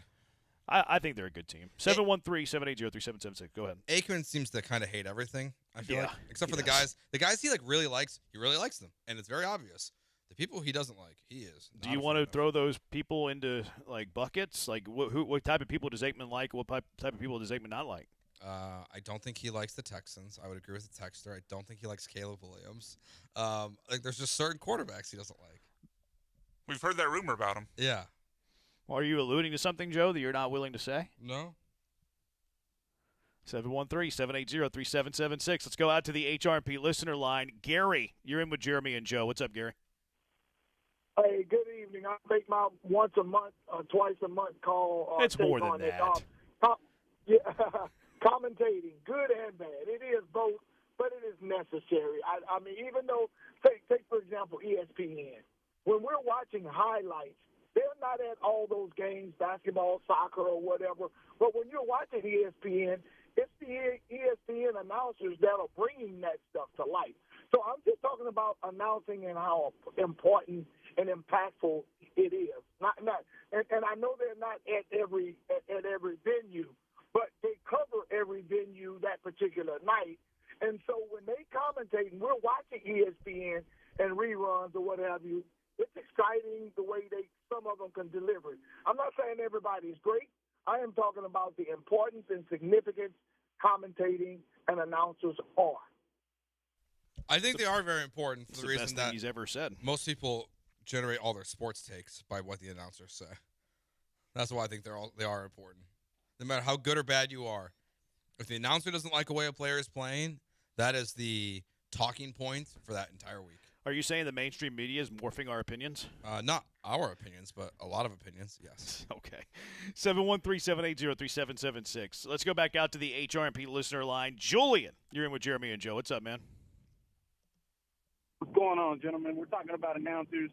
I think the announcers are important. I do think that they can elevate the game, but I also feel like they can drag it down. I forgot the guy's name, but everything is such a huge play. Oh, he makes a cut, and he gets hammered for a 3-yard gain. It's like, bro, there's no need for that. Yeah. I understand you want to make it appealing, but I forget the announcer's name, Chris something or whatever. He's a popular announcer. A lot of people like him. But everything is a Game 7 game winner, and it just can't be that way. Y'all have a good day. Appreciate it, Julian. I don't know what Chris. I thought it sounded to me like he was describing Gus. That's why I think he was describing Gus. Yeah, I think he was. Jim Nantz would tell you to call a game like it's a story. You know, whenever you start the game, you can't be at your peak. You can't be at your apex, right? You have to work to it. It's kind of a dance. It's kind of a masterpiece. You got to have the apex moment when it's the apex. You can't have it at the start of the game. You can't have it on a 2nd down and 7 when the team's up by 10 and 10 minutes left to play in the second quarter. The gravity has to, be in the moment. I think the best, TV commentators, radio commentators are the ones that can feel the moment, and they know when to really sell the moment. Junkie, Jeremy, you disagree with everything. You know what? You're right. I do. I just agreed with you. That's interesting. First thing you've agreed on all that. That was like an inception moment there. This game has been turned upside down. Shame, shame, shame on you, Joe. That was a great call. That was old Joe Davis. I like Joe Davis. I know a lot of people don't, but I like Joe Davis. I hate that he's the Dodger guy. Dodger Joe Davis is a certain big game feel to him nowadays. That's true. Harlan is the GOAT. Joe Buck gets too much hate, says Eric the Buyer. Keith Jackson was the GOAT. How did Drew Brees do yesterday? I didn't watch the game. Neither did I. Was he any good? He took over for Mark Sanchez, huh? Yeah, he did. Sanchez. Bad take. I didn't listen to Brees. I don't even know what game he was on. I don't either. I just hate the commentators doing the World Series when they go to the dugout asking a manager questions during the course of the game. I hate that too. That's not their fault, but it's one of the worst things happening in sports right now. Yeah, I hate it. Is the mid-game interviews, even I know it's ESPN, but Sunday Night Baseball, you miking up a player, I think is terrible. Agreed. Chris Collinsworth, one of my favorite. Do away with the sideline reporters regardless of the genders. I disagree with that. I'm not reading that one. It's like listening to Vince Scully. Vince Scully was the GOAT. I used to listen to Vince Scully growing up just because he was so good. Can we all agree Greg Olson is the most underrated commentator? I actually agree with that. I think Greg Olson's a bit overrated. I guess I could disagree with it. I think he's a bit overrated. Really? Yeah, I don't like his voice. That's fair. It's high-pitchy and kind of nasally. Yeah. If you don't like a voice, you don't like a voice. It's going to make you not like the broadcaster. Like, I think he has good insight. I think he's a good analyst. But like, I don't think he should be. Like, a lot of people are like, oh, he shouldn't be demoted to the 2 chair. I'm like, I think that fits him better. Not to say that like he's worse than Brady. I'm kind of out on the voice a little bit. Like, he's this big macho NFL guy, and he kind of high pitched soprano a little bit. Spinal. Yeah. Like Woody Marks. All right, 713-780-3776. Were you cool with the offensive line yesterday, Joe? Yeah, I thought starters. Yeah, I was good with it. Okay, what do you do when Ingram comes back? You going to make any changes? I mean, obviously he's going to have to start. Can one of them play left tackle, either Brown or Howard? So you're benching Ursery? I don't know where else you put these. Like how else you change it? Because I like the group you have out there. Wow, that's spicy. But like when Ingram comes back, if I feel like you want your best 5 out there, I think Trent Brown's included in that right now. You might be right, but I wouldn't say that Ursery's out of it. But who's going to play left guard? Like I feel like it's be the more Titus like Howard answer. I'm open to that. If they want to put Titus Howard at left guard, I'm good with that. Ursery, Howard, Andrews, Ingram, Brown. Although Andrews was dreadful yesterday too. Yeah, but it might help out Ursery a lot to have Howard at left guard. I think that to me is the answer. Okay. Is the most. But if they didn't want to put Titus at left guard for some reason, like could you put Trent Brown at left tackle? But he's been good, but he hasn't been like a dominant player. Would it shock you if they just go back to the way it was before? No. With the exception of Patterson at left guard? Yeah. Instead of Lakin? No, It wouldn't surprise me at all. No. But Trent Brown's played good enough to where it feels like he's part of your best group of 5 now. He hasn't been great, but he's been good for the most part. So I would prefer to have Howard at left guard, but if for some reason they didn't want to do that, I don't know how else you move this around without making a change at left tackle. Wow, I can't believe you're calling for the benching of Ariante Ursery. I feel like it just, I don't know, when he gets beat, man. He didn't have a great game yesterday. He doesn't get beat easily. It's ugly when it happens. Yeah. He gets bullied when he gets beat. I think you have 2 options. I think you go Ursery, left tackle, Patterson, left guard, Andrews, center, Ingram, right guard, Howard, right tackle, and Trent Brown takes a seat. Or you go Ursery, left tackle, Howard, left guard. I don't really care who plays centers between Andrews and Patterson. I imagine those keep Andrews there because he's been the center all year. Ingram at right guard, Brent at right tackle, Brown at right tackle. That would be, I think, the 2 options that they have. I don't think they're going to bench Ursery. Like, this is Casario's prized offensive line rookie. They're not benching that dude. It's like Cam Smith. Yeah, you kind of have to play him at this point. Yeah, to me, he's not moving. He didn't have a good game yesterday, though. To your point, I think that's fair criticism. Yeah, and victory. And who knows? Who knows if Titus could even play left tackle? Like has he done it in his career for more than? Titus has, yeah. Has he filled in for? Yeah, I think whenever Laramie Tunsil got hurt that one year, Titus played left tackle. I think when he had his thumb injury, I think it was. And he was pretty good down the stretch too. Whenever he got hurt, and people were wondering if they were going to just move on from Laramie sooner than they did and just play Titus at left tackle, because I think left tackle was his natural position coming out of college. Mm-hmm. Of course, once played quarterback. Titus Howard. That's true. But yeah, so I think the most likely is they just go back to the way it was, and then. So Brown's gone. Yeah, Brown's gone, and he's just your swing tackle at that point, which is fine. Your what? Your swing tackle. Okay. What else would he be? I don't know. I'm stupid. All right, 713-780-3776. We'll get your thoughts. Also, how about the defense? What did you think of the defensive performance? What did they tell us? How do you think they aligned with no Petrie, with no MJ Stewart? And we're eventually going to get into this Demeco Ryan's game management stuff, too. 713-780-3776. Jeremy and Joe, ESPN 97.5, ESPN 92.5. Monument Chevrolet, they're the best dealership in the Houston area. It's really without debate. That's why they've been in the business for 50 years, over 50 years. Monument Chevrolet is a pillar of the community. So if you're in the market for a new pre-owned vehicle, even a commercial vehicle, their commercial vehicle fleet is on point. But if you're in the market for any of these things, Monument Chevrolet is the place to go. Why? Because they're the dealer you can trust. Transparent, no hassle, get your car shopping done fast. Doesn't that sound nice?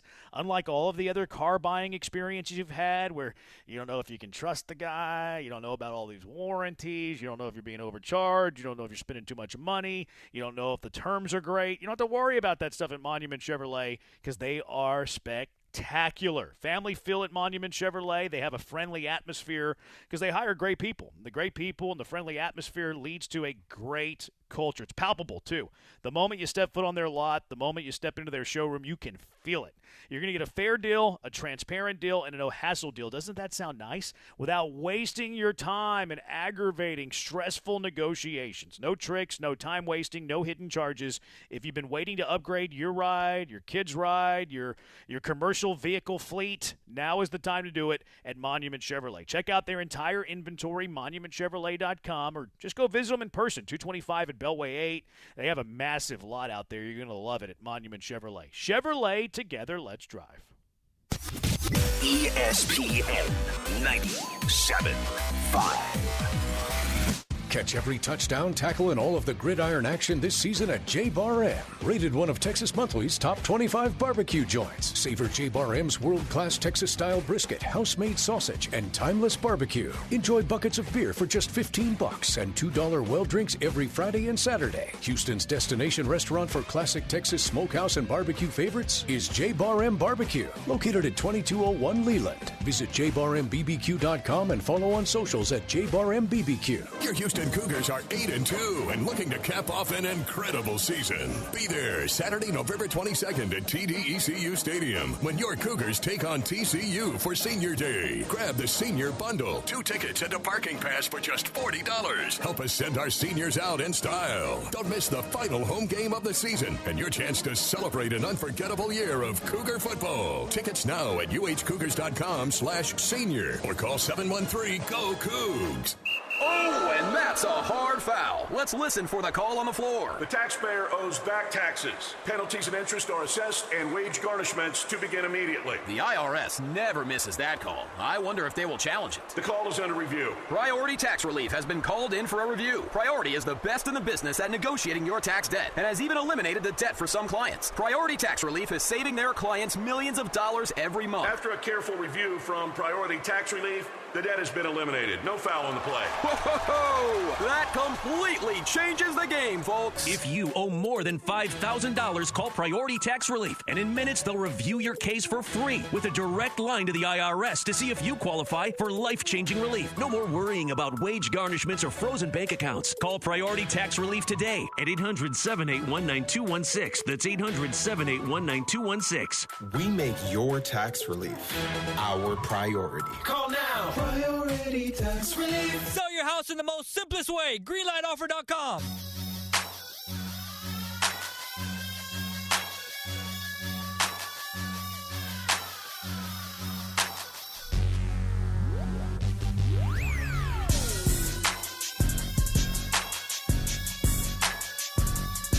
Now back to the Huntington Bank Studios with Jeremy Branham and Joe George. On ESPN 97.5 and 92.5. He's Joe, I'm Jeremy. I don't like your voice, but think you're a great radio personality. Well, now I know you're lying. 713-780-3776. How about the defensive performance yesterday, Joe? Hold the Titans, just a juggernaut offense, to 13 points. You hold them to 229 yards. Titans did get that last drive for a touchdown that tied the game.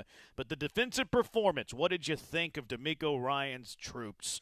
Outside of one play, it was basically perfect. After the Will Anderson sack in strip and recovery, that's when it felt like they really turned it up in terms of pressure, against Cam Ward. Just watching the game, I haven't looked at the numbers just yet, but it didn't feel like they were getting to Cam very often, and that was probably by design for what the Titans were doing. But besides one big chunk play, they dominated the Titans. Yeah, so they got 4 sacks. I mean, that's a pretty good day at the park.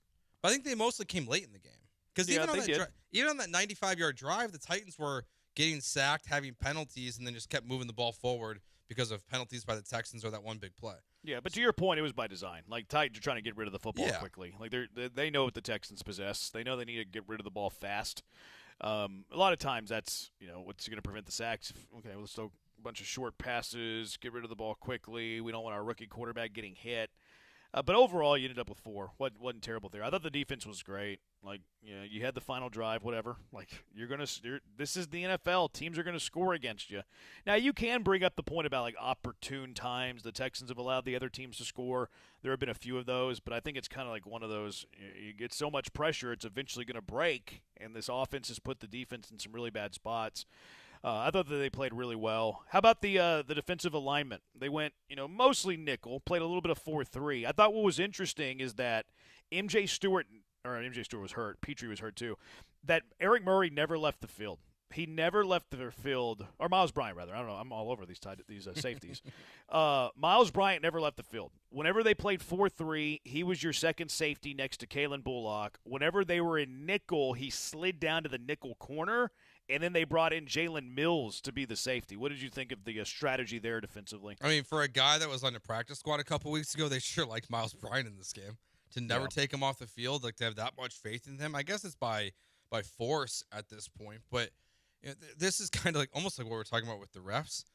In a way, I felt like I didn't really notice it, and I think that's a positive. Didn't feel like watching the game. It's like, oh, there's Miles Bryant making a mistake, or here's a missed tackle here. Like, I mean, he led the team in total tackles in this game. So I thought it's the right decision for at least this game. I don't know how it plays out on Thursday if Jalen Petrie is going to be out since he's still in the concussion protocol. But for this game, it was totally fine. I think that's what we kind of talked about on Friday. Like, you can get by against the Titans with this crop of players in your secondary. And they did a fine job outside of really just one bad play. Yeah, I don't think that – what bad play are you talking about? The deep bomb? Yeah, the deep bomb, yeah. I mean, I think that was just a great play by Cam Ward. I mean, it was a tough great to throw. Defend. Yeah, well, was it Bullock was the nearest guy? Bullock, Joe. Bullock, yeah, I know. My bad. We just went over this on Friday, too. That's disappointing Let's get it in right. myself. Bullock, whenever he's near a play and there's a big chunk play, I just kind of assume it's his fault. I don't know if that's fair or not, but that's the way I view it. Yeah. I mean, sometimes you have to tip your cap. I think. No, I think this is the defensive alignment that's fine with the injuries. I mean, obviously you want Jalen Petrie back as soon as you can. It's very obvious they didn't like Tremont Smith and what they saw on film from him because he played a decent amount in the week prior, and then yesterday he played one defensive snap, and I think he was in dime coverage, a dime formation. So, yeah, they didn't like what they saw from him. I liked the way they used Miles Bryant. They kind of moved him around. And then, hey, whenever we're going to go nickel, hey, here you go, Jalen Mills. I forgot they had Jalen Mills, if I'm being completely honest. It's a pretty nice guy to have on the practice squad because he's not terrible at football. All right, Demeco's game management, Joe. This has been something that I've pointed out several times that I've not liked. Even whenever Demeco, first couple of years, I'm like, I don't know if I love this from Demeco Ryans. I don't know if I love this game management from Demeco Ryans. I think more people are starting to realize it. We talked earlier about the 4th and goal at the 2. I think we both agree we would have went for it there. Mm-hmm.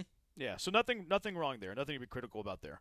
The next game management decision, 4th and 1 at the 25. You're up 10-6 with 12 minutes to play. Decided to kick a field goal here. What'd you make of that decision? Well, this is okay. So my issue here, and I guess it connects to the first one. I just feel like you should have the same decision on both of these. It's like one's 4th and 2 at the goal. You decide to go for it. The other one's 4th and 1 at the 25. And if you go for it, you just continue to eat clock, move the ball down the field, try to get a touchdown. Instead, you kick a field goal. There seems to be a level of inconsistency with his decision-making processes on 4th and short, and I don't like that. That's my biggest issue. Yeah, I don't mind the inconsistencies. To me, it should be like gut, vibe, flow of the game. Let the game speak to you. Then I don't like how his gut feels. Oh, how do you know? Okay. That's fine. Like it's fair to have different gut feelings. Like the Mike McDaniel thing yesterday. Like people are like, oh, statistically, this was the right thing to do. Okay, well, statistically, I think it's stupid. To me, I like to go based on game flow, how things are going, offensive line, defensive line, what you're seeing in the trenches. I think score matters a lot here. I think I would have went for it, actually, though. 10-6 game, field goal, yes, it increases the lead. It makes it a 7-point lead. You feel really strong about your defense, all of that. It's still a one-possession game, though. I would have went for it, try to make it a two-possession game. Now, if you don't get it, it's a 4-point game, and then eventually Titans would have taken the lead. I personally would have went for this. Of the two, I feel differently about this one than the goal-to-go situation early in the game. I understand where Demeco's coming from, and it's not like one that I feel like crazy about. I'm not like at a 10 where I'm like, that was so stupid. Mm-hmm. It's kind of a 60-40 feel because I understand what he's doing. Like, your defense is great. The Titans haven't scored a touchdown all day. You feel like a touchdown lead is almost insurmountable. Kick the field goal, make it a 7-score game, get you. Wright had also missed a field goal earlier in the game. I know it didn't count because of the penalty. So it's like I also don't really trust him from 42 that much. Like, 80-20, I guess, for him to make it. I personally would have went for it there, but not dying on that hill. Now, the challenge on the Christian Kirk incompletion where he didn't survive the ground, I don't know and I understand that Demeco has people upstairs. Demeco's like the head of the snake, so we blame Demeco. The process here, I don't know what they're seeing in this process where they thought Christian Kirk possessed that football. It's a, fireable offense. I agree with you. It is. And we're not saying Demeco. We're saying whoever's in charge of buzzing down. Because here was Demeco today on the challenge process of the Christian Kirk challenge. The one that we challenged there, of course, the guy didn't. Looking back at it, we didn't complete the catch through. We didn't survive the ground. So looking back at it, probably shouldn't have thrown it. But I feel like the guys saw something that I didn't see up top, and that's why in the first half there, it's not like we're losing it, lose a timeout. It's not as big of a deal as it would be, you said, in the second half when the timeouts are very critical. All right, what did you make of that? We'll discuss that on the other side. Game management from Demeco, 713-780-3776. I can defend Demeco on one part of what he said, but I'm critical of something else that he said. 713-780-3776. Jeremy and Joe, ESPN 97.5, ESPN 92.5. If you haven't heard about Higgins Boat Rum, well, it's about time you did. It's fantastic. Rum on a mission. Higgins Boat Rum is known as the Texas Bourbon Drinkers Rum. It's why everybody loves it. It's bold, it's smooth, and then also it's steeped in history. It honors the greatest generation, perfect to sip neat, perfect on the rocks, perfect on a big rock. Higgins Boat Rum uses the Persado craft technology that we've all learned about. We've all grown to love it. It makes it smoother, enhances the natural flavors and aromas while also removing all the harsh elements. All that stuff that makes you feel bad in the morning, well, that stuff is right on out of there because of the Persado craft technology.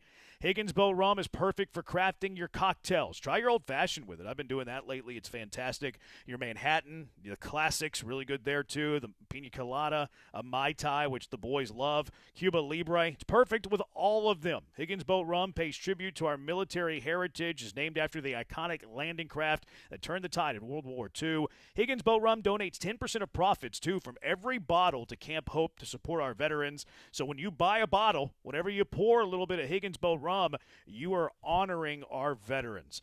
Follow Higgins Boat Rum on all their social media accounts. You're going to get fabulous cocktail ideas, behind-the-scenes stories, live updates on Higgins Boat Rum where you can pick it up.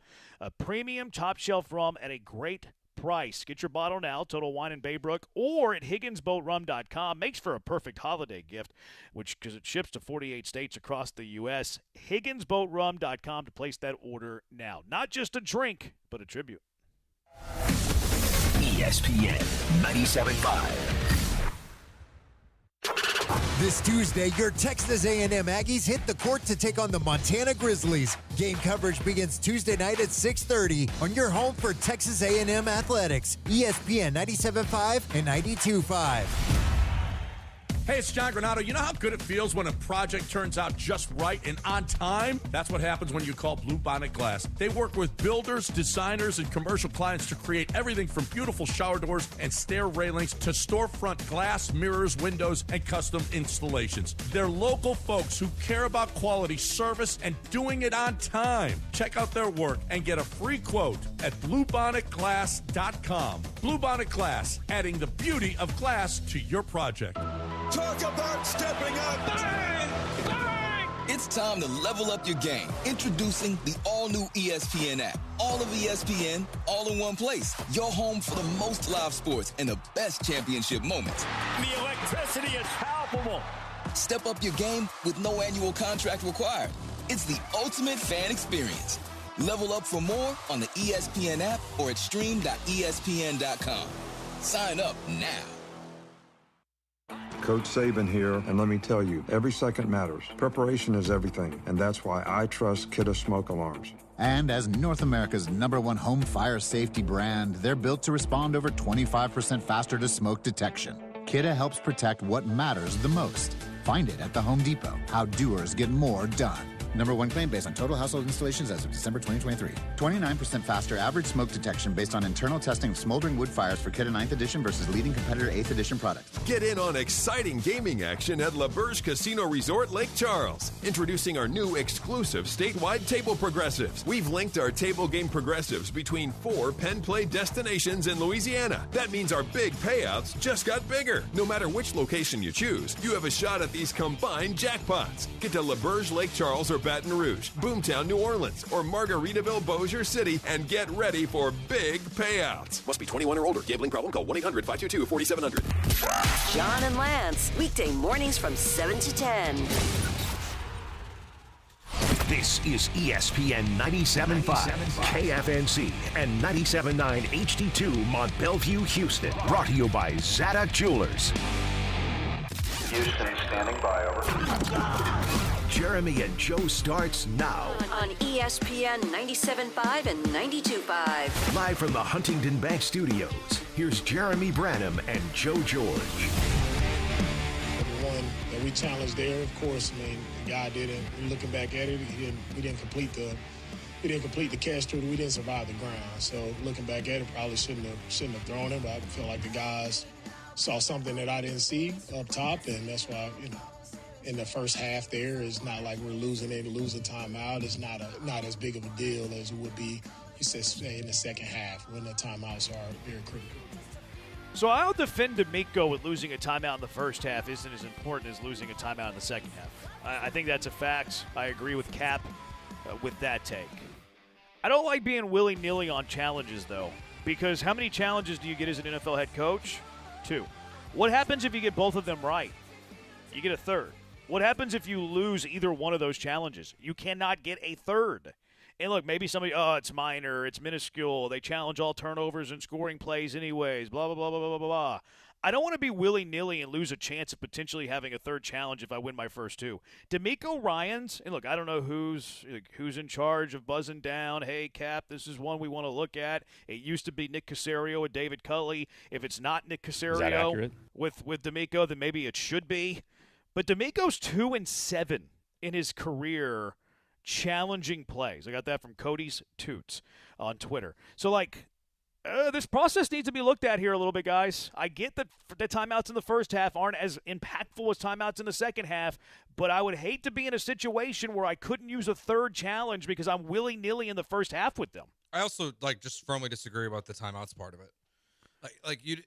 If you're in a game situation in which you are down big, let's say you're down by 2 scores, and you've got the ball, but you only have 1 timeout instead of having 2 because you blew on a stupid challenge, you could go in there, you could score and get the ball at halftime. Also, it's a tie football game, but because you burned a timeout on a terrible challenge, you made it that much harder for yourself to accomplish that goal. You can't be willy-nilly with timeouts. Yeah, that's not what he said, though. No, I know, but that's basically what he's saying. He's saying that first half timeouts aren't as important as second half timeouts, which I agree with. I think you paint a great picture. I think it's an accurate picture. Yeah. I agree with you. You shouldn't be willy-nilly on the timeouts in the first half either. But I do think second half timeouts are more important than first half timeouts. Yeah, I mean, yes, but they're still valuable in the first half. Agreed. So, and maybe he's not valuing them enough. I can meet you halfway. Yeah, and the guys up top, it was so clear from the beginning. I couldn't believe that they threw a challenge flag at all. I thought it was very obvious. Right? I was stunned. Watching the television, that's an incomplete pass. You could see the ball hit the ground. Yeah. And then when you saw the replay, it's even more egregious. So I wish there was a follow-up to Demeco. Well, what did they see? Yes, because he says there, they saw something, maybe they saw something that he didn't see. I don't like the words maybe either in there. What are they seeing that like those guys stink at their jobs. Yeah, and I think you're right. Like, it sounds like a very, like, bold take. Like, these guys need to, fire them or whatever, cost them their job. You're not necessarily saying unemploy them, but maybe you just rethink the whole like process of who's in charge of the challenges, who's making the decisions, who's returning to play. Like, I'm with you. Like, you're 2-7 under Demeco in challenges over the course of his 3-year career.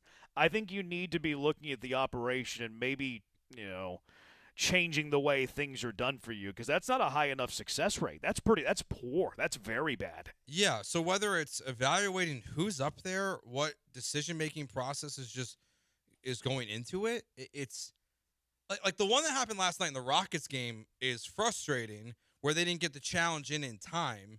Yeah. Because the ball got put into play before the game, before they could get it in there. That's frustrating. The Texans game, it's just a bad decision process. So bad. And I don't think there was one person watching that game was like, challenge that. And there wasn't one person that once they challenged it didn't immediately know they were going to lose the timeout and lose the challenge. Yes. That was brutal. Let's go out to the HRP listener line, 713-780-3776. Okay, 713-780-ESPN. Lamont called in, and Lamont didn't want to talk to us, I guess. Lamont was on hold. He was on hold for 25 minutes, and I guess somewhere between the 25th and 26th minute, Lamont made the decision, you know what? I've been on hold too long. 2128, even when Kirk had been on the field, he had been a huge disappointment. Did you notice Kirk and Noel's snap counts this game? Kirk down, Noel up? No, not even close. Really? It was the other way. Kirk got more snaps. Noel went down. Why? Kirk played 36 snaps, 51%. Jalen Noel played 18 snaps, 26%. Offensive snaps. Why? I think game script. The Texans were either ahead or tied for almost this entire game, or within a possession. Whereas in the Jacksonville game, they were down multiple possessions and had to throw it and had to go to 11 personnel and 3 and 4 receiver sets. They didn't have to do that against Tennessee. And Jalen Noel's not in many 2 receiver sets. So that would be my answer as to why. And that's Christian Kirk's a better blocker, basically, as part of it. That's probably part of it. But Which also he's makes just sense. in those formations, Yeah, I don't, because I'm with the texter. It's just, and not that we should have had high expectations. This was what, a trade for a 7th-round pick is what you gave up for Christian Kirk, a 6th-rounder? Like, it wasn't a high draft pick that you gave up, but it still is below expectations of what I think we all thought Christian Kirk's impact on this team would be. Yeah. Feels like he's either, like, missing in action, but he's on the field, so he's not contributing. And when he does contribute, it's mostly in a negative way. I mean, he almost got a touchdown, Joe. I mean, there was somebody in the Texans booth yesterday that thought he did catch a touchdown. Almost. He had the catch on the next play that brought the Texans to the 2. He did. I think Kirk's okay. Like, I don't think he's a bad football player. Like, if there was no Jalen Noel on his heels, I don't think we would really be like, oh, Christian Kirk is the worst. I really don't. That was his only catch yesterday, too, by the way, the one that he caught on the very next play. He had 1 catch for 6 yards on 4 targets. Jalen Noel played way less and had 1 catch for 12 yards on 1 target. He did more with far fewer snaps and far fewer targets, although it was a receiver screen on like a 3rd and long in which he didn't come anywhere near the first down marker because the Texans were playing complimentary football and looking for the punt in that situation. I think Kirk's biggest enemy, though, is Jalen Noel. I don't think that Kirk would be getting the negative run if there was no Jalen Noel right behind him. No, I think we might be looking at more at Nick Caserio in that moment of saying, you didn't bring anyone else in to compete with Christian Kirk? Or this is the production that you're getting from him? He's just been a nothing burger mostly. So it's disappointing still. Like you were hoping that there was some level of that first year in Jacksonville, and that's been a couple years now, that there was some of that would translate to this team in this offense. But then the offense hasn't been that great this year, so we shouldn't be too shocked. Junkie, over the last 3 years, what is the league average for challenge success compared to Demeco? Those are billable hours, man. Like, you want us to do your work for you. Billable hours. Send the invoice to @JeremyBranham. Google says that in 2023 it was 43% success rate. Last year it dropped to 40% success rate. Google doesn't have the data for 2025, at least quick search. So roughly 40% success rate is probably where it should be. And what did I say Demeco was? Demeco is 2 for 7. So I guess that math isn't below average, but it's not terribly below average. It's pretty bad. 29%. Yeah, that's not good. 29% when league average is roughly 40. That's not good. I think that you should be looking at this process, man. You should be looking at, hey, Nick Caserio, do you want to be on the headsets again? Do you want to be my buzz down guy? Or could you live with that? Or if he's on them, get off of them. Yeah, I don't know. I don't know the process. Yeah. If he's on them, he needs to get off, yes. If he's not on them, hey, Nick, do you want another game day responsibility? Which Nick would love that. He might not be able to see out of the coach's box window, but I think he would love the responsibility. I mean, he did it for a year. We think. Didn't he say he did it for a year? I think it was a timeout, not a challenge. Oh, okay. Remember? That was the whole thing of whenever Cully tipped the hand, Nick told me to take a timeout or something like that. I think it was more game management than challenging. So I found something, and it's not great. But this is an article that listed the success rate of all 32 NFL head coaches, and taking out the first-year coaches that only have one challenge, or in some cases 0 challenges so far. Demeco is the second worst in the entire league, only above the guy we all hope will be the OC next year, Mike McDaniel. Wow. Great. And look, a lot of time, most of the time it's not the head coach. Most of the time, it's not the head coach that's making these decisions. Ultimately, they're the one throwing the flag, but they're usually relying on somebody else, like an eye in the sky, that's in the booth. And Demeco flat out alluded to that. Demeco talked about, we got buzzed down from we got told from our crew upstairs. And I think you need to reevaluate your eye in the sky procedure. If you're the second worst in the NFL. What do you mean by that? Reevaluate their eyeballs? See if they can they see what's happening on the football field? Get different eyeballs. Yeah. Get a different person. Yeah, that's what. Yeah, I mean, you said Joe wants them on the street. I kind of do. Well, I mean, they probably have a different job. They're probably responsible for something else during the week. They better be really damn good at that job. I don't think their only job the entire week is in the 60 minutes of the game, tell me what I'm challenging, what I'm not. They have to do something else. I don't know, but what a great job that would be. Your responsibility. Well, until only you try to axe them. Well, yeah, I know. But if I could get that job tomorrow, hey, you only got to work for 3 hours, and you're just responsible for challenges. Would you be better than 30%? I think so. I think so too. This is the one area where I think we would have a chance. There's no way we're out scheming an NFL coach, offense or defense. There's no chance that we're winning a one-on-one in any position against another NFL player. But can you out success rate an NFL challenger? I think in the Texans' case, most of our listeners could. I think we all could. I really do. I think that all of us, all of our listeners, all of the junkies, all of the YouTubers, maybe not the Twitchers, but everybody else certainly above 30%. Yeah, I think we could have a strong argument to being collectively better than 30%. It's so bad. You got to change the process, man. Got to change the process, man. All right, let's get to the rest of the NFL. Who had the biggest win in the NFL yesterday? 713-780-3776. Jeremy and Joe, ESPN 97.5 and ESPN 92.5. I hope all of you had a great weekend. I hope all of you got all the rest that you needed, all the relaxation that you needed. If you didn't, may I suggest Two Creeks Crossing Resort on Lake Livingston. They are the best. They're sensational. They're going to get you that relaxation that you crave. They are going to get you that rest that you crave. They are going to make you one with nature that you also crave, whether you know it or not. Two Creeks Crossing Resort on Lake Livingston. Get on out there and escape the city. Enjoy the relaxing, great outdoors. Book your stay at twocreekscrossingresort.com. They got the open green spaces that we all covet. They have the wildlife you don't see in the city. Beautiful, beautiful nature, including the majestic, mature trees, and also some of the best fishing in Texas. They got the two creeks that run alongside their property. Great fishing.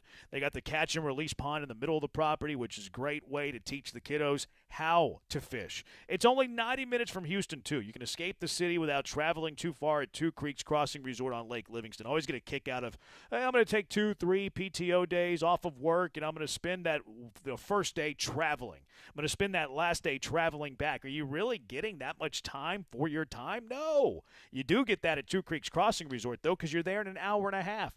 You're going to be hiking on their 92 acres of property in no time. Maybe you're playing some pickleball on their pickleball court. You're doing that in a flash, kayak on their water. It's fantastic. They got glamping for for you. That's all the rave these days. They got the cabins, which nestle up right against the creek. Awesome. The tree house up there at Two Creeks Crossing Resort. The Branham family stayed in it. When we went, the kiddos loved it. You have an RV? That's cool. They have the perfect, they have an RV hookup spots all over the place that's perfect for you and anyone to stay. And they're always taking care of their visitors out at Two Creeks Crossing Resort as well. Bingo, stuff for the kids, bonfire and s'mores, college football at Swampers. You're going to have a great time. And from November through February, check out this deal. You'll get 40% off all cabin rentals and 20% off nightly RV stays. Their 40/20 discount. Take advantage of the 40/20 discount. Book your stay now at twocreekscrossingresort.com. That's twocreekscrossingresort.com. Listen to ESPN 97.5 in HD, 97.9 HD2. Oh, and that's a hard foul. Let's listen for the call on the floor. The taxpayer owes back taxes. Penalties and interest are assessed and wage garnishments to begin immediately. The IRS never misses that call. I wonder if they will challenge it. The call is under review. Priority Tax Relief has been called in for a review. Priority is the best in the business at negotiating your tax debt and has even eliminated the debt for some clients. Priority Tax Relief is saving their clients millions of dollars every month. After a careful review from Priority Tax Relief, the debt has been eliminated. No foul on the play. Whoa! That completely changes the game, folks. If you owe more than $5,000, call Priority Tax Relief, and in minutes they'll review your case for free with a direct line to the IRS to see if you qualify for life-changing relief. No more worrying about wage garnishments or frozen bank accounts. Call Priority Tax Relief today at 800-781-9216. That's 800-781-9216. We make your tax relief our priority. Call now. Priority Tax Relief. Do you hear that? Asthma triggers are everywhere, from dust mites, pet dander, and pollen, to smog and smoke. An asthma attack can strike anywhere, anytime. Be prepared with quick-acting Primatene Mist. Clinically proven to open airways quickly. It's the #1 FDA-approved asthma inhaler available over the counter. Primatene Mist. Breathe easy again. Use as directed. This is the story of the one. As a maintenance supervisor at a manufacturing facility, he knows keeping the line up and running is a top priority. That's why he chooses Grainger.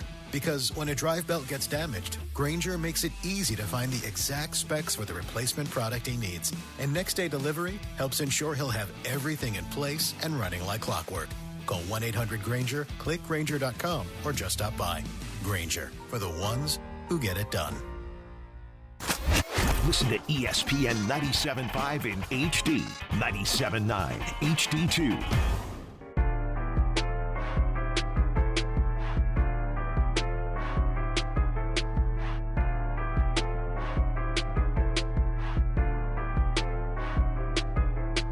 You're back with Jeremy and Joe, broadcasting live from inside the Huntington Bank Studios. On ESPN 97.5 and 92.5.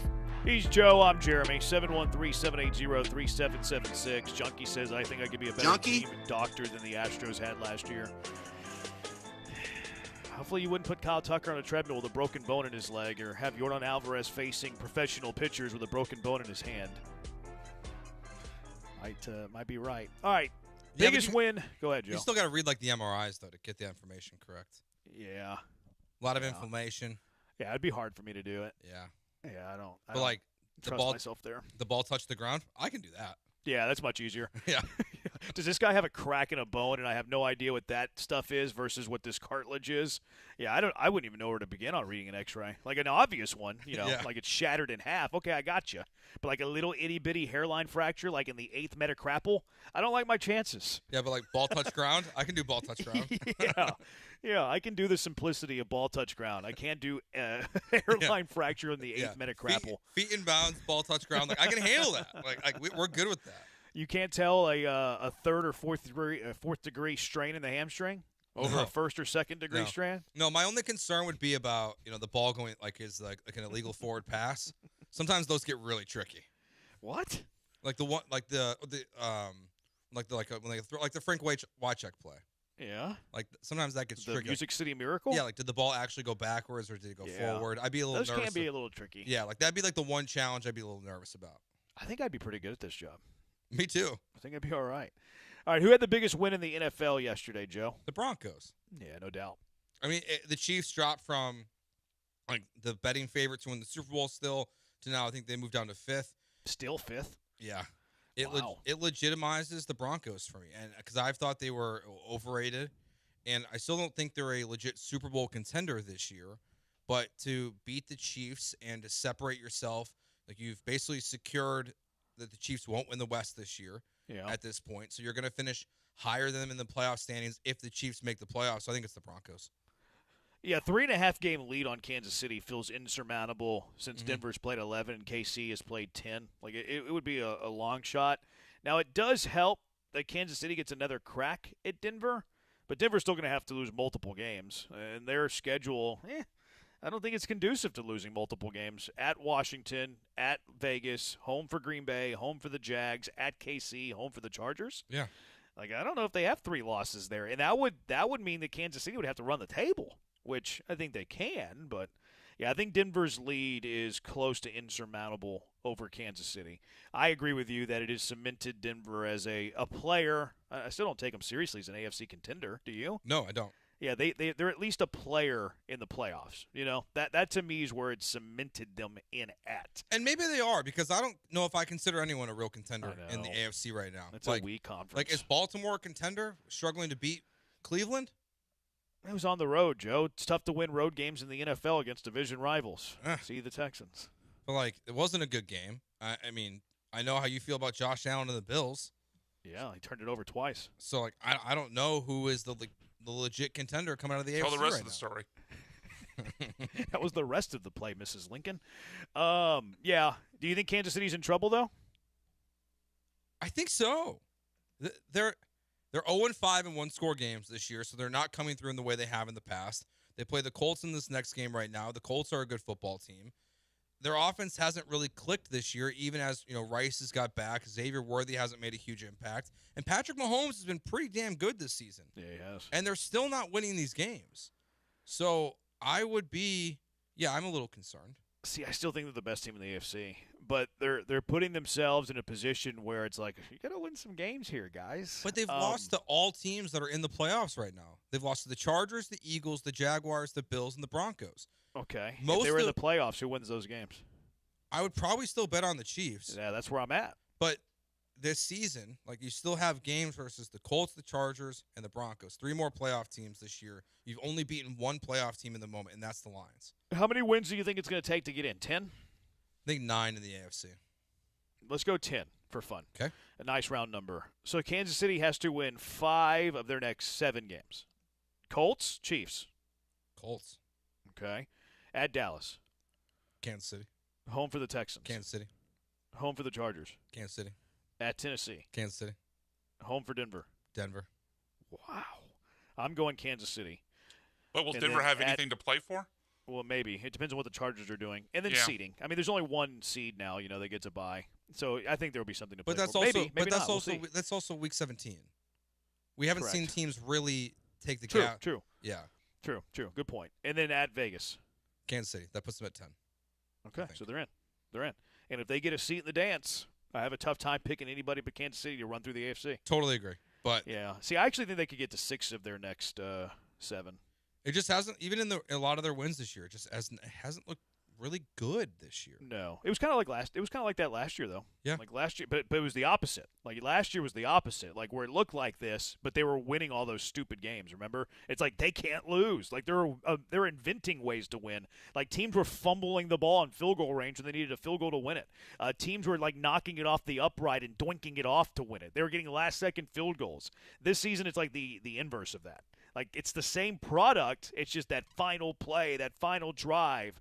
Last year it was turning up aces, and this year it's turning up, whatever is the opposite of aces. 16? Yeah, it's like bus card.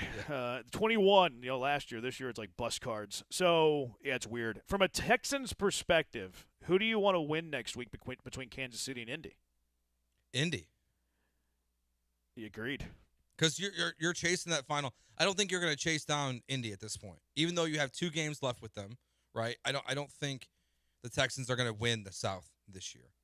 I'm with you. Their path to the playoffs is the 7th seed right now. Jacksonville beating the Chargers was huge this weekend for the Texans. And then, as Kansas City falters is big too. So I think you're rooting for the Colts. Yeah, I was asking that as a trick question, and you didn't get tricked. I think you should be rooting for the Indy as well, because I don't think that you're catching the Indy. Trying to make me look dumb? Challenge flag. No, I wasn't trying to make you look dumb. I was trying to make everybody look dumb. Okay. Not just you. You were just you always come in here with these down questions. You were just the byproduct of that. But I shouldn't have thought that, because all of you are smarter than I think. All right, 713-780-3776. Let's take a look at the rest of these NFL games. If not Denver, who else had the best win over the weekend? 713-780-3776. It's Jeremy, it's Joe, it's ESPN 97.5 and ESPN 92.5. ESPN 97.5. Taqueria Sarandis is dedicated to the community. This season of giving, they are going to select one family to receive a Thanksgiving meal, a turkey, a pie, and sides. Come in to register at any of the locations, and they are going to select one winner per location. Available at any Taqueria Sarandis, Arandis Bakery, and Arandis Seafood. No purchase necessary. Taqueria Sarandis, serving the community since 1981. Also remember to grab your tamales this holiday season at Arandis Bakery. That's Taqueria Sarandis and Arandis Bakery. Go now. Your Houston Cougars are 8-2 and looking to cap off an incredible season. Be there Saturday, November 22nd at TDECU Stadium when your Cougars take on TCU for Senior Day. Grab the Senior Bundle. 2 tickets and a parking pass for just $40. Help us send our seniors out in style. Don't miss the final home game of the season and your chance to celebrate an unforgettable year of Cougar football. Tickets now at uhcougars.com/senior or call 713-GO-COUGS. One of the best-looking, most powerful light-duty trucks on the planet? It's the 2026 GMC Sierra 1500 Elevation Crew Cab with 4-wheel drive and a TurboMax engine. This is a truck. Lance Zerline here. You can get this truck at Gulf Coast Chevy Buick GMC in Angleton. And how about 0% APR financing for well-qualified buyers? Plus an additional purchase allowance and engine credit, saving you even more money. See Gulf Coast Chevy Buick GMC for all of your details. They're located in Angleton waiting for you. GMC, we are professional grade. Time to hydrate, Houston. Rambler Sparkling Water's cranberry flavor is back and available for a limited time this holiday season. Available at Sprouts, Whole Foods, and many other retailers. Cheers to the flavor of the season. Rambler Cranberry. Get ramblin'. Dream Rate Mortgage, the ultimate mortgage hookup. Visit 975loans.com. NMLS number 248247, equal housing lender. John Renato here. Walking into Republic Boot Company at 11th and Studewood in the Heights is like walking into a time machine to the Republic of Texas. Seriously, go check it out. Whether it's their exclusive 1836 collection of all leather boots or a customized pair with whatever material and design you want, these are going to be the most comfortable boots you've ever worn. Hats, suits, and all kinds of handmade leather products in a Texas-inspired haven. Book their space for your next event. Republic Boot Company, where tradition meets style. RepublicBootCompany.com. Hey, it's Jeremy Branham. When you pour Higgins Boat rum, you're turning great rum into real support for heroes. 10% of every bottle, silver or reserve, goes to Camp Hope, funding PTSD recovery for veterans and their families. Camp Hope gives healing, connection, and a path forward to those who've sacrificed so much. Every sip makes a difference. Visit HigginsBoatRum.com to learn more and join me in raising a glass and raising spirits for those who served. John Renato with Robin Orlando from Houston Powder Coaters. Robin, if you are a business, you will go to them. We are here to help you with your railings, with your fencing, with your door frames. We can do it for you. HoustonPowderCoaters.com or call 281-676-3888.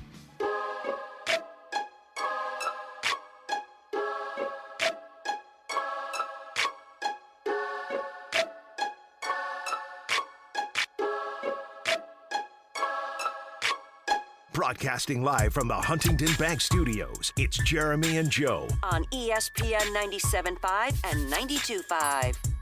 He's Joe. I'm the Huntington Bank bad boy, Jeremy. They're going 4-3 the rest of the way, says a junkie about Kansas City. Stop using 2 years ago as a barometer to judge what's on the field this year. I don't think anybody did that. At best, we used last year as a barometer to judge what's on the field this year because they went to the Super Bowl last year. I think normally I agree with that. You don't use previous history to judge a team, but isn't Kansas City kind of the exception to that rule a little bit? I think it's more the body of work than specifically like the last 2 years ago. Yeah. But yeah, I see what you're saying. Like that's how we until now.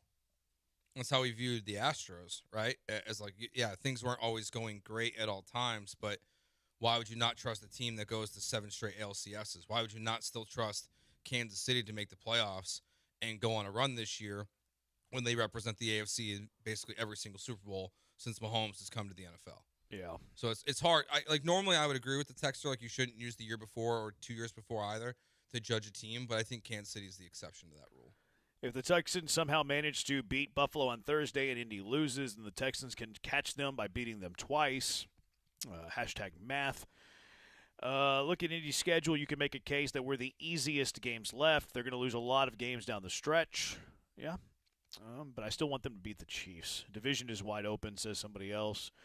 Somebody says the Rams had the best win yesterday. It's hard to disagree. Win by 2 over Seattle. They forced Sam Darnold into 4 interceptions. Now they have a game lead in the division. Seattle still gets them at home, and I'm not putting that division to rest by any stretch of the imagination. But a good win.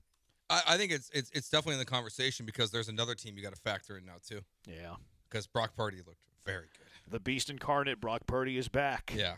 He's back. He's alive, and he is well. Now, they've already played him twice this year. They split that series, the Rams did, with the 49ers, so that helps them out a little bit. You don't have to play them again, but that's going to be a 3-team race coming down here. So that's a big win for the Rams. Yeah. Cardinals are brutal, man. Yep. That's not a good football team. I wonder if Gannon, how hot, 1 to 10, is Gannon's seat? 4. Really? Buckle that low? up. Wow. I feel like he's coached them really well. What? Yeah, I know, they've got an offense problem, but it starts with their quarterback. Jacoby Brissett threw for over 450 yards yesterday, Joe. I'm kidding. If it's an offensive problem, what happened with 42 points allowed? Joe, he's 15-29 in Arizona. This is his 3rd year. I know. But if Demeco was 15-29 in the middle of a meltdown of a year, wouldn't you want a new head coach in Houston? Probably.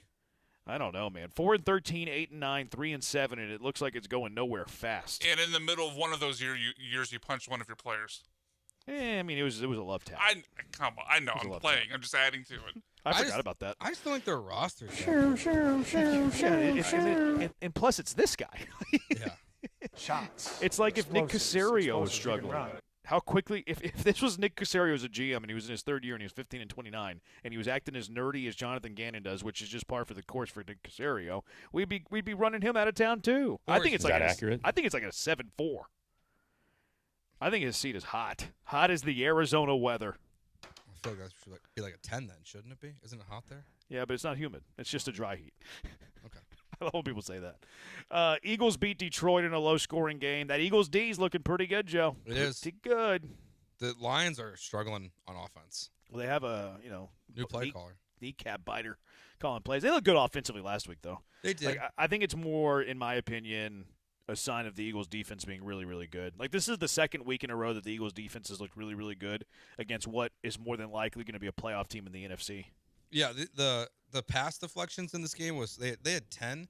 I think 6 of them came from their defensive line in this game. Sheesh. They were just batting everything down at the line of scrimmage. What's his name had? Jordan Davis had 3 of them. Jalen Carter had 2. The Lions just couldn't get anything going in that game last night. It was the Eagles. Their offense is just terrible, though. Yeah, I mean, it does enough to win. It's complimentary football. I guess. Does enough to win. What did you think about the interference at the end of the game? A lot of people were feeling some sort of way about this. It was a bad call. Yeah. I thought I wouldn't have called it. I think there are plays like that happen over the course of a game that don't go called. At the same time, letter of the law, could it have been? Yeah. Yeah, it's just it's one of those where you don't want it called in that moment, but that's not how the game is supposed to be officiated. No, I thought it was similar to the Christian Kirk pass interference against Jacksonville. You think the defender for the Lions actually grabbed and held his arm? Yeah, I think there's a little bit of that. Placed on A.J. Brown's arm. I didn't think he actually grabbed and restricted, though. Yeah, that's very difficult to see in live action, though. It is. Yeah. Absolutely. That's why, I mean, you see that called sometimes. You see it not called a lot of times. You've seen far more go. And the fact that it was in crunch time, Lions would have gotten the ball back down a score, I think magnifies it. I didn't think it was a good call. I would have kept the flag in my waistline, in my belt line. But letter of the law, maybe, I guess. I don't know. I don't think that Detroit would have scored anyways. No, they couldn't protect Goff at all. No, I don't think it influenced the game. For his life. It influenced the chance of them scoring. It influenced the chance of it having an impact. But if the Eagles and my guy Braden Mann punt in that situation, what are the odds the Lions score a touchdown? I put it at like plus 300. Yeah, I was gonna say like 20%. Okay. Because their offense was terrible this entire game. Yeah. So I don't think it changed the outcome. Other than Gibbs. No. Gibbs was electric, but he's a stud. Yeah, He's everyone else couldn't get it going. I mean, he was good catching the ball. Yeah. You got to run the ball. Didn't run the ball very well. Well, you don't have to. You don't have to if you're exploding downfield with passing plays. That kind of team does. They always run the ball well. Yeah, but if you're getting beat up in the interior defensive line, interior line in the trenches, why would you just bang your head against the wall? I know, but like that's when the Lions have always been at their best since this crew got there with Gibbs and Montgomery. Like when they're running the ball, they're always at their best. But when do you give up on it? They probably gave up at the right time yesterday, even though golf wasn't good either. No. Bills beat the Bucs in a track meet. Great MVP Josh Allen showed up. He had He had a half a dozen touchdowns. Unreal. Just stupid. Stupid in stat line. 6 touchdowns for a quarterback. Yeah. Insane. I know fantasy doesn't really matter, but like the 3 highest fantasy performances in the last 2 years are all Josh Allen. He's James Harden. Yes. I'm fine with that. He's going to put up numbers that are unbelievable, that are going to be like all-time numbers, but he's never going to have his title. Like even yesterday, he was coughing up the football. He has a historic day at the yard, and he still turns it over twice. How about Keon Coleman being healthy and active for being late to a team meeting? Yikes. Not a great look for the Florida State wideout. Nope. They're going to be looking for a wide receiver big time this offseason. I wonder how much in the doghouse he is. Like you can see this go one of two ways. Like some players, they get in the doghouse and they never leave the doghouse, like A.D. Mitchell, and then he gets traded. Sometimes you do see a player, though, that this will happen to them, and then it's like that is never an issue again, and it turns the light on for them. So I'll be curious to see how he responds. But even if it's not an issue, does it really matter? In terms of what? Because like he hasn't really been an impactful player. Yeah, he hasn't been spectacular since they brought him in. So it might. Is he going to miss meetings again? Maybe not. But is he going to make an impact on the Bills on a weekly basis? Probably not. I mean, I think he's talented too, though. I think he has the talent, and it's a low bar because it's not a great wide receiver room. But I think he has the talent to be a top 2 receiver in Buffalo. That's a low bar, though. That's what I just said. Yeah.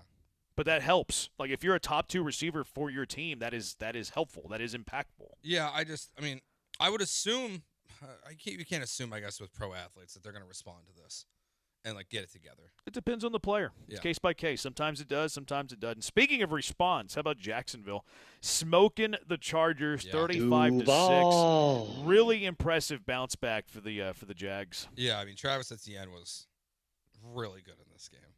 And so was Tootin as well. Yeah, he was. He had some run. Like that's going to be their recipe. Those 2 guys, like Trevor Lawrence wasn't spectacular in this game. At all. So you need to they have to be able to run the ball consistently. Like their defense too. I mean, that's pretty legit. I know the Chargers are banged up and their offensive line is depleted, but to hold that team to 6 points was pretty substantial, I think. And just the way they lost last week. Like they lost last week blowing a 19-point lead in the fourth quarter, and kind of similar to Keon Coleman. You're like, well, how are they going to respond to this? I remember listening to Cohen Monday, Liam Cohen on Monday, and he's like, yeah, my job this week is going to be to get them to forget last week. And you hear that, and you're like, well, this could linger. You always hear that saying, like, don't let one game beat you twice. I think that was Liam Cohen's thought early in the week. And then they smoke the Chargers, who are a playoff team, if the season were to end today. I thought that was very impressive by Jacksonville. Very impressive by Liam Cohen. I also think it makes the Texans win 2 weeks ago look much better. It does. I know it was kind of fluky. It was kind of miraculous, but I also thought it was fluky that it was so out of hand. Like you had, turnovers all over the place. You gift the Jags a 10-0 lead. The fact that you beat Jacksonville and then the very next week they beat a team who was in the playoffs if the season were to end today 35-6, it does make that win look better. Especially because they are up 21-6 going into the fourth quarter. When I was watching Red Zone, my thought was, how is Jacksonville going to lose this week? That's not nice. Sorry, it's what they deserve at this point. Why do they deserve it? You always come in here with these down questions. Why do they deserve it? What do they do to you? Their fan base annoys me. But I was like, are they going to blow it again this week like they did last week? Like what Cohen was saying, like, don't let 1 week become 2 weeks. And the fact that they didn't, and they scored 14 points in the fourth quarter and, made Trey Lance appear in this game, it shows it was a very impressive victory for them. Yeah. Have you Josh Allen is winning. You've seen his girlfriend, right? # winning.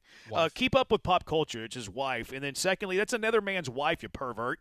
713-780-3776. Jeremy and Joe.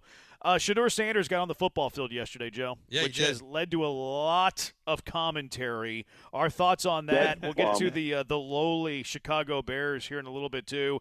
And a team season officially over because their quarterback is probably done for the year. 713-780-3776. Jeremy and Joe, ESPN 97.5, ESPN 92.5. A great place to watch all these games. It's the Sportsbook at LaBerge in Lake Charles, especially their brand new VIP fan cave section that you can book right now. All you got to do is go to LaBerge's website, click on the Sportsbook. A QR code is going to pop up. It'll connect you with Pedro, one of our friends there at LaBerge, and they will set up your booking so you can rent out the area. You got 4 TVs.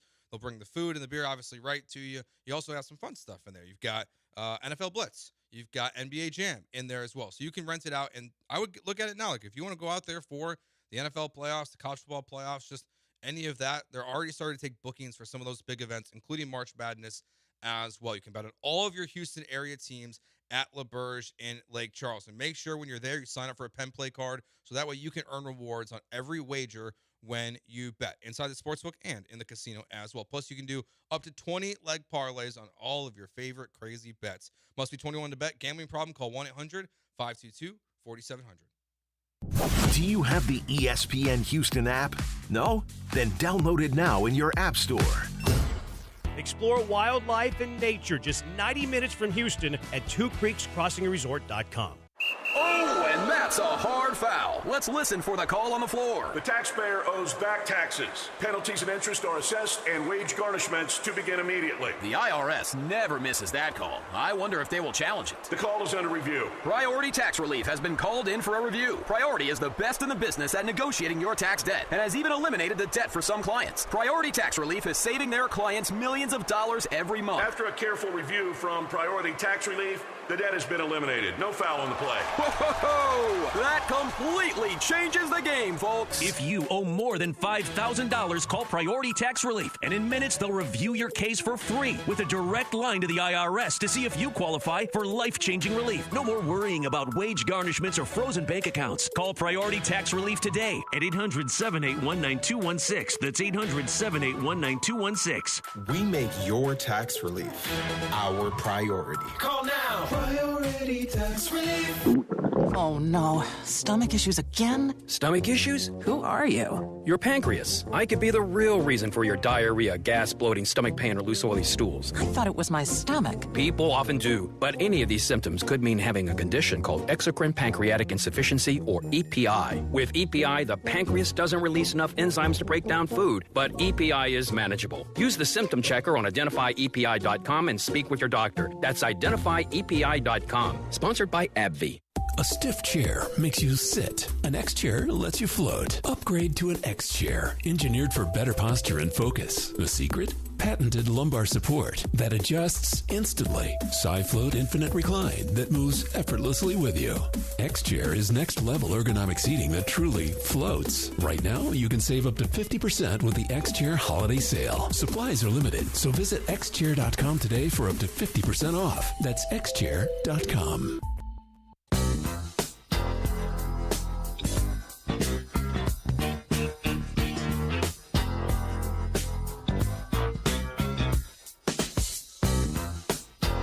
This is Jeremy and Joe. On ESPN 97.5 and 92.5. Live from the Huntington Bank Studios, here's Jeremy Branham and Joe George. So what'd you think of Shador Sanders, Joe? He stinks. That's not very nice. He was He was not good, man. Man. He wasn't. You're acting like Troy Aikman. Yikes. Mean. That's mean, Jeremy. Mean was not the word that almost came out of my mouth. What almost came out of your mouth? Words that are not SEC appropriate. That would have been funner. You see the excuse makers have already started with, well, he didn't get any first-team reps. No, I have Shador's side on this. I don't put like any sort of weight or opinion on a backup quarterback when they come into a game that they've had zero game planning for. They haven't game planned around the quarterback. It's like Davis Mills when he came in for C.J. Stroud against Denver. I'm not judging Davis Mills based on an understudy performance in playing in a game he wasn't supposed to play in. Like, Shador didn't look good. Like, what he put on film didn't look good. I'm not going to, like, sit here and lie to you. Like, 4 for 16 is dreadful. He threw a pick there. That's dreadful. But this isn't the Shador Sanders story for me. I really hope he starts, and he probably should, right? Like, if Gabriel it's already been announced. It's already been announced. Or been reported, at least in Cleveland. Like, what Shador Sanders does with a week of preparation, being the number one, building a game plan around him, what that looks like next week, I'm going to have, way more credibility into that than I will just some, backup performance. Yeah, it's how does it look this upcoming week? I think that it is. You're right. It's too early to judge, but 4 for 16, as you said, is dreadful. It is dreadful to be that bad. But you know what? It's unfortunate for Dylan Gabriel like having to get a concussion to get Sanders in the game, but Cleveland has to play him at some point. It had to. Why? Because don't you want to see what you got? Well, if Gabriel is good, no. Yeah, but Gabriel's not. But you know that now. You didn't know that then. No, I mean, I'd rather see what Gabriel looks like with 10 starts over my 6th-round quarterback. Like, they also drafted – or 5th-round quarterback. I mean, they also drafted Gabriel in this draft too. Like, why is Shador Sanders looked at as the prospect here when Dylan Gabriel went 2 rounds ahead of him? No, I think they're both kind of a prospect, right? Like you wouldn't think that either of them – I think both of them would get a chance with how – Gabriel was playing so far this season. Now, how Gabriel was playing changes things. Yeah. But, if I'm going into the year, I'm hoping Shador Sanders never plays. 100%. You want Gabriel to play the whole time. Yeah. It's a terrible situation, though. That's a laughing stock of an offense. And it's too bad because Myles Garrett's a freak show.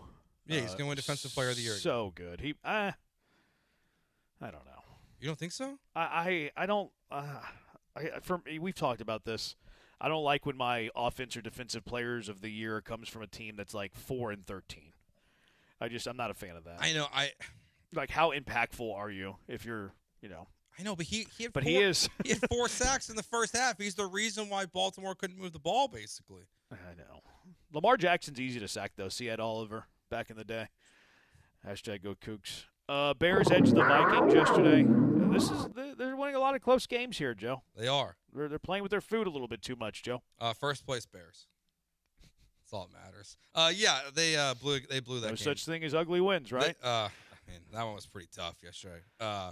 They could have easily lost that game. Obviously, Devin Duvernay basically he saved the day in the fourth quarter. They have 3 comeback wins. Texas is back, folks. No one knows that in the final minute of the game. So it's what they're doing this year is not sustainable. I didn't know that. You didn't know he went to Texas? Duvernay? Yeah. No, I used context clues there. No, I didn't. I did not know that Duvernay. I could not have made that connection. Really? Maybe that's a bad job by me. I'm surprised. Maybe it's a casual by me. I should have went to Texas Roadhouse University and I would have known. Should have put on a Texas T-shirt and I would have known. But no, I wouldn't have made that connection. I just used context clues. Like, you're not playing that drop on a non-Texas player. That's true. Who is him and who isn't? Is Caleb him? Yes. Is J.J. McCarthy him? Definitely not. He is not. Yeah, he doesn't look good. He is not good at football. Is he so bad Vikings move on at the end of the year? I don't think they'll move on. I think he'll be on the roster, but maybe not the starter. Okay, you know what yes, that's what I meant. As in he's not the week 1 starter. I didn't know that's what you meant. You say a lot of radical things. Well, isn't that? Yes, that's exactly what it means. It just depends on who they could get, honestly. They wanted Danny Dimes back.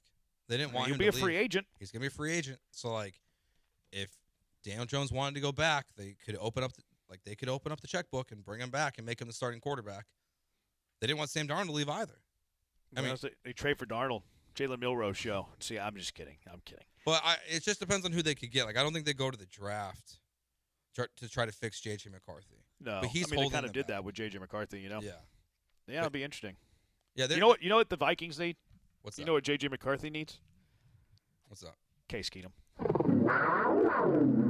I like Case Keenum right where he's at. Brings out, I bet you do.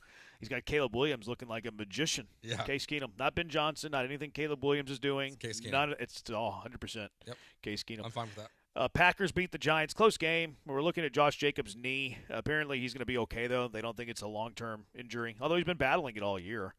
And then Abdul Carter didn't start because he missed a walkthrough because he was asleep in the team facility. Okay. Which is hilarious. Like, bad teammates? Is he hiding somewhere? Like, did people realize he was sleeping and just didn't wake him up? Maybe they don't like him because he's a jerk. That's what I'm kind of wondering. Like, you're seen asleep. You know you have a meeting. And it's like, no, I'm not going to wake him up. It could be a secret sleeping spot. Remember J.J. Watt on Hard Knocks? He had like some secret place inside the facility. Maybe they couldn't find him. Look, there are some, I don't know what their facility looks like with the Giants, but I know there are some athletic facilities where they have like nap rooms, and then they have like bunk beds, and they can like go like grab a nap. Yeah. So I wouldn't shock me if an NFL team had that. If they had something in their facility like a little nap room, and you go get a cot, and then you can sleep for a few minutes. It wouldn't surprise me if that's the case. No, and it's you can't have it happen. But to miss a meeting while you're in the facility, I don't know if I've heard that one before. How did he only get a series though? And Keon Coleman got an entire game. Like, okay, Buffalo, you mean business. Okay, the Giants, you're a joke. Or like, these crimes are kind of the same, right? Well, maybe one has more of a repeat offender. Yes, and we just don't know it. Or that, or the Giants need Abdul Carter more than the Bills need Keon Coleman. No, the Giants need to lose though. You're yeah, right, think, Brian. I don't you're think right. they're thinking like that. Yeah, you're right. I'll give And because it's weird too for like a first-time coach and Mike Kafka, like that's the punishment you want to hand out. That's what new coaches will do, though. They'll like come in and be like, "I'm going to lay down the law, and we're going to mean business, and we're going to change the culture." Yeah, but is a series laying down the law? To your point. No, it looks weak. Yeah, it looks weak. Like, how about at least a quarter or a half or a game? You're not going anywhere anyways. You're going to be fired at the end of the year anyways. Like, you're not going to get that job. Sorry about it. You don't think Tim Kelly's the future there as the OC? Yeah. I heard that the other day that he was like he got elevated to OC. Yeah, he's not calling plays, but he's the OC. Poor Giants. Falcons are officially toast. They blew a 21-10 halftime lead, lost in overtime to the Panthers. Bryce Young went nuts, by the way. Like, does that say more about Bryce or more about Atlanta? I think it says more about Atlanta, but Same. I mean, now he's the franchise leader in passing yards in a single game. Who was it prior? Was it Jake Delhomme? It was Cam Newton. Oh, okay. And then now Penix Cam is Newton done. would have been one of my first two guesses. No, he would not have been. For passing yards, Delhomme was obviously first. Who would you have guessed second? I don't know. I would have guessed Kerry Collins. Yeah. I didn't remember Cam Newton racking up a ton of passing yards. I mean, Total yards, I think yes. he had a couple 4,000-yard passing seasons. Cam did he not? did? Yeah. I know Lisa's rookie year he was over 4,000. Kerry Collins is a gunslinger, though, Brian. Yeah, but that was rookie Kerry Collins, wasn't it? Kerry Collins was known for racking up passing yards. Everybody says it. Everybody knows Kerry Collins for that. And now Kirk Cousins is starting for at least a while, if not the entire season. Yeah, Penix thought to be out for the year with a partial ACL tear. Good news, I guess, is that it's partial. And it's not the knee that he tore in there, twice. Finishing my sentence there. Oh, you're not in here, so sorry. I saw a window, I took it. Don't tell that to Casario. Yeah, we'll see what Cousins looks like. You think he's auditioning for another team? Is he auditioning for the Vikings job? Maybe. Like, he hasn't looked good, though. Like, in the little bit that he's played this year, he looks terrible.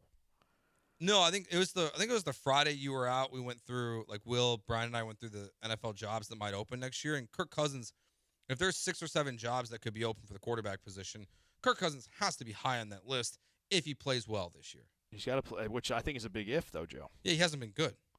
I think he's got a better chance to be a coach somewhere. No, he's got too much money on that contract for that to be the case. Steelers cruise past the Bengals. Aaron Rodgers may have broken his little left wrist, though.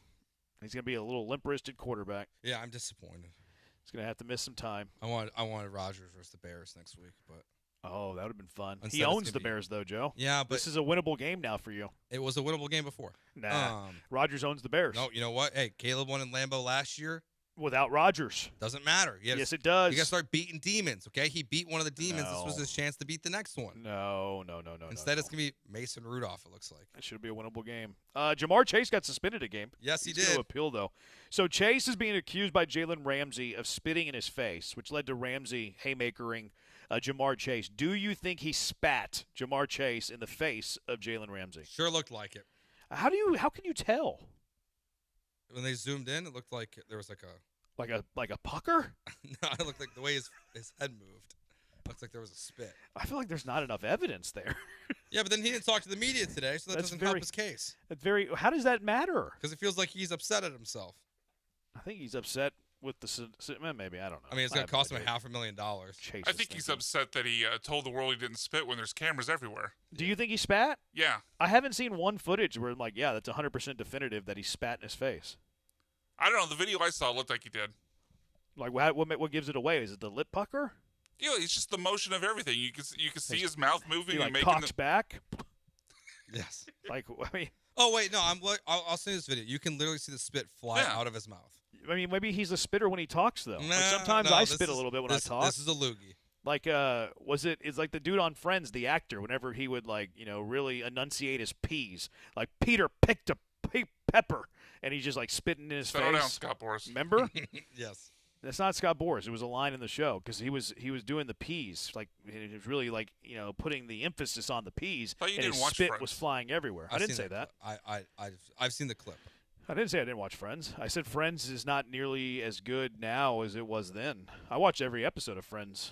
Flex. It's not a good show. It's Highly not a good overrated. flex. I know, that's why I was being sarcastic. Do you get sarcasm, Brian?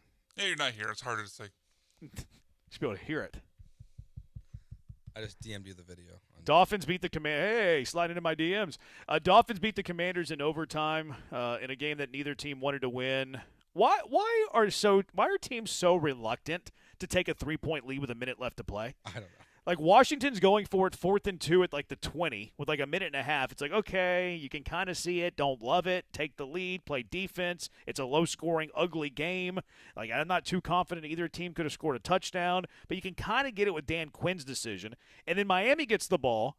They drive all the way inside the 10. Achane gets stuffed. It's 4th and goal from the 1. Achane's, like, hurt. So, like, the game stops, and we're like, okay, well, their offense is on the field just to check on Achane. Then certainly they're going to run their kicking team on. No, they stay on the field, and they go for it. 4th and goal from the 1 with, 40 seconds to go, and get stuffed.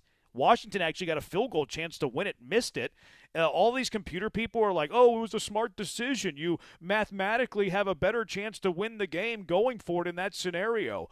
Joe Shad, who, he writes for the Palm Beach Post, which maybe he's in bed with McDaniel, he said McDaniel is smart. He should be praised for his aggressiveness in this game. He was right to try for the touchdown over a field goal because the math tells it to do it. He said that going for the touchdown increased the odds of winning by 3.5%, Joe. Cool. Joe, would you rather have 3.5% or would you rather have a 3-point lead? Give me a 3-point lead. And then here's my beef with these analytics, too. Are the analytics here, are they taking just the scope of the history of the game, maybe just this year? Are they taking the feel of that game where both teams are having trouble moving the ball and struggling to score? I hate analytics, I think. Oh, really? I hate analytics in football especially. Yeah, because they don't factor in anything. They just factor in. I know analytics has those things out there. Yeah, I feel the same as Cully, man. Just straight up numbers. That's all they look at. You have a 3.5% greater chance of winning the game. Cool. Take that 3.5%, turn it sideways, and send on the field goal team and take a lead. Yep. I never thought I would be bashing analytics. Never thought I would do it. Well, they're bad sometimes. You want a 3.5% chance or a 3.5-point lead? 3-point lead. Take the lead. So weird, man. I just don't understand how the NFL is growing when these trash games keep getting played in Europe. Yeah, put bodies in the seat. I guess. My gosh. Can't we give them a good product at least? No, I don't want that to happen. No. Keep the good games here in the country. Start flexing between our borders. Oh, okay, so start flexing the bad games. Yeah. Yeah. I don't want them to get the good stuff. Like, hey, you can't play, okay, on Sunday Night Football and Monday Night Football. So instead you're gonna fly to London last minute and play there. Brian's telling us to break, Joe. Break. It really makes me want to keep talking. I'm defiant that way. All right, 713-780-3776. Who had the biggest win in college football, Joe? Who had the biggest win? 713-780-3776. Breaking because Brian is making us. It's Jeremy and Joe on ESPN 97.5 and ESPN 92.5. This is ESPN 97.5, brought to you by Zadok Jewelers, KFNC, and 97.9 HD2 Mont Bellevue, Houston. Hey, this is Eric Dick, and I'm a home insurance lawyer. Did the storm break your home and now you can't get your insurance company on the phone? Did the wind mess up your siding and your insurance adjuster starts hiding? Sounds like you need a lawyer. Call me right now at 832-LAWYERS. Look, home insurance companies are in the business of making money and not paying out claims. That's why you get a home insurance lawyer like me, Eric Dick. That's why you call me at 832-LAWYERS. Don't delay. Call me today. Call me right away at 832-LAWYERS, and I'll hound them and pound them to get you the money you deserve. Did the storm take your shingles away, and now your insurance company doesn't want to pay? Did your roof take a beating, and now your home insurance company is cheating? Call Dick Law Firm right now at 832-LAWYERS. We are located in Houston, Texas, and we want to help you. Call me right now at 832-LAWYERS. Chastang Ford is the place to go if you're in the market for a Ford. Their professional staff will provide you with an outstanding truck buying experience. They offer competitive pricing and an extensive selection of new and used Ford vehicles. From the sales staff to the finance team, their knowledgeable and friendly staff are devoted to helping you find the perfect Ford for your needs. Chastang Ford also offers exclusive incentives and deals to get the most out of your purchase. Whether looking for a truck or SUV, Chastang Ford is the perfect place to find your dream Ford. From kickoff to cash out, ESPN Bet has the tools you need to score more on game days. Bet smarter with stats at your fingertips. Get personalized parlays built just for you. And with your fantasy team synced right in the app, you can back your squad. Right now, new customers get $100 in bonus bets when you bet $10. Sign up with promo code USL to get started. Must be 21 plus. Gambling problem? Call 1-800-GAMBLER. Terms and conditions apply. See app for details. Offer not available in New York. Now that I'm a dad, I can't stop thinking about what would happen to my kids if something happened to me. Like losing the house or not affording college. Yeah, that used to keep me up at night too. It's why I finally got life insurance from Ethos. It's 100% online. No medical exams, just a few health questions. I got $2 million in coverage for around $2 a day. I never realized it was that simple. Get your free quote at ethos.com/game. That's ethos.com/game. Rates may vary. Bill monthly. Sample rate 10-year term life policy for a 35-year-old healthy non-smoking male. Bluebonnet Glass for homeowners, builders, and contractors. BluebonnetGlass.com. Houston is Soccer City, USA, and World Cup 2026 is coming our way. Join me, Glenn Davis, every Tuesday and Wednesday, 6 Central Time, for Soccer Matters ESPN 97.5, presented by the Daspit Law Firm. Hey guys, Lance Zerline. I'm going to be with John and Dell live at Taqueria Sarandas on Highway 529 in Cypress this Friday morning from 7 a.m. to noon. Come grab breakfast with us. Tacos, chilaquiles, huevos rancheros, whatever you like. Kick off your Friday with your favorite morning crew. Houston standing by, over. Jeremy and Joe starts now. On ESPN 97.5 and 92.5. Live from the Huntington Bank Studios, here's Jeremy Branham and Joe George. Over 2 hours ago, dog. He's Joe, I'm Jeremy. I watched the video you sent me, Joe. I don't see definitive proof here that this is spat. You don't? No, I'm kidding. Yeah, this is pretty definitive. Okay. This is pretty damning for Jamar Chase. Yeah. I hadn't seen this video. Yeah. My question You now, just made the list. How? You said there was no video evidence. I said I haven't seen video evidence. Oh, moving the goalpost. I'm not. I think that's exactly what I said. I think you're moving the goalpost to frame a narrative that you want to exist. All right, I'll find the evidence that you're on. Hold on. To be completely honest, I forgot what I said. You might be right. Sassy Brandon. The question that I have, though, guys, how did he conjure up this amount of spit? That's a great Like, question. this is a lot. Like, he's running around. He's probably a little parched, right? Like, whenever I run around, I get a little parched and, like, you know, drop to my knees and think I'm having a heart attack. But he's a professional athlete. Like, how does he conjure up this big a loogie at the snap? Like, that's tough to do. I mean, that's impressive, really. Maybe not really running around that much. I mean, it's a cold day, too, right? So, Yeah. like, how did he have this much spit? My goodness. That's I think that's the story. I think we're burying the lead. He went full Bill Romanowski on, was it J.J. Stokes they did that to, Romanowski? Sounds right. This makes me like Jalen Ramsey more, too. Yeah, it makes me like Jamar Chase less. Yeah, not a good look. You can't spit on people. That's it doesn't matter terrible like what's being said. Like, throw the punch. That's fine. I don't agree with that either because you have, they're wearing a helmet, so it's kind of stupid. But I'd rather see my player throw a punch at someone than spit on them. Ramsey's a dog. Ramsey just grabs his face mask and slaps him across his ear hole. Atta boy, Ramsey. I want that guy on my football team. I want more Jalen Ramseys in the NFL. I don't put up with that crap. Thank you for sending me that video proof because I hadn't seen any video of that Team player prior to that. Yeah, I appreciate it. You get the dime. You get an assist on that. Who had the biggest win in college football, Joe? I don't know. You go first. I'm thinking. Aggie. Oh, yeah. Aggie. You stay undefeated. You stay one of the top 3 teams in the country. Who cares what happened in the first half? Who cares that you're down 27? Who cares that you had a DPS trooper bumping the South Carolina player for no good reason? What they put together in the second half to come from behind is what champions are made from. Oklahoma. Good final 30 minutes for the Aggies. Yeah, I mean, the first half was dreadful. Yeah, I mean, it was bad. I mean, it was comedy. It was an error after error. Like, you get inside the 10, you throw an interception, South Carolina big play, touchdown, which I think was where the little trooper ran into him. Mm-hmm. And then the very first play, the next possession, you throw another interception. Mm-hmm. Like, that was a terrible first half. They just rolled out of bed thinking they were going to win. You know, they no-showed the first half. I really don't think differently of them because I still think at their peak, they're a really good football team. They showed that in the second half. Maybe wasn't a great win in terms of, like, the total body of work and the sweat that you had to have. But I thought it showed the caliber of football team that they had, that they were able to come from behind like that. Yeah, I value more the coming back and winning 31-30 than I do being down 30-3. I do too. Like being able to put that together in the second half, your defense to shut out South Carolina, to force multiple sacks by Sellers, to be getting him for like the entire second half. I take more away from coming back and getting that victory than being down early. What was the DPS trooper thinking, by the way? I don't know. Like, what was the play there? Like, he was just salty and like, was he trying to bring him back? These dudes. I wonder if he was like trying not to let him go up the tunnel for some reason. That was kind of like he initiates the contact by going through them, but I wonder if he was because it was more than just the guy that scored the touchdown that went up the tunnel. So I wonder if he thought it was his role, which is not, to bring them back from the tunnel. Maybe that's the way to the Aggie locker room. I have no idea. That was bizarre behavior. Bizarre behavior. I'm glad they relieved him of his duties for the remainder of that game. What'd you guys think of that Colin Klein like halfback pass play that nearly gave the South Carolina a chance to win? Nope, didn't like it. Yeah, it was such a weird time to get cute. Yeah, no, it doesn't. It didn't make any sense. Elko got paid before the game too.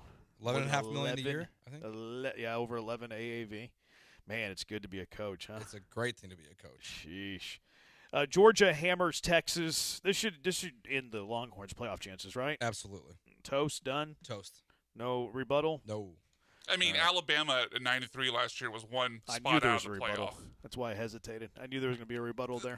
They should be out. I agree with you guys. I'm just saying it's not impossible. See? Told you there's a rebuttal there, Joe. I think they're going to drop too far in the rankings tomorrow. They should be. I mean, there's 17 in the AP. It's not a massive leap. Yeah, we all hold the AP to such high regard. The college football playoff rankings basically copy and paste it. Look at this Longhorn wannabe trying to get the Longhorns back in the playoffs, Joe. Oh, because you like the AP? But they do. I love who's ranked 25th. I love who they ranked 25th though. That was smart. That was a good call. Go Cougs. Back in the AP. Didn't lose this weekend. Go Cougs. That's true. Number 25 in the country. Number 1 in your heart. No, I mean I think there's a possibility. I'm just teasing you, Brian. I think there's a possibility, but chaos has to happen. Oh yeah, absolutely. Yeah. I don't think so because they're not going to get back to 10. If they beat A&M, who's going to be at worst third in the country, you don't think that gets them in? Not to 10. They're going to need help. They're going to need Utah to lose. They're going to need BYU to lose. Yeah. They might even need Notre Dame to lose. Maybe like, Oklahoma. Yeah, I mean, I just don't see how, because of the way the ACC and the non-power 4 team is playing out, you have to get to the number 10 team in the country. I struggle to see how UT gets to that point. It's like it have to be all those teams have to lose. BYU has to lose. Yeah. Utah has to lose. Notre Dame has to lose. Oklahoma has to lose. Yeah, they need chaos for sure. They need chaos. I don't know what you call it. 10%. It's just not 0. I would say 3 tops. I don't think it's that high. 10% is too high. I think that's too high. It might be less than 3, really. Anyways, Kirby Smart. I love this from Kirby Smart so much. I could play for Kirby Smart right now. Yeah, it's the approach we take. We're gonna dominate and try to win the fourth quarter. It's what we do in practice. It's what we do in the off season. It's what we build our core culture around is being the more physical team. You have to recruit physical players, and they have to buy into that process. I don't know that a lot of these kids nowadays, they want to check. They don't want physicality. And if you have the check and no physicality, you end up with nothing. That's right. So we're not just getting checks at our place. We're hitting people. We're hitting people and recruiting people that drive very fast. But I love the hitting. Give me some physical football. It's what I love. Georgia was the tougher team. Texas, not as tough as Georgia. Might not be recruiting players who like to hit, like Kirby Smart said. You mentioned the Oklahoma win. Went into Bama, ended the nation's longest home winning streak. Venable's statement victory. Biggest win he's had in his Oklahoma tenure. Do you know who now has the nation's longest home winning streak? No. Indiana. Oh, really? Indiana. I remember last year, early in the season, I was calling Indiana a football school. And people you don't know ball. I was like, they're a football school, guys. And you're like, you're an idiot. You know nothing. I just want to point out that I was on the right side of history there. Indiana, known football school. Football school. Texas Tech continues to roll. Most underrated team in college football. They continue to look very good. Notre Dame dumping the fabricated top 25 Pitt. The only reason Pitt was in the top 25 is because they were trying to find a way for Notre Dame to have another top 25 victory. That was the only reason Pitt was in the top 25. But why did Freeman brush off Narduzzi after the game like that, Joe? I think it's because of the comments before the game. He said that this isn't the most important game for us. Yeah, that's those comments. Yeah, I think there's something else there with Narduzzi and Marcus Freeman, but I'm not quite sure what. Yeah, because if it was for those comments, that's really soft. I mean, I don't think it'd be the garbage time touchdown they scored at the end Could of the have game. been. That would make more sense, I think. I guess, but it was irrelevant to everything in the game. I don't think Marcus Freeman is worried that 37-15 looks that much worse than 37-9 in the eyes of the playoff committee. No, it just might be one of those things like, what are you doing here? You're trying to, our guys don't need to get hurt in garbage time. Probably that, I would imagine. But it's not the first time Marcus Freeman's had he's kind of no contact with a coach after a game. It happened. He acts like he has a stick up his behind most times. That's all right. A little Irish man like that. I think it was USC. Marcus Freeman. I think Lincoln Riley. There was no interaction post game. What's wrong with this guy? Well, that one makes sense because USC is a bunch of cowards. So why? They don't want to play Notre Dame anymore. That has nothing to do with Lincoln Riley. You sure? That comes from the administration. That's above his head. BYU rolls TCU. That's enough about Notre Dame. BYU rolls TCU. BYU severely underrated team. Incredibly underrated Utah. Hammers Baylor. What do you think they're going to do with Aranda? Move on? Who's making the decision, though? Well, that's what's hard because now your AD's gone, right? So you gotta hire someone immediately. But he hasn't been fired. He just stepped away.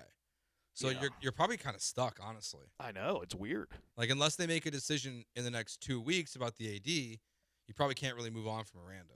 Yeah, see what they do. Another terrible week for the ACC. Number 20, Louisville loses to Clemson. Number 16, Georgia Tech won, but almost got O'Brien. And then the best thing in the ACC lost to Wake Forest. Bill Belichick's the best thing that's ever happened to the ACC. Those poor guys lost. Belichick took a timeout so Wake Forest could run the score. That was so funny. And then Belichick got mad and big leagued whoever Wake Forest's coach is because he was unhappy about it. I think the best thing that happened in the ACC was the 15-yard penalty on Bill O'Brien. Oh, yeah, throwing down his headset. He Bill. He was fired We're up. not down. The sun is up, and we're fighting. They did fight in that game, though. Very easily could have come out victorious against What's up, Georgia Trevor? Tech. They could have. They almost did it. And then the group of five is interesting because Navy beat USF. James Madison's now the top-rated group of five in the AP. We'll see what happens with the committee, with a new look committee. By the way, we'll see what happens when the rankings come out tomorrow. I've been on record, and I'll stand on this. I'll die on this Taos Hill, Joe. I believe that the group of five representative for the playoff should come out of the American Conference. I don't think it's going to.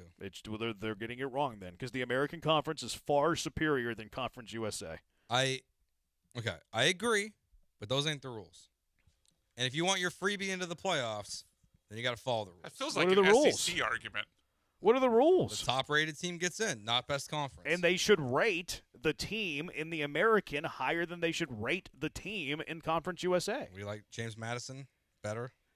Plain and simple. We'll see. I think they're going to jump the American over James Madison. I really do. I have a question about James Madison. Okay. What's a guy? They're cozy. Bob Cousy, is that how you say it? Fourth president of the United States. Is being rumored for a lot of head coaching jobs. If they make the Did you say Bob Cousy? That's not. He's the former Celtics player, Bob Cousy. Cousy steals the ball. I don't remember his name. That was Havlicek. Oh, my bad. They looked alike. Well, because they're both white? All right, Troy. Yeah, and short point guards. If James Madison I'm makes sure Cousy stole a ball once. If James Madison makes the playoffs, but their coach leaves, what do you do with them? Do you punish them? No. Or like if it That's so dumb. No. But we did with Florida State with their quarterback situation. I don't think that's an app. We shouldn't do that with their quarterback, though. I know, but they did. I know that's. I think that's an apples and oranges argument. But the coach who took them there, if he leaves and says, "I'm going to Auburn," and I'm bouncing before the playoffs start. For a one-game scenario, though, I think like if we want to talk Vegas line, quarterback would mean more to the Vegas line than the coach. Sure. In a one-game scenario. Yeah. Plus, if they hired him, they shouldn't force him to leave before the playoff. But the problem is that would be Bush League. And I know that they would most likely lose, right? So it shouldn't matter. But the portal's why do in you January. hate the Dukes? But the portal's in January.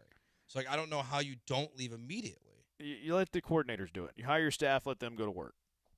You're right. He might leave. He might leave. Yeah, I just don't know how. That would suck. I'm just curious how the playoff committee will view it because I think there is an argument to say, okay, let's say as the rankings stand right now, James Madison is 22, North Texas is 23.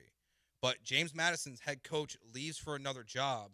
Why wouldn't you just then take North Texas? It should be North Texas anyways because they're in a tougher conference and their resumes are equal.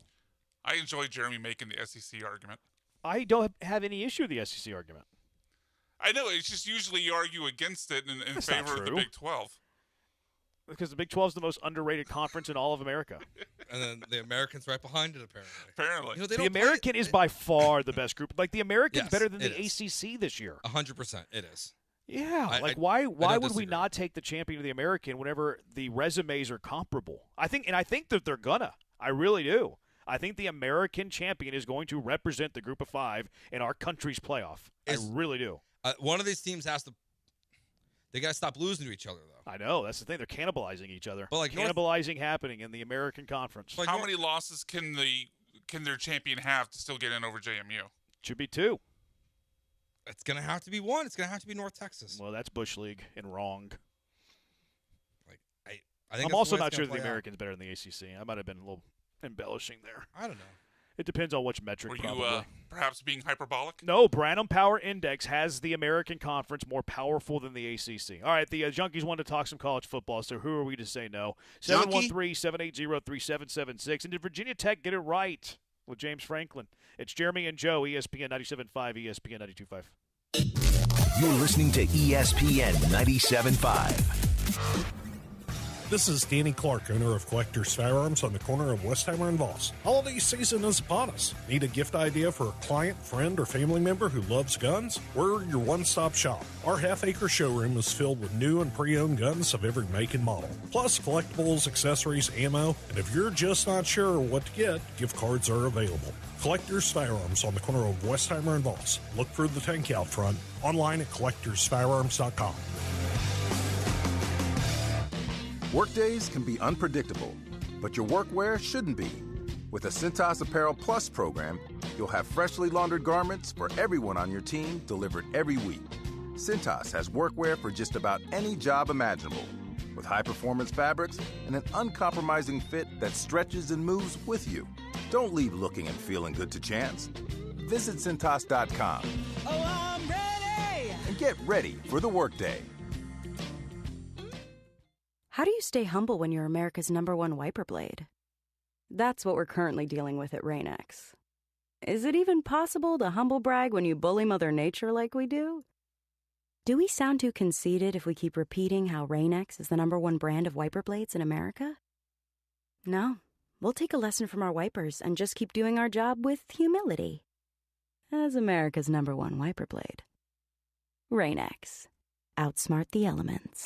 Oh, and that's a hard foul. Let's listen for the call on the floor. The taxpayer owes back taxes. Penalties and interest are assessed and wage garnishments to begin immediately. The IRS never misses that call. I wonder if they will challenge it. The call is under review. Priority Tax Relief has been called in for a review. Priority is the best in the business at negotiating your tax debt and has even eliminated the debt for some clients. Priority Tax Relief is saving their clients millions of dollars every month. After a careful review from Priority Tax Relief, The debt has been eliminated. No foul on the play. Whoa! That completely changes the game, folks. If you owe more than $5,000, call Priority Tax Relief, and in minutes they'll review your case for free with a direct line to the IRS to see if you qualify for life-changing relief. No more worrying about wage garnishments or frozen bank accounts. Call Priority Tax Relief today at 800-781-9216. That's 800-781-9216. We make your tax relief our priority. Call now. Priority Tax Relief. John Granato here. Walking into Republic Boot Company at 11th and Studewood in the Heights is like walking into a time machine to the Republic of Texas. Seriously, go check it out. Whether it's their exclusive 1836 collection of all leather boots or a customized pair with whatever material and design you want, these are going to be the most comfortable boots you've ever worn. Hats, suits, and all kinds of handmade leather products in a Texas-inspired haven. Book their space for your next event. Republic Boot Company, where tradition meets style. RepublicBootCompany.com. Follow ESPN Houston on social media at ESPN 97.5.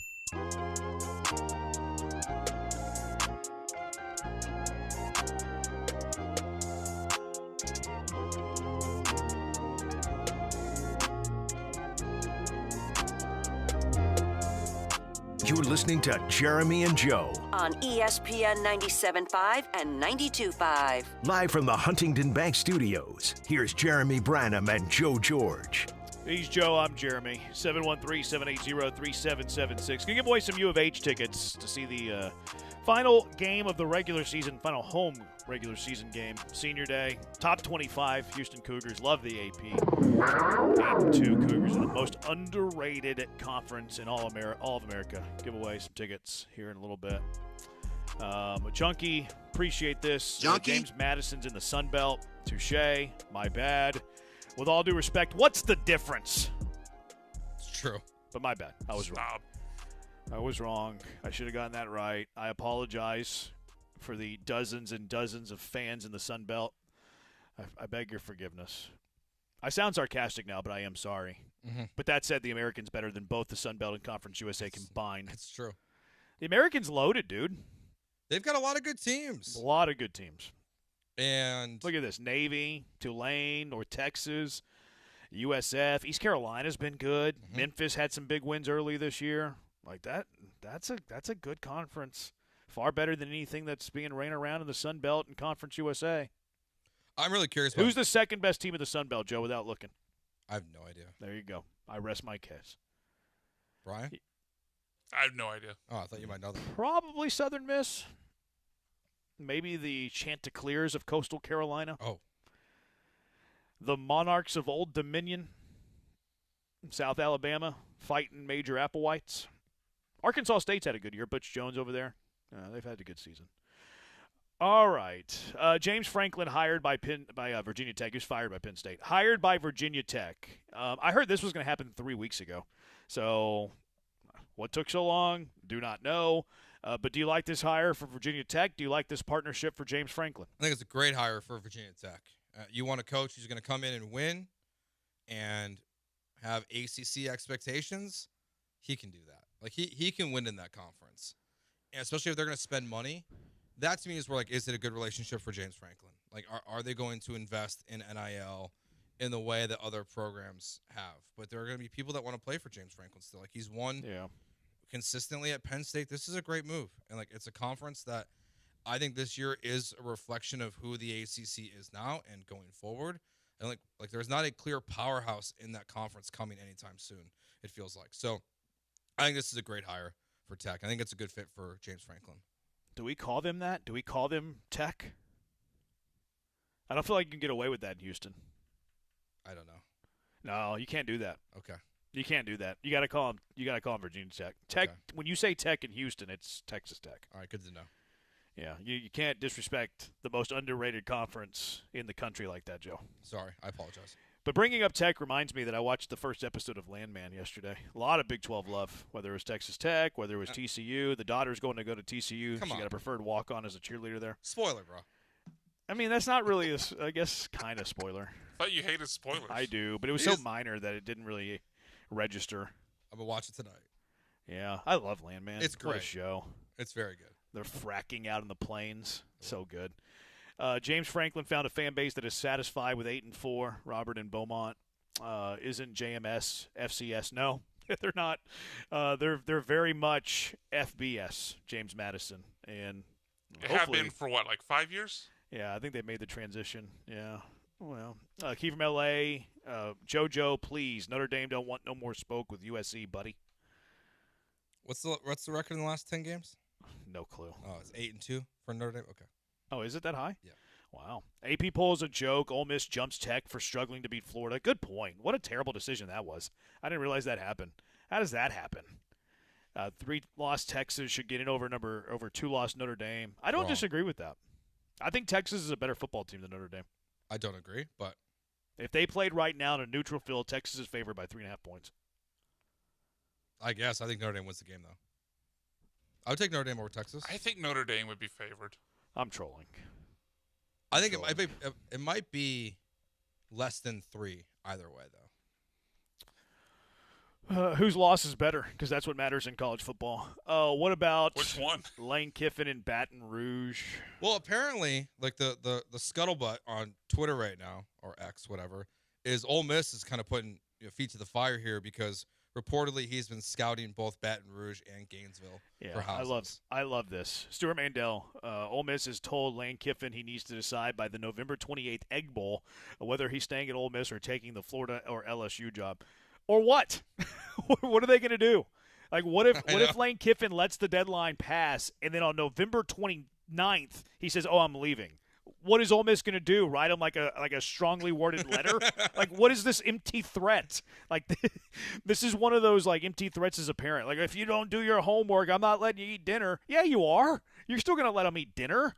If he decides that he wants to take the job at any point past November 28th, he's going to take the job. Yeah. Some empty threat. No, I mean, it would be best for Ole Miss to have that decision early. Of course. But I mean, I don't think this is the way to handle it. Like, if you're asking, like, hey, let's agree here, let's come together on a deadline, let's both be professionals about this. You go ahead and go shop around for 2 weeks. We'll vet potential candidates in case you do leave. But do you think we can agree on a date where we have some sort of resolution? That's the way you handle it. You handle it behind closed doors. You don't play this out publicly. That's the stupidest thing you can do. Yeah, but isn't that how Franklin kind of played out this weekend? Franklin's not employed by anybody. No, I know, but like it was like the reports on Saturday where like was that Virginia Tech wanted an answer, and they got their answer today. It's different when you're unemployed. I don't know. So like, what is Lane? What do they? Was Ole Miss is going to be like? He haven't given us the decision. We're going to fire him. No, I think this is a bad decision because this makes me feel like if I'm Lane Kiffin, I'm like, well, I'm over this. I think whenever I read this, I think Lane Kiffin might already have one foot out at the door. Because if Ole Miss is so desperate they're playing this out publicly, well, why are they playing it out publicly? Because they might already have a sneaky suspicion of which way it's going to go. Well, that has happened before with this guy. Right. He got fired at Alabama before the playoff, wasn't it? Because he was leaving to go to Florida Atlantic, so Saban fired him as the OC? Yeah, did he replace him with Sark or something like that? Yeah. Okay, well then why is that bad, though? Because he was because your point, because he was 1 foot out the door. So I don't know what Ole Miss is like. They're not going to do what Nick Saban did. See, I think Ole Miss might realize that Lane's leaving. Like, I haven't really felt that way up until this report because I don't think playing it out publicly is something you would do if you think Lane's staying. Like, if you think Lane's just doing all of this, like, to vet it, to maybe get an extension, to maybe get a raise, like all of that, I don't think you're playing it out publicly. I think that Ole Miss has a feeling that Lane's leaving, and that's why they're kind of trying to, like, force it. So, and they think he's going to leave before the playoffs? See, that's what's weird about it, too. Because, like, again, like, I don't think I don't know if you should punish a team in the college football playoffs, but if they're not an automatic bye, like, wouldn't you want to rank them lower than they currently are at least a little bit without their head coach? Like, maybe it's a report that's wrong. Like, reports are wrong all the time, but there's a lot of smoke here. I know.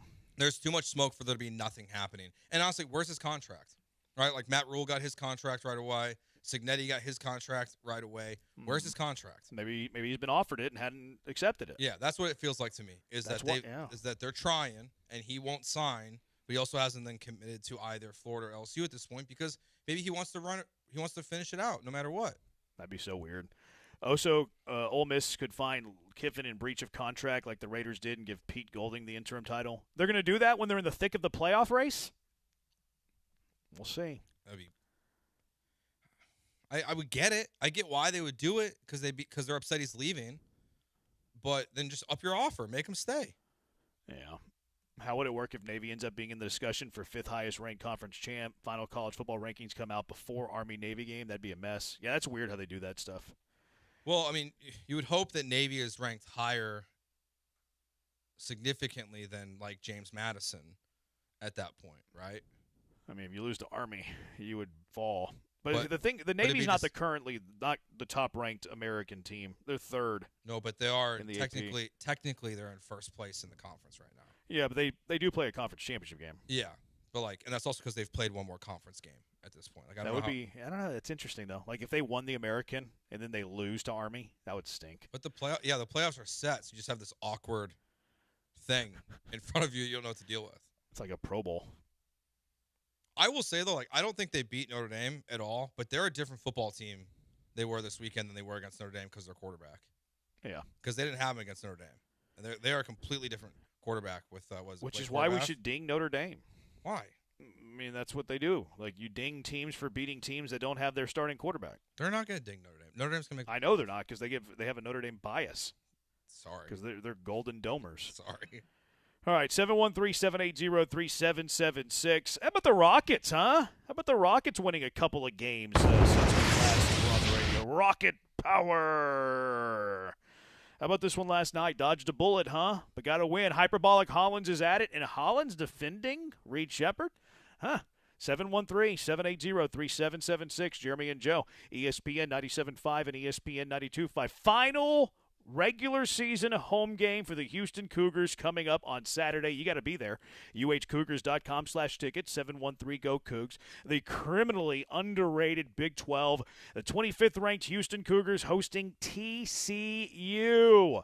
8-2 Cougars, ranked in the top 25 in both polls, AP and in the coaches. So let's show the Houston Cougars what Cougar pride really looks like. Join us this Saturday for Senior Day as the 25th ranked Houston Cougars take on the Horned Frogs of TCU.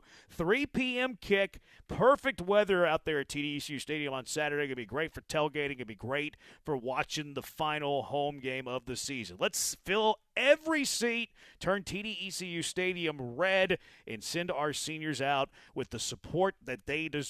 Top 25 team, and because they're in the top 25, tickets start at just $25. So bring the energy and the noise to TDECU Stadium. Get your tickets now. uhcougars.com/tickets or call 713-GO-COUGS. Come early, be loud, and wear red. ESPN 97.5.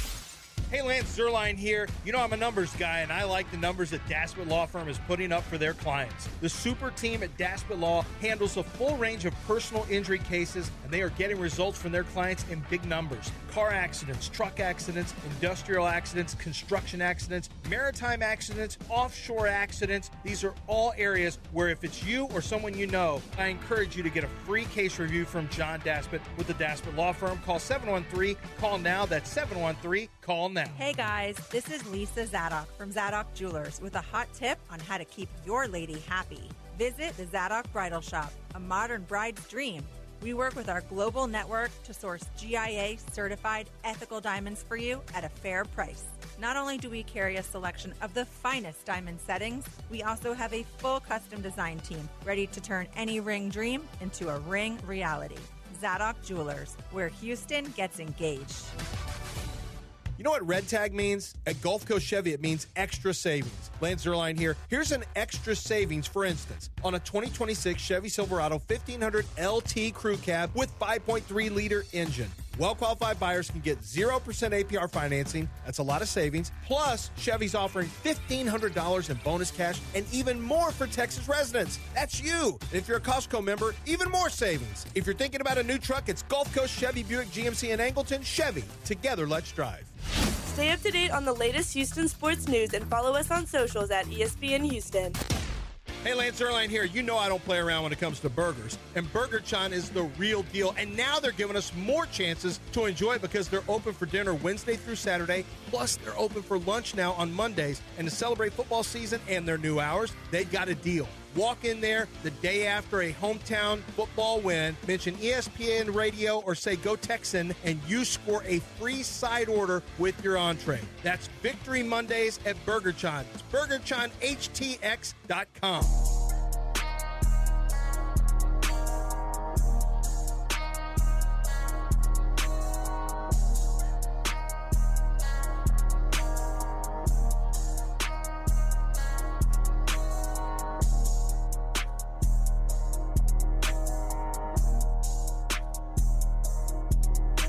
You're back with Jeremy and Joe, broadcasting live from inside the Huntington Bank Studios. On ESPN 97.5 and 92.5.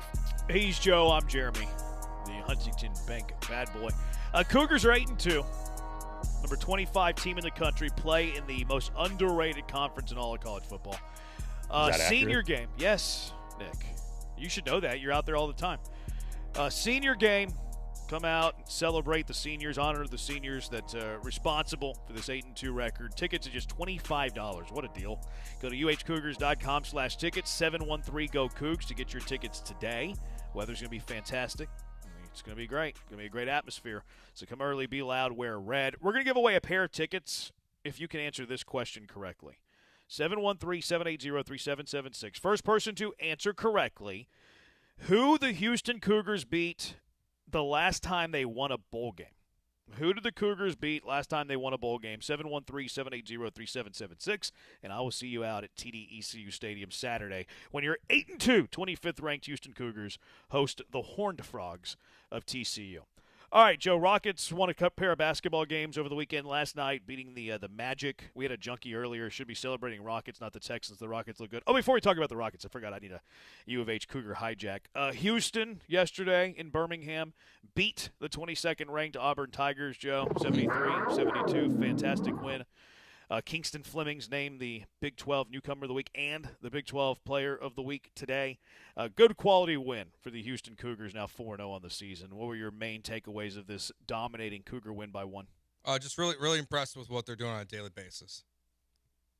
I don't understand the AP rankings. Yeah, I told you. It's weird. I mean, Purdue started off number 1. They struggled a little bit against Oakland. Purdue still had more first-place votes than Houston, yet Houston last week jumped them. Purdue had a good win at Alabama. Houston destroyed Oakland in a much more convincing fashion than Purdue did, and won in Birmingham against Auburn. 15,000 Auburn fans were there. And then Purdue jumped Houston again in the AP. Cougars fall to number 2. Yeah, it doesn't make any sense. I don't really care about AP voters are stupid. Yeah. But nice win. Daily basis, doing their work, as Joe George would say. Good quality win, though. The Cougars looking good.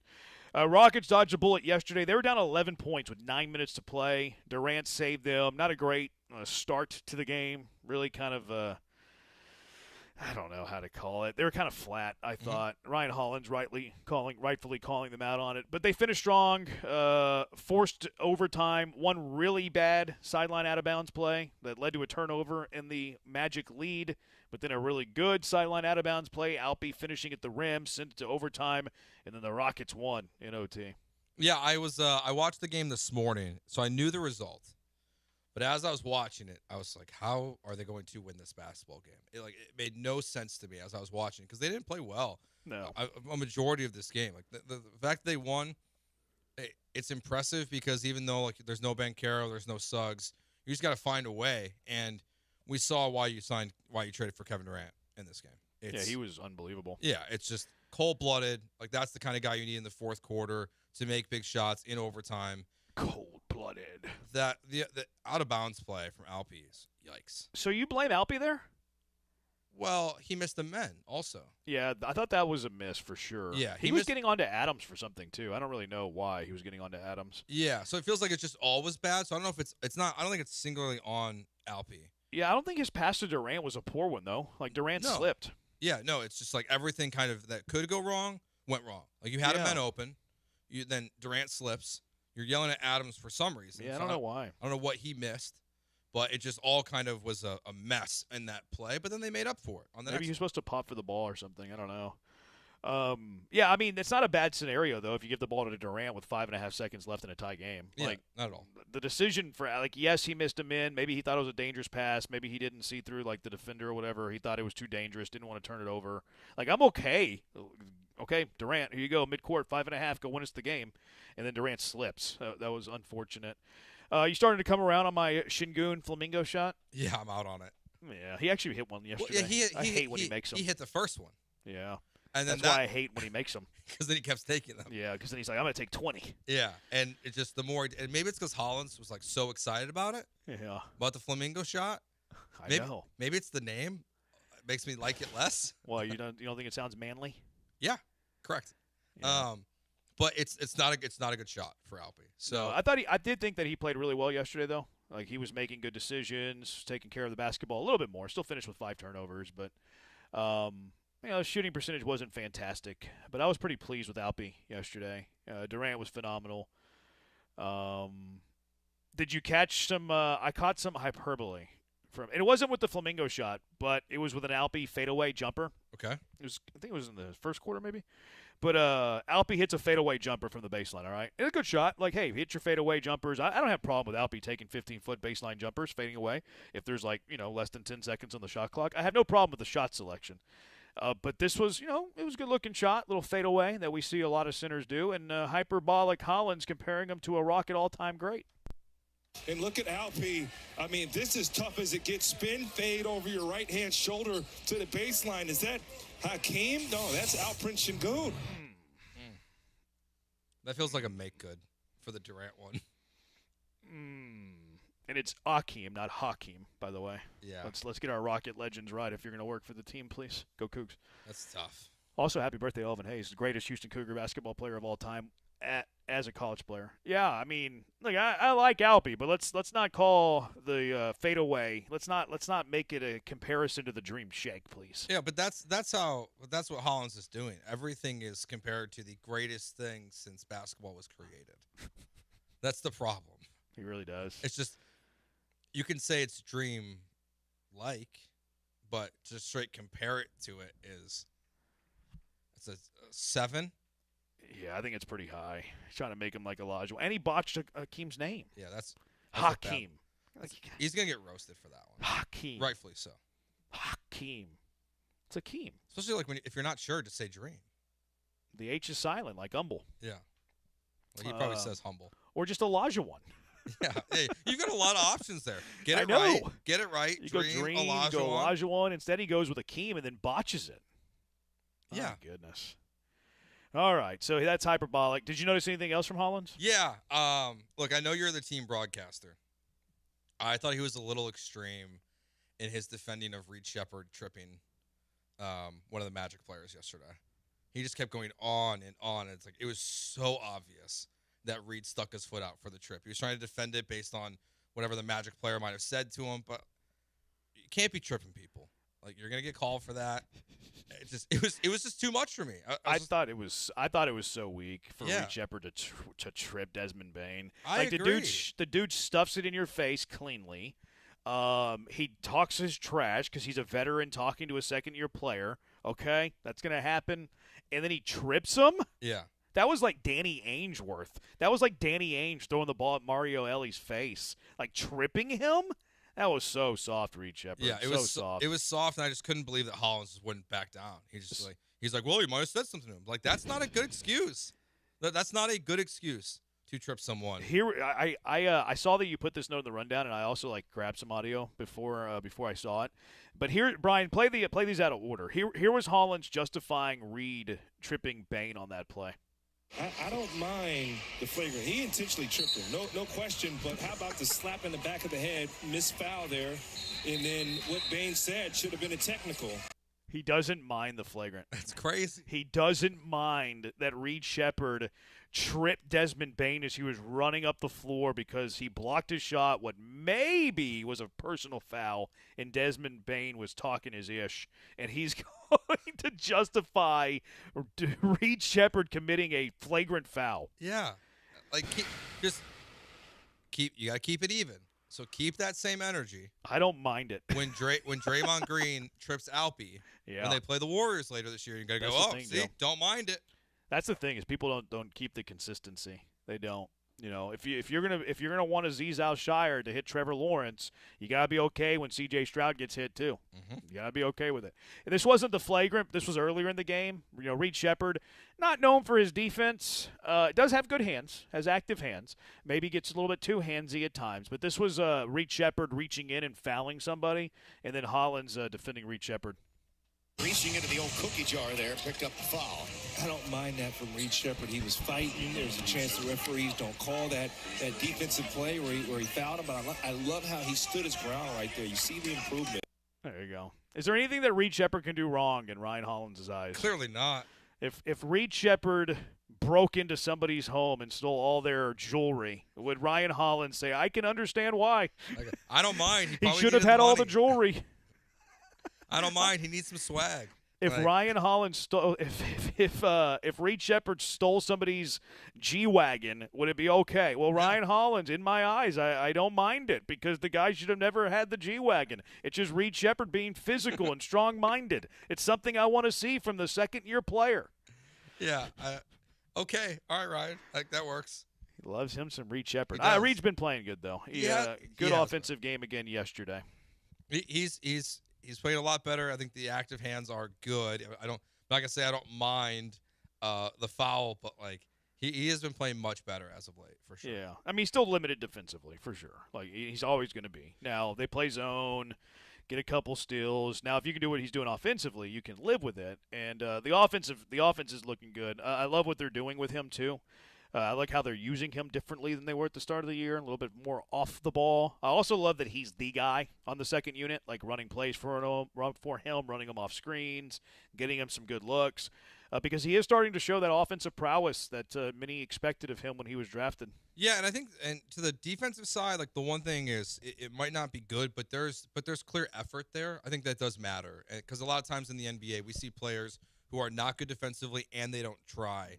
I don't see that when I watch Reed Shepherd play basketball. I don't mind his defense because he's giving me good hustle, good effort. I appreciate that at least.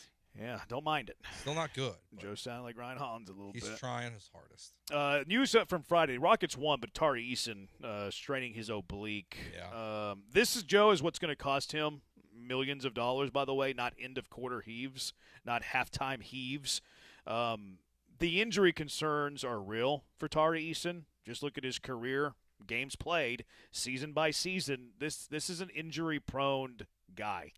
It's unfortunate, but this is the reason why he's not signed to the Rockets, I would imagine. Yeah. Like when they're negotiating, the Rockets are coming in at a lower number. They're looking at being on the court as an important factor for this, especially for Ime Udoka. He's not on the court enough. It's unfortunate, yeah, but I think it's going to hurt him in free agency. He's going to be a restricted free agent. I don't know if anybody's going to give him the contract that he wants. I mean, maybe some dumb team will, but yeah. Let's get to the junkie of the day. Who's your junkie of the day, Joe? All right, so I was at a 1-year-old's birthday. I forgot we didn't have music for that. I was waiting for the music. So I was at a 1-year-old's birthday party yesterday, okay? Okay. It was at a park. And I saw something I've never seen before. This random lady just joined the party. Her and her toddler. There was a full meal. They sat down, they ate it, and then they pieced from the party. You saying this is Bush League? I think it's Bush League. So they were there just for the food and then left? They were just there. They were just random people. They were not invited. Oh. They were just random people. They were like birthday crashers? Yes, they were just at the park. They were just at the park, and then they just crashed the birthday party and then ate and then left. So how do you guys figure out that no one knows them? The parents of the kid. Wow. Did they say anything? They didn't want to have a confrontation or anything, so they just kind of let it go. Like they didn't That's nice. They didn't want to have a big moment. And I was like, that's probably I handle it too. Yeah. Because it wasn't nice, like a mom and like the kid, but still I couldn't believe that it was happening. That's awesome. Just that mom and kid, they're dogs. Yeah. They're dogs. I'm a dog. Junkie for free food too. I love it. What an alpha move. That mom is teaching that kid the right way to live. Yeah, I've never seen that one before. listen, like the alphas come in there, no one knows who they are. They eat your food, they crash your party, and they leave. And all the betas are like, "Who are those people?" Love it, love every minute of it. Draymond Green is weak. He was being called Angel Reese and confronted the fan that was calling him Angel Reese. Yeah. Soft, Draymond. Wear it. It's kind of funny, kind of hilarious. Dylan Danis, too. I think that's how you pronounce his name. Yeah. This guy who started the fight at UFC, apparently he was showing AI footage of Islam and his trainer making out. And this led to the people, like, beating him up and starting a brawl at Madison Square Garden the other day. Which Islam, by the way, like, destroyed the dude he was fighting. Yeah. He's 2 belts now. 2-belt Islam. I think he had to surrender the other one, though, but dominating effort after a massive brawl by this Dylan fella. All right, what's your junkie, Brian? I've got 2 quick nominations. One, the Titans for the 3rd year in a row losing to the Texans' backup quarterback at home. C.J. Stroud has never played at the Titans. The Texans are 3-0 during Stroud's time with the team. Wow. And also, if you haven't seen the play, Darnell Washington single-handedly running through 5 Bengals players on a pass yesterday. I mean, the dude's like a 300-pound tight end, completely ragdoll some Bengals defenders. Definitely a video you should check out. Josh from Seabrook says the DPS trooper at the Aggie game. And then Hockley Dan says Joe for saying Bob Cousy is an NCAA head coach. It's Bob Chesney. I was close. So who's winning? I'm going to go with the Trooper, man. Yeah, I think it's got to be Definitely the Trooper. the Trooper. Congratulations, Trooper. You might never work again, but you won Junkie of the Day. Does it for us. Thanks to Brian for the hard work. He's Joe. I'm Jeremy. We'll talk to you tomorrow, Houston. Goodbye, Bucky Ball. Coming up later, the Bucky McMillan Show at 7. Good night, Houston.